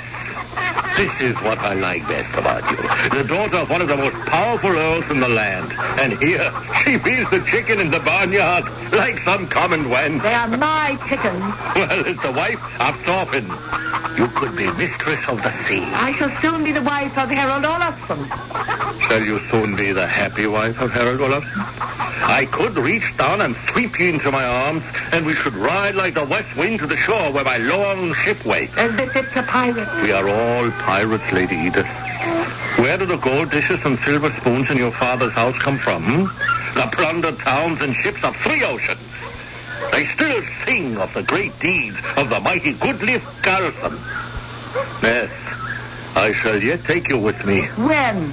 When you ask me. When I ask you. When you say to me, please, beloved Thorfinn, take me. Wherever you go, I shall be at your side. I am waiting for you to say that. Then you shall be the most patient man in the world, Thorfinn.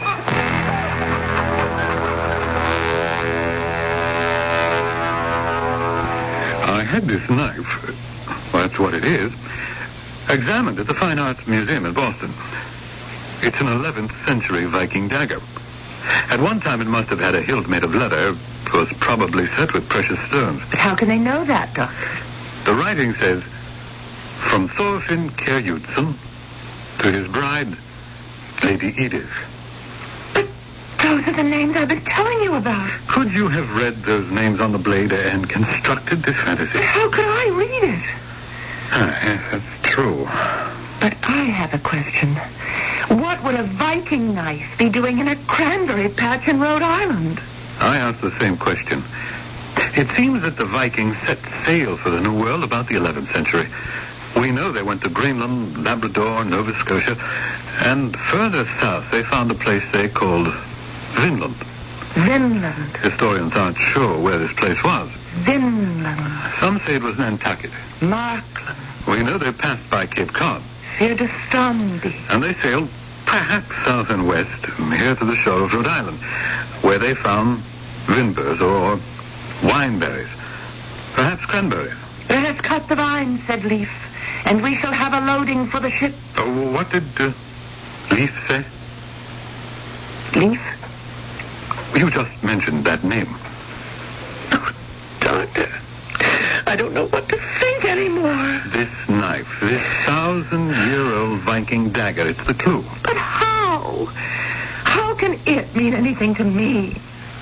How did you get it? I told you I found it in the fields at the old Dendy place. I mean, how did you get it the first time? How did Thorfinn Kjærjudsen present it to Lady Edith? Doctor, do you know what you're saying? I only know we have one line of approach. And where can it lead us? Tell me more about Thorfinn the pirate. I don't know anything about Thorfinn the pirate or whoever he was. Try to think. No. Listen to me, Dr. Miller. It's true, I have led a dull, prosaic existence, and my only romance, if you can call it that, has been with a dull and prosaic man. I'm fighting it. Therefore, I am dreaming about this swashbuckling Viking pirate who shall take me away from all this. Does that make sense? Well, it happens every day. But why to a Viking? Why to someone so remote and from a culture so foreign? That bothers you? It doesn't bother me. There's a little mystery here, I admit, but it doesn't change the essential nature of my dilemma. Which is? To marry Harold or to live alone. Probably for the rest of my life. I've thought it over. And I'm going to marry him. Better to be Mrs. Somebody than Miss Nobody. Well... I know that there are two sides to that story, especially in these so-called enlightened times. But I'm afraid to be Miss Nobody. And after a while, most marriages settle down to a sort of dull routine anyway. So you've made your decision? Yes. You may live to regret it. Either way, I'll regret it. And the Vikings? There's an explanation. Yes? What? Oh, Doctor. Just because we can't come up with it doesn't mean that it doesn't exist.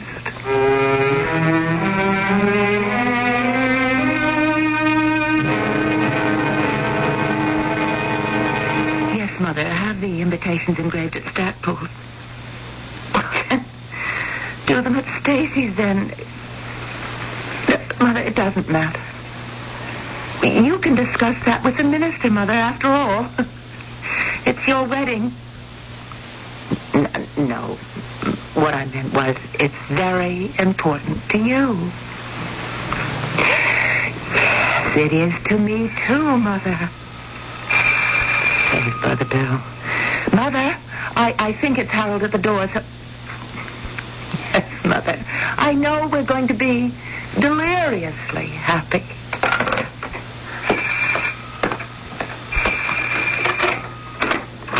Edith, darling. Harold, come in. Well, dear, have you decided?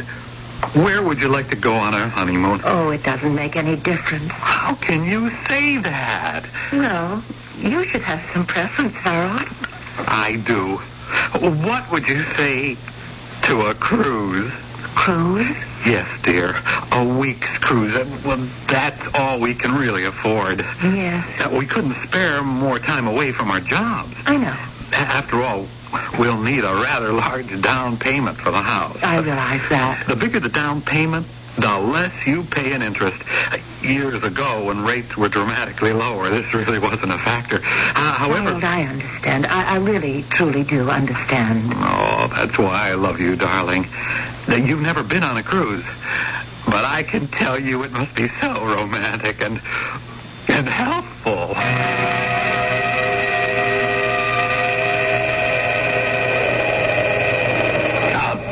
Coming right the sea road, lady. Hear the wind whistle through the rigging, the chant of the roar. You're standing in my way, Thorfinn. And what are you doing? Feeding the pigs? They are my pigs. You should be a queen. I cannot. Why? I am to marry Harold Olafsson tomorrow. Oh, I refuse to allow it. Indeed. Yes, listen to me, beautiful Edith. You are no longer a maid of 16. You're twice that age. Ah, you are so adept with a compliment. Why have you not married till now?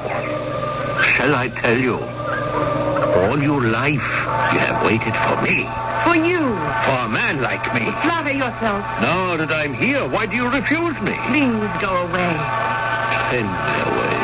Very well. I send you away. You can only send me away by swearing to me that you love Harold. Swear to me that he is the only man in the world for you. Swear it. Well, I'm waiting. You cannot.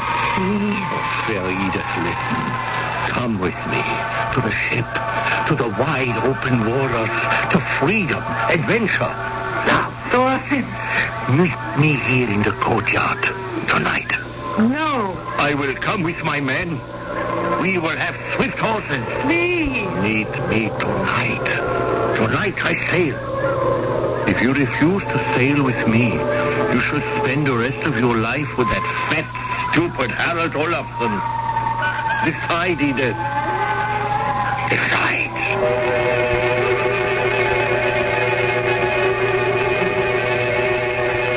Who was it that first said, decisions, decisions? That's not exactly true. In a basic sense, there's only one decision.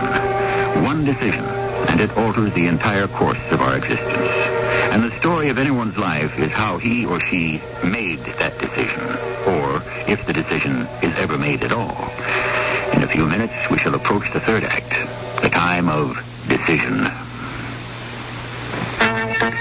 Was the kidnapped Lindbergh baby really murdered? Connecticut businessman Harold Olson believes he is Charles Lindbergh Jr. This shocking possibility is explored in the new paperback In Search of the Lindbergh Baby, written by former United Press reporter Theon Wright.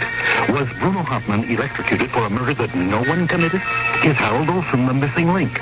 Read the startling evidence In Search of the Lindbergh Baby from Tower Books, wherever paperbacks are sold. This is Carl Malden. Now only American Express Traveler's Checks offers exclusive new services that protect more than just your money. Now if you lose your credit cards and ID along with your Traveler's Checks, only American Express will help you cancel your cards, issue you a temporary ID, cash a check, and put its travel service at your service 24 hours a day. Ask for American Express Traveler's Checks. Now they protect more than just your money. Now they help protect your vacation. Services available in the U.S. and Canada. Certain conditions apply. The following is a reenactment of a scene that never happened. When I told the fat man that I lost the letters of transit, I thought it was having a heart attack. Sure. Do you get all the warning signals of a heart attack? Well, sure, Rick. Well, no, Rick. Then listen and get it once. A pain in the center of your chest may spread to a shoulder, your neck, or an arm. They feel dizzy, nauseous, sweaty. If it lasts 2 minutes or longer, get emergency help right away. Got it? Sure, Rick. Oh, Rick? Yeah, shoot. Well, the fat man was mad when I called the ambulance. He said it wasn't a heart attack, but me giving him indigestion. That's common enough. A lot of heart attack victims say there's nothing wrong. Want to think it'll go away.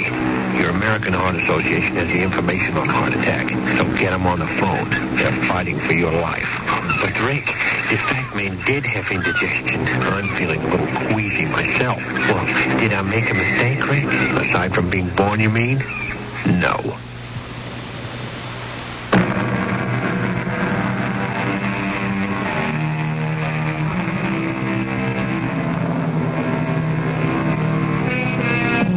It's not an uncommon occurrence. Perhaps it's even happened to you. There's a persistent dream or illusion that you're someone else, living somewhere else. And sometimes all the details are sharp and clear. Sometimes they're dull and blurred. But there is this feeling, and it won't go away, that the here and now is not the only existence you've ever known. Our heroine, who is she? Edith Nelson, a rather repressed computer analyst, or Edith Goodleaf's daughter, the daughter of a Viking earl, or both. Decide, Edith. Decide. I don't know, Thorfinn. Well, progress. Good. We go from no to I don't know. I don't. Think. I have been thinking. I have done nothing but think ever since I first saw you. And the more I think, the less I know. Good. It's not well to know too much. Only how to fight. Make love. Let us not think. Let us act. I shall come for you tonight. Thorfinn. Wait for me here in the courtyard. But I don't know. You know, fair Edith. In your heart, you know.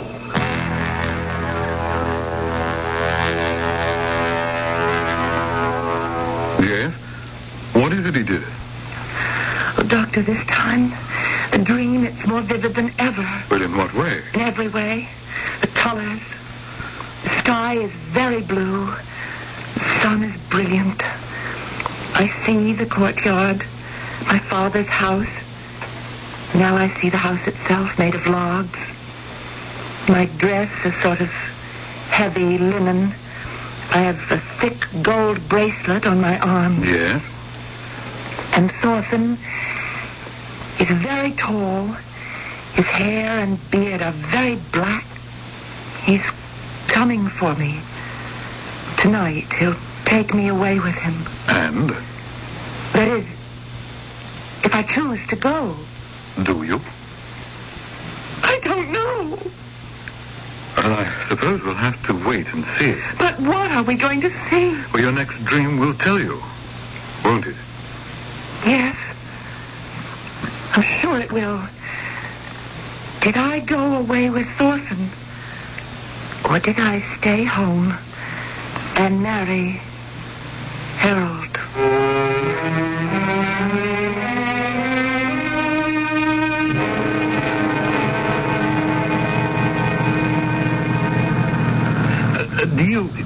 Do you mind if we park here for a while? It's a very pretty view. Yes, Harold, isn't it? Edith, I think I should say something. I know I'm not a very romantic fellow, and well, maybe that's why you seem to be holding back. Holding back? I kind of sense that you're not exactly in raptures about our impending marriage. Are you? Oh, well, actually, I'm not the type of person who could be described as rapturous. All right. I'll accept that. I can't help being the way I am, can I? No, I guess not. But the way I am isn't so bad. I'm a very steady person. I'm dependable. You know that. Yes. That has to count for something. Well, it does. I'm a sincere person. I can be trusted. I know that. And I'll try to make you happy. Edith, perhaps I shall never fill you with rapture, but neither shall I plague you with sorrow. With me, you'll always have the golden mean. You'll never be tossed on stormy seas. There will always be the calm of the safe harbor. Well, that's all I have to say. I understand, Harold. I understand. The golden mean. The safe harbor. Isn't that what everybody really wants?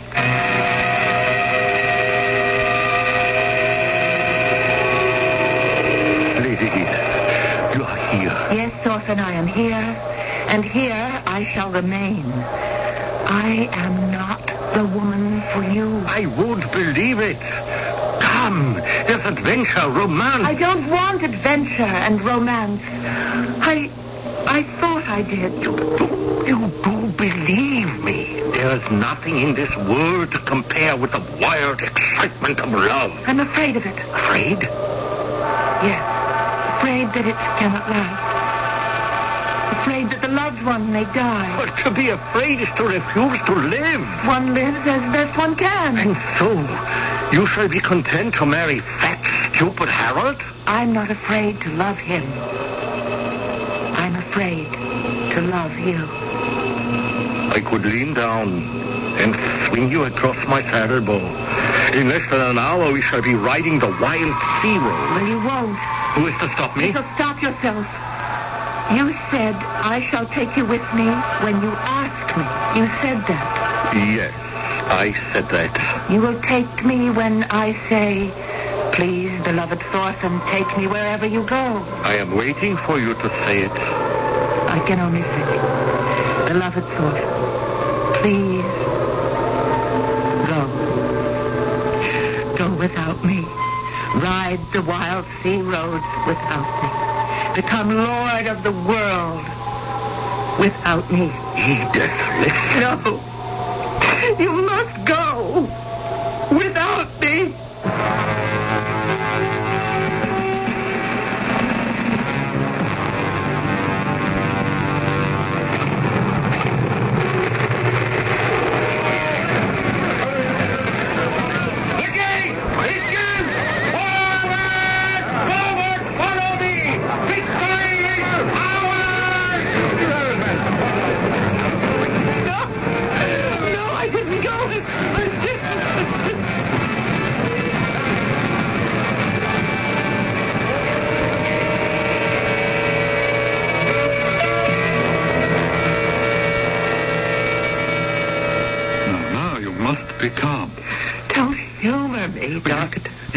you chose Harold, and Thorfinn rode away without you. Yes. So why do I keep dreaming about him? Why am I still on his ship? Because in your dream world, you did go away with him. No, I sent him away, and I married Harold Olaf. Then tell me, how do you account for the knife? What knife? The one you found. The wedding gift from Thorfinn to Edith Goodliff-Stater. I don't know. What is the knife doing here in Rhode Island? Which, for all we know, is the ancient Viking Vinland. Tell me. I can't. We're back to square one. And Harold? Shall you marry Harold? The invitations are printed. I wish I could help you. I wish I could help myself.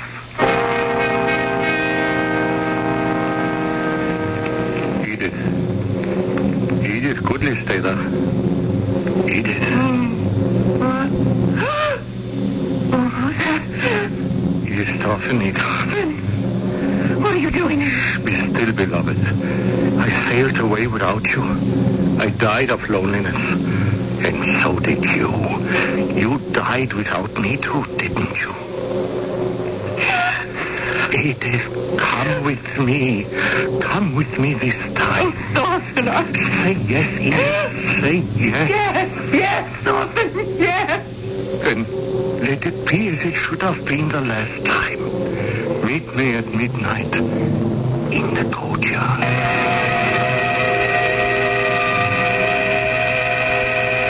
I've cleared up this little mystery about the dagger, Dr. Miller. Yes? How did it get here in what used to be Vinland? Well, I went back there, and this time I sailed with Thorfinn. And? And we must have sailed here. Period. And that's supposed to clear up the mystery? Absolutely. I say you went back there. Back where? To my father's house in Norway. And this time, when Thorfinn came for me, I went with him. So as I told you, it's really quite simple. When did you go back there? I'm going to go back tonight. Tonight?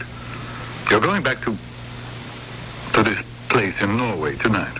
All I know is that tonight, Edith will meet Thorfinn, and they shall sail away together. Don't do it. Ah, that's better. You're taking me seriously. You're not telling me I'm crazy. Don't do it, because it must end badly. Oh, how can you say that? I've been reading up on the period. But when you mentioned that you had landed in Vinland, and Leif had ordered the people to cut down vines to load the ships, that was Leif the Lucky, son of Eric the Red. Yes, Leif Erikson, a bold man. But he ordered you and your husband, Thorfinn, and the others who had wives, to stay in Vinland and grow the vines. No, this has not yet been revealed to me. No, because you have not yet lived it. But if you go back, you will die, along with all the others. The others? The colony that Leif Erikson left in Vinland, it disappeared from the face of the earth. But my beloved awaits. And I was wrong. There's no life without love. My dear, you are having hallucinations for your own good. No, I am the one who will decide. My own good. I shall go back to Thorfinn. I shall meet him in the courtyard. What courtyard? Where? It doesn't exist. Doctor, you think I'm mad? I thought so too, at first. But I'm not. I belong there. It's part of me, and that's why I know so much about it. Edith. I am, actually. Lady Edith, and I don't understand why or how. May I suggest... I know what you're going to suggest, that I go somewhere for observation. Well, No, Doctor. If this is madness... I never called Even if it is, it's certainly more wonderful than anything else I've ever known in my life. Will I see you tomorrow? No. Edith, I don't think you should stop seeing me. Another doctor, if you prefer. I can't see you or anyone else tomorrow. Because tonight I'm going away with Thorfinn.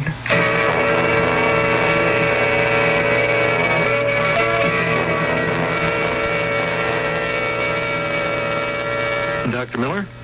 I'm Lieutenant Spring. Yes. What can I do for you, Lieutenant? It is about Edith Nelson. She disappeared last Saturday night. I know. She was supposed to have been married the following day. She's been seeing you, Doctor, and you're a psychiatrist. Would you know why? Well, it's not uncommon for a person to be overwhelmed by the thought of a marriage and to simply run away. You've heard of that. Oh, yes, of course. Or else she may have changed her mind about the whole thing and just decided to pull up stakes and leave. Yes, I've heard of that, too. But her money and her bank account and all her possessions are still here. Now, her mother knows them all to the last paperclip. The only thing that's gone is a paperweight. A paperweight? Yes.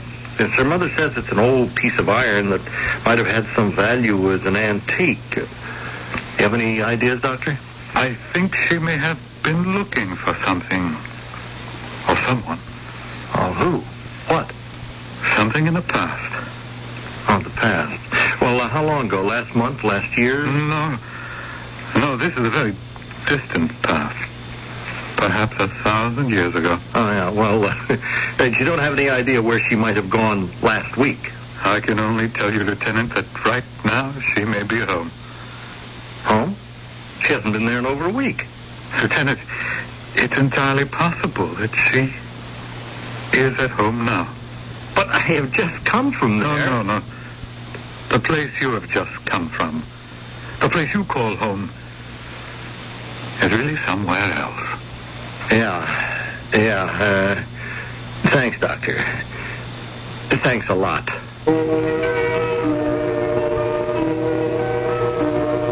What else could the doctor tell the detective? The same story we've told you? In the first place, it's quite possible he doesn't believe it himself. And if he does, what's the use? Who would believe him? I'll be back with something for you to believe shortly.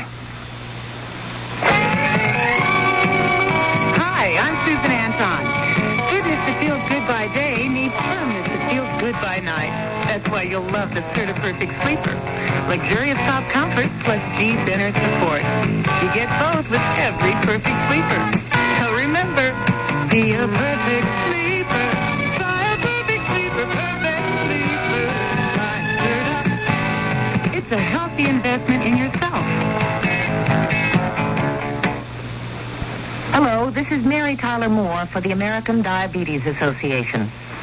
Each day presents us with choices. But if you have diabetes, you have no choice. You must learn how to live with diabetes, or you won't live very well or very long. The American Diabetes Association will teach you or someone you love how to live. We teach diabetes survival. We have the information you need.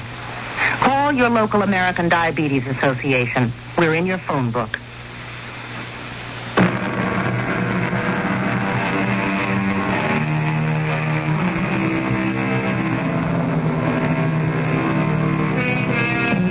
This has been an hour devoted by and large to dreams. What are dreams? We've asked this question not once but many times, and the answers are infinite, if not definite. Are dreams reminders of the past? Forecasts of the future? Auguries of our fate?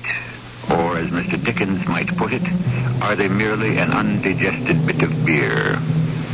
Our cast included Marion Seldes, Lloyd Batista, and Earl Hammond. The entire production was under the direction of Hyman Brown. And now, a preview of our next tale. Captain, I have been appointed spokesman. For whom? For all the officers and men. Captain, we will respect you, but we cannot be pawns in this your quarrel with the Governor General. My quarrel? Go back home. Settle it. It isn't your quarrel. This Isn't your fight for gold and glory? You ask us to commit treason. Treason only if we fail. It's fame and the Emperor's favor if we succeed. We have families in Spain who can be punished. Betray me and you have families who shall be disgraced. Enough talk, enough soul-searching. I shall make the decision for you. Juan, where are the men with the torches? Here, Captain. Are the musketeers and the crossbowmen ready? Ready. Have them fire at any man who tries to stop us. Forward! What are you going to do? Cortez, what are you going to do? Step aside, Francisco, or be shot. Are you mad? What are you going to do? This is E.G. Marshall inviting you to return to our Mystery Theater for another adventure in the macabre. Until next time, pleasant dreams. WKBN, Youngstown, Ohio.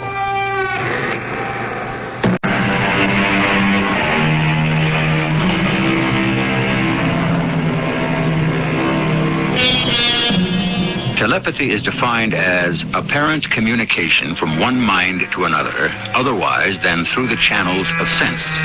Don't overlook the word apparent, meaning that it appears to be, but is not of necessity actual, real, or true. However, simultaneously, it does not mean that it is not actual, real, and true. So, for the time being, we must content ourselves with the thought that telepathy is a phenomenon which may be valid or may not exist at all. Not very satisfactory, but the best we can do for the present. Have you got your key? Yeah, got it right here. I forgot mine for some reason. Go ahead. Go on in, Emma. Where's Don and Bob? They'll be along. I thought they were right behind us. They'll be along. Go on in, Emma. They were right behind us when we left the cemetery. Let me have your coat. No, I think I'll keep it on. Now, Emma, you don't want to do that. I feel cold. The house is as warm as toast. Now, come on, give me your coat and I'll hang it up for you. I don't know why I feel so cold. Well, it wasn't easy. Oh, I thought the grave looked very nice, didn't you? Yeah, very nice. All that ivy and the headstone. Yeah, they take really good care of it out there. Oh, I don't know why I feel so cold. I'll tell you what. Let's go out to the kitchen and I'll make us a cup of tea. How would that be? Oh, that would be nice, I guess. Sure, warm you up. Come on. Can't imagine why I feel so cold. It was just a year ago today that, you know. I know. A good, strong cup of hot tea, you'll be fine. Now, you just sit there and rest yourself. I don't think rest is what I need. Water will be boiling in just a minute or two. What I need my little girl. I need my daughter, that's what I need. Emma, now don't cry, Emma. I can't stand it if you cry. And I can't stand it if I don't. All right, then. Just go ahead and cry. No. I'm all right now. Henry, do you realize that if she'd lived, we might be grandparents by now? We might have a little granddaughter looking just like her. Mm-hmm. Or a little grandson. I realize that. She was going to be married the very next day. To that Arthur, what's his name? I hear he's engaged to somebody, some girl from the East. Didn't take him long, did it? A whole year. Even so. Well, he's a young man. You can't expect him to grieve forever. I expect I'll grieve forever. No, you won't. How would you know? Well, I don't really, but... Remember when we brought her home from the hospital? She was all pink and white. She was never red and wrinkled like most babies. Water ought to be boiling by now. You take Don and Bob. They were really funny looking when they were born. All wizened like little old men. Oh, but she was never like that. There now. Water's boiling. All pink and white and smiling. And so pretty. I wonder what's keeping Don and Bob. He hardly ever cried. Well, they ought to be here by now. Well, he slept most of the time. Here's your tea now. Drink it. Never a bit of trouble. We've been very fortunate with our children. Now, go on. Drink your tea. Henry, I don't think I want it. Drink it, Emma. Oh, all right. No, Don and Bob weren't any trouble. Not much trouble, anyhow. But then they had each other. No matter what, they always had each other. Being twins, it's a special bond. Or so I've been told. Remember how excited they were when we brought her home? So pleased to have a baby sister. They just stood there and stared at her in the bassinet. I don't understand why they're not home. They left the cemetery when we did, didn't they? I think so. Sure they did. They were right behind us.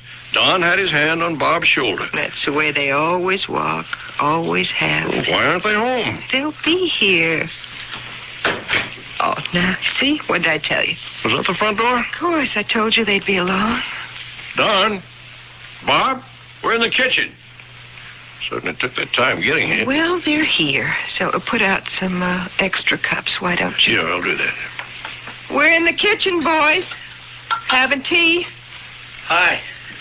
Oh, sit down, dear. You have some tea, Where's your brother? What? Where's Don? Don. Sit down, Bob. Here's your cup. Oh, okay. Didn't Don come with you?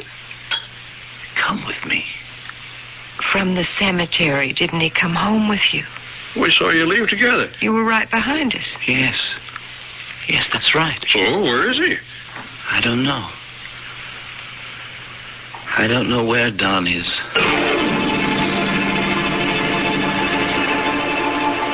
A grown man just doesn't disappear like that. 4 whole days now. I'm not going to worry too much about it. After all, Don's 23. He's old enough to look out for himself. But why doesn't he get in touch with us? He must know we're worried. Well, what worries me the most is Bob, locked up in his room like that. I've tried to talk to him through the door, but he won't even answer me. Well, I've left food for him every day. Sometimes he takes it in. I guess he eats it. And sometimes it just stays there on the floor in the hall. Well, what if... Yes? What? Never mind. Forget I said anything. You were going to say, what if he never comes out, weren't you? Or weren't you? I guess something like that. You think there's something wrong with him? Well, isn't there? Something wrong with... in his head. You think he's not quite right in the head, don't you? I don't want to think that. You think something happened to Bob when he was with Don on the way back from the cemetery, and now Don's disappeared somewhere, heaven knows where or why, and Bob shut himself up in his room and won't come out. He hasn't said one word since we asked him, where's Don? And he said he didn't know, not a blessed word. Oh, Henry, what have we done to our children? Nothing, not a thing, except try to bring them up properly, or what we thought was properly. Our daughter dies the day before she's going to be married. A year later, one son's gone off somewhere, and his twins shut himself up in his room, won't tell us where his brother is. Doesn't know where his brother is, or so he says. Do you think he does know? Emma, don't ask me things like that, things I've got no answer to. Those 2 boys have been closer than any 2 people have ever been. Remember, Henry, how neither of them ever said, I've got a headache. It was always, we've got a headache. And they always had sore throats at the same time, too. That wasn't just a way of talking. That was real. The doctor said so. You remember that? Yes. And you remember how each of them always knew whether the other had passed an exam or not? Sometimes even knew what grade the other one got.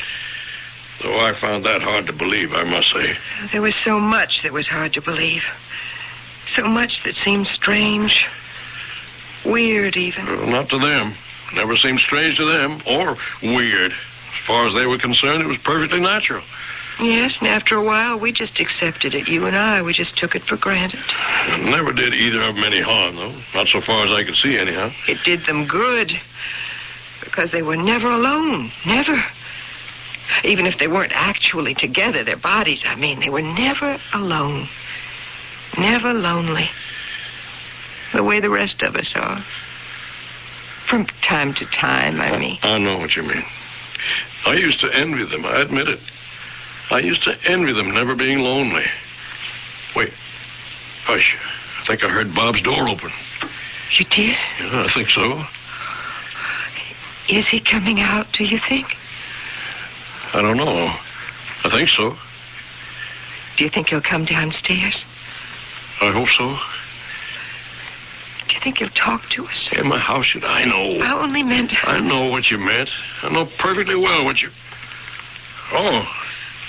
Oh, good morning, Bob. Hi. Good to see you, son. I'm sorry if I upset you. Well, as long as you're all right. Oh, yeah. I'm all right. More or less all right. Well, sit down, son. Can I get you anything? You want anything? No, thanks. I don't even want to sit down, but because I have to tell you something, and then I have to go someplace. Oh. Well, all right. You see, this is the first time since Don and I were born that I haven't known where he is. Since before we were born, maybe. Before we were born, I certainly knew where he was. He was right next to me, inside you, Mother. We were lying right next to each other for 9 whole months. And I think that's when it started. When what started, dear? Knowing each other's thoughts, each other's feelings, and always knowing where the other one was and what he was doing. And now you don't know where he is or what he's doing. Now I don't know. And it's so lonely without him. Oh, darling. The last thing I really remember is his hand on my shoulder, walking home from the cemetery. We were both thinking about her. We hadn't talked about her, but we didn't have to. We knew we were both thinking about her. And then I don't know when it happened. I certainly don't know why it happened, but all of a sudden I didn't feel his hand on my shoulder, and I looked up and he wasn't there. He simply wasn't there. He'd gone off and he'd left me. Darling, he'll come back. Of course he'll come back. But that's not the point, don't you see? I should know where he is.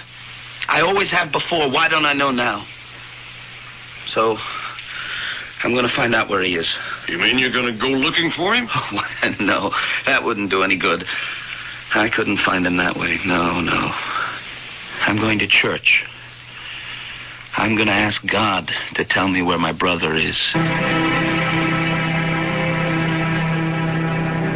Though there is no proof, still there is reason to believe, at least there is no reason to disbelieve, the theory that identical twins, during the 9 months spent in close proximity before birth, can develop a telepathic communication with each other.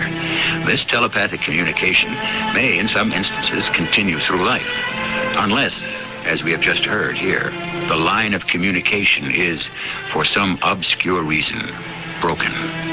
We'll return shortly with the second act of The Doll. Pour on the snap. Pour on the crap. Barbecue sauce. Pour on the snap. Ooh, pour on the crap. Barbecue sauce. Pour on the snap. Ooh, pour on the crap. Barbecue sauce. Only one barbecue sauce can give you the snap of this secret blend of 16 herbs and spices. Ours. Pour on the snap. Pour on the crap. Barbecue sauce. Pour on the snap. The South. The end of the Civil War and the beginning of a new life for those who survived its bloodshed. From this turbulent era of our great American heritage emerges the proud, passionate saga of one family, their plantation, and their dreams. Windhaven's Crisis by Marie Desjardins, the 8th book in the best-selling Windhaven saga, Windhaven's Crisis, new from Pinnacle Books, wherever paperbacks are sold. Can't he see the difference between the letters B and D? He won't stop talking for 5 minutes. Why won't she behave at school? He won't sit still. My child tries so hard, why can't he learn? He can't distinguish his right hand from his left. Why can't you remember how to tie your shoes? He's impossible to live with. This is Pat Collins for the Foundation for Children with Learning Disabilities. These frequent complaints of parents can actually be symptoms of a child with learning disability.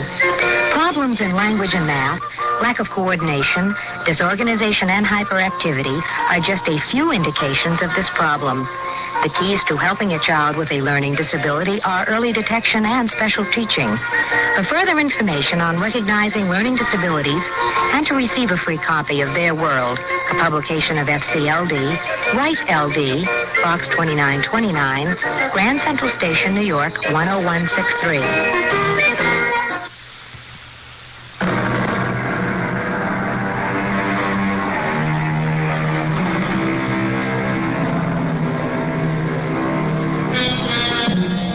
A year after the death of their well-loved sister, the twin brothers, Don and Bob, started to follow their parents back home after a visit to their sister's grave. But it was only Bob who arrived there, and he has, at this point in our story, no notion of where his brother is. His despair is many times greater than that of his parents, for never before has he failed to sense his brother's whereabouts. At the end of Act 1, he announced to his father and mother that he was going to church to ask God's help.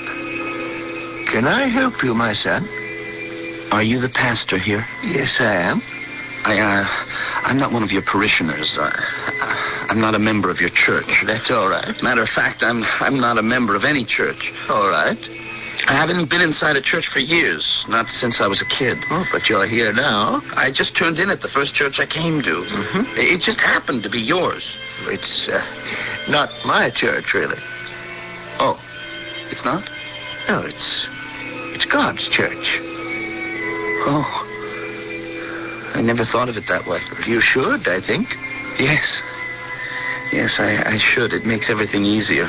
You're in some sort of difficulty, am I right? Oh, yes, you're certainly right. You're certainly right about that. And you think that God can help you? Nobody else can, I know that. But you don't know how to reach God, is that it? Yes, that's it. That's it exactly. Well, that's why I'm here. To try and help you reach him. You mean that? Well, that's my job. That's my whole life. Really? and I thought you just preached. Oh, I hope not. Well, it looks like I came to the right place. You see, the thing I need God to help me with, well, it's not your ordinary run-of-the-mill problem. It's you might call it peculiar. I don't think God considers any problem peculiar. You don't? Well, I'm quite sure he doesn't. In fact, I'm positive. Hardly anybody really understands it. Hardly anybody is God. Well, yes, that's true, all right. I hope you don't think I am. Or that I think I am. Well, only God is God, right? Right as rain. Only I don't know how to approach him with this particular problem. Well, would it help you to approach him if you told me first? Told me what this problem is that's giving you so much trouble? Putting it into words. To me, would that help? I think maybe it would. Well, then if it would help, why don't you? Okay, I will. You see, I have a brother, Don. Don and I are identical twins. Yes? I don't know if you know what that means, what it can be like. Well, not from personal experience, no. I'm not sure if it's the same with all twins, but it certainly was with Don and me.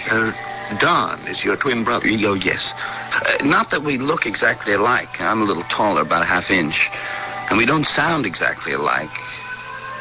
But we're identical twins. Born from the same ovum? Yes, I think that's the medical explanation. The ovum splits in two, and you have two babies. I think that's how it is anyway. I believe so. With Don and me, it's as though the split never happened. I mean, we stayed together, as much as two people can stay together who are really two separate people. Do you understand what I'm saying? I think I'm beginning to. It's like we never accepted the fact of being two people. We were always trying to be one. And we were one. Anyway, whenever we wanted to be, we could become one. No trouble at all. No matter what we were doing or where we were, one of us would think about the other and know right away what he was doing and where he was. Sounds very interesting. Oh, I guess it was. It always seemed perfectly natural to us. And your parents, did it seem natural to them? Oh, I don't think so, not at first. But they didn't object to it or try to interfere or anything. Not that it would have done any good if they had. I think you're quite right about that. And it wasn't just a matter of knowing where the other one was and what he was doing. We knew each other's thoughts and feelings. Like maybe I'd get mad about something, anything. Before I had a chance to say anything, Don would put his hand on my shoulder and say, "Take it easy, Bob." And I'd calm down and tell him about it. Remarkable. Oh, I guess so. Lots of times I'd do the same for him. Of course. It was a reciprocal sort of thing. And it always worked between the two of you? Yes, as far back as I can remember. Well, go on with what you were telling me about what brought you here. When Don and I were, about 4 years old, my mother had another baby, a little girl. They named her Amelia.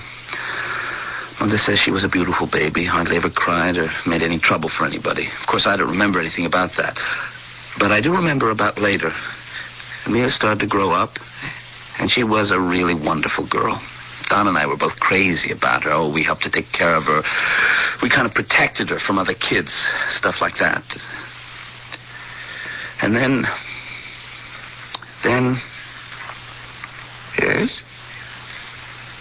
About a year ago, Amelia died. Oh. I'm so sorry. Yes. It was very sad. Because she was beautiful and sweet. She was just 18. She was engaged to be married. Very next day. Very nice guy. That must have been a terrible shock. It was. Terrible. For everybody. Don and I... Well, I guess you'd call it we grieved together. Even if we didn't talk about Amelia, we thought about her a lot. And we always knew we weren't grieving alone. Am I making any sense to you? A great deal of sense. I think one of the worst things in the world must be to have some terrible sorrow and nobody to share it with. I agree with you completely. Of course, I never had it happen to me on account of having Don. Anyway, it never happened until now. Are you trying to tell me that something has happened to Don? Oh, no. Or maybe it has. I don't know. That's the awful part, the not knowing. I shouldn't know if something happened to him. I've always known before. Why don't I know now?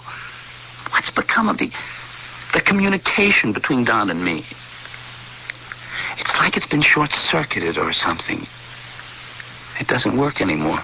Have you tried talking to him about it? I can't. He's disappeared. Oh, you didn't tell me that. Oh, no, I didn't, did I? Well, 4 days ago was the first anniversary of Amelia's death. Yes? We all went to the cemetery. Mother and Father and Don and myself.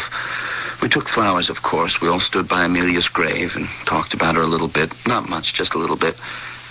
And then we sat by the grave, and we were quiet for a while. I don't know just when our parents left, but pretty soon, Don and I got up and followed them. Don had his hand on my left shoulder, his right hand.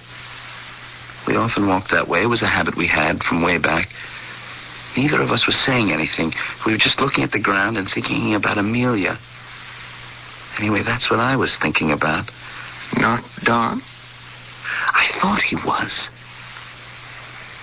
Now I don't know. Because all of a sudden, I felt that Don's hand wasn't on my shoulder. Know what I mean? About feeling the absence of something. Of course I know what you mean. It startled me, that absence. I looked up. Don wasn't there. Without saying a word to me, he'd simply gone off somewhere. At first I didn't worry because I knew that if I thought about him, I'd know right away where he'd gone to and I'd go after him. So I thought about him. And it didn't work. It didn't work. For the first time, it didn't work. I didn't have the slightest inkling of where my brother was or where he'd gone to or what he was doing. Or what did you do then? I got home somehow, and I told my parents. And they said, don't worry, Don would be home eventually. They meant well, I know that. But what they didn't understand was that I was supposed to know where he was. I always had known. Why didn't I know now? I shut myself up in my room. I thought it would, come to me where Don was. But it didn't. It didn't. It's been 4 days now, and I still don't know where Don is or what he's doing. It's driving me crazy. I think what has existed between you and your twin brother all these years could be called telepathy. I guess you could call it that. For some reason we don't know at the moment, the telepathic communication has been interrupted. Yes, that's it. Have you ever heard that prayer is telepathic communication with God? I never heard that. Maybe you knew it without ever having been told it. I know that I had to ask God to help me. I know that. So you really came here to pray, didn't you? I guess so. Only I don't know that I know how to pray. Did you know how you communicated with your brother? Oh, no. It just happened. Well, then why not communicate with God the same way? Just let it happen.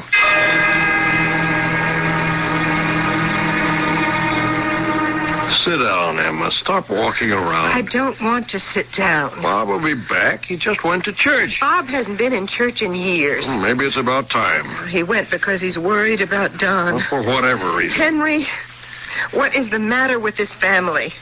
Are we all falling apart? Well, what kind of a thing is that to say? We've been a very loving family. We've always been very loyal to one another. We've been honest with each other. What's happening? Nothing's happening. Is there some kind of curse on us? Oh. Were we too happy, too fortunate, too close?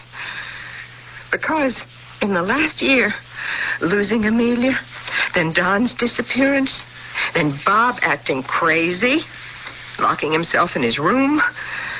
Now, he's been gone for almost 2 hours. He hasn't phoned or anything. It's like he's forgotten he has a father and a mother. He hasn't forgotten. How do you know he hasn't? Because he just came in. Oh, thank the Lord. If anything had happened to Bob. Nothing has. Hi there, Bob. Hi. Oh, dear. Everything all right? We were just starting to worry about you. Well, just, a little. Everything's okay. Anyhow, it's going to be. You mean you found out? I found out where Don is. Bob, that's wonderful. Where is he? I'm going to fetch him and bring him back here. Well, where is he? Oh, he'd come back anyway all by himself, but I'd rather go get him. It would make me feel better, and I think he'd like it better that way, too. Don't wait dinner for us or anything. I don't know exactly when we'll get here. Oh, wait a second, Bob. Well, probably in an hour, maybe more. I don't know yet how long it's going to take. Oh, yeah, one more thing. If he acts a little strange, a little odd, not quite like himself when he gets here, don't pay any attention. Don't take any note of it. Just leave him alone. Why should he act strange? In his own house, with his own family. He's been through a lot. That's the feeling I get. Some kind of terrible strain. What kind? I don't know yet. But I'll find out. Now that I've reached him, I'll find out. I've got to get going now if I want to catch up with him. But where is he? What's he doing? You said you knew. Why, he's in a store. A department store. What's he doing there? Didn't I tell you? He's buying a doll.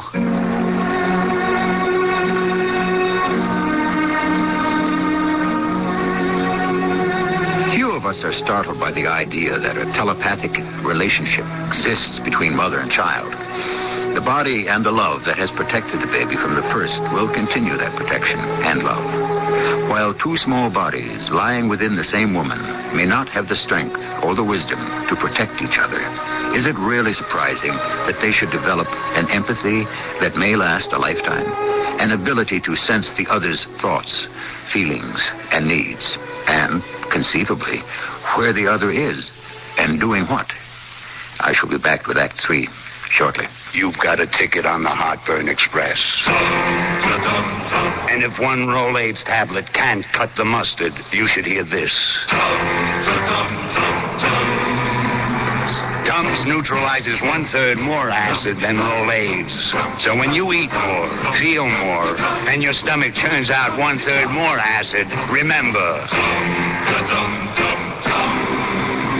Tums neutralizes 1/3 more acid than Rolaids. I understand you're trying to quit smoking. Is that, I see. A little cranky, huh? Yeah, well, just think how much better you're going to feel. Look, maybe if you were to try the American Lung Association's Freedom from Smoking program, that might help, you suppose? Well, in the meantime, have a nice day. If you want to kick the habit but need help, contact your local American Lung Association for information on their Freedom from Smoking program. As always, it's a matter of life and breath. This is Ken Howard. If you're over 18 and already out of school, I have a personal question for you. Can you read as well as you would like to? I don't mean just traffic signs and sports programs. I'm talking about books, magazines, and newspapers, and the labels on medicine and food packages. If you don't read well enough to understand these, you can get help at your library. Many libraries offer assistance for people who didn't learn to read very well in school. If they don't have the programs themselves, librarians can often recommend a local tutor, self-help books, or even televised instruction that includes other subjects as well as reading. 25 million Americans have trouble reading, and some of them don't even realize it, or they're too embarrassed to ask for help. If you are one of them, don't waste your mind any longer. The libraries in your area are waiting to help you. You just walk right in and ask for books on any subject that interests you, whether it's basketball, basket weaving, or the mystery of the Baskervilles. You name it, the library has it. They've got your number. Now you get theirs and give them a call. A public service message of the American Library Association.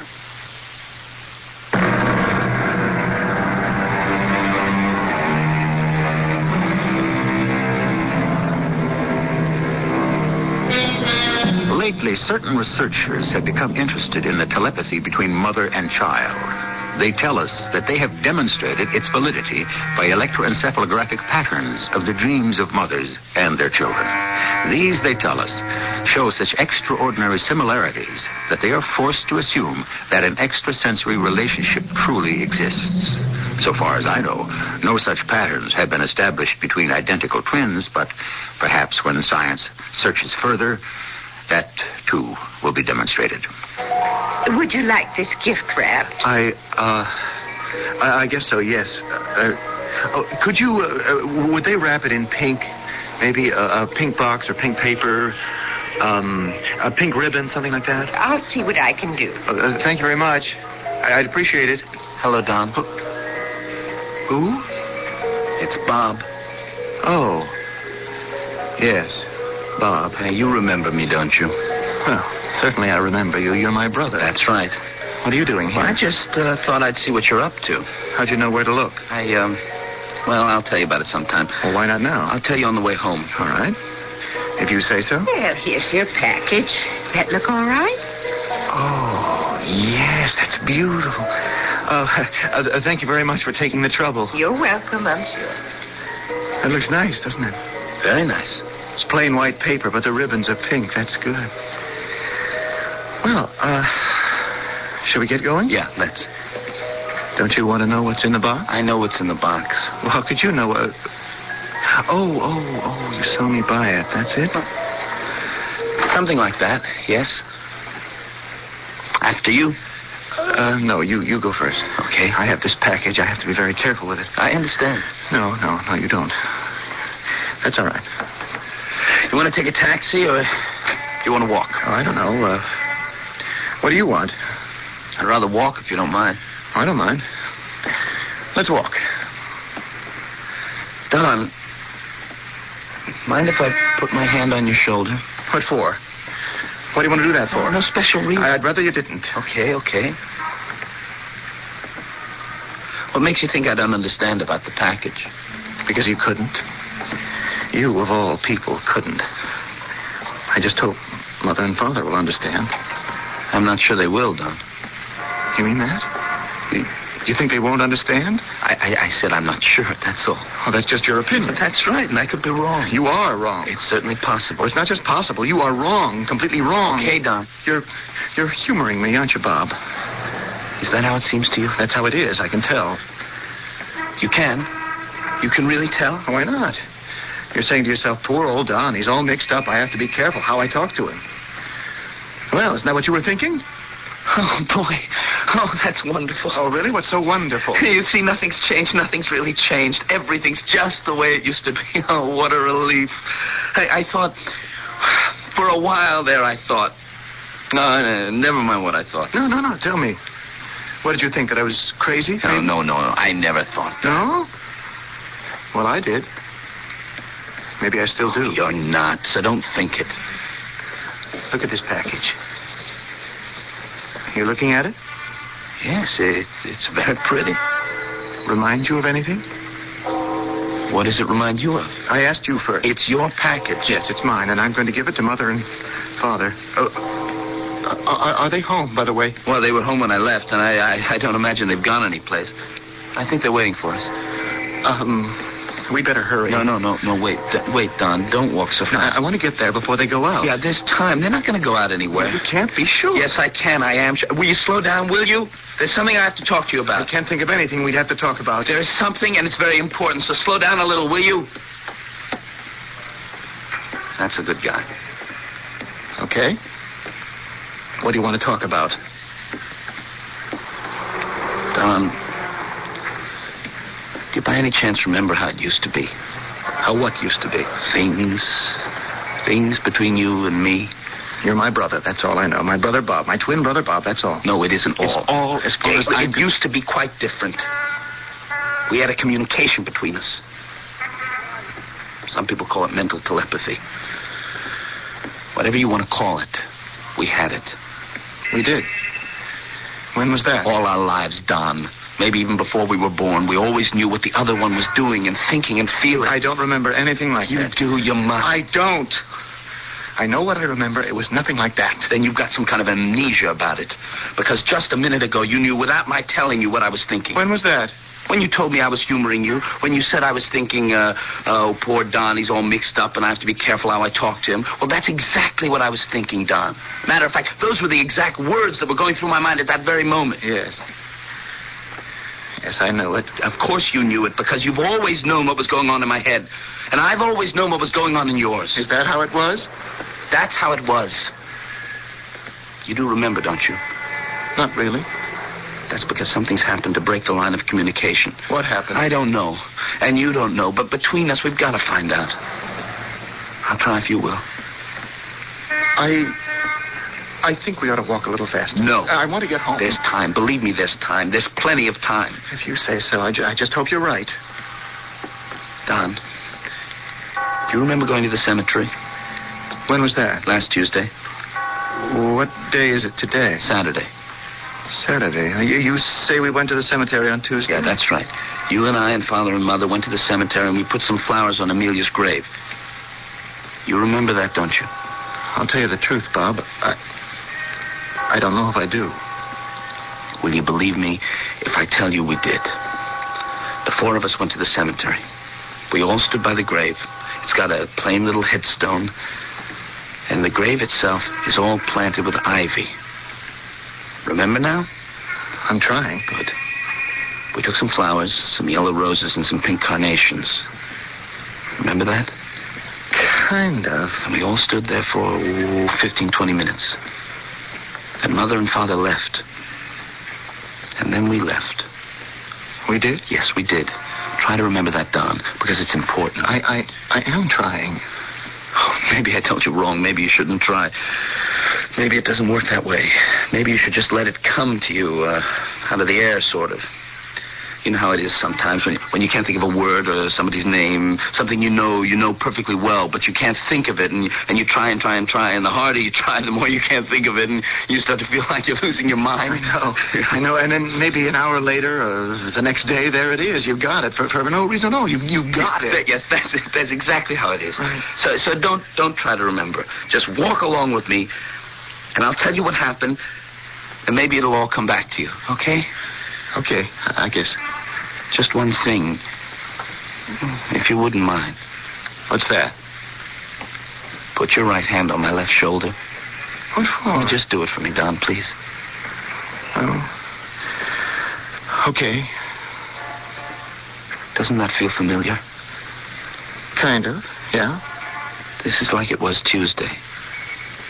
We're walking very slowly, just like we are now. Yeah. And we're not talking. We're thinking about Amelia. That's right. We've just come from the cemetery. And we're thinking about Amelia. How pretty she was. How sweet. That's right. How little. What? How little and helpless. Lying there. And that's when it came to me. Right out of the blue.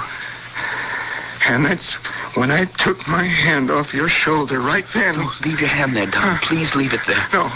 No, because that's when I remembered that you wanted her dead. Me? I wanted my sister dead. Lying there in her bassinet. It was white wicker, and it had pink ribbons hanging down from it. Yeah, but that's right.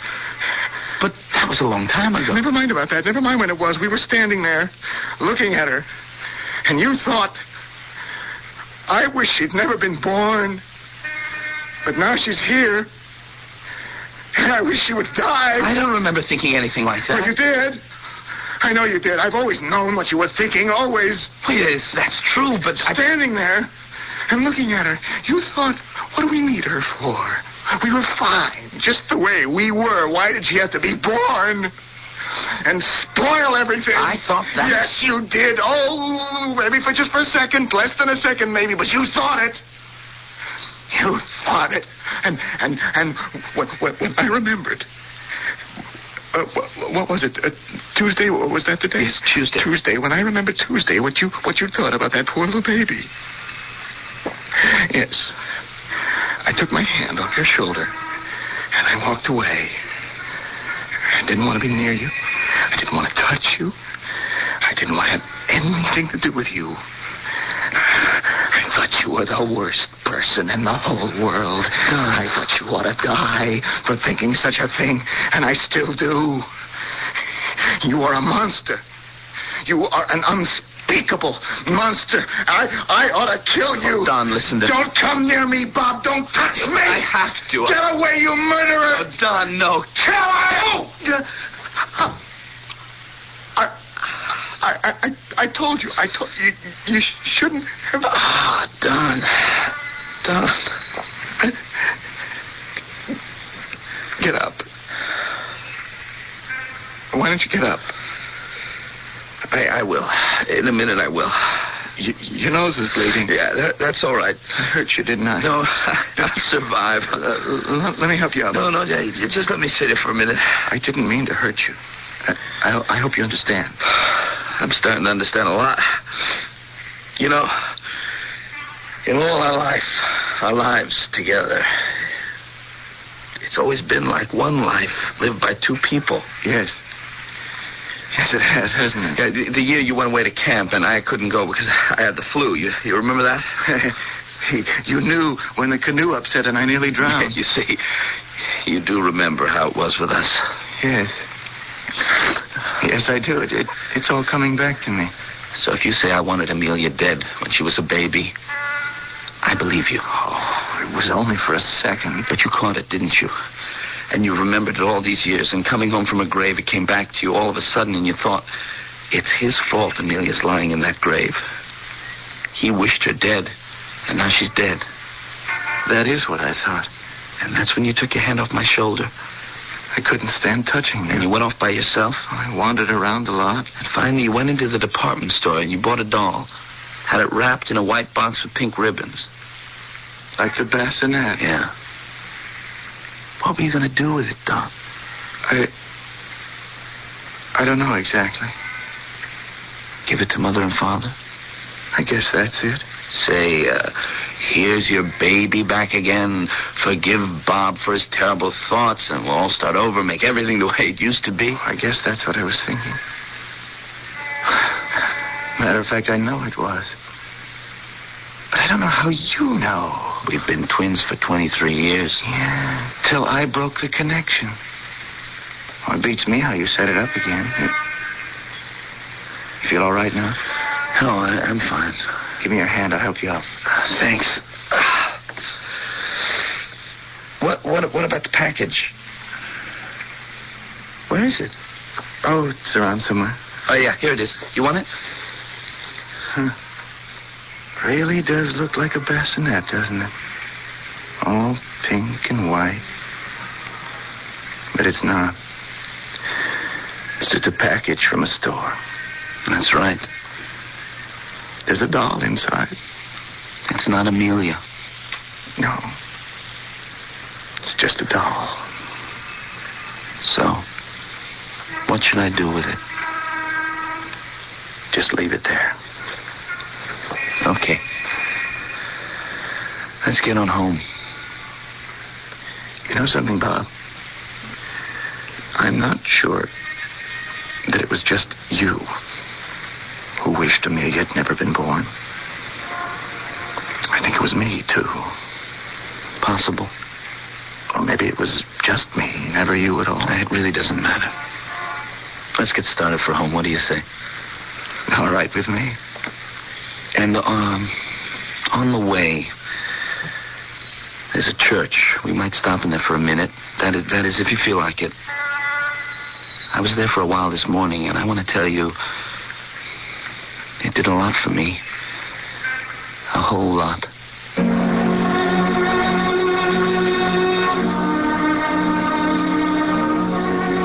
Nobody knows for certain whether it is empathy or hostility that lies at the root of the telepathic experience.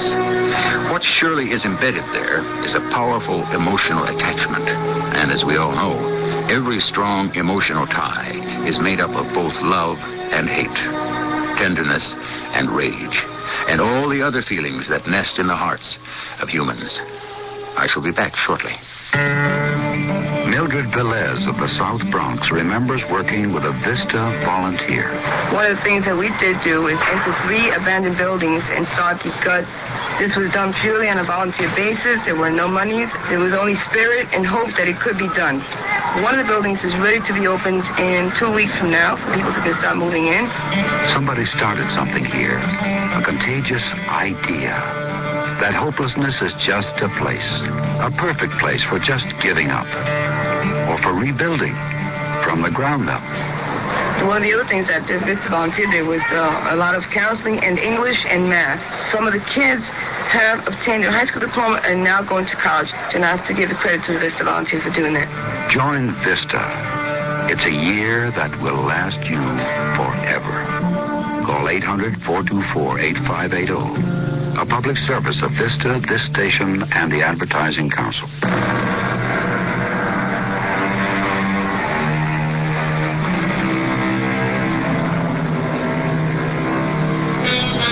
In an effort to interpret ourselves to ourselves, I offer you the words of a Roman poet named Catullus, who lived 2,000 years ago. I hate and I love. Why I do so, I do not know, but I feel it. And I am in torment. Perhaps when we comprehend a little better our own torment, we will better understand the torment of others, and in consequence be a little kinder to one another. Is that not possible? I'll leave it up to you. Our cast included Christopher Tabori, Terry Keane, Russell Horton, and John Beale. The entire production was under the direction of Hyman Brown. And now, a preview of our next tale. You haven't been paying attention. I must have a complete wardrobe created for the Marchesa di Forli Speranza. No, not complete. A gown for when I shall call on the Countess Moke, and a traveling costume. A traveling costume? Of course. Are you going to travel? Dressed as a woman? I shall travel as the Marchesa di Forli Speranza. But why? Even if you intend to go through... If? You don't have to dress up as a woman until you're about to enter the Countess's house. Hector Berlioz pretending to be the Marchesa di Forli Speranza would never be admitted inside. Therefore, I must become the Marchesa. Oh, but Hector... Not another word. Those who are not with me are against me. Now, where do you stand? I'm with you. Good. It's not the first foolish thing you've ever done, but... it may very well be the last. This is E.G. Marshall inviting you to return to our Mystery Theater for another adventure in the macabre. Until next time, pleasant dreams.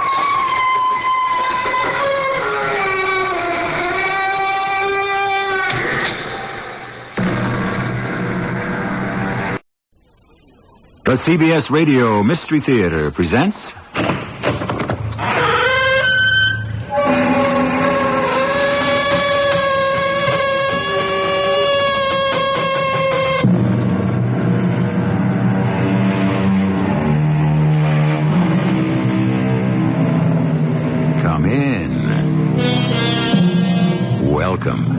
I'm E.G. Marshall. Together, we explore the strange and fascinating worlds of the unexplained, the mysteries that hide behind reality. They exist, as we know, in dreams, uncanny perceptions, and sometimes in coincidences that we attribute to fate. When Ethel Brooks, an attractive woman of 43, prepared to debark with her husband Harold at Southampton after a voyage from New York, she was nervous and distracted. He was not unaccustomed to such spells, and being a kind man, spoke sympathetically to her. Is the headache again, darling? You must be tired of them, Hal. No, it's not a headache. You're overly excited. Returning to your childhood home after almost 40 years. No, it's more than that. I don't know how to say it, Hal. I have a premonition. About what? I sense... I really can't explain it. That we'd be wise to go home. There's something dreadful waiting for me at Round Tor.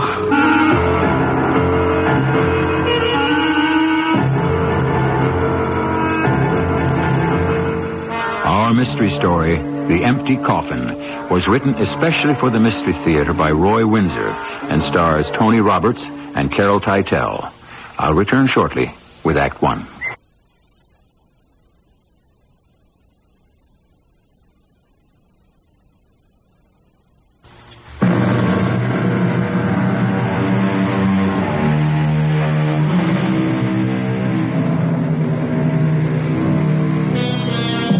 No one, in my experience, leads an entirely serene life. Happiness is relative.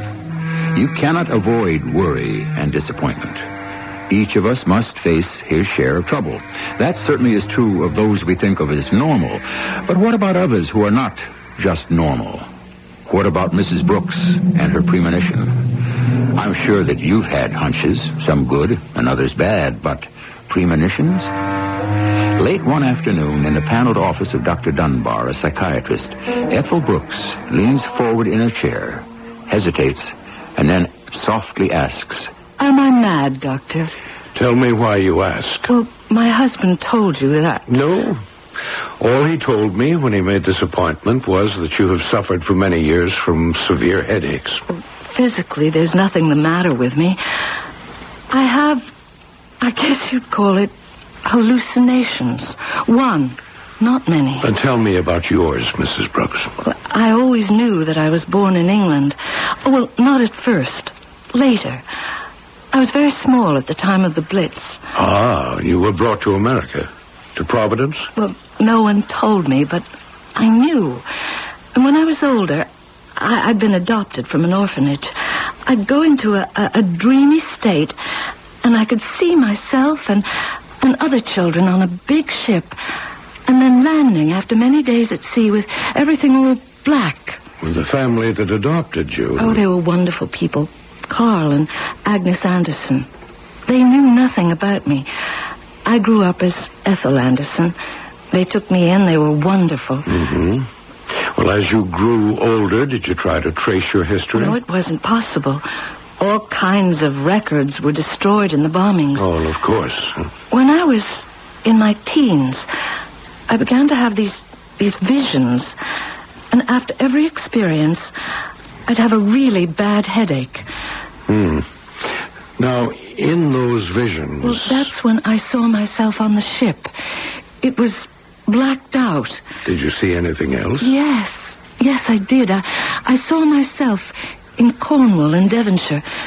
And I lived in a great house near Camelford. Oh, that's near Camelot, you know. I didn't know. That's interesting. Did you ever return to England? No, I've lived in Providence since the time I was 4. If I ever really knew my name, I don't now, and neither do the Andersons. Mm-hmm. Well, what about the orphanage? It's closed. I didn't want to hurt the Andersons by inquiring about me through whoever ran it. Anyway, the woman who ran it died years ago. Well, that's a remarkable story, Mrs. Brooks. Your hallucinations are real. I can tell you one thing. They will persist until you drive them from your mind. And so will those headaches. My advice is go to Camelford and satisfy yourself about your roots. Once you've done that, you'll be well. Read this, Doctor. Well, for heaven's sake, the past has come to you. Yes, first in my visions, and now in fact. Interesting, Mrs. Brooks. This letter from Camelford about your real father's death. I'm tempted to tear it up, Doctor.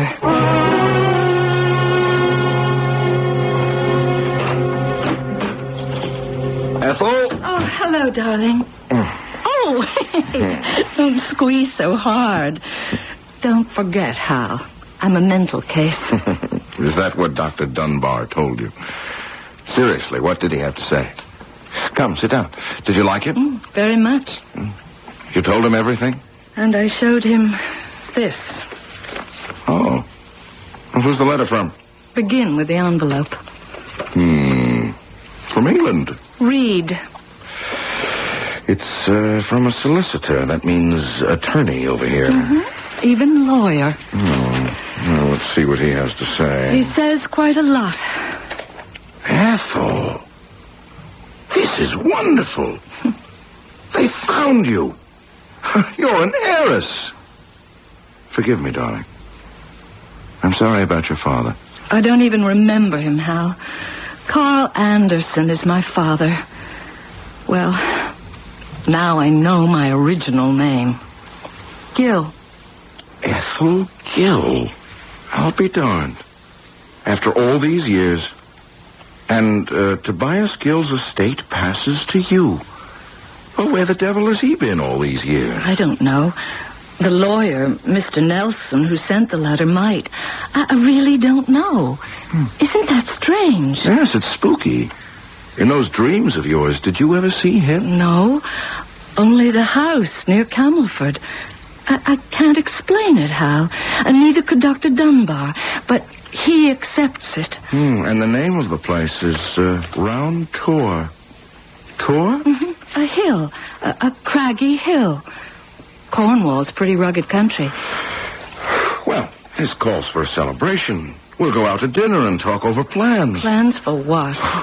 My real estate brokerage can take care of itself for a few weeks. What's got into you? England. Cornwall. Camelford.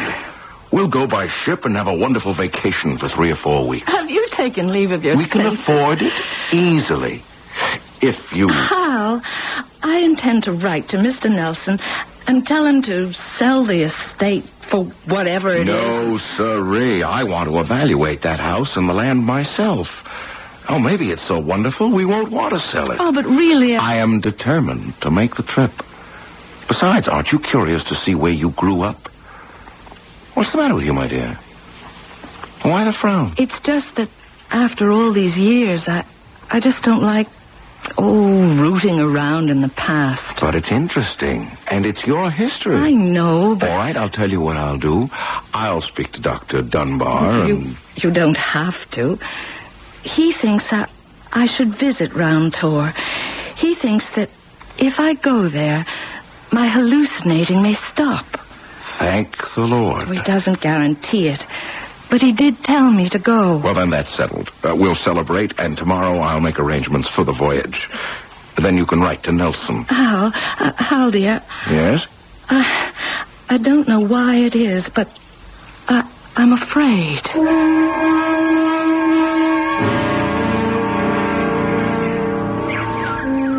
Good morning, Ross. Hey, that'd be Mr. Nelson. Good morning. Are you well? And your family? Oh, for a man of my age, I hold up pretty well.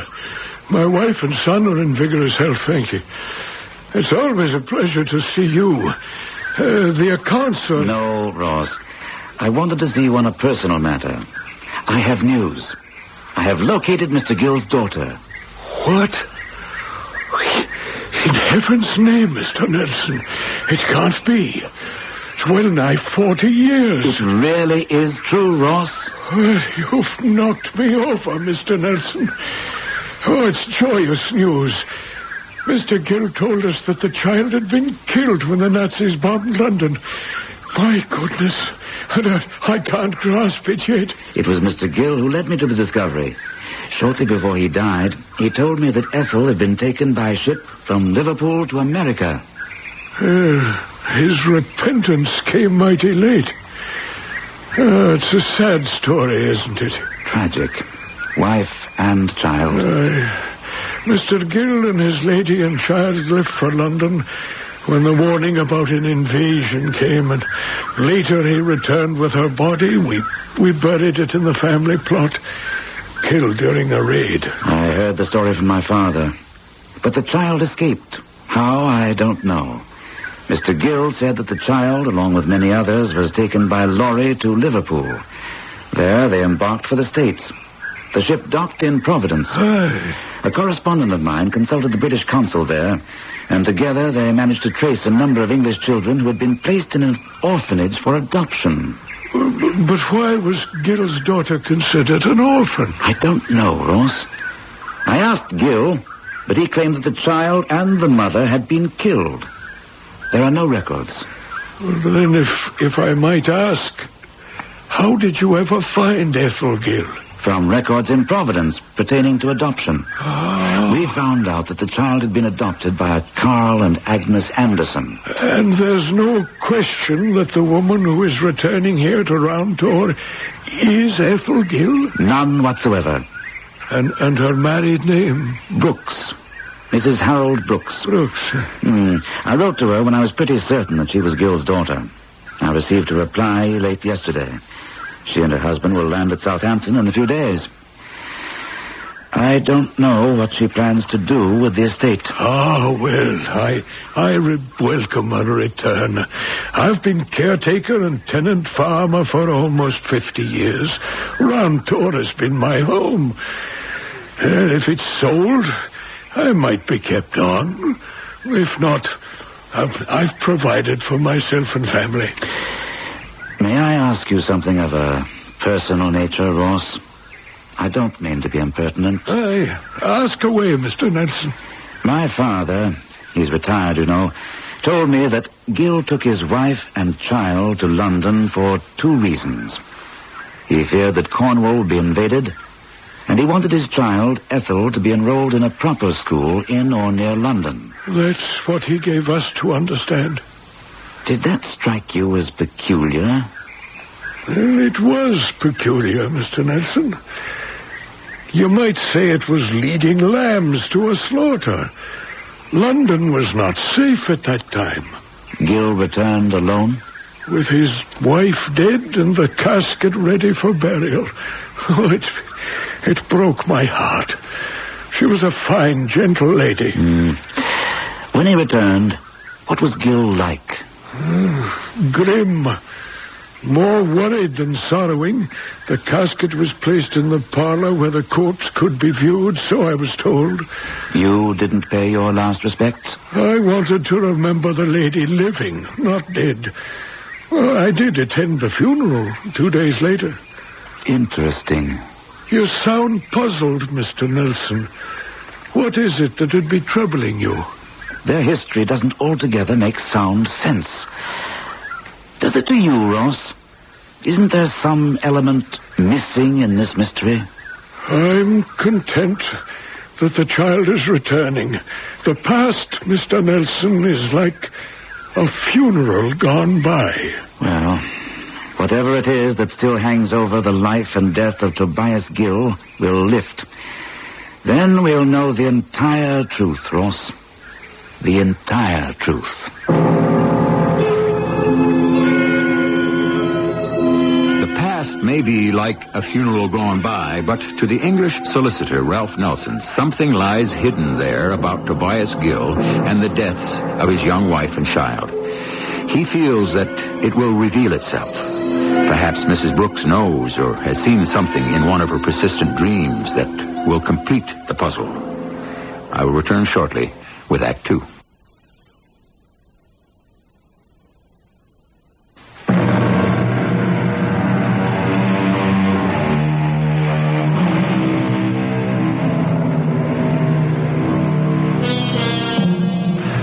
awful Battle of Britain killed thousands and maimed more.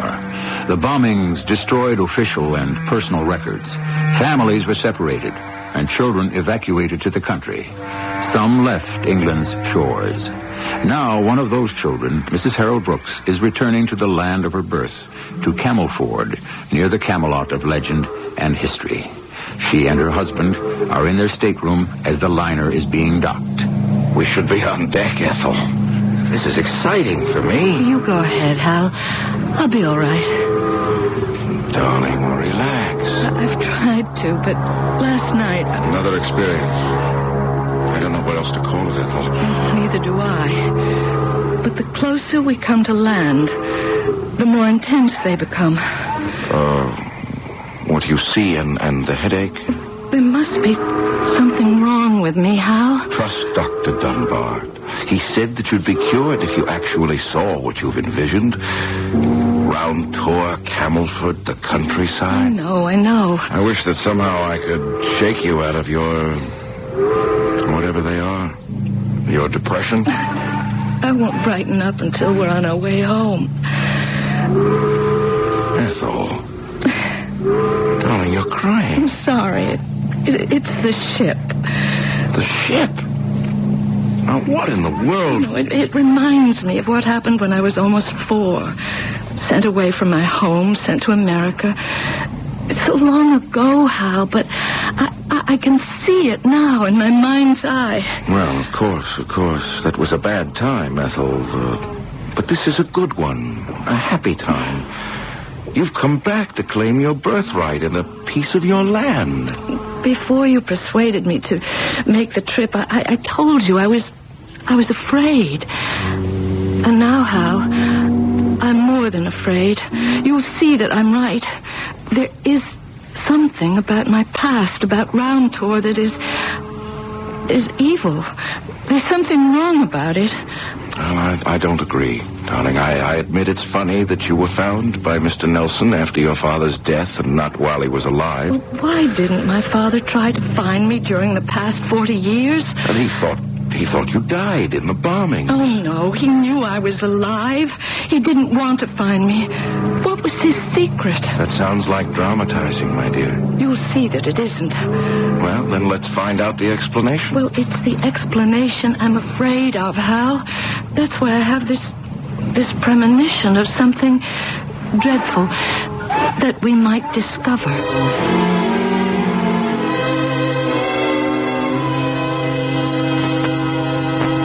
Good morning. I'm Ralph Nelson. I'm Ethel Brooks.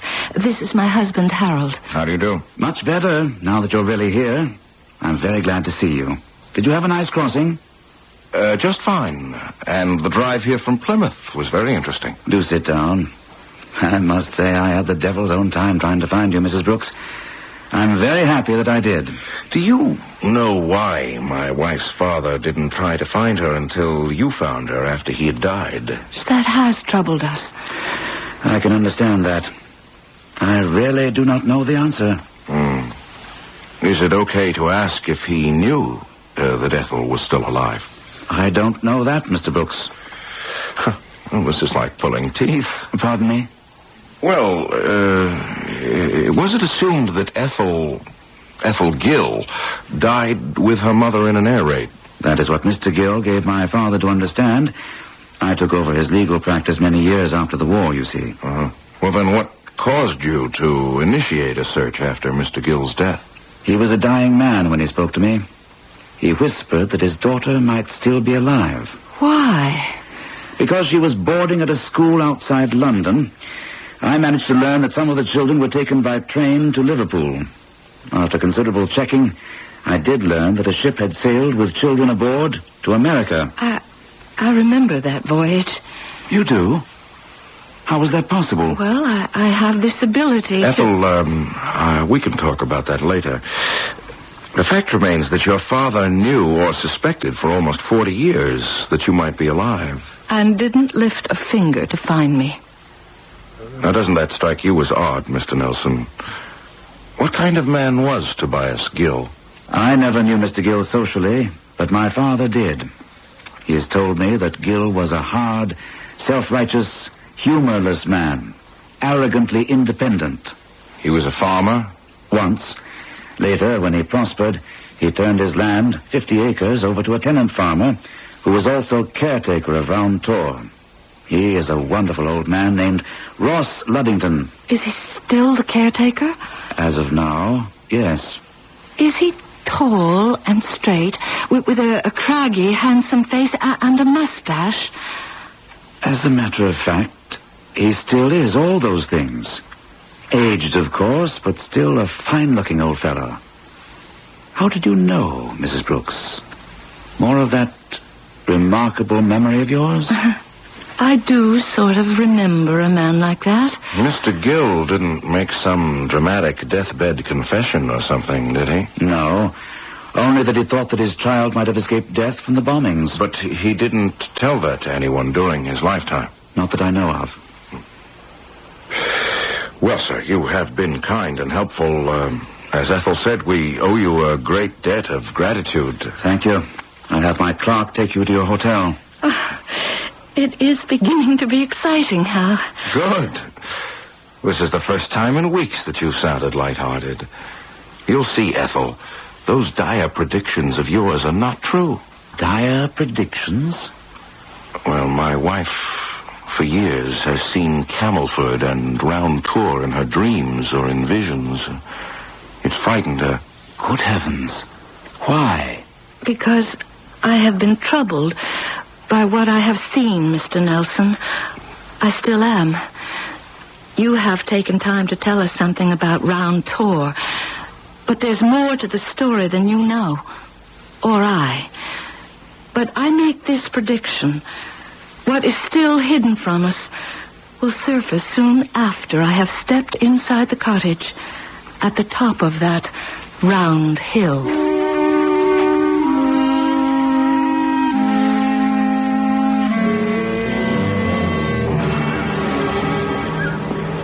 It's beautiful.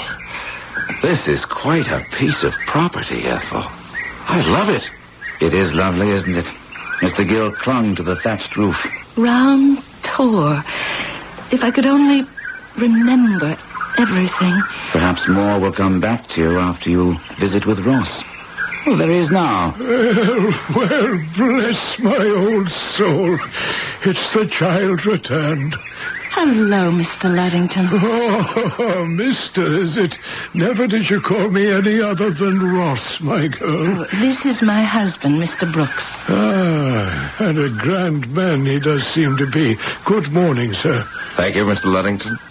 Let me look at you. The Lord works many miracles, Miss Ethel, and your return is one of them. If you'll excuse me, I want to have a word with Thomas. He'll be waiting for you, Mr. Nelson. Tell the old lady to serve you a cup of tea and some scones. Enjoy your visit. I'll be back in half an hour. Well, it's wonderful to see you, Miss Ethel. Grown up and married. And the mother of 2 fine children, a son and a daughter. Marvelous. You'll excuse me staring at you, Miss Ethel, but... Oh, look, the first thing, Ross, is to forget Miss Ethel. Just plain Ethel will do. Aye, direct like your dear dead mother, buried yonder in the family plot.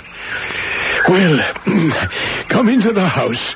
With Mr. Nelson's permission, I've brewed a pot of tea for us, and I have some fresh scones. Then I'll show you around. Come along.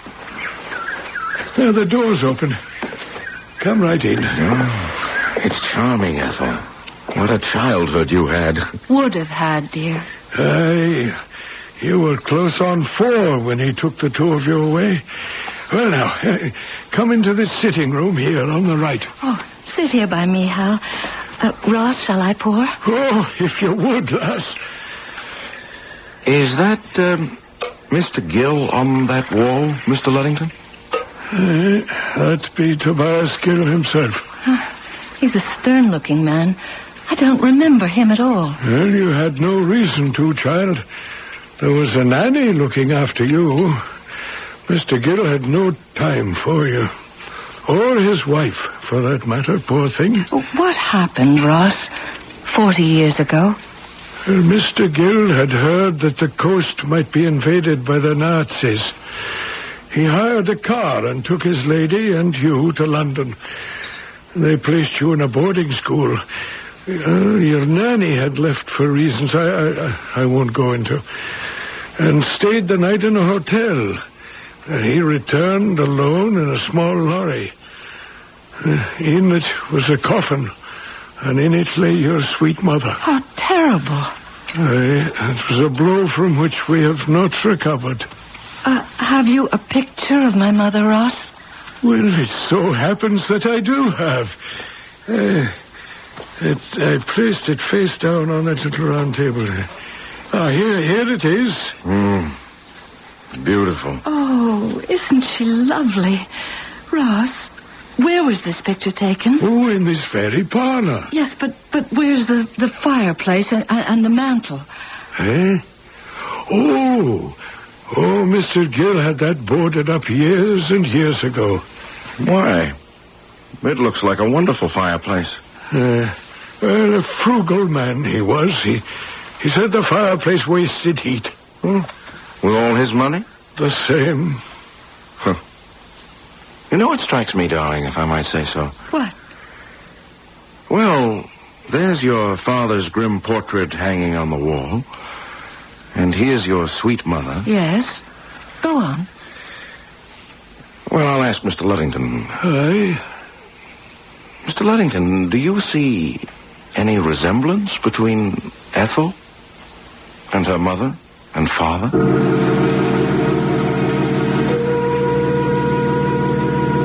Dating from the 17th century, there is the English phrase, the skeleton at the feast, meaning that someone present has a secret to conceal.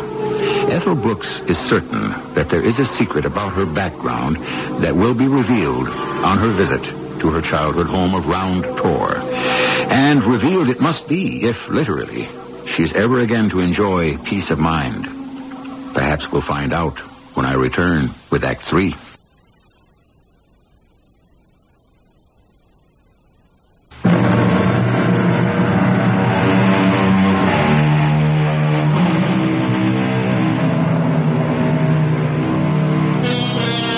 I'm almost certain that at some time in your life you have experienced the sense of an event which you seem able to foreshadow. It might be vague. Maybe it's just a hunch. Whatever it is, you're not entirely surprised when it happens.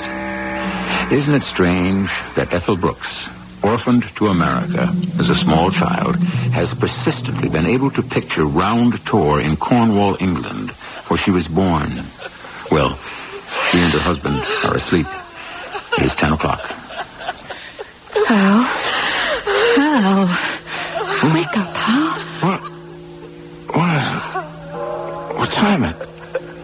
Ethel. Listen. Listen? Listen to what? Are you having another... whatever it is? No, it's someone sobbing. Let me switch on the light. I'm not dreaming, Hal. I hear it. It's someone downstairs crying. Oh, there is no one downstairs crying. There is. Well, there isn't, but I'll step downstairs and check if that'll satisfy you. I'll go with you. All right. Come along.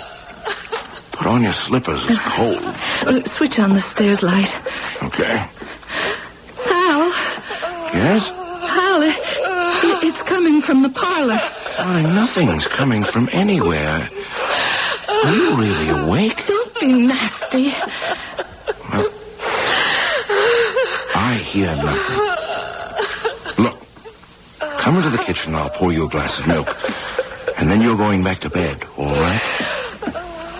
It's gone. Uh-huh. Oh, darling, I'm sorry. Really, I'm all right now. Forget the milk. I'll go back to bed. Are you all right? I am now. I think I know. Are you coming up? In a few minutes, darling. A bit of fresh air might be good. Don't be long, Hal.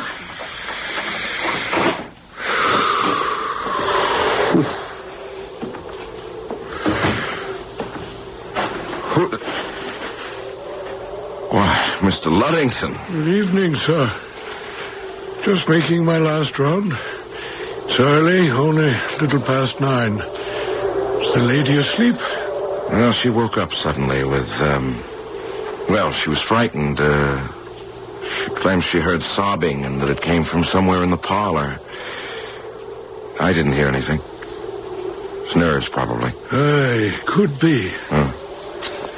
You think she could have heard anything, Mr. Luddington? Well, if she says so, it is possible. Mrs. Brooks told me how in America she could see Round Tor. And how as a child, there she voyaged on a dark ship. That's hallucinating. I don't doubt it. Your wife's a Cornish woman, and there may be persons hereabouts who have that gift. You believe in that stuff? Ghosts, visions, messages from the dead? There may be some that do, yes, sir. But do you? I don't disbelieve it, Mr. Brooks. Well, sir, I'll be wishing you good night. Good night. Crying, sobbing, and the old man believes that Ethel might have the gift. I'd better have something stronger than a glass of milk.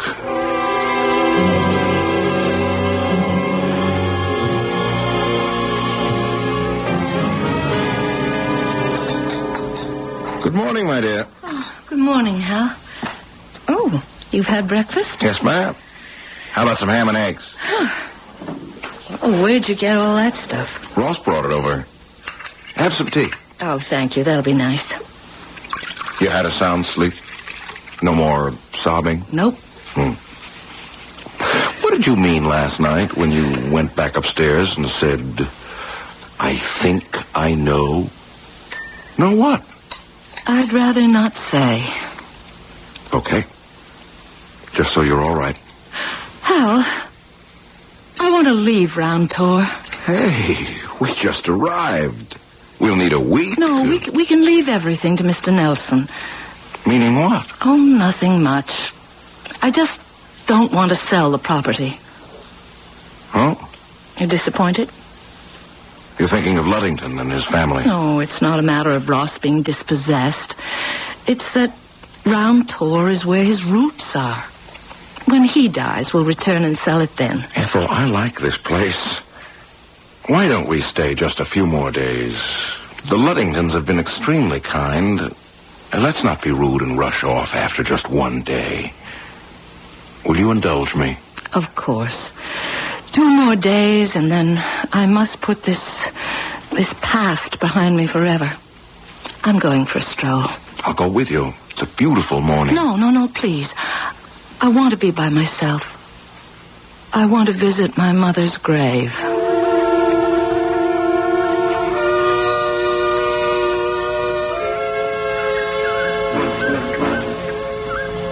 Laura Miles Gill, born 1914, died 1941, killed during the bombing of London.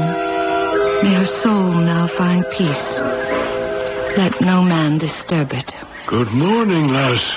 Oh, good morning, Ross. Oh, she would have been 64. Aye. Your mother was a remarkable woman. A lovely and a kind lady. And this is where she is interred. I dug the grave myself. Ross, if my mother was killed in an air raid, how could my father have escaped? I don't know. But they were together in London at the boarding school where they left me. So we were given to understand. It could happen, I suppose, but I don't believe it. Well, it cannot bring her back from the grave, lass. I wonder. I heard her sobbing in the house last night. So your husband told me. You believe me? I can, that. What does it mean, do you think? I think it means... No. I better not say. And it's better for me not to ask. It will shock you, Ross. I think that this is an empty grave.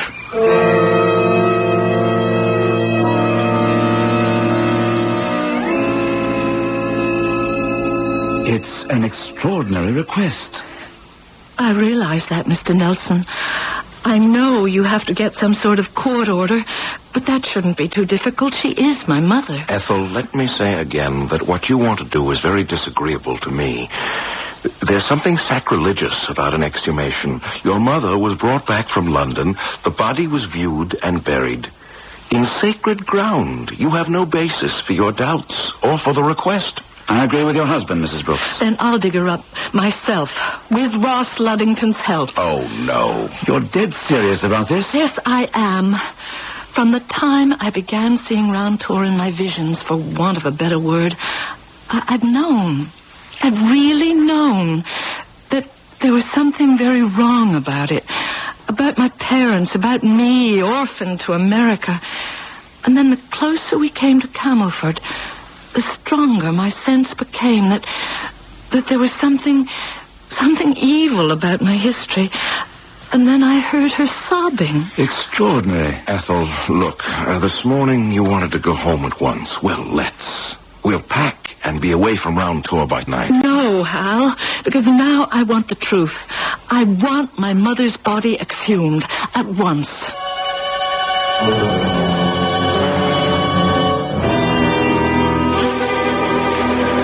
Pry open the casket, Ross. Oh, Lord, forgive me. I cannot. Then I'll do it. No. I'll do it. Give me that wedge, Ross. You're determined, Ethel? Please.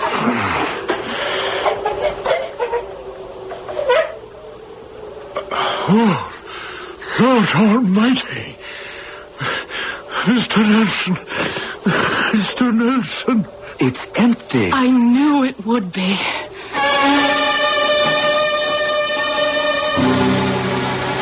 Sit down, Mr. Nelson. I'll boil water for tea. Well, I'll do that, Hal. I won't be long. What a gruesome experience, Mr. Brooks. An empty coffin. Unbelievable. It's positively weird that your wife seemed to know it all the time. What could have happened? I haven't the vaguest. The body was viewed in this very sitting room, so Ross told us, and it was confirmed by the undertaker who prepared the body for burial. It's a terrible shock. Except to your wife. Well, what do we do now? You and I do nothing. This grotesque discovery does not affect the inheritance. It's simply a nasty mystery. I have no advice for you or for me. The problem is your wife's. What problem? Well, here are some tea cakes. The tea is steeping.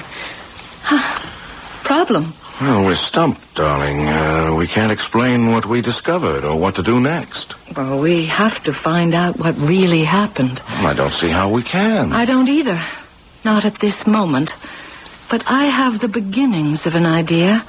Do you remember last night when I said, I know, and didn't want to tell you what it was? Yes? Well, it was the sobbing, Hal. I really heard it. You didn't. I no longer doubt it, Ethel.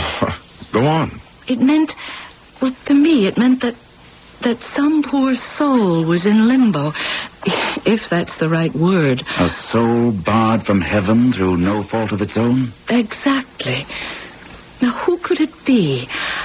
I knew that it was my mother, and that meant that she had died without Christian burial. Perhaps that she had died in the air raid. But there is another possibility. And what is that, Mrs. Brooks? She was murdered. Ethel, lass, you cannot mean it. But I do, Ross. We're going to break down the wall where the chimney be walled up. It's her house, Ross. We'll do what she says. Well, I don't understand at all, not at all. Was I wrong about the empty coffin? Was it empty, Ross? Except for several huge stones. My father placed those stones in the coffin to give it weight. Aye. And disposed of the body elsewhere. If that be true... It has to be true. But the chimney, lass. I covered it myself with laths and plaster because... Because he said the chimney wasted heat. So he said. Let's get to work, Ross. It will make an awful mess, Mr. Brooks. And solve a worse one. How? Well, here goes.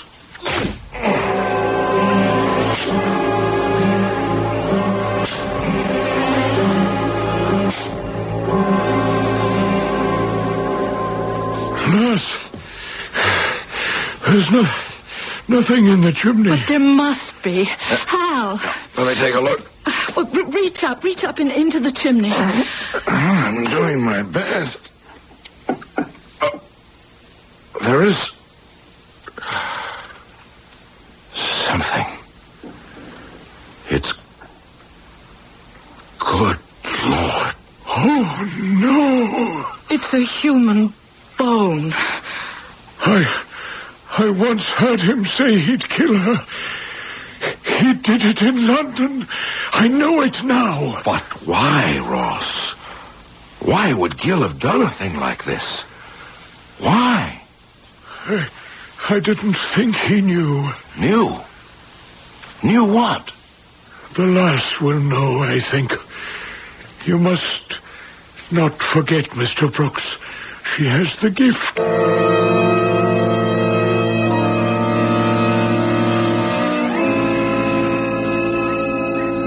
You wanted to see me, lass? Yes, Ross. Do you know, my dear? Yes. I loved your mother very much. I believe you. Gil abused her, tainted her, crushed her spirit. Like stepping on a wildflower. I often felt like killing him.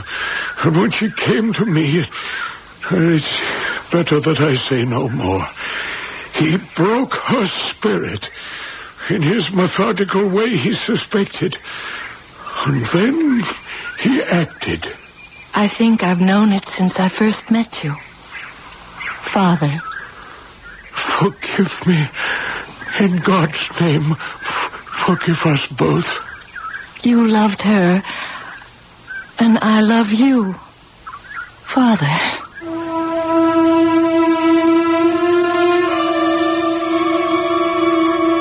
And so ends another tale of the macabre. A skeleton at the feast, indeed. Insight, the intense kind that certain persons possess, sometimes reveals a secret buried for years.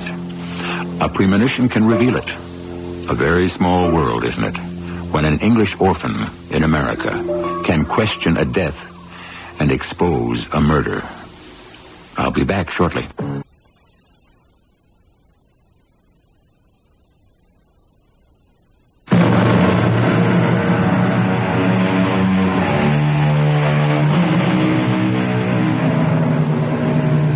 Inner world is entirely private and fascinating because each mind and soul is unique. Many creative persons have had hallucinations, which psychiatry today would label psychoses. Fortunately for Mrs. Brooks, Dr. Duncan did not place a label on her, and now her mind is clear. Our cast included Tony Roberts, Carol Teitel, Court Benson, and Gordon Gould. The entire production was under the direction of Radio Mystery Theater presents...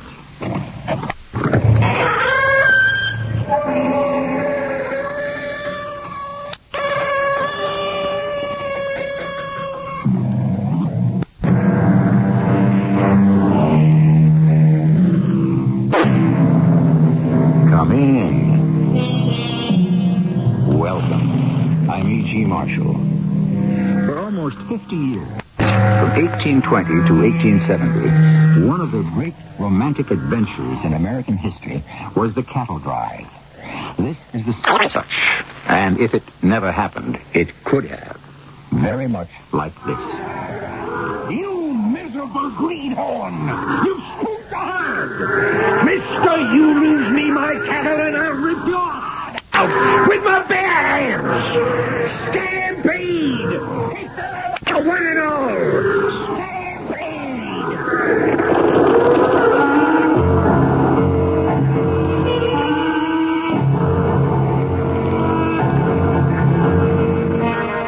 mystery drama Death Trail was written especially for the Mystery Theater by Ian Martin and stars Court Benson.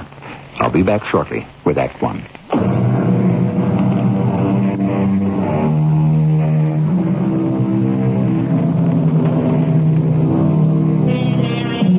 Can you even begin to imagine herding 2,600 longhorn cattle and planning to drive them some 3,000 miles through hostile country? Hostile not only because of Indian attacks or outlaws trying to cut out half the herd, but facing all the inimical forces of nature on the terrain to be crossed. The mystery begins with a vision of the man who conceived such a drive. No, Juliet, you cook so almighty good you could almost make me forget your mother. Now, Daddy, you're only setting out to flatter me because I fed you your favorite old Texas steak, just like you was on the trail. You're right. Burned black as you could wish.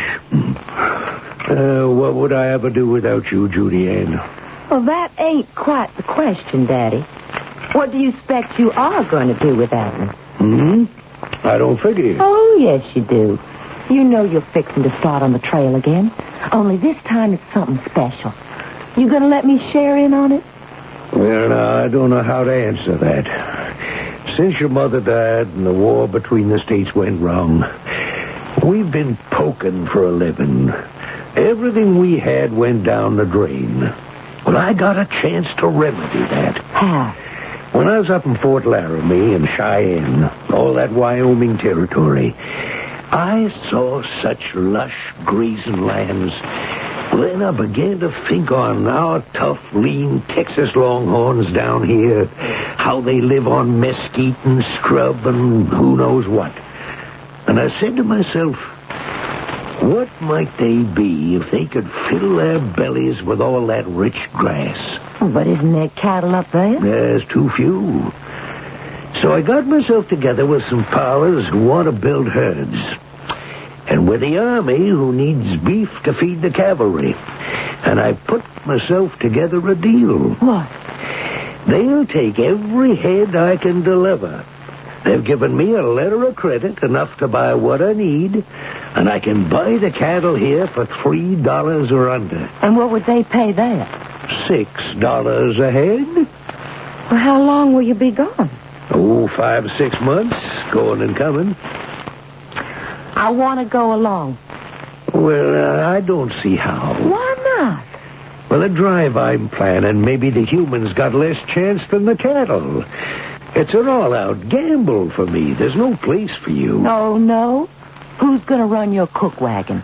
Lord of mercy, gal. I ain't put myself together a herd yet, much less thinking on my hands to wrangle them. You've started to build a crew whether you want to or not. I'll be running the cook wagon. Oh, well, we'll see. Yes, Daddy, you sure will see. Now, you better get yourself busy building a herd. You don't get on the trail in the next 10 days, you know darn well there ain't no ways you can start this year. I may not get home tonight. Where you headed? Oh, check in at the bank so they can clear that letter of credit. And then I'm going to track down Jeb Akers. If there's any man west of the Mississippi knows this country better than old Windy, I don't know him. You gonna hire him as a scout? Yeah, but more than that, I'm going to pick his brains. I don't understand. I want him to tell me that I'm not crazy, that the route I want to take is going to get us where we want to go. You want to drive the herd over the parcel trails, that'd come? If you tell me it can be done, Wendy. It's pretty near 400 miles out of the way. But far enough west to maybe keep the Comanches off our tails. And those outlaws in the Kansas Territory as thick as Lucas. You got 80 miles of desert going on into New Mexico. It's dry on a rattler's tail. It's near 100 by my reckoning. Them cattle got to have water. And 15 miles a day, that's pretty near a week. And no critter can go that long without drink. Well, we'll drive them day or night. We can make it in 4 or 5. You're taking a mighty big chance. Parcel did it. Yep, but he left in the spring, and that was a real wet year. How many head you figure in the drive? Close to 2,500 as I can round up. Parcell only had 1,000. But you scouted him a trail and took him on through, didn't you? Well, we was lucky. So you think it can't be done? Now, who in tarnation ever said that? Well, without you, I wouldn't even think of trying it. And without you to kick my butt, Colonel, I don't think I'd ever have risked it again. So where's your herd at? I ain't got one yet. You and me's got 7 days to put one together. You know I'm only too willing to sell, Colonel. Ain't no market here in Texas, and cash money is what my wife and young'uns need. Okay, Buck. 802 head at $275 per. Now that's $2,205.50. I'm paying you 10% on account. Balance on delivery. I'll drive them down tomorrow, Colonel. Fine. You be sure you get me some bulls now. I'll give you my word. Hey, how many hands are you carrying? Well, I gotta have 12. How many you got? Up to now, Buck, I'm short. Oh, well, how about Jim Ballinger? Not on my drive. He drinks, and he's a horse thief. Oh, only when he ain't working. There ain't a finer horse wrangler this side of the Pedernales when he got a remuda to handle. Me and him rode many a trail. Well, I might consider him if you rode this one too, Buck. I need a point man I can trust. The pay is good. How many horses you figure for each cowboy? 10, maybe 12. You wanna buy my string? I was hoping you'd ask. How many? I got 21 strong enough for what you're asking. How much? $200. Too much. I'll pay you $150 with a $25 bonus. A bonus for what? For you to ride with me and cover point. Plus the regular wage, of course. I guess we both knew from the moment you came by, Colonel, we was going to be riding together. You got a deal.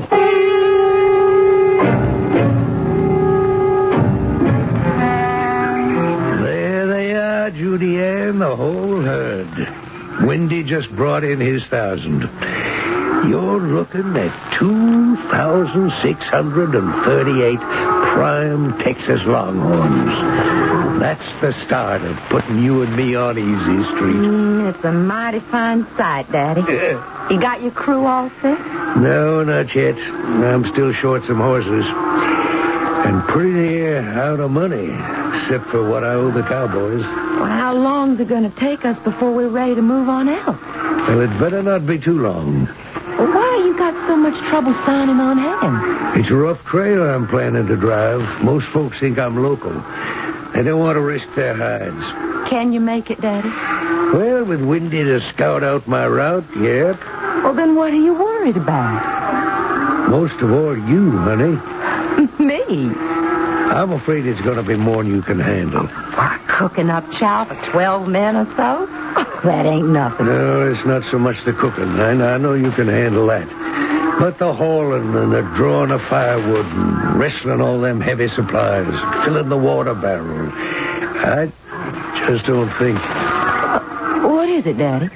Look. What? The dude there with a face white as a Hereford cow and a go-to-meat in Eastern suit. Now, where in Spikes Creek do you suppose he laid a hold of that big old cowboy saddle he's toting? I don't know. But one thing I'd lay odds on is he's never sat astride it. Don't tell me he's fixing to join this drive. Well, you'll soon know. He's coming straight for us. I beg your pardon, sir, but would you be Colonel Royce? The same. What can I do for you, son? Well, I'd like to join your cattle drive. Oh, you a cowboy? No, sir, but I have my saddle. So I see. You got a horse to put under it? No, sir, I couldn't afford that. The saddle took all my money. You have a gun? No, sir, I don't believe in it. Can you ride a pony? I don't see why not. Well, now, let's just test that out. Judy Ann, climb on down and let this young man try your old baldy. Yes, Daddy. This is my daughter, Judith Ann. I'm honored to make your acquaintance, Miss Royce. My name is Edward Malden. How do you do? The rain. Oh, thank you. Damn it, man. What on top are you trying to do? You mount from the left, not the right. Yes, sir, Colonel. I should have known better. Take it easy, for Pete's sake. That don't beat all. It's all right, Daddy. I have old Baldy. Well, I'm not worried about the horse. It's that tenderfoot there. Don't worry about me, sir. Just let me get up on him again, and I'll show you I can stay there. No, thank you. I don't want you scaring that poor animal half to death. Well, I didn't mean to. Please, Colonel, give me another chance. I can learn. I've got to. Are you all right? I'm sorry. When did you eat last, son? I don't just recall. All right, tether your horse, Judy Ann. Take the dude in the house and get him some victuals. That's it, Edward. Ride him. Pull him up short. Now, rein him in. Now, clap spurs to him. Neck rein him sharp left. Now, hang on.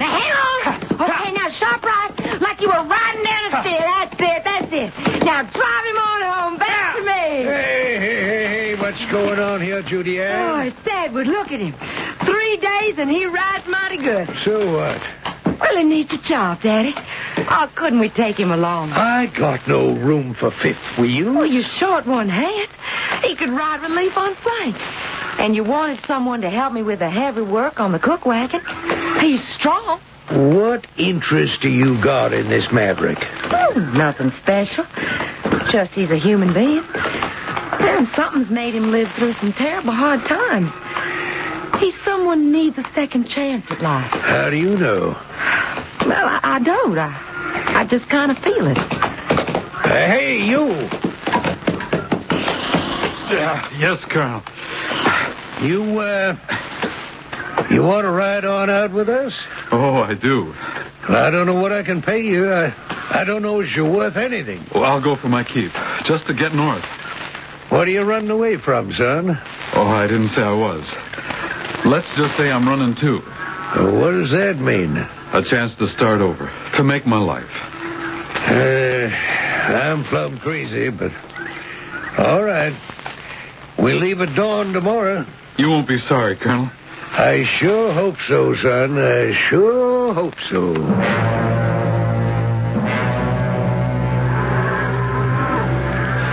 All right. Now, I'll be riding drag till we get this cattle far enough away and they don't want to keep turning home. Corky Flynn will be with me. And the rest of you ready on the points? On the flanks? On the swing? Good. That makes all of us. May the good Lord ride along with us and the weather be kind. That's it, boys. Move them on out.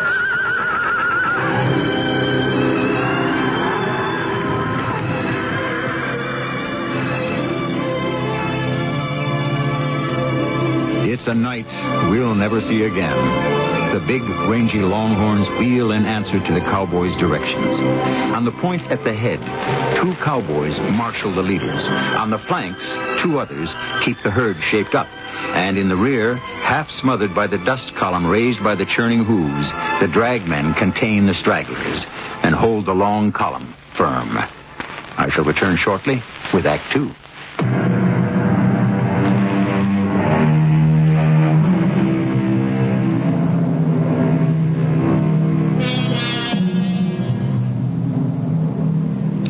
For 5 days, the long column has moved along the banks of a small stream over good pasture land. The stream has provided plenty of water and also has lessened the chance of any of the herd breaking for home and causing a stampede. Off to one side and ahead of the mass of cattle, Judith Ann drives her cook wagon. And far off on the other side, to avoid the dust cloud left in the drive's wake, is the remuda. All the extra horses shepherded by the wrangler, Jim Ballinger. But now they are stopped for a rest period before heading into the desert. Hello, Daddy. Looking for coffee? Well, I could use a mug. The branding going all right? Yeah, we ought to be finished by tonight. Well, how come you didn't get them marked before we set out? I didn't want to take the time. I got to drive critters to Wyoming before we catch ourselves any snow. I had to stop here to rest the cattle before we make our run across the desert, so I figured to double up on the time. Save yourself 4 whole days. Every minute counts. Well, you're not worried we can't make it, are you? If the good Lord's willing, we'll make it. What's got me chewing nails is Windy. I've been thinking on him, too. He should have been back by this time. Yeah.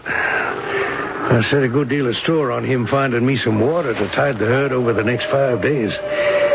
I've been thinking I'll ride on out and see if I can't spot hide a hair of him. Will you be back before sundown? I reckon I better. Once Brandon's done, the boys are all going to expect whiskey.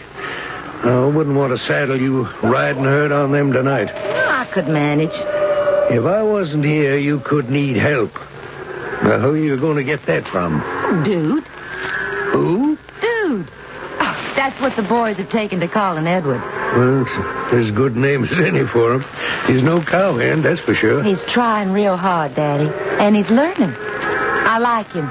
He's a gentleman. Yeah, I wouldn't count too much on that. What do you mean? He's got no sun on his face.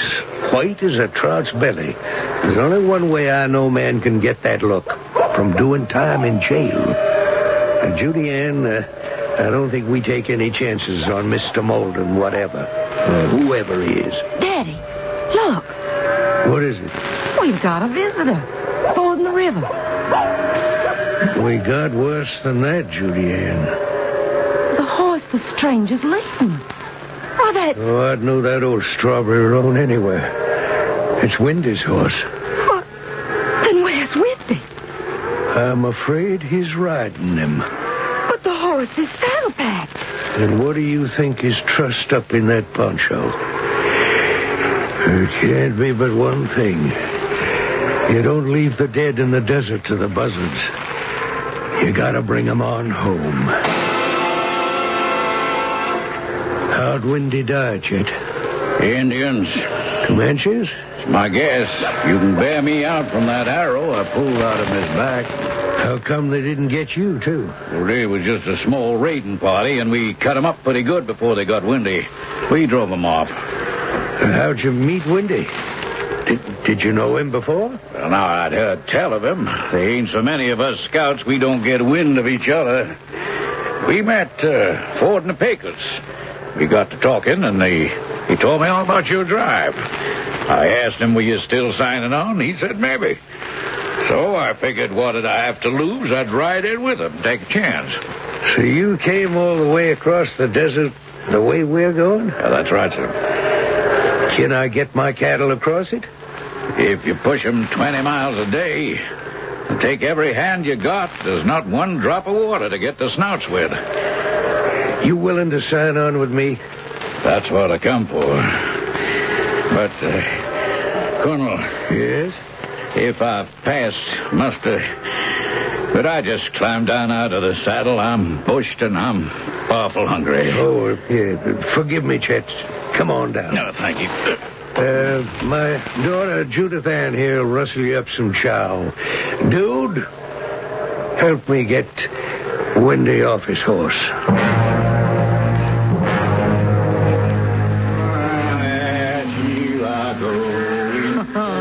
You got yourself quite a branding party going, Daddy. Yep.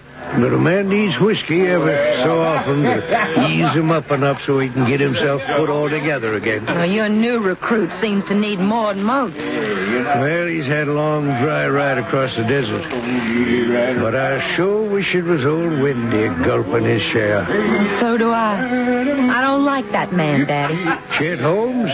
What do you got against him? I don't know. Somehow I just don't trust him. Well, he's just come the way we gotta go. We need him to lay the trail for us. I guess you're right, Daddy. Anne, I guess you better take yourself to bed in the wagon, honey. You're the only woman around. The boys could get out of hand. Well, they wouldn't dare risk your displeasure, Daddy. Yeah, I know, but I got a right circle on the herd. Make sure we got 'em all ready to move out tomorrow. No, don't you worry none about me. I'll be safe and snug. You better be. I'll stop by to check on you before I ride out.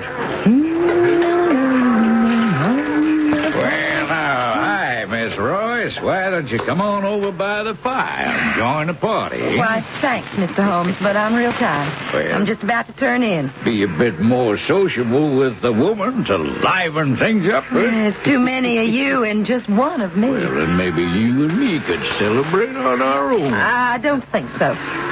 Will you please let go of my arm? Oh, now, come on, Miss Royce. Just be nice. All I want to do... Let her go, Mr. Holmes. What? Well, if it ain't Mr. Greenhorn, Tenderfoot, the old dude herself. What do you want? I want you to leave Miss Royce alone. It's all right, dude. I can handle it. He's pretty mean drunk, ma'am. You telling me I can't hold my liquor, boy? Get out of my way. Why don't you go bunk down and sleep it off? I don't take no orders from any Eastern high-hat. You get out of my way or I'll draw down on you. No, he doesn't carry a gun. Well, so much the better. I'd just as soon use my fist. Stand out of the way. Look, you know you're behaving like a fool. If you want to play games, why don't you go back and join the other boys? Well, that does it. Put up your fist. I don't believe in fighting. Maybe this'll change your belief. No, don't. Stay out of this, Miss Roy. This is between us. Why don't you fight back, Edward? Look, you can't do me any harm, Miss Royce. We'll see about that. Will you stand still, hang it, and fight like a man? Now stop dancing around and square up to the... No. All right. You want to dance? I'll give you some music. Now, the next one's going to be right where those dancing feet are, boy, unless you lift them. Hey! What incarnation are you trying to do? I'm just giving the dude here a little dancing lesson. You put up that gun here. You might have stampeded the herd before we ever hit the road. If I didn't need you as scout, I'd fire you quicker than I hired you. Colonel, we was just hacking around. All right. But that's the end of fun and games. I want all you cowboys to hit your bedrolls and get all the sleep you can. We're pulling out at dawn, and the next 5 days are going to be a long, tough haul. What was going on here, Judith Ann? Well, Mr. Holmes was annoying Miss Royce. I told him to mind his manners, and he took offense. I see. Well, we won't have to worry about him for the rest of the drive. He'll be out in the front scouting our trail. All right, you better turn in too, dude. You'll need your rest. Then you're not letting me go, sir? Well, if you think you can make it, the least I can do is take a chance on you. You won't be sorry. Good night, sir. Good night, Miss Royce. Good night, Edward. Edward? Well, I don't like to call him by a name that's a put-down. He fight for you? Well, not exactly. Chet Holmes was drunk enough to want to call him out, but Edward doesn't wear a gun, so instead he started beating on him with his fist. And what did the dude do? He didn't fight back. You mean he was scared? I don't know what I mean, Daddy. He chickened out. Well, I don't feel right now, taking off tomorrow with a coward on my crew. Oh, give him a chance. Whatever he is, I could swear Edward is no coward.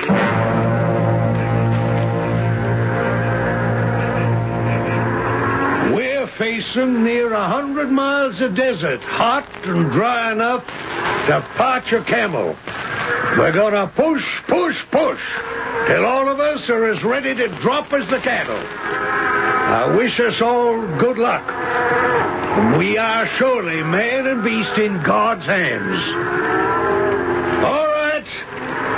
Move them out!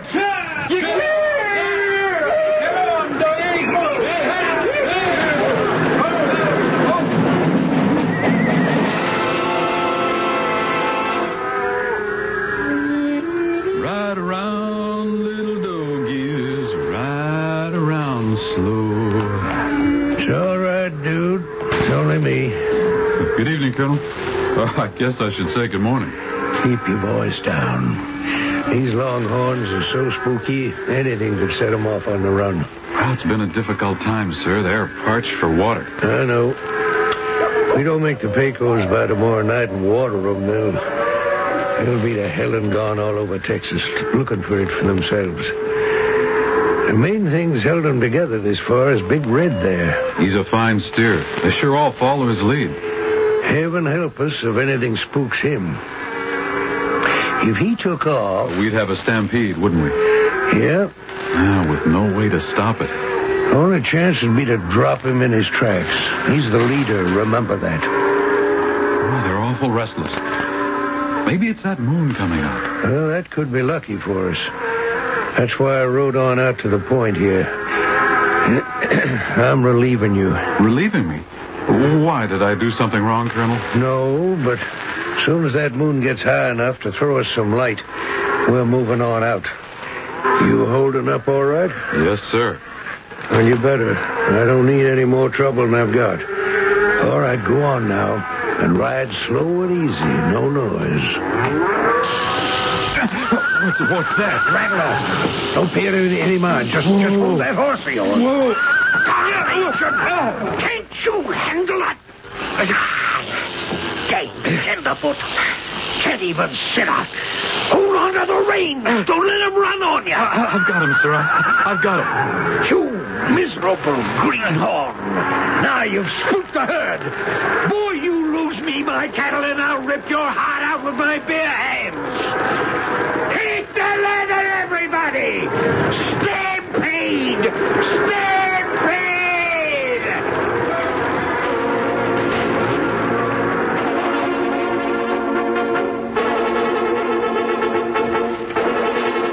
There is no measure of a stampede, no rationale, no reason. The slightest sound, a sneeze, the rattle of a cook pan is just as liable to set it off as a loud sound, like the screaming of Dude's frightened horse. Once the cattle start running, they may go for 200 yards or 20 miles. They may bunch or scatter. And in the unreasoning rush, kill themselves by sheer exhaustion or being trampled under. It is the ultimate disaster on a cattle drive. I shall return shortly with Act 3. Stampede. Once set in motion, the terror of 2,000 to 3,000 unpredictable animals is a force of nature beyond the control of man. The frightened longhorn will run over anything, heedless of broken limbs, impervious to any thought of safety. And the men and the horses who try to contain them can end up trampled to death under the sharp and pounding hooves. Ride them off the point, dude! Up toward the cliff. Maybe we can contain them. All right, Colonel. Colonel, where are you going? I've got to stop Big Red. If they follow his lead, we've lost him. How can you stop him? Put a bullet through his head. If we don't drop him now, we got a stampede on our hands.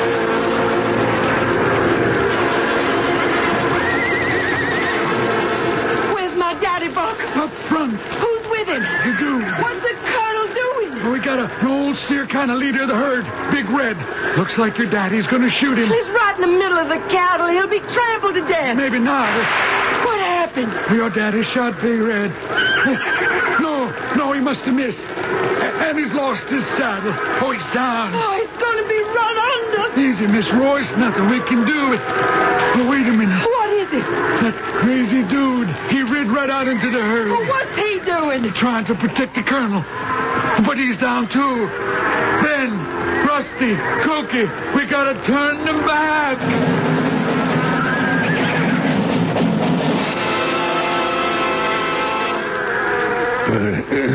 It's all right, Daddy. You okay? Oh, never mind me. The herd. The cattle are all right, too. But they were stampeding. As soon as Big Red hit the ground, they started milling. And the boys round them up and quieted them down. It's all right, Daddy. You saved the herd. No. He pulled up his head just before I fired at him. I only creased him before he knocked me off my horse. But you did drop him, Daddy.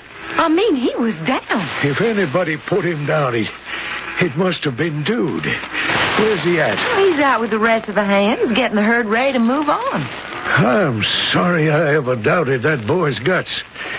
Judy Ann, he came right down off his horse between me and that big old longhorn. How he ever checked him, I'll never know.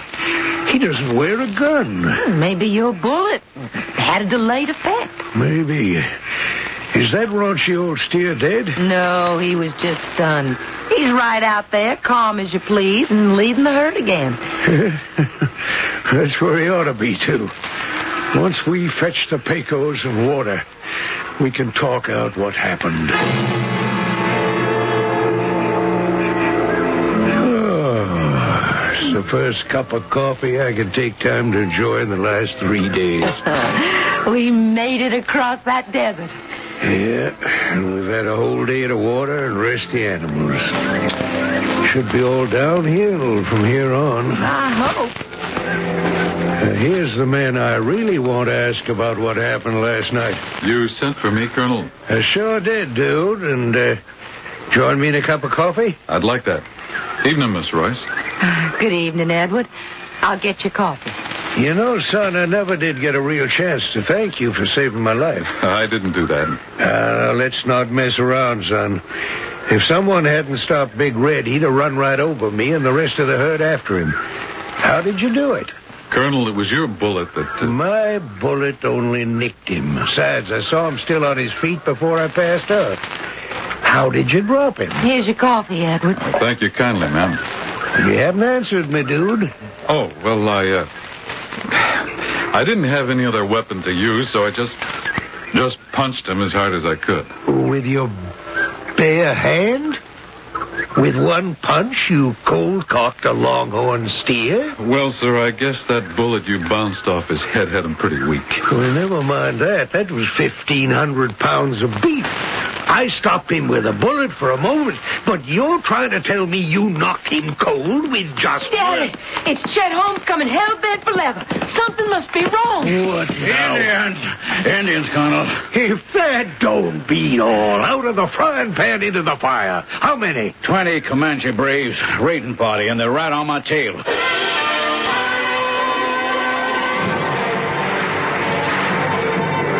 That gun of yours sure does discourage them Injuns, Miss Judith Ann. Well, it won't any longer. I'm out of bullets. Yeah, so am I.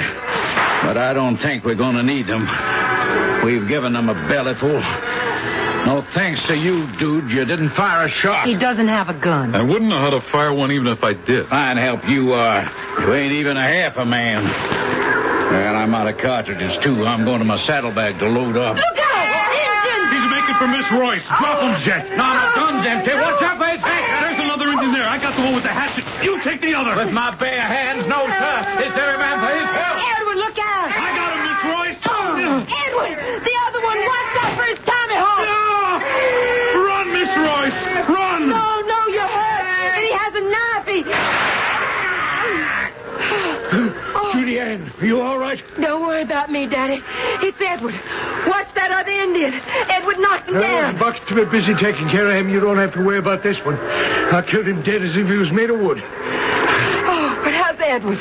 He's got a hatchet buried in his right shoulder. Well, if he hadn't been there, it'd have been in my heart. Daddy, we've got to save him. We'll do everything we humanly can.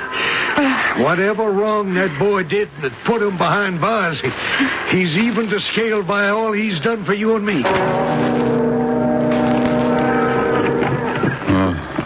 Edward? Yes? You're awake. Can I get you something? No, What happened? What am I doing here? Don't you remember? Well, you saved my life when the engine came. Oh, yes. Yes, the Indian. His hatchet in my arm. Did I lose my arm? No. You're all right. For a long time, Well, that doesn't matter anymore. The arm is fine now. Oh, you saved my life for me. I saved it for myself. Beg pardon? If I'd let anything happen to you, I wouldn't have wanted to go on living. Why, Edward, what a lovely thing to say. I shouldn't have said it. I have no right. Well, who says so? I do. No fine lady like yourself should have anything to do with a jailbird like me. Edward, No, I shouldn't talk anymore. And you better get back to the horses before they lose the trail. Please go. There's nothing more to be said.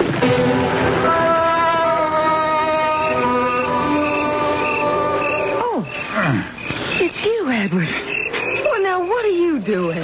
Filling up the water barrel for you, Miss Royce. Well, isn't it about time, with all we've been through, you called me by my first name? I don't think I have that right. Well, I think you do.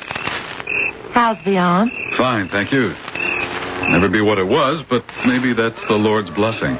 Edward, well, ever since you've been back on your feet, 3 weeks, nearly a month, you've been avoiding me. Why? I think you know.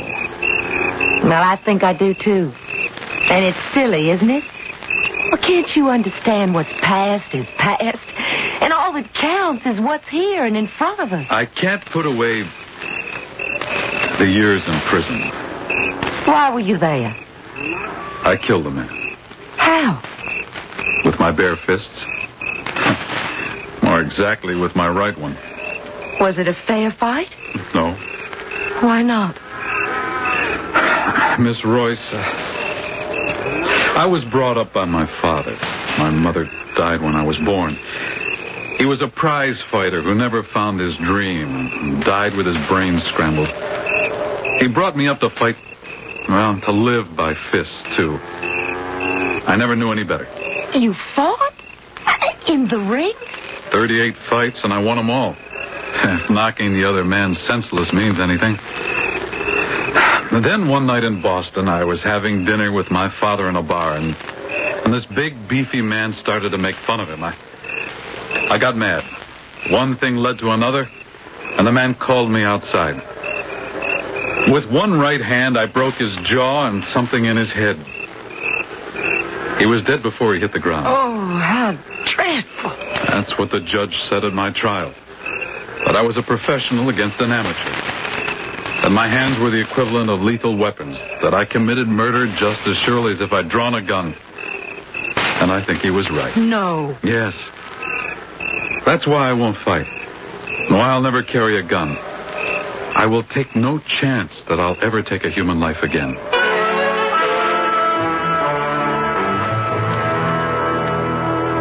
What is it, Daddy? Why are we holding up? You see that pass ahead of us? Through it, and we're into grazing land and water and the promised land. Well, why can't we go there? Because that two-faced snake-belly Chet Holmes has led us straight into a trap. What do you mean? Well, here he comes. You can ask him for yourself. What's the holdup, Chet? Well, now, I tell you, Miss Judy, me and some of my friends are holding the pass. It's sort of like a toll gate. They want 50 cents a head to let us through. And it'd break me even if I had the money to pay it. So we go further west and find another way. There ain't no other way. What water you'd find is alkali struck. It'd drop every critter dead in its tracks. Like I could do with Miss Royce's big 44 here? Dude. No, don't reach for your gun. Even an amateur like me could blow you right out of the saddle. Just take your gun easy, forefinger and thumb, and drop it. I'll make you pay for this. I'll give you the chance. Just drop it. Now get off your horse. Huh? Yeah, that's fine. Now, you once asked me to put up my fists against you. I didn't want to take advantage of you then. Now, with my bad arm, we're a little more even. Judy, take your gun. But, Edward... Please let me handle this. Come on, Chet. Let's mix it. It's gonna be a pleasure to knock out your brain. Be my guest.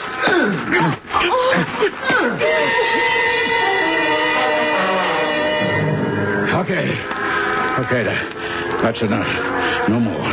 If I let you go, will you call off your hard hand? Yeah, sure. Anything you say. Okay. Climb on your horse fast. And tell them we're coming on through. Oh, I'm gonna tell them, all right. You sure beat the tar out of him, Edward. It won't matter none. They still have us blocked. Maybe not, Colonel. You don't think that beating you gave Chet will change anything? No, but I could guess something else might. What? I once pretty near started a stampede by accident, Colonel. This time I'd like to do it on purpose. Maybe they have enough guns to stop us and our crew. But I know they haven't enough to stop 2,600 longhorn steers. You don't just trigger a stampede to order, son. Me and Big Red Mike. He's pretty scared of me since we had our run-in. Between that and with that gun of Judy Ann's, we just might run the gauntlet. By the good Lord. Maybe you have it, dude. You called me Judy Ann. You always called me Edward. That made me 10 feet tall. I knew in the end we'd always win out.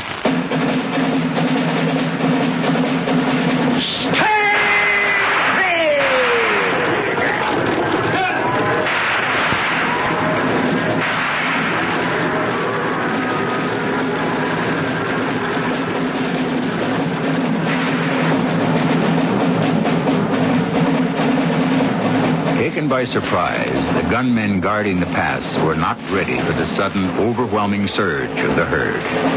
The sea of horn and ridgeback swept through the gorge, raising behind them a huge plume of dust, under the shadow of which Judith and the cook wagon, the remuda, and the rest of the cowpunchers rode to safety. Beyond was water and gently sloping land for grazing, and the drive was over. I'll be back shortly. Hi, I'm Landon Saunders. This is Heartbeat. Little Bo Peep lost her sheep, but instead of being depressed, she decided to pull herself together. She realized it was her little old helpless me way of thinking that made her so vulnerable to circumstances and negative criticism, that she was not only tearing herself down, but even turning people's compliments into downers by saying things like, "You can't mean me. You're just trying to make me feel good." So most of her friends began to conclude, well, if she doesn't like herself, why should I like her? After all, she knows herself better than anyone else. Bo Peep finally realized she needed to recognize her strengths and focus on them and not on her weaknesses. And this has given her a new sense of self-confidence. She likes herself. I'd like to send you a free copy of my booklet on feeling good about yourself. Just put the words "feeling good" on a postcard or in a letter and send it to Heartbeat, Hartford, Connecticut. This is free. This is Heartbeat.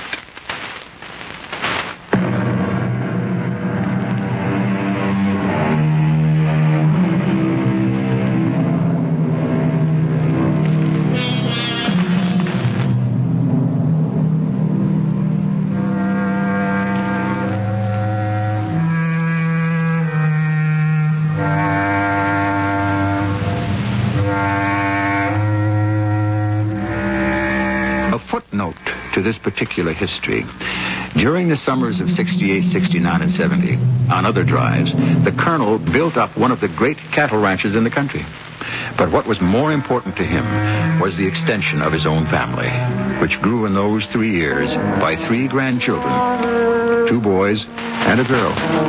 The children, of course, of his daughter, Judith Ann, and Edward Malden, a man who had found the greatest gift of the Old West, emancipation. Our cast included Jennifer Harmon, Court Benson, Ian Martin, and Lloyd Batista. The entire production was under the direction of Hyman Brown. And now, a preview of our next tale. Gods have many wives. Well, never mind all that for now. That kid has to go to a hospital. I'll take him in the boat. No. No? Malana will kill herself. Why? Because you will place him in the guard boat and take him to the sky. No, I'll take him to the Cedarville General Hospital. No, the god Henry must cure the child here. The people wait. Well, let's get this straight. I never said I was able to... Henry must cure the child, or the people will turn on their god. Turn on their god? What does that mean? Killed? Cure the child. But how? By a miracle. A miracle? How can you expect me to make a miracle? You cannot make a miracle. It will prove that you are a false god. This is E.G. Marshall inviting you to return to our Mystery Theater for another adventure in the macabre. Until next time, pleasant dreams.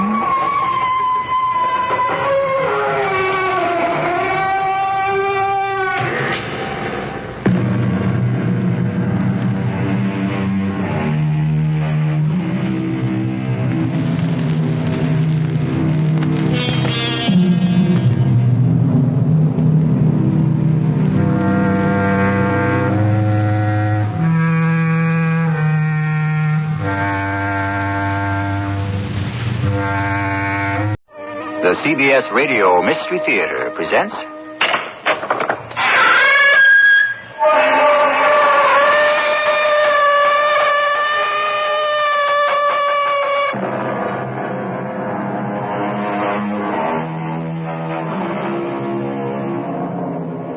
Come in.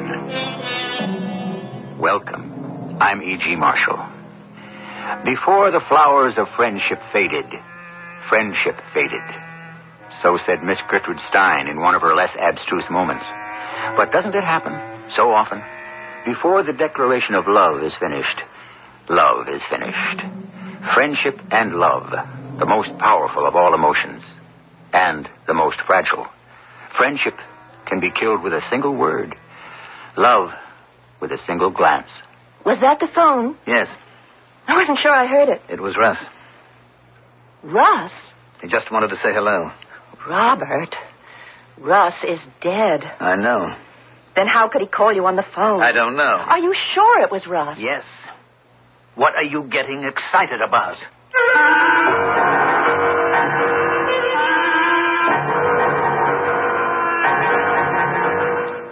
Our mystery drama, The Fatal $50,000, was written especially for the Mystery Theater by Sam Dan and stars Mandel Kramer and Marion Seldes. I'll be back shortly with Act One.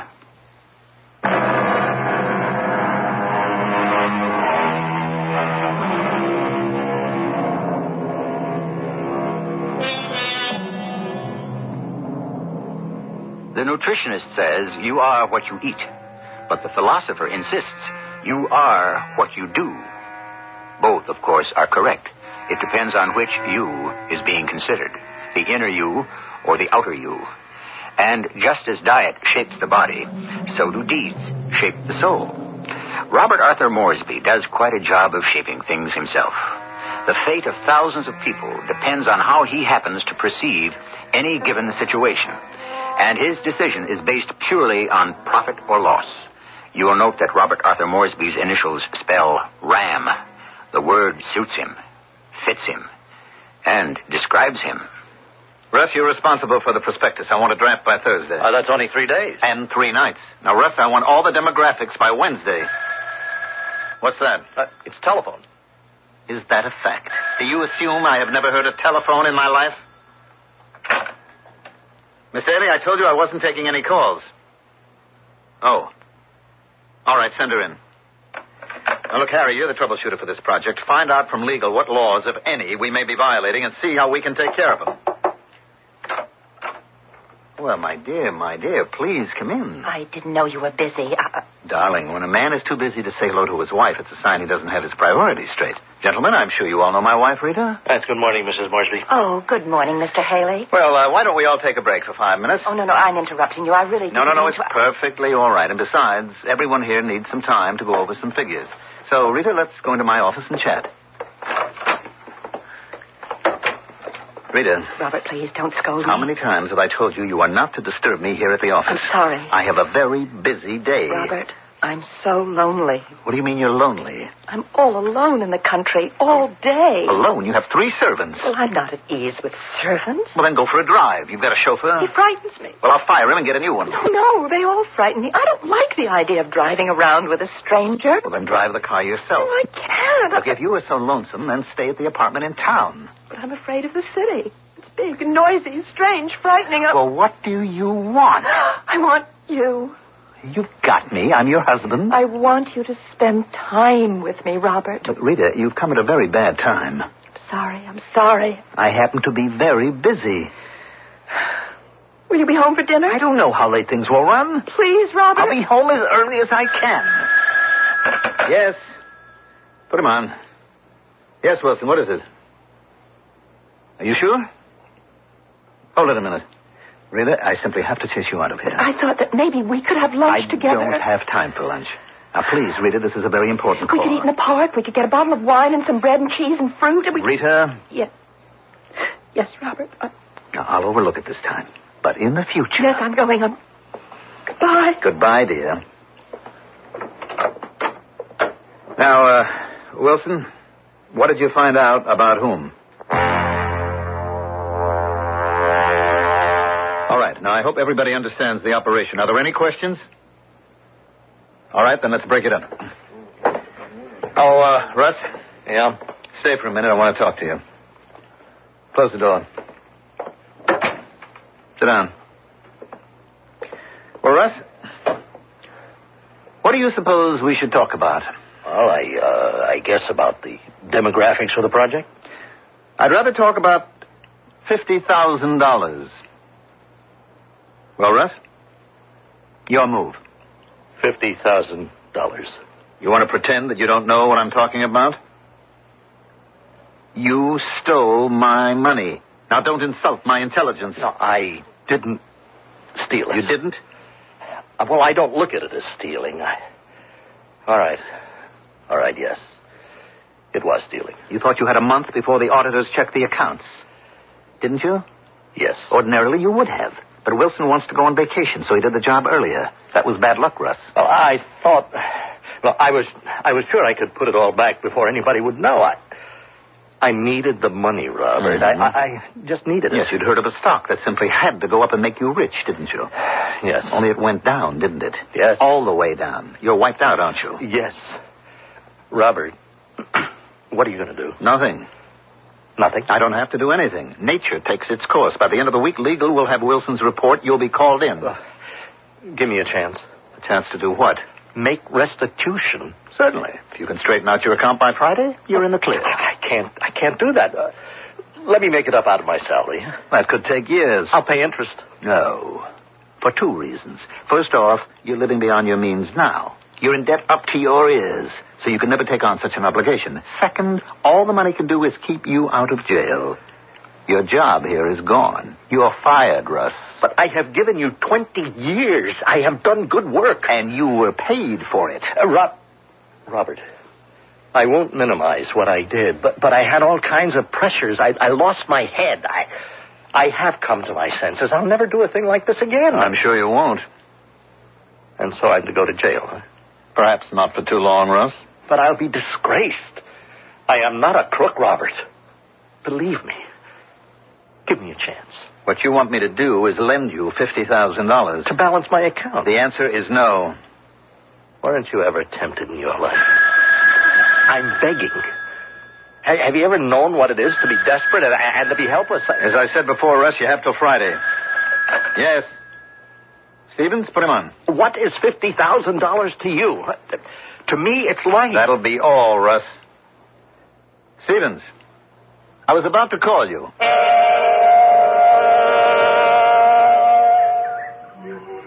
Hello? Oh. Hello, Mrs. Morsby. It is Mr. Haley, isn't it? Yes, it's Russ Haley. Oh. Won't you sit down? As I was coming up the walk, I saw you sitting on this bench. I wondered whether or not I should stop and say hello. Why should you have wondered?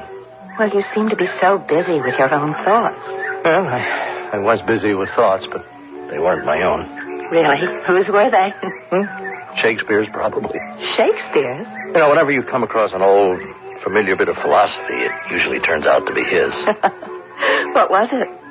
I'm not sure if this is it, word for word, but I kept telling myself, had I but served my God with half the zeal I served my king, he would not in mine age left me naked to mine enemies. Oh. But you're not an old man. Well, I wasn't when I went to bed last evening. But I have grown old. Suddenly. I still don't understand. King? Well, not all kings wear crowns and sit on thrones. Just look about you. The new palaces are those gleaming glass and stone skyscrapers and the new royal chambers, the boardroom, and the new scepter is 51% the voting stock. Mr. Haley, is something wrong? Is something wrong? No, not anymore. Something was wrong for quite a while. I kept listening to the song of the silence. Beg your pardon? Listen to me. How filled with literary illusions I seem to be. Hey, is that what I should have become after all? A teacher or a professor? Well, yeah, perhaps. Well, You know, the sirens were those beautiful but dangerous ladies who lived on rocks and reefs, and they sang such sweet melodies that the sailors who heard them were lured to their death. Yes, I seem to remember, but you weren't a sailor. Or were you? Now, Mrs. Moresby, each of us sails on a course through this world, and each of us hears the song of the sirens. How lovely it is, huh? How filled with promise.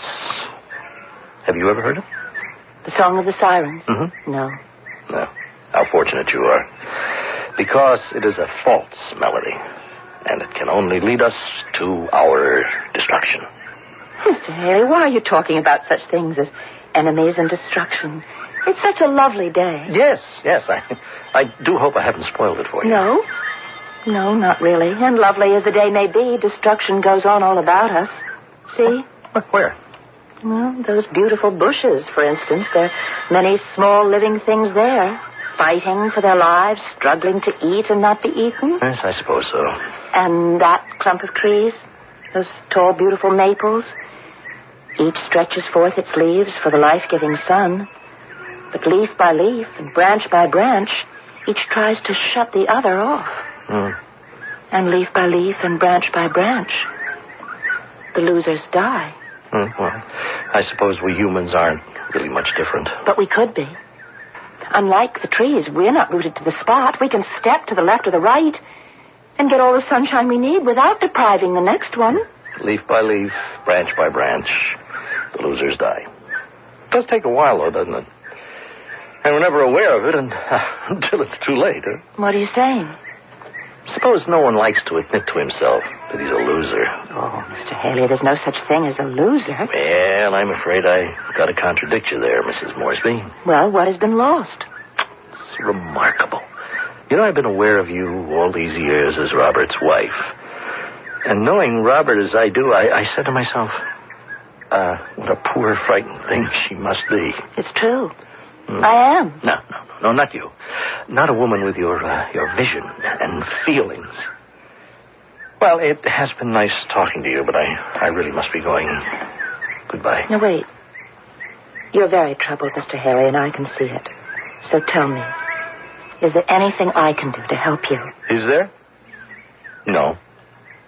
Why do you say that? I look at you, and I see a woman of sensitivity, of character. 10 years ago, a woman like you could have helped me. But the irony. 10 years ago, I wouldn't have had much use for a woman like you. I was much too busy with the other kind. Now it's too late. It's never too late. It's never too late to find the right kind of woman.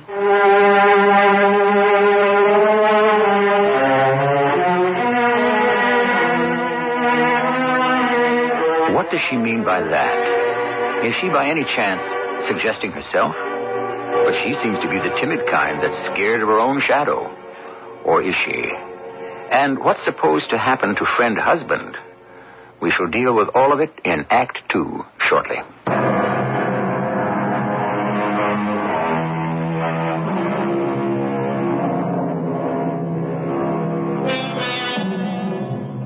Conversations. Isn't it remarkable? We can be aware of people for years, and all we ever exchange with them is the time of day. Then suddenly, for some reason, or no reason, the floodgates are overwhelmed, and the words pour forth. Nothing seems to be sacred or secret. Everything is revealed. Do we live to regret it later? Sometimes. It's never too late to find the right kind of woman, Mr. Haley. It is, for me. You talk as if your life is over. It is. Oh, that can't be true. You know, I was so wrong about you, Mrs. Moresby.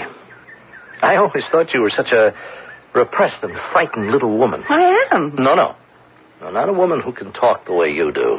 But I think this is the first time in my life I've ever talked this way. I am repressed. I am frightened. I'm scared of my own shadow. But why? Now, you don't have to answer that question. It is obvious. I don't follow you. If he can terrorize the people who work for him, what must he be like at home? I wish you'd let me help you. No, it's too late. It's never too late. To men. My old school teacher would say that. But it is too late if the fabric is rotten And the problem, is it money? Of course. Well, perhaps you'd allow me to... Oh, no. No, thank you. It would only be a temporary respite. Sooner or later, I'd be back to where I am now. Well, is there a woman? Is it gambling? Oh, Mrs. Moresby, if only it were. At least I would have had a run for my money. No, it's worse. A man can renounce women, cast aside gambling, but how does he get rid of vanity? Vanity? Mm-hmm. You see, I could not admit to myself that I was not basically a high-powered producer whose department could show a skyrocketing profit each year. Well, no one can do that all the time. Oh, they must, if they want to work for your husband. I was running at a loss, which meant he would fire me at best and demote me at worst. But how awful for a man to be in that position, where he must win all the time. Oh, I am not alone, Mrs. Moresby. So I took some money and invested it in a sure thing. Oh, even I know there can never be a sure thing. I only wanted to make some money quickly, to pad my account so that it would appear as if my department were flourishing. Then you didn't steal it for yourself. I mean, in a way, you really stole it for my husband. Why don't you explain that to him? Can a bird make a satisfactory explanation to a snake? Well, thank you for your kindness. I have an appointment. The most important appointment of my life.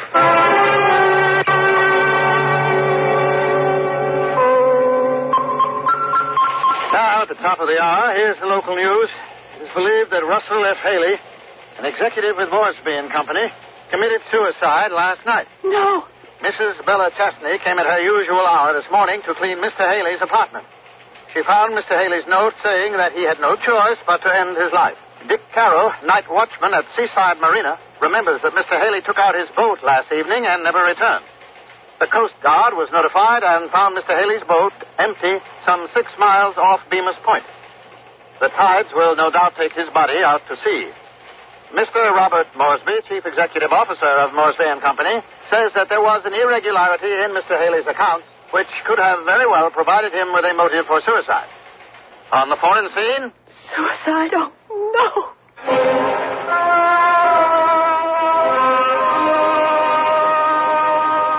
Robert, you're home. I'll tell you what kept me. It was it Russ Haley? I had to talk to the police. I heard it on the radio. They found the boat out at sea.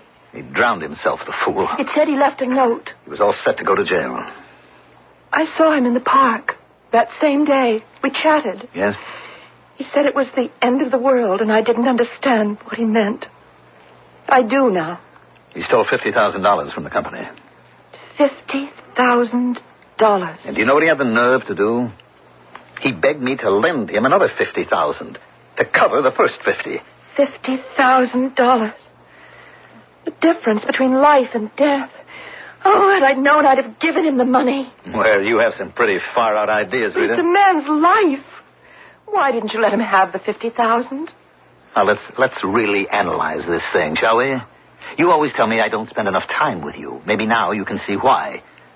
It's because you say such weird things. Weird? Yes. Since we've been married, you've changed, Rita. You've become like a mouse. You're afraid. You're scared of your own shadow. Why? I guess it's because I'm afraid of you, Robert. Why are you afraid of me? I don't know. It's just the way you overpower everybody and everything. It's like a battering ram. I think perhaps you'd best go see a doctor. Why didn't you let him have the money, Robert? What, do you think I'm crazy? You, more than anyone else, you should know what it is to need $50,000. What are you talking about? You don't remember 20 years ago how desperate you were? That's ancient history. You sold stock you didn't have. I was caught short. But you were in trouble. You knew what it was to be desperate and sick with fear. I saw that sickness and desperation on Russ Haley's face that day at the park. What would you have done if you couldn't have raised the money that time? What's the difference? I raised it. Yes, you went to my father. Well, the old man knew a good investment. Oh, well, he thought it was because part of the deal called for you to propose to me. Didn't think I knew that, did you? Look, Rita, this is all ancient history. I wasn't very much. But fortunately, I had a rich father. And he could buy me a husband. That's a cold-blooded way to look at it. You're the one who always says the world is a cold-blooded place.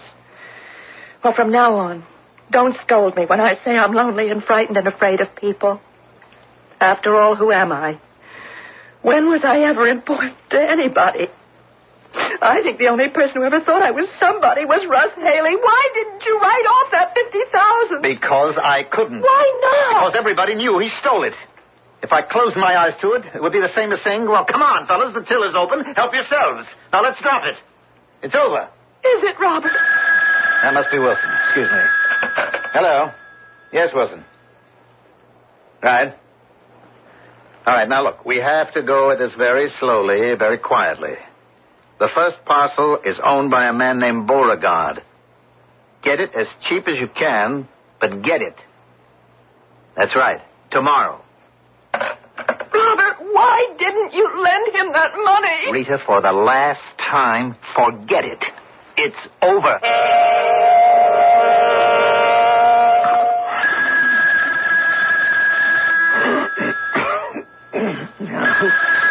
What? Phone. Hello. Robert? Who is this? You know. It's 3 o'clock in the morning. Who is this? You mean you forgot my voice already? We've known each other over 20 years. Russ. Yes. You're alive. No, I'm dead. I drowned 6 miles off Bemis Point. I don't think there's much left of my body. That's shark water. Russ. The reason I'm calling is I want to know the truth. Why didn't you let me have the $50,000? No, I'm not crazy. And I won't let anybody drive me crazy either. Robert? Yes, what is it? Oh, you're up. Yes, I'm up.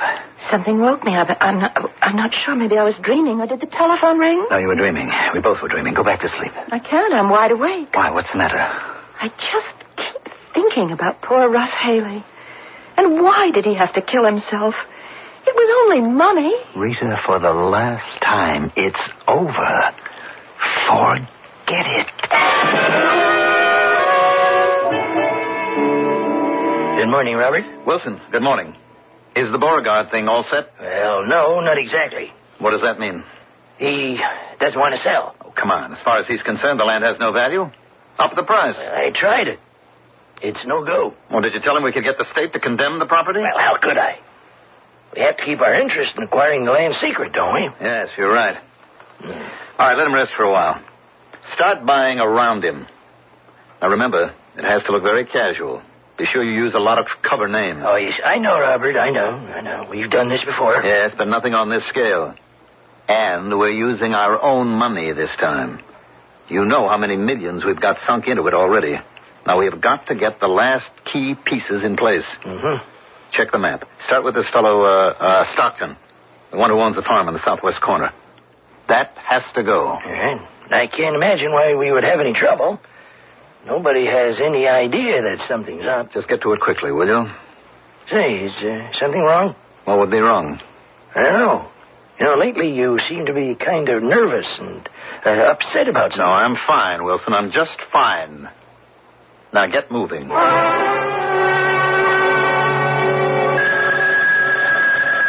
Rita? Rita? Will you answer the phone? Rita? Oh, all right. Hello. Hello. Hello, Robert. Now, listen. Now, have you thought it over? Thought what over? Why didn't you let me have the money? Now, look, whoever you are. Don't say whoever I am. You know who I am. I'm Russ. Were you calling me? Yes. What is it, Robert? Well, I wanted you to answer the phone. The phone. I didn't hear it ring. Well, you must have. No, Robert. Well, I'm telling you that it rang. Ask the servants. I can't. They have the night off. Well, there was a call, Rita. Well, from whom? From nobody. Robert, I'm worried. About what? You seem to be hearing the telephone. I don't seem to be hearing the telephone. I am hearing. I'd like to help you. How can you help me? Maybe that's what's wrong with us. What's wrong with our marriage? Who says there's anything wrong with our marriage? What do you think marriage is supposed to be? Man and woman, they live together and they're faithful to each other. They should help each other. How? What do you know about finance? Let me help you. Why do you insist that you keep hearing a telephone? Because it is ringing. Oh, and when you answer it, who's on the other end? Nobody. All right. Russ Haley. But Russ Haley is dead. I know. And how could he possibly call you? You asked me, I'm telling you. But it isn't Russ Haley. It isn't? What are you going to tell me? That it's my guilty conscience? Well, that can't be, Rita. Do you know why? Because I don't have a conscience of any kind. Guilty or innocent. Everyone has a conscience. Everyone who doesn't have enough sense to get rid of it. So when I hear a phone, it's because the phone is actually ringing. Now tell me, did you hear it ring just now? Yes. And again? Yes. So I'm not just hearing things, am I? No. Rita, would you answer it, please? If you want me to. Hello? Hello?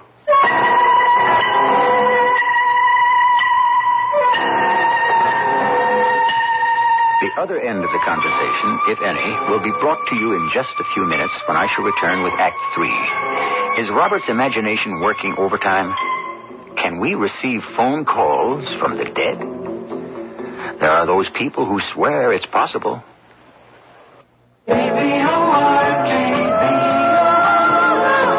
Voice of the Rocky Mountains.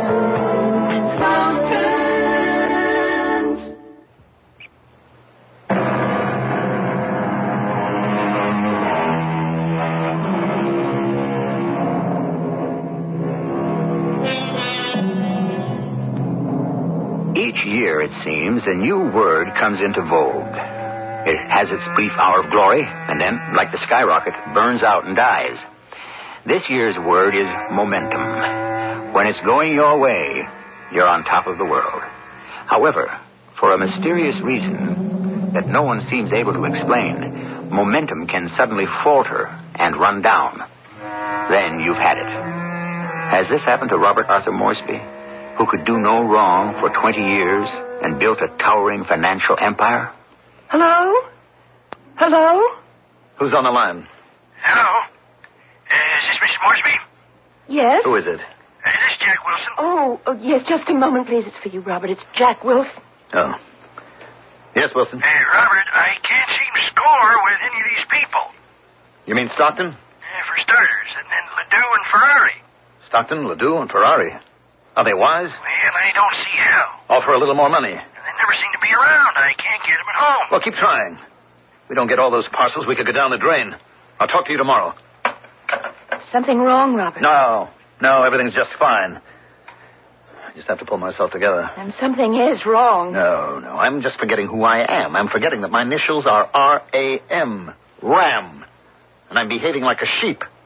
Well, that's over as of right now. Where are you going? There's a little mystery I have to clear up first.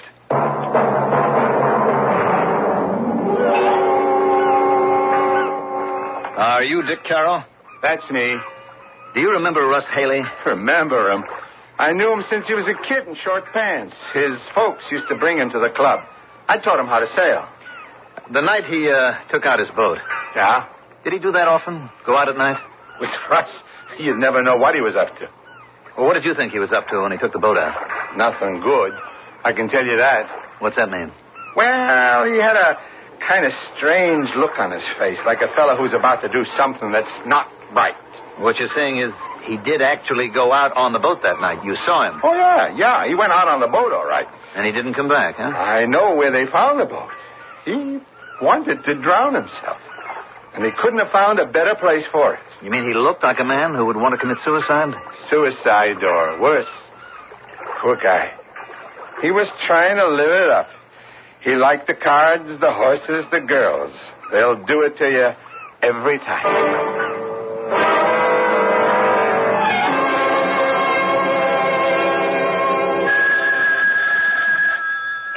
Yes, what is it, Miss Daly? Let's leave Helen Daly out of it, Robert.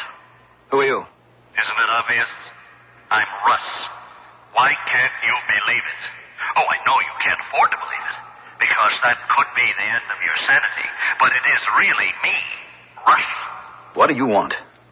How many times do I have to tell you? I want to know why you wouldn't help me out with $50,000. Yes, sir? Miss Daly, did you just put through a call? No, sir. Did you hear the telephone ring? No, sir. All right. That's all. Robert, can I see you for a minute? Come in. Sit down. Thank you. Well, something's up, Robert. I don't know what. I hope it's all just a coincidence. You know the land we've been trying to buy from people like Stockton, Ledoux, and Ferrari? And some of the others? Yes? Well, most of those fellas don't own the land anymore. They sold it. They sold it to whom? I don't know. Look, for years, those swamps have been useless to everybody. The people who owned them were desperate to get out from under. They'd sell for any price. Now, suddenly that we have this long-range plan to build an airport, everybody starts to behave as if the land has oil under it. Now, something or someone is working against us. All right, Wilson. I'll take over from here on in. Robert. Yes? No, I just keep thinking about Russ. And that day in the park, he had the look on his face of a dead man, although I didn't realize it at the time. If only you'd let him have the money. Rita. You knew better than anybody else how important that money could Rita, be. if I have told you once, I have told you 1,000 times that it's ancient history. There's no such thing as ancient history. There's only history, and it keeps repeating. Oh, Robert, you have to make it up to him. To whom? To Russ. You killed him, Robert. I did nothing of the kind. You decided he could no longer live. That's crazy. The price of his life was $50,000. You had it. You could have given it to him. He was willing to pay it back. He couldn't afford to pay it back. Not the way he lived. But he'd seen the error of his ways, Robert. He was ready to change them. Have you seen the error of yours? At least start by being sorry. Sorry for what? For not letting a man get away with stealing my money? I did the right thing. Then why do you feel so guilty about it? Who feels guilty? You do.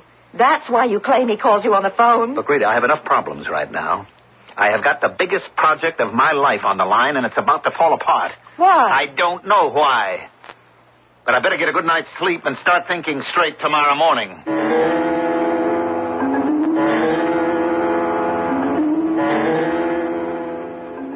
Robert? Can't you sleep? I could sleep. I'd be sleeping now, wouldn't I? If only you'd admit you were wrong about Russ. And perhaps about some of the ways you do business. What's wrong with the ways I do business? You're buying land from unsuspecting people for pennies. You know it'll be worth a fortune when you're ready to build the airport. How do you know about the airport, Rita? Who's been talking to you? You have, Robert. In your sleep. Now, if you ever mention a word of this... I never do. In all the years we've been married, I never have. Even though many of the things you did were criminal. None of the things I did ever violated the law. Well, sometimes those can be the worst crimes of all. Listen. Somebody is out to get me. I shouldn't wonder.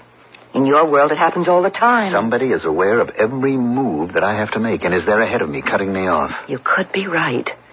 I mean, after all, you don't trust anyone, really. And how about your associates? What keeps them loyal? Money.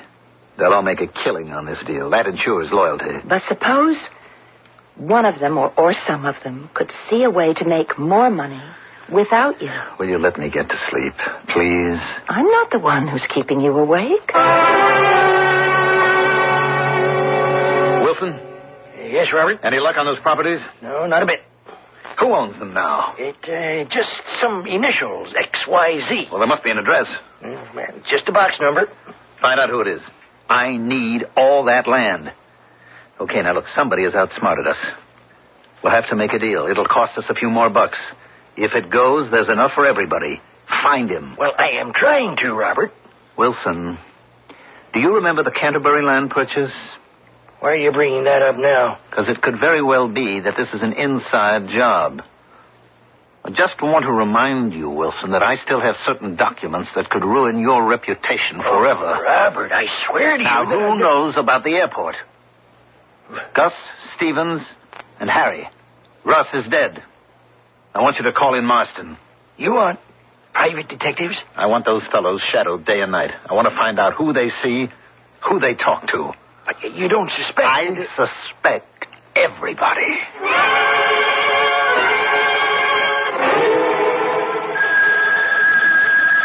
Answer it, Rita. I'm sure it's for you. Will you answer it?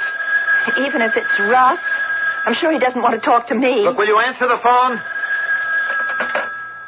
Hello? Mrs. Moresby, this is Jack Wilson. Oh, please hold on, Mr. Wilson. It's for you, Robert. Hello? Marston has had all these fellas followed day and night, and there's nothing out of the way. All right. Tell Marston to keep at it. I hear the name Marston.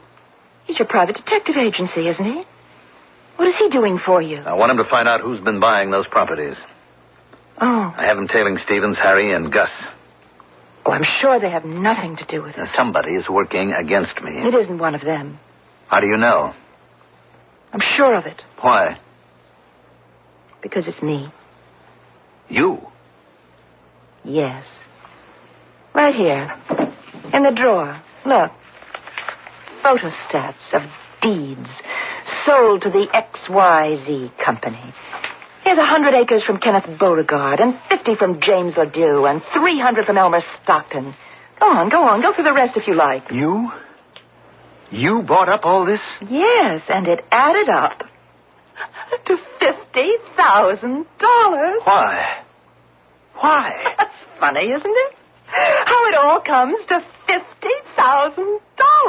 For $50,000, my father sold me to you. For $50,000, you killed Russ Haley. I didn't kill Russ Haley. You let him die. It's the same thing. And for $50,000, I bought the land that will stop you from building an airport. Now, wait, Rita.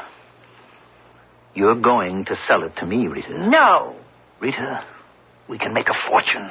But the place as it is a fortune right now. It's a swamp. No, not really. It's filled with all kinds of birds and animals and plant life. You should go there sometimes, Robert, and just enjoy it. Rita, I want that land. Hello. Robert, why did you pick up the phone? Hello. Who are you talking to? Robert?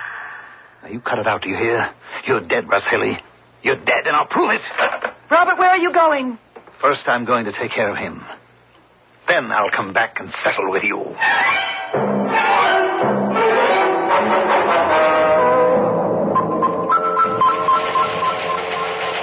Now, the local news at the top of the hour. Robert Moresby, prominent financial executive, was drowned today. He jumped or fell from his boat some 6 miles off Bemis Point. By an odd coincidence, it was practically the same place where an associate of his, Mr. Russell Haley, was drowned some time ago.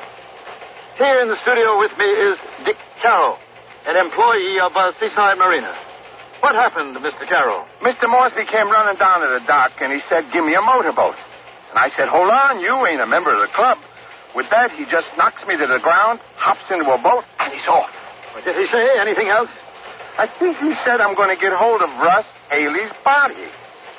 Anyhow, I ran to the phone, and I called the Coast Guard, but by the time they caught up with the boat, she was empty.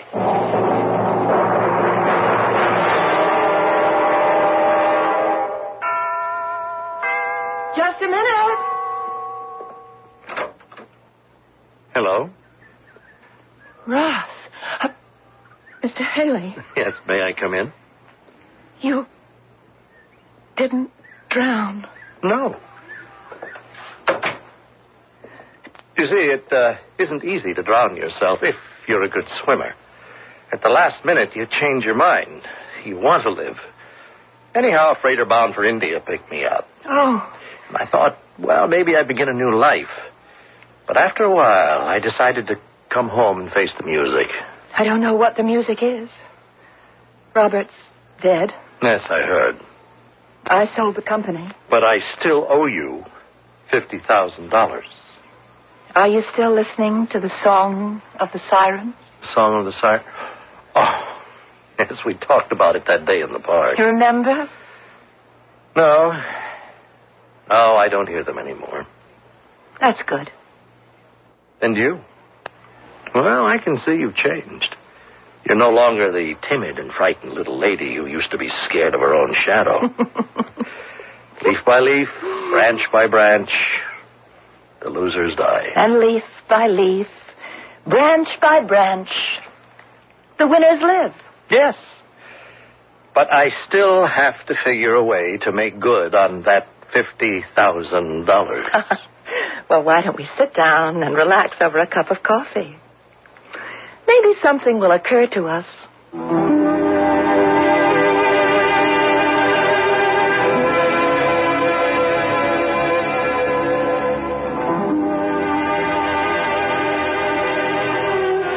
I'm sure something did, and so are you. Once again, we bring you an all-purpose story fit for any occasion, and it can fit any interpretation you care to give it. Was it all guilt in Robert's mind? Was it a put-up job? Were Rita and Russ in it together?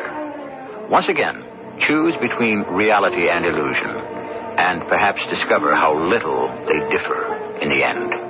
But this is not the end yet. I shall return shortly.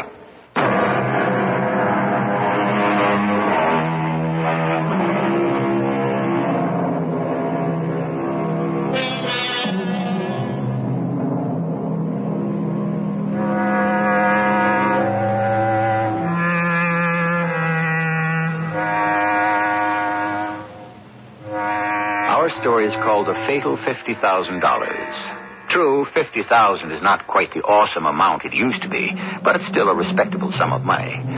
But it doesn't matter. What's important is the fact that there are times when we can actually place a dollar figure on the value of a human life. Just think, no amount of money could create life out of dust, and yet life can be reduced to dust for the want of $50,000. Our cast included Marion Seldes, Mandel Kramer, and Earl Hammond. The entire production was under the direction of Hyman Brown. This is E.G. Marshall inviting you to return to our Mystery Theater for another adventure in the macabre. Until next time, pleasant dreams.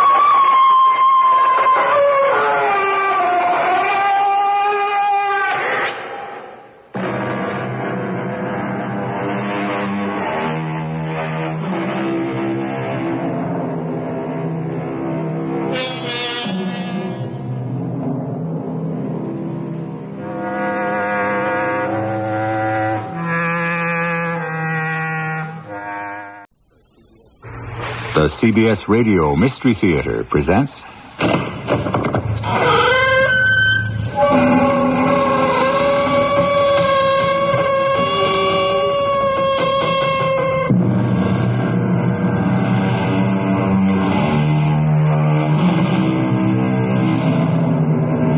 Come in.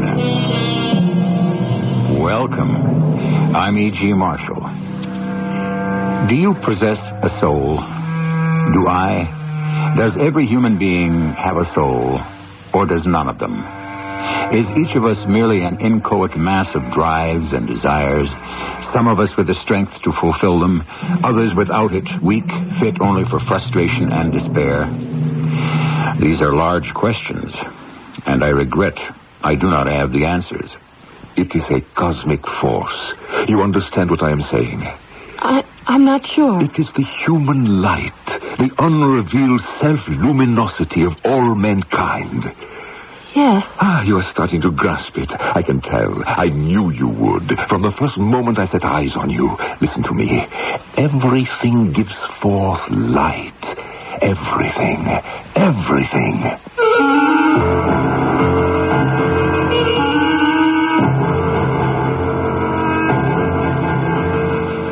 Our mystery drama, The Power of Ode, was written especially for the Mystery Theater by Elspeth Eric and stars Christopher Tabori and Jada Rowland.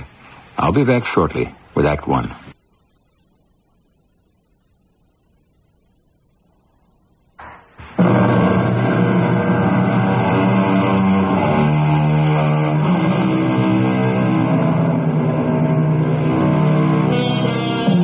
Arrogant man has usually credited himself with a soul while condescendingly denying it to the beasts.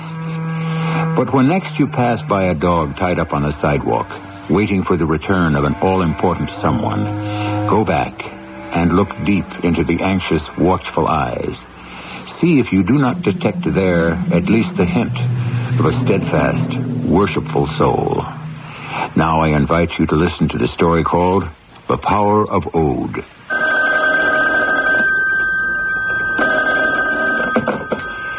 Yes, hello. Is Mr. Michael Lipton there, please? Speaking.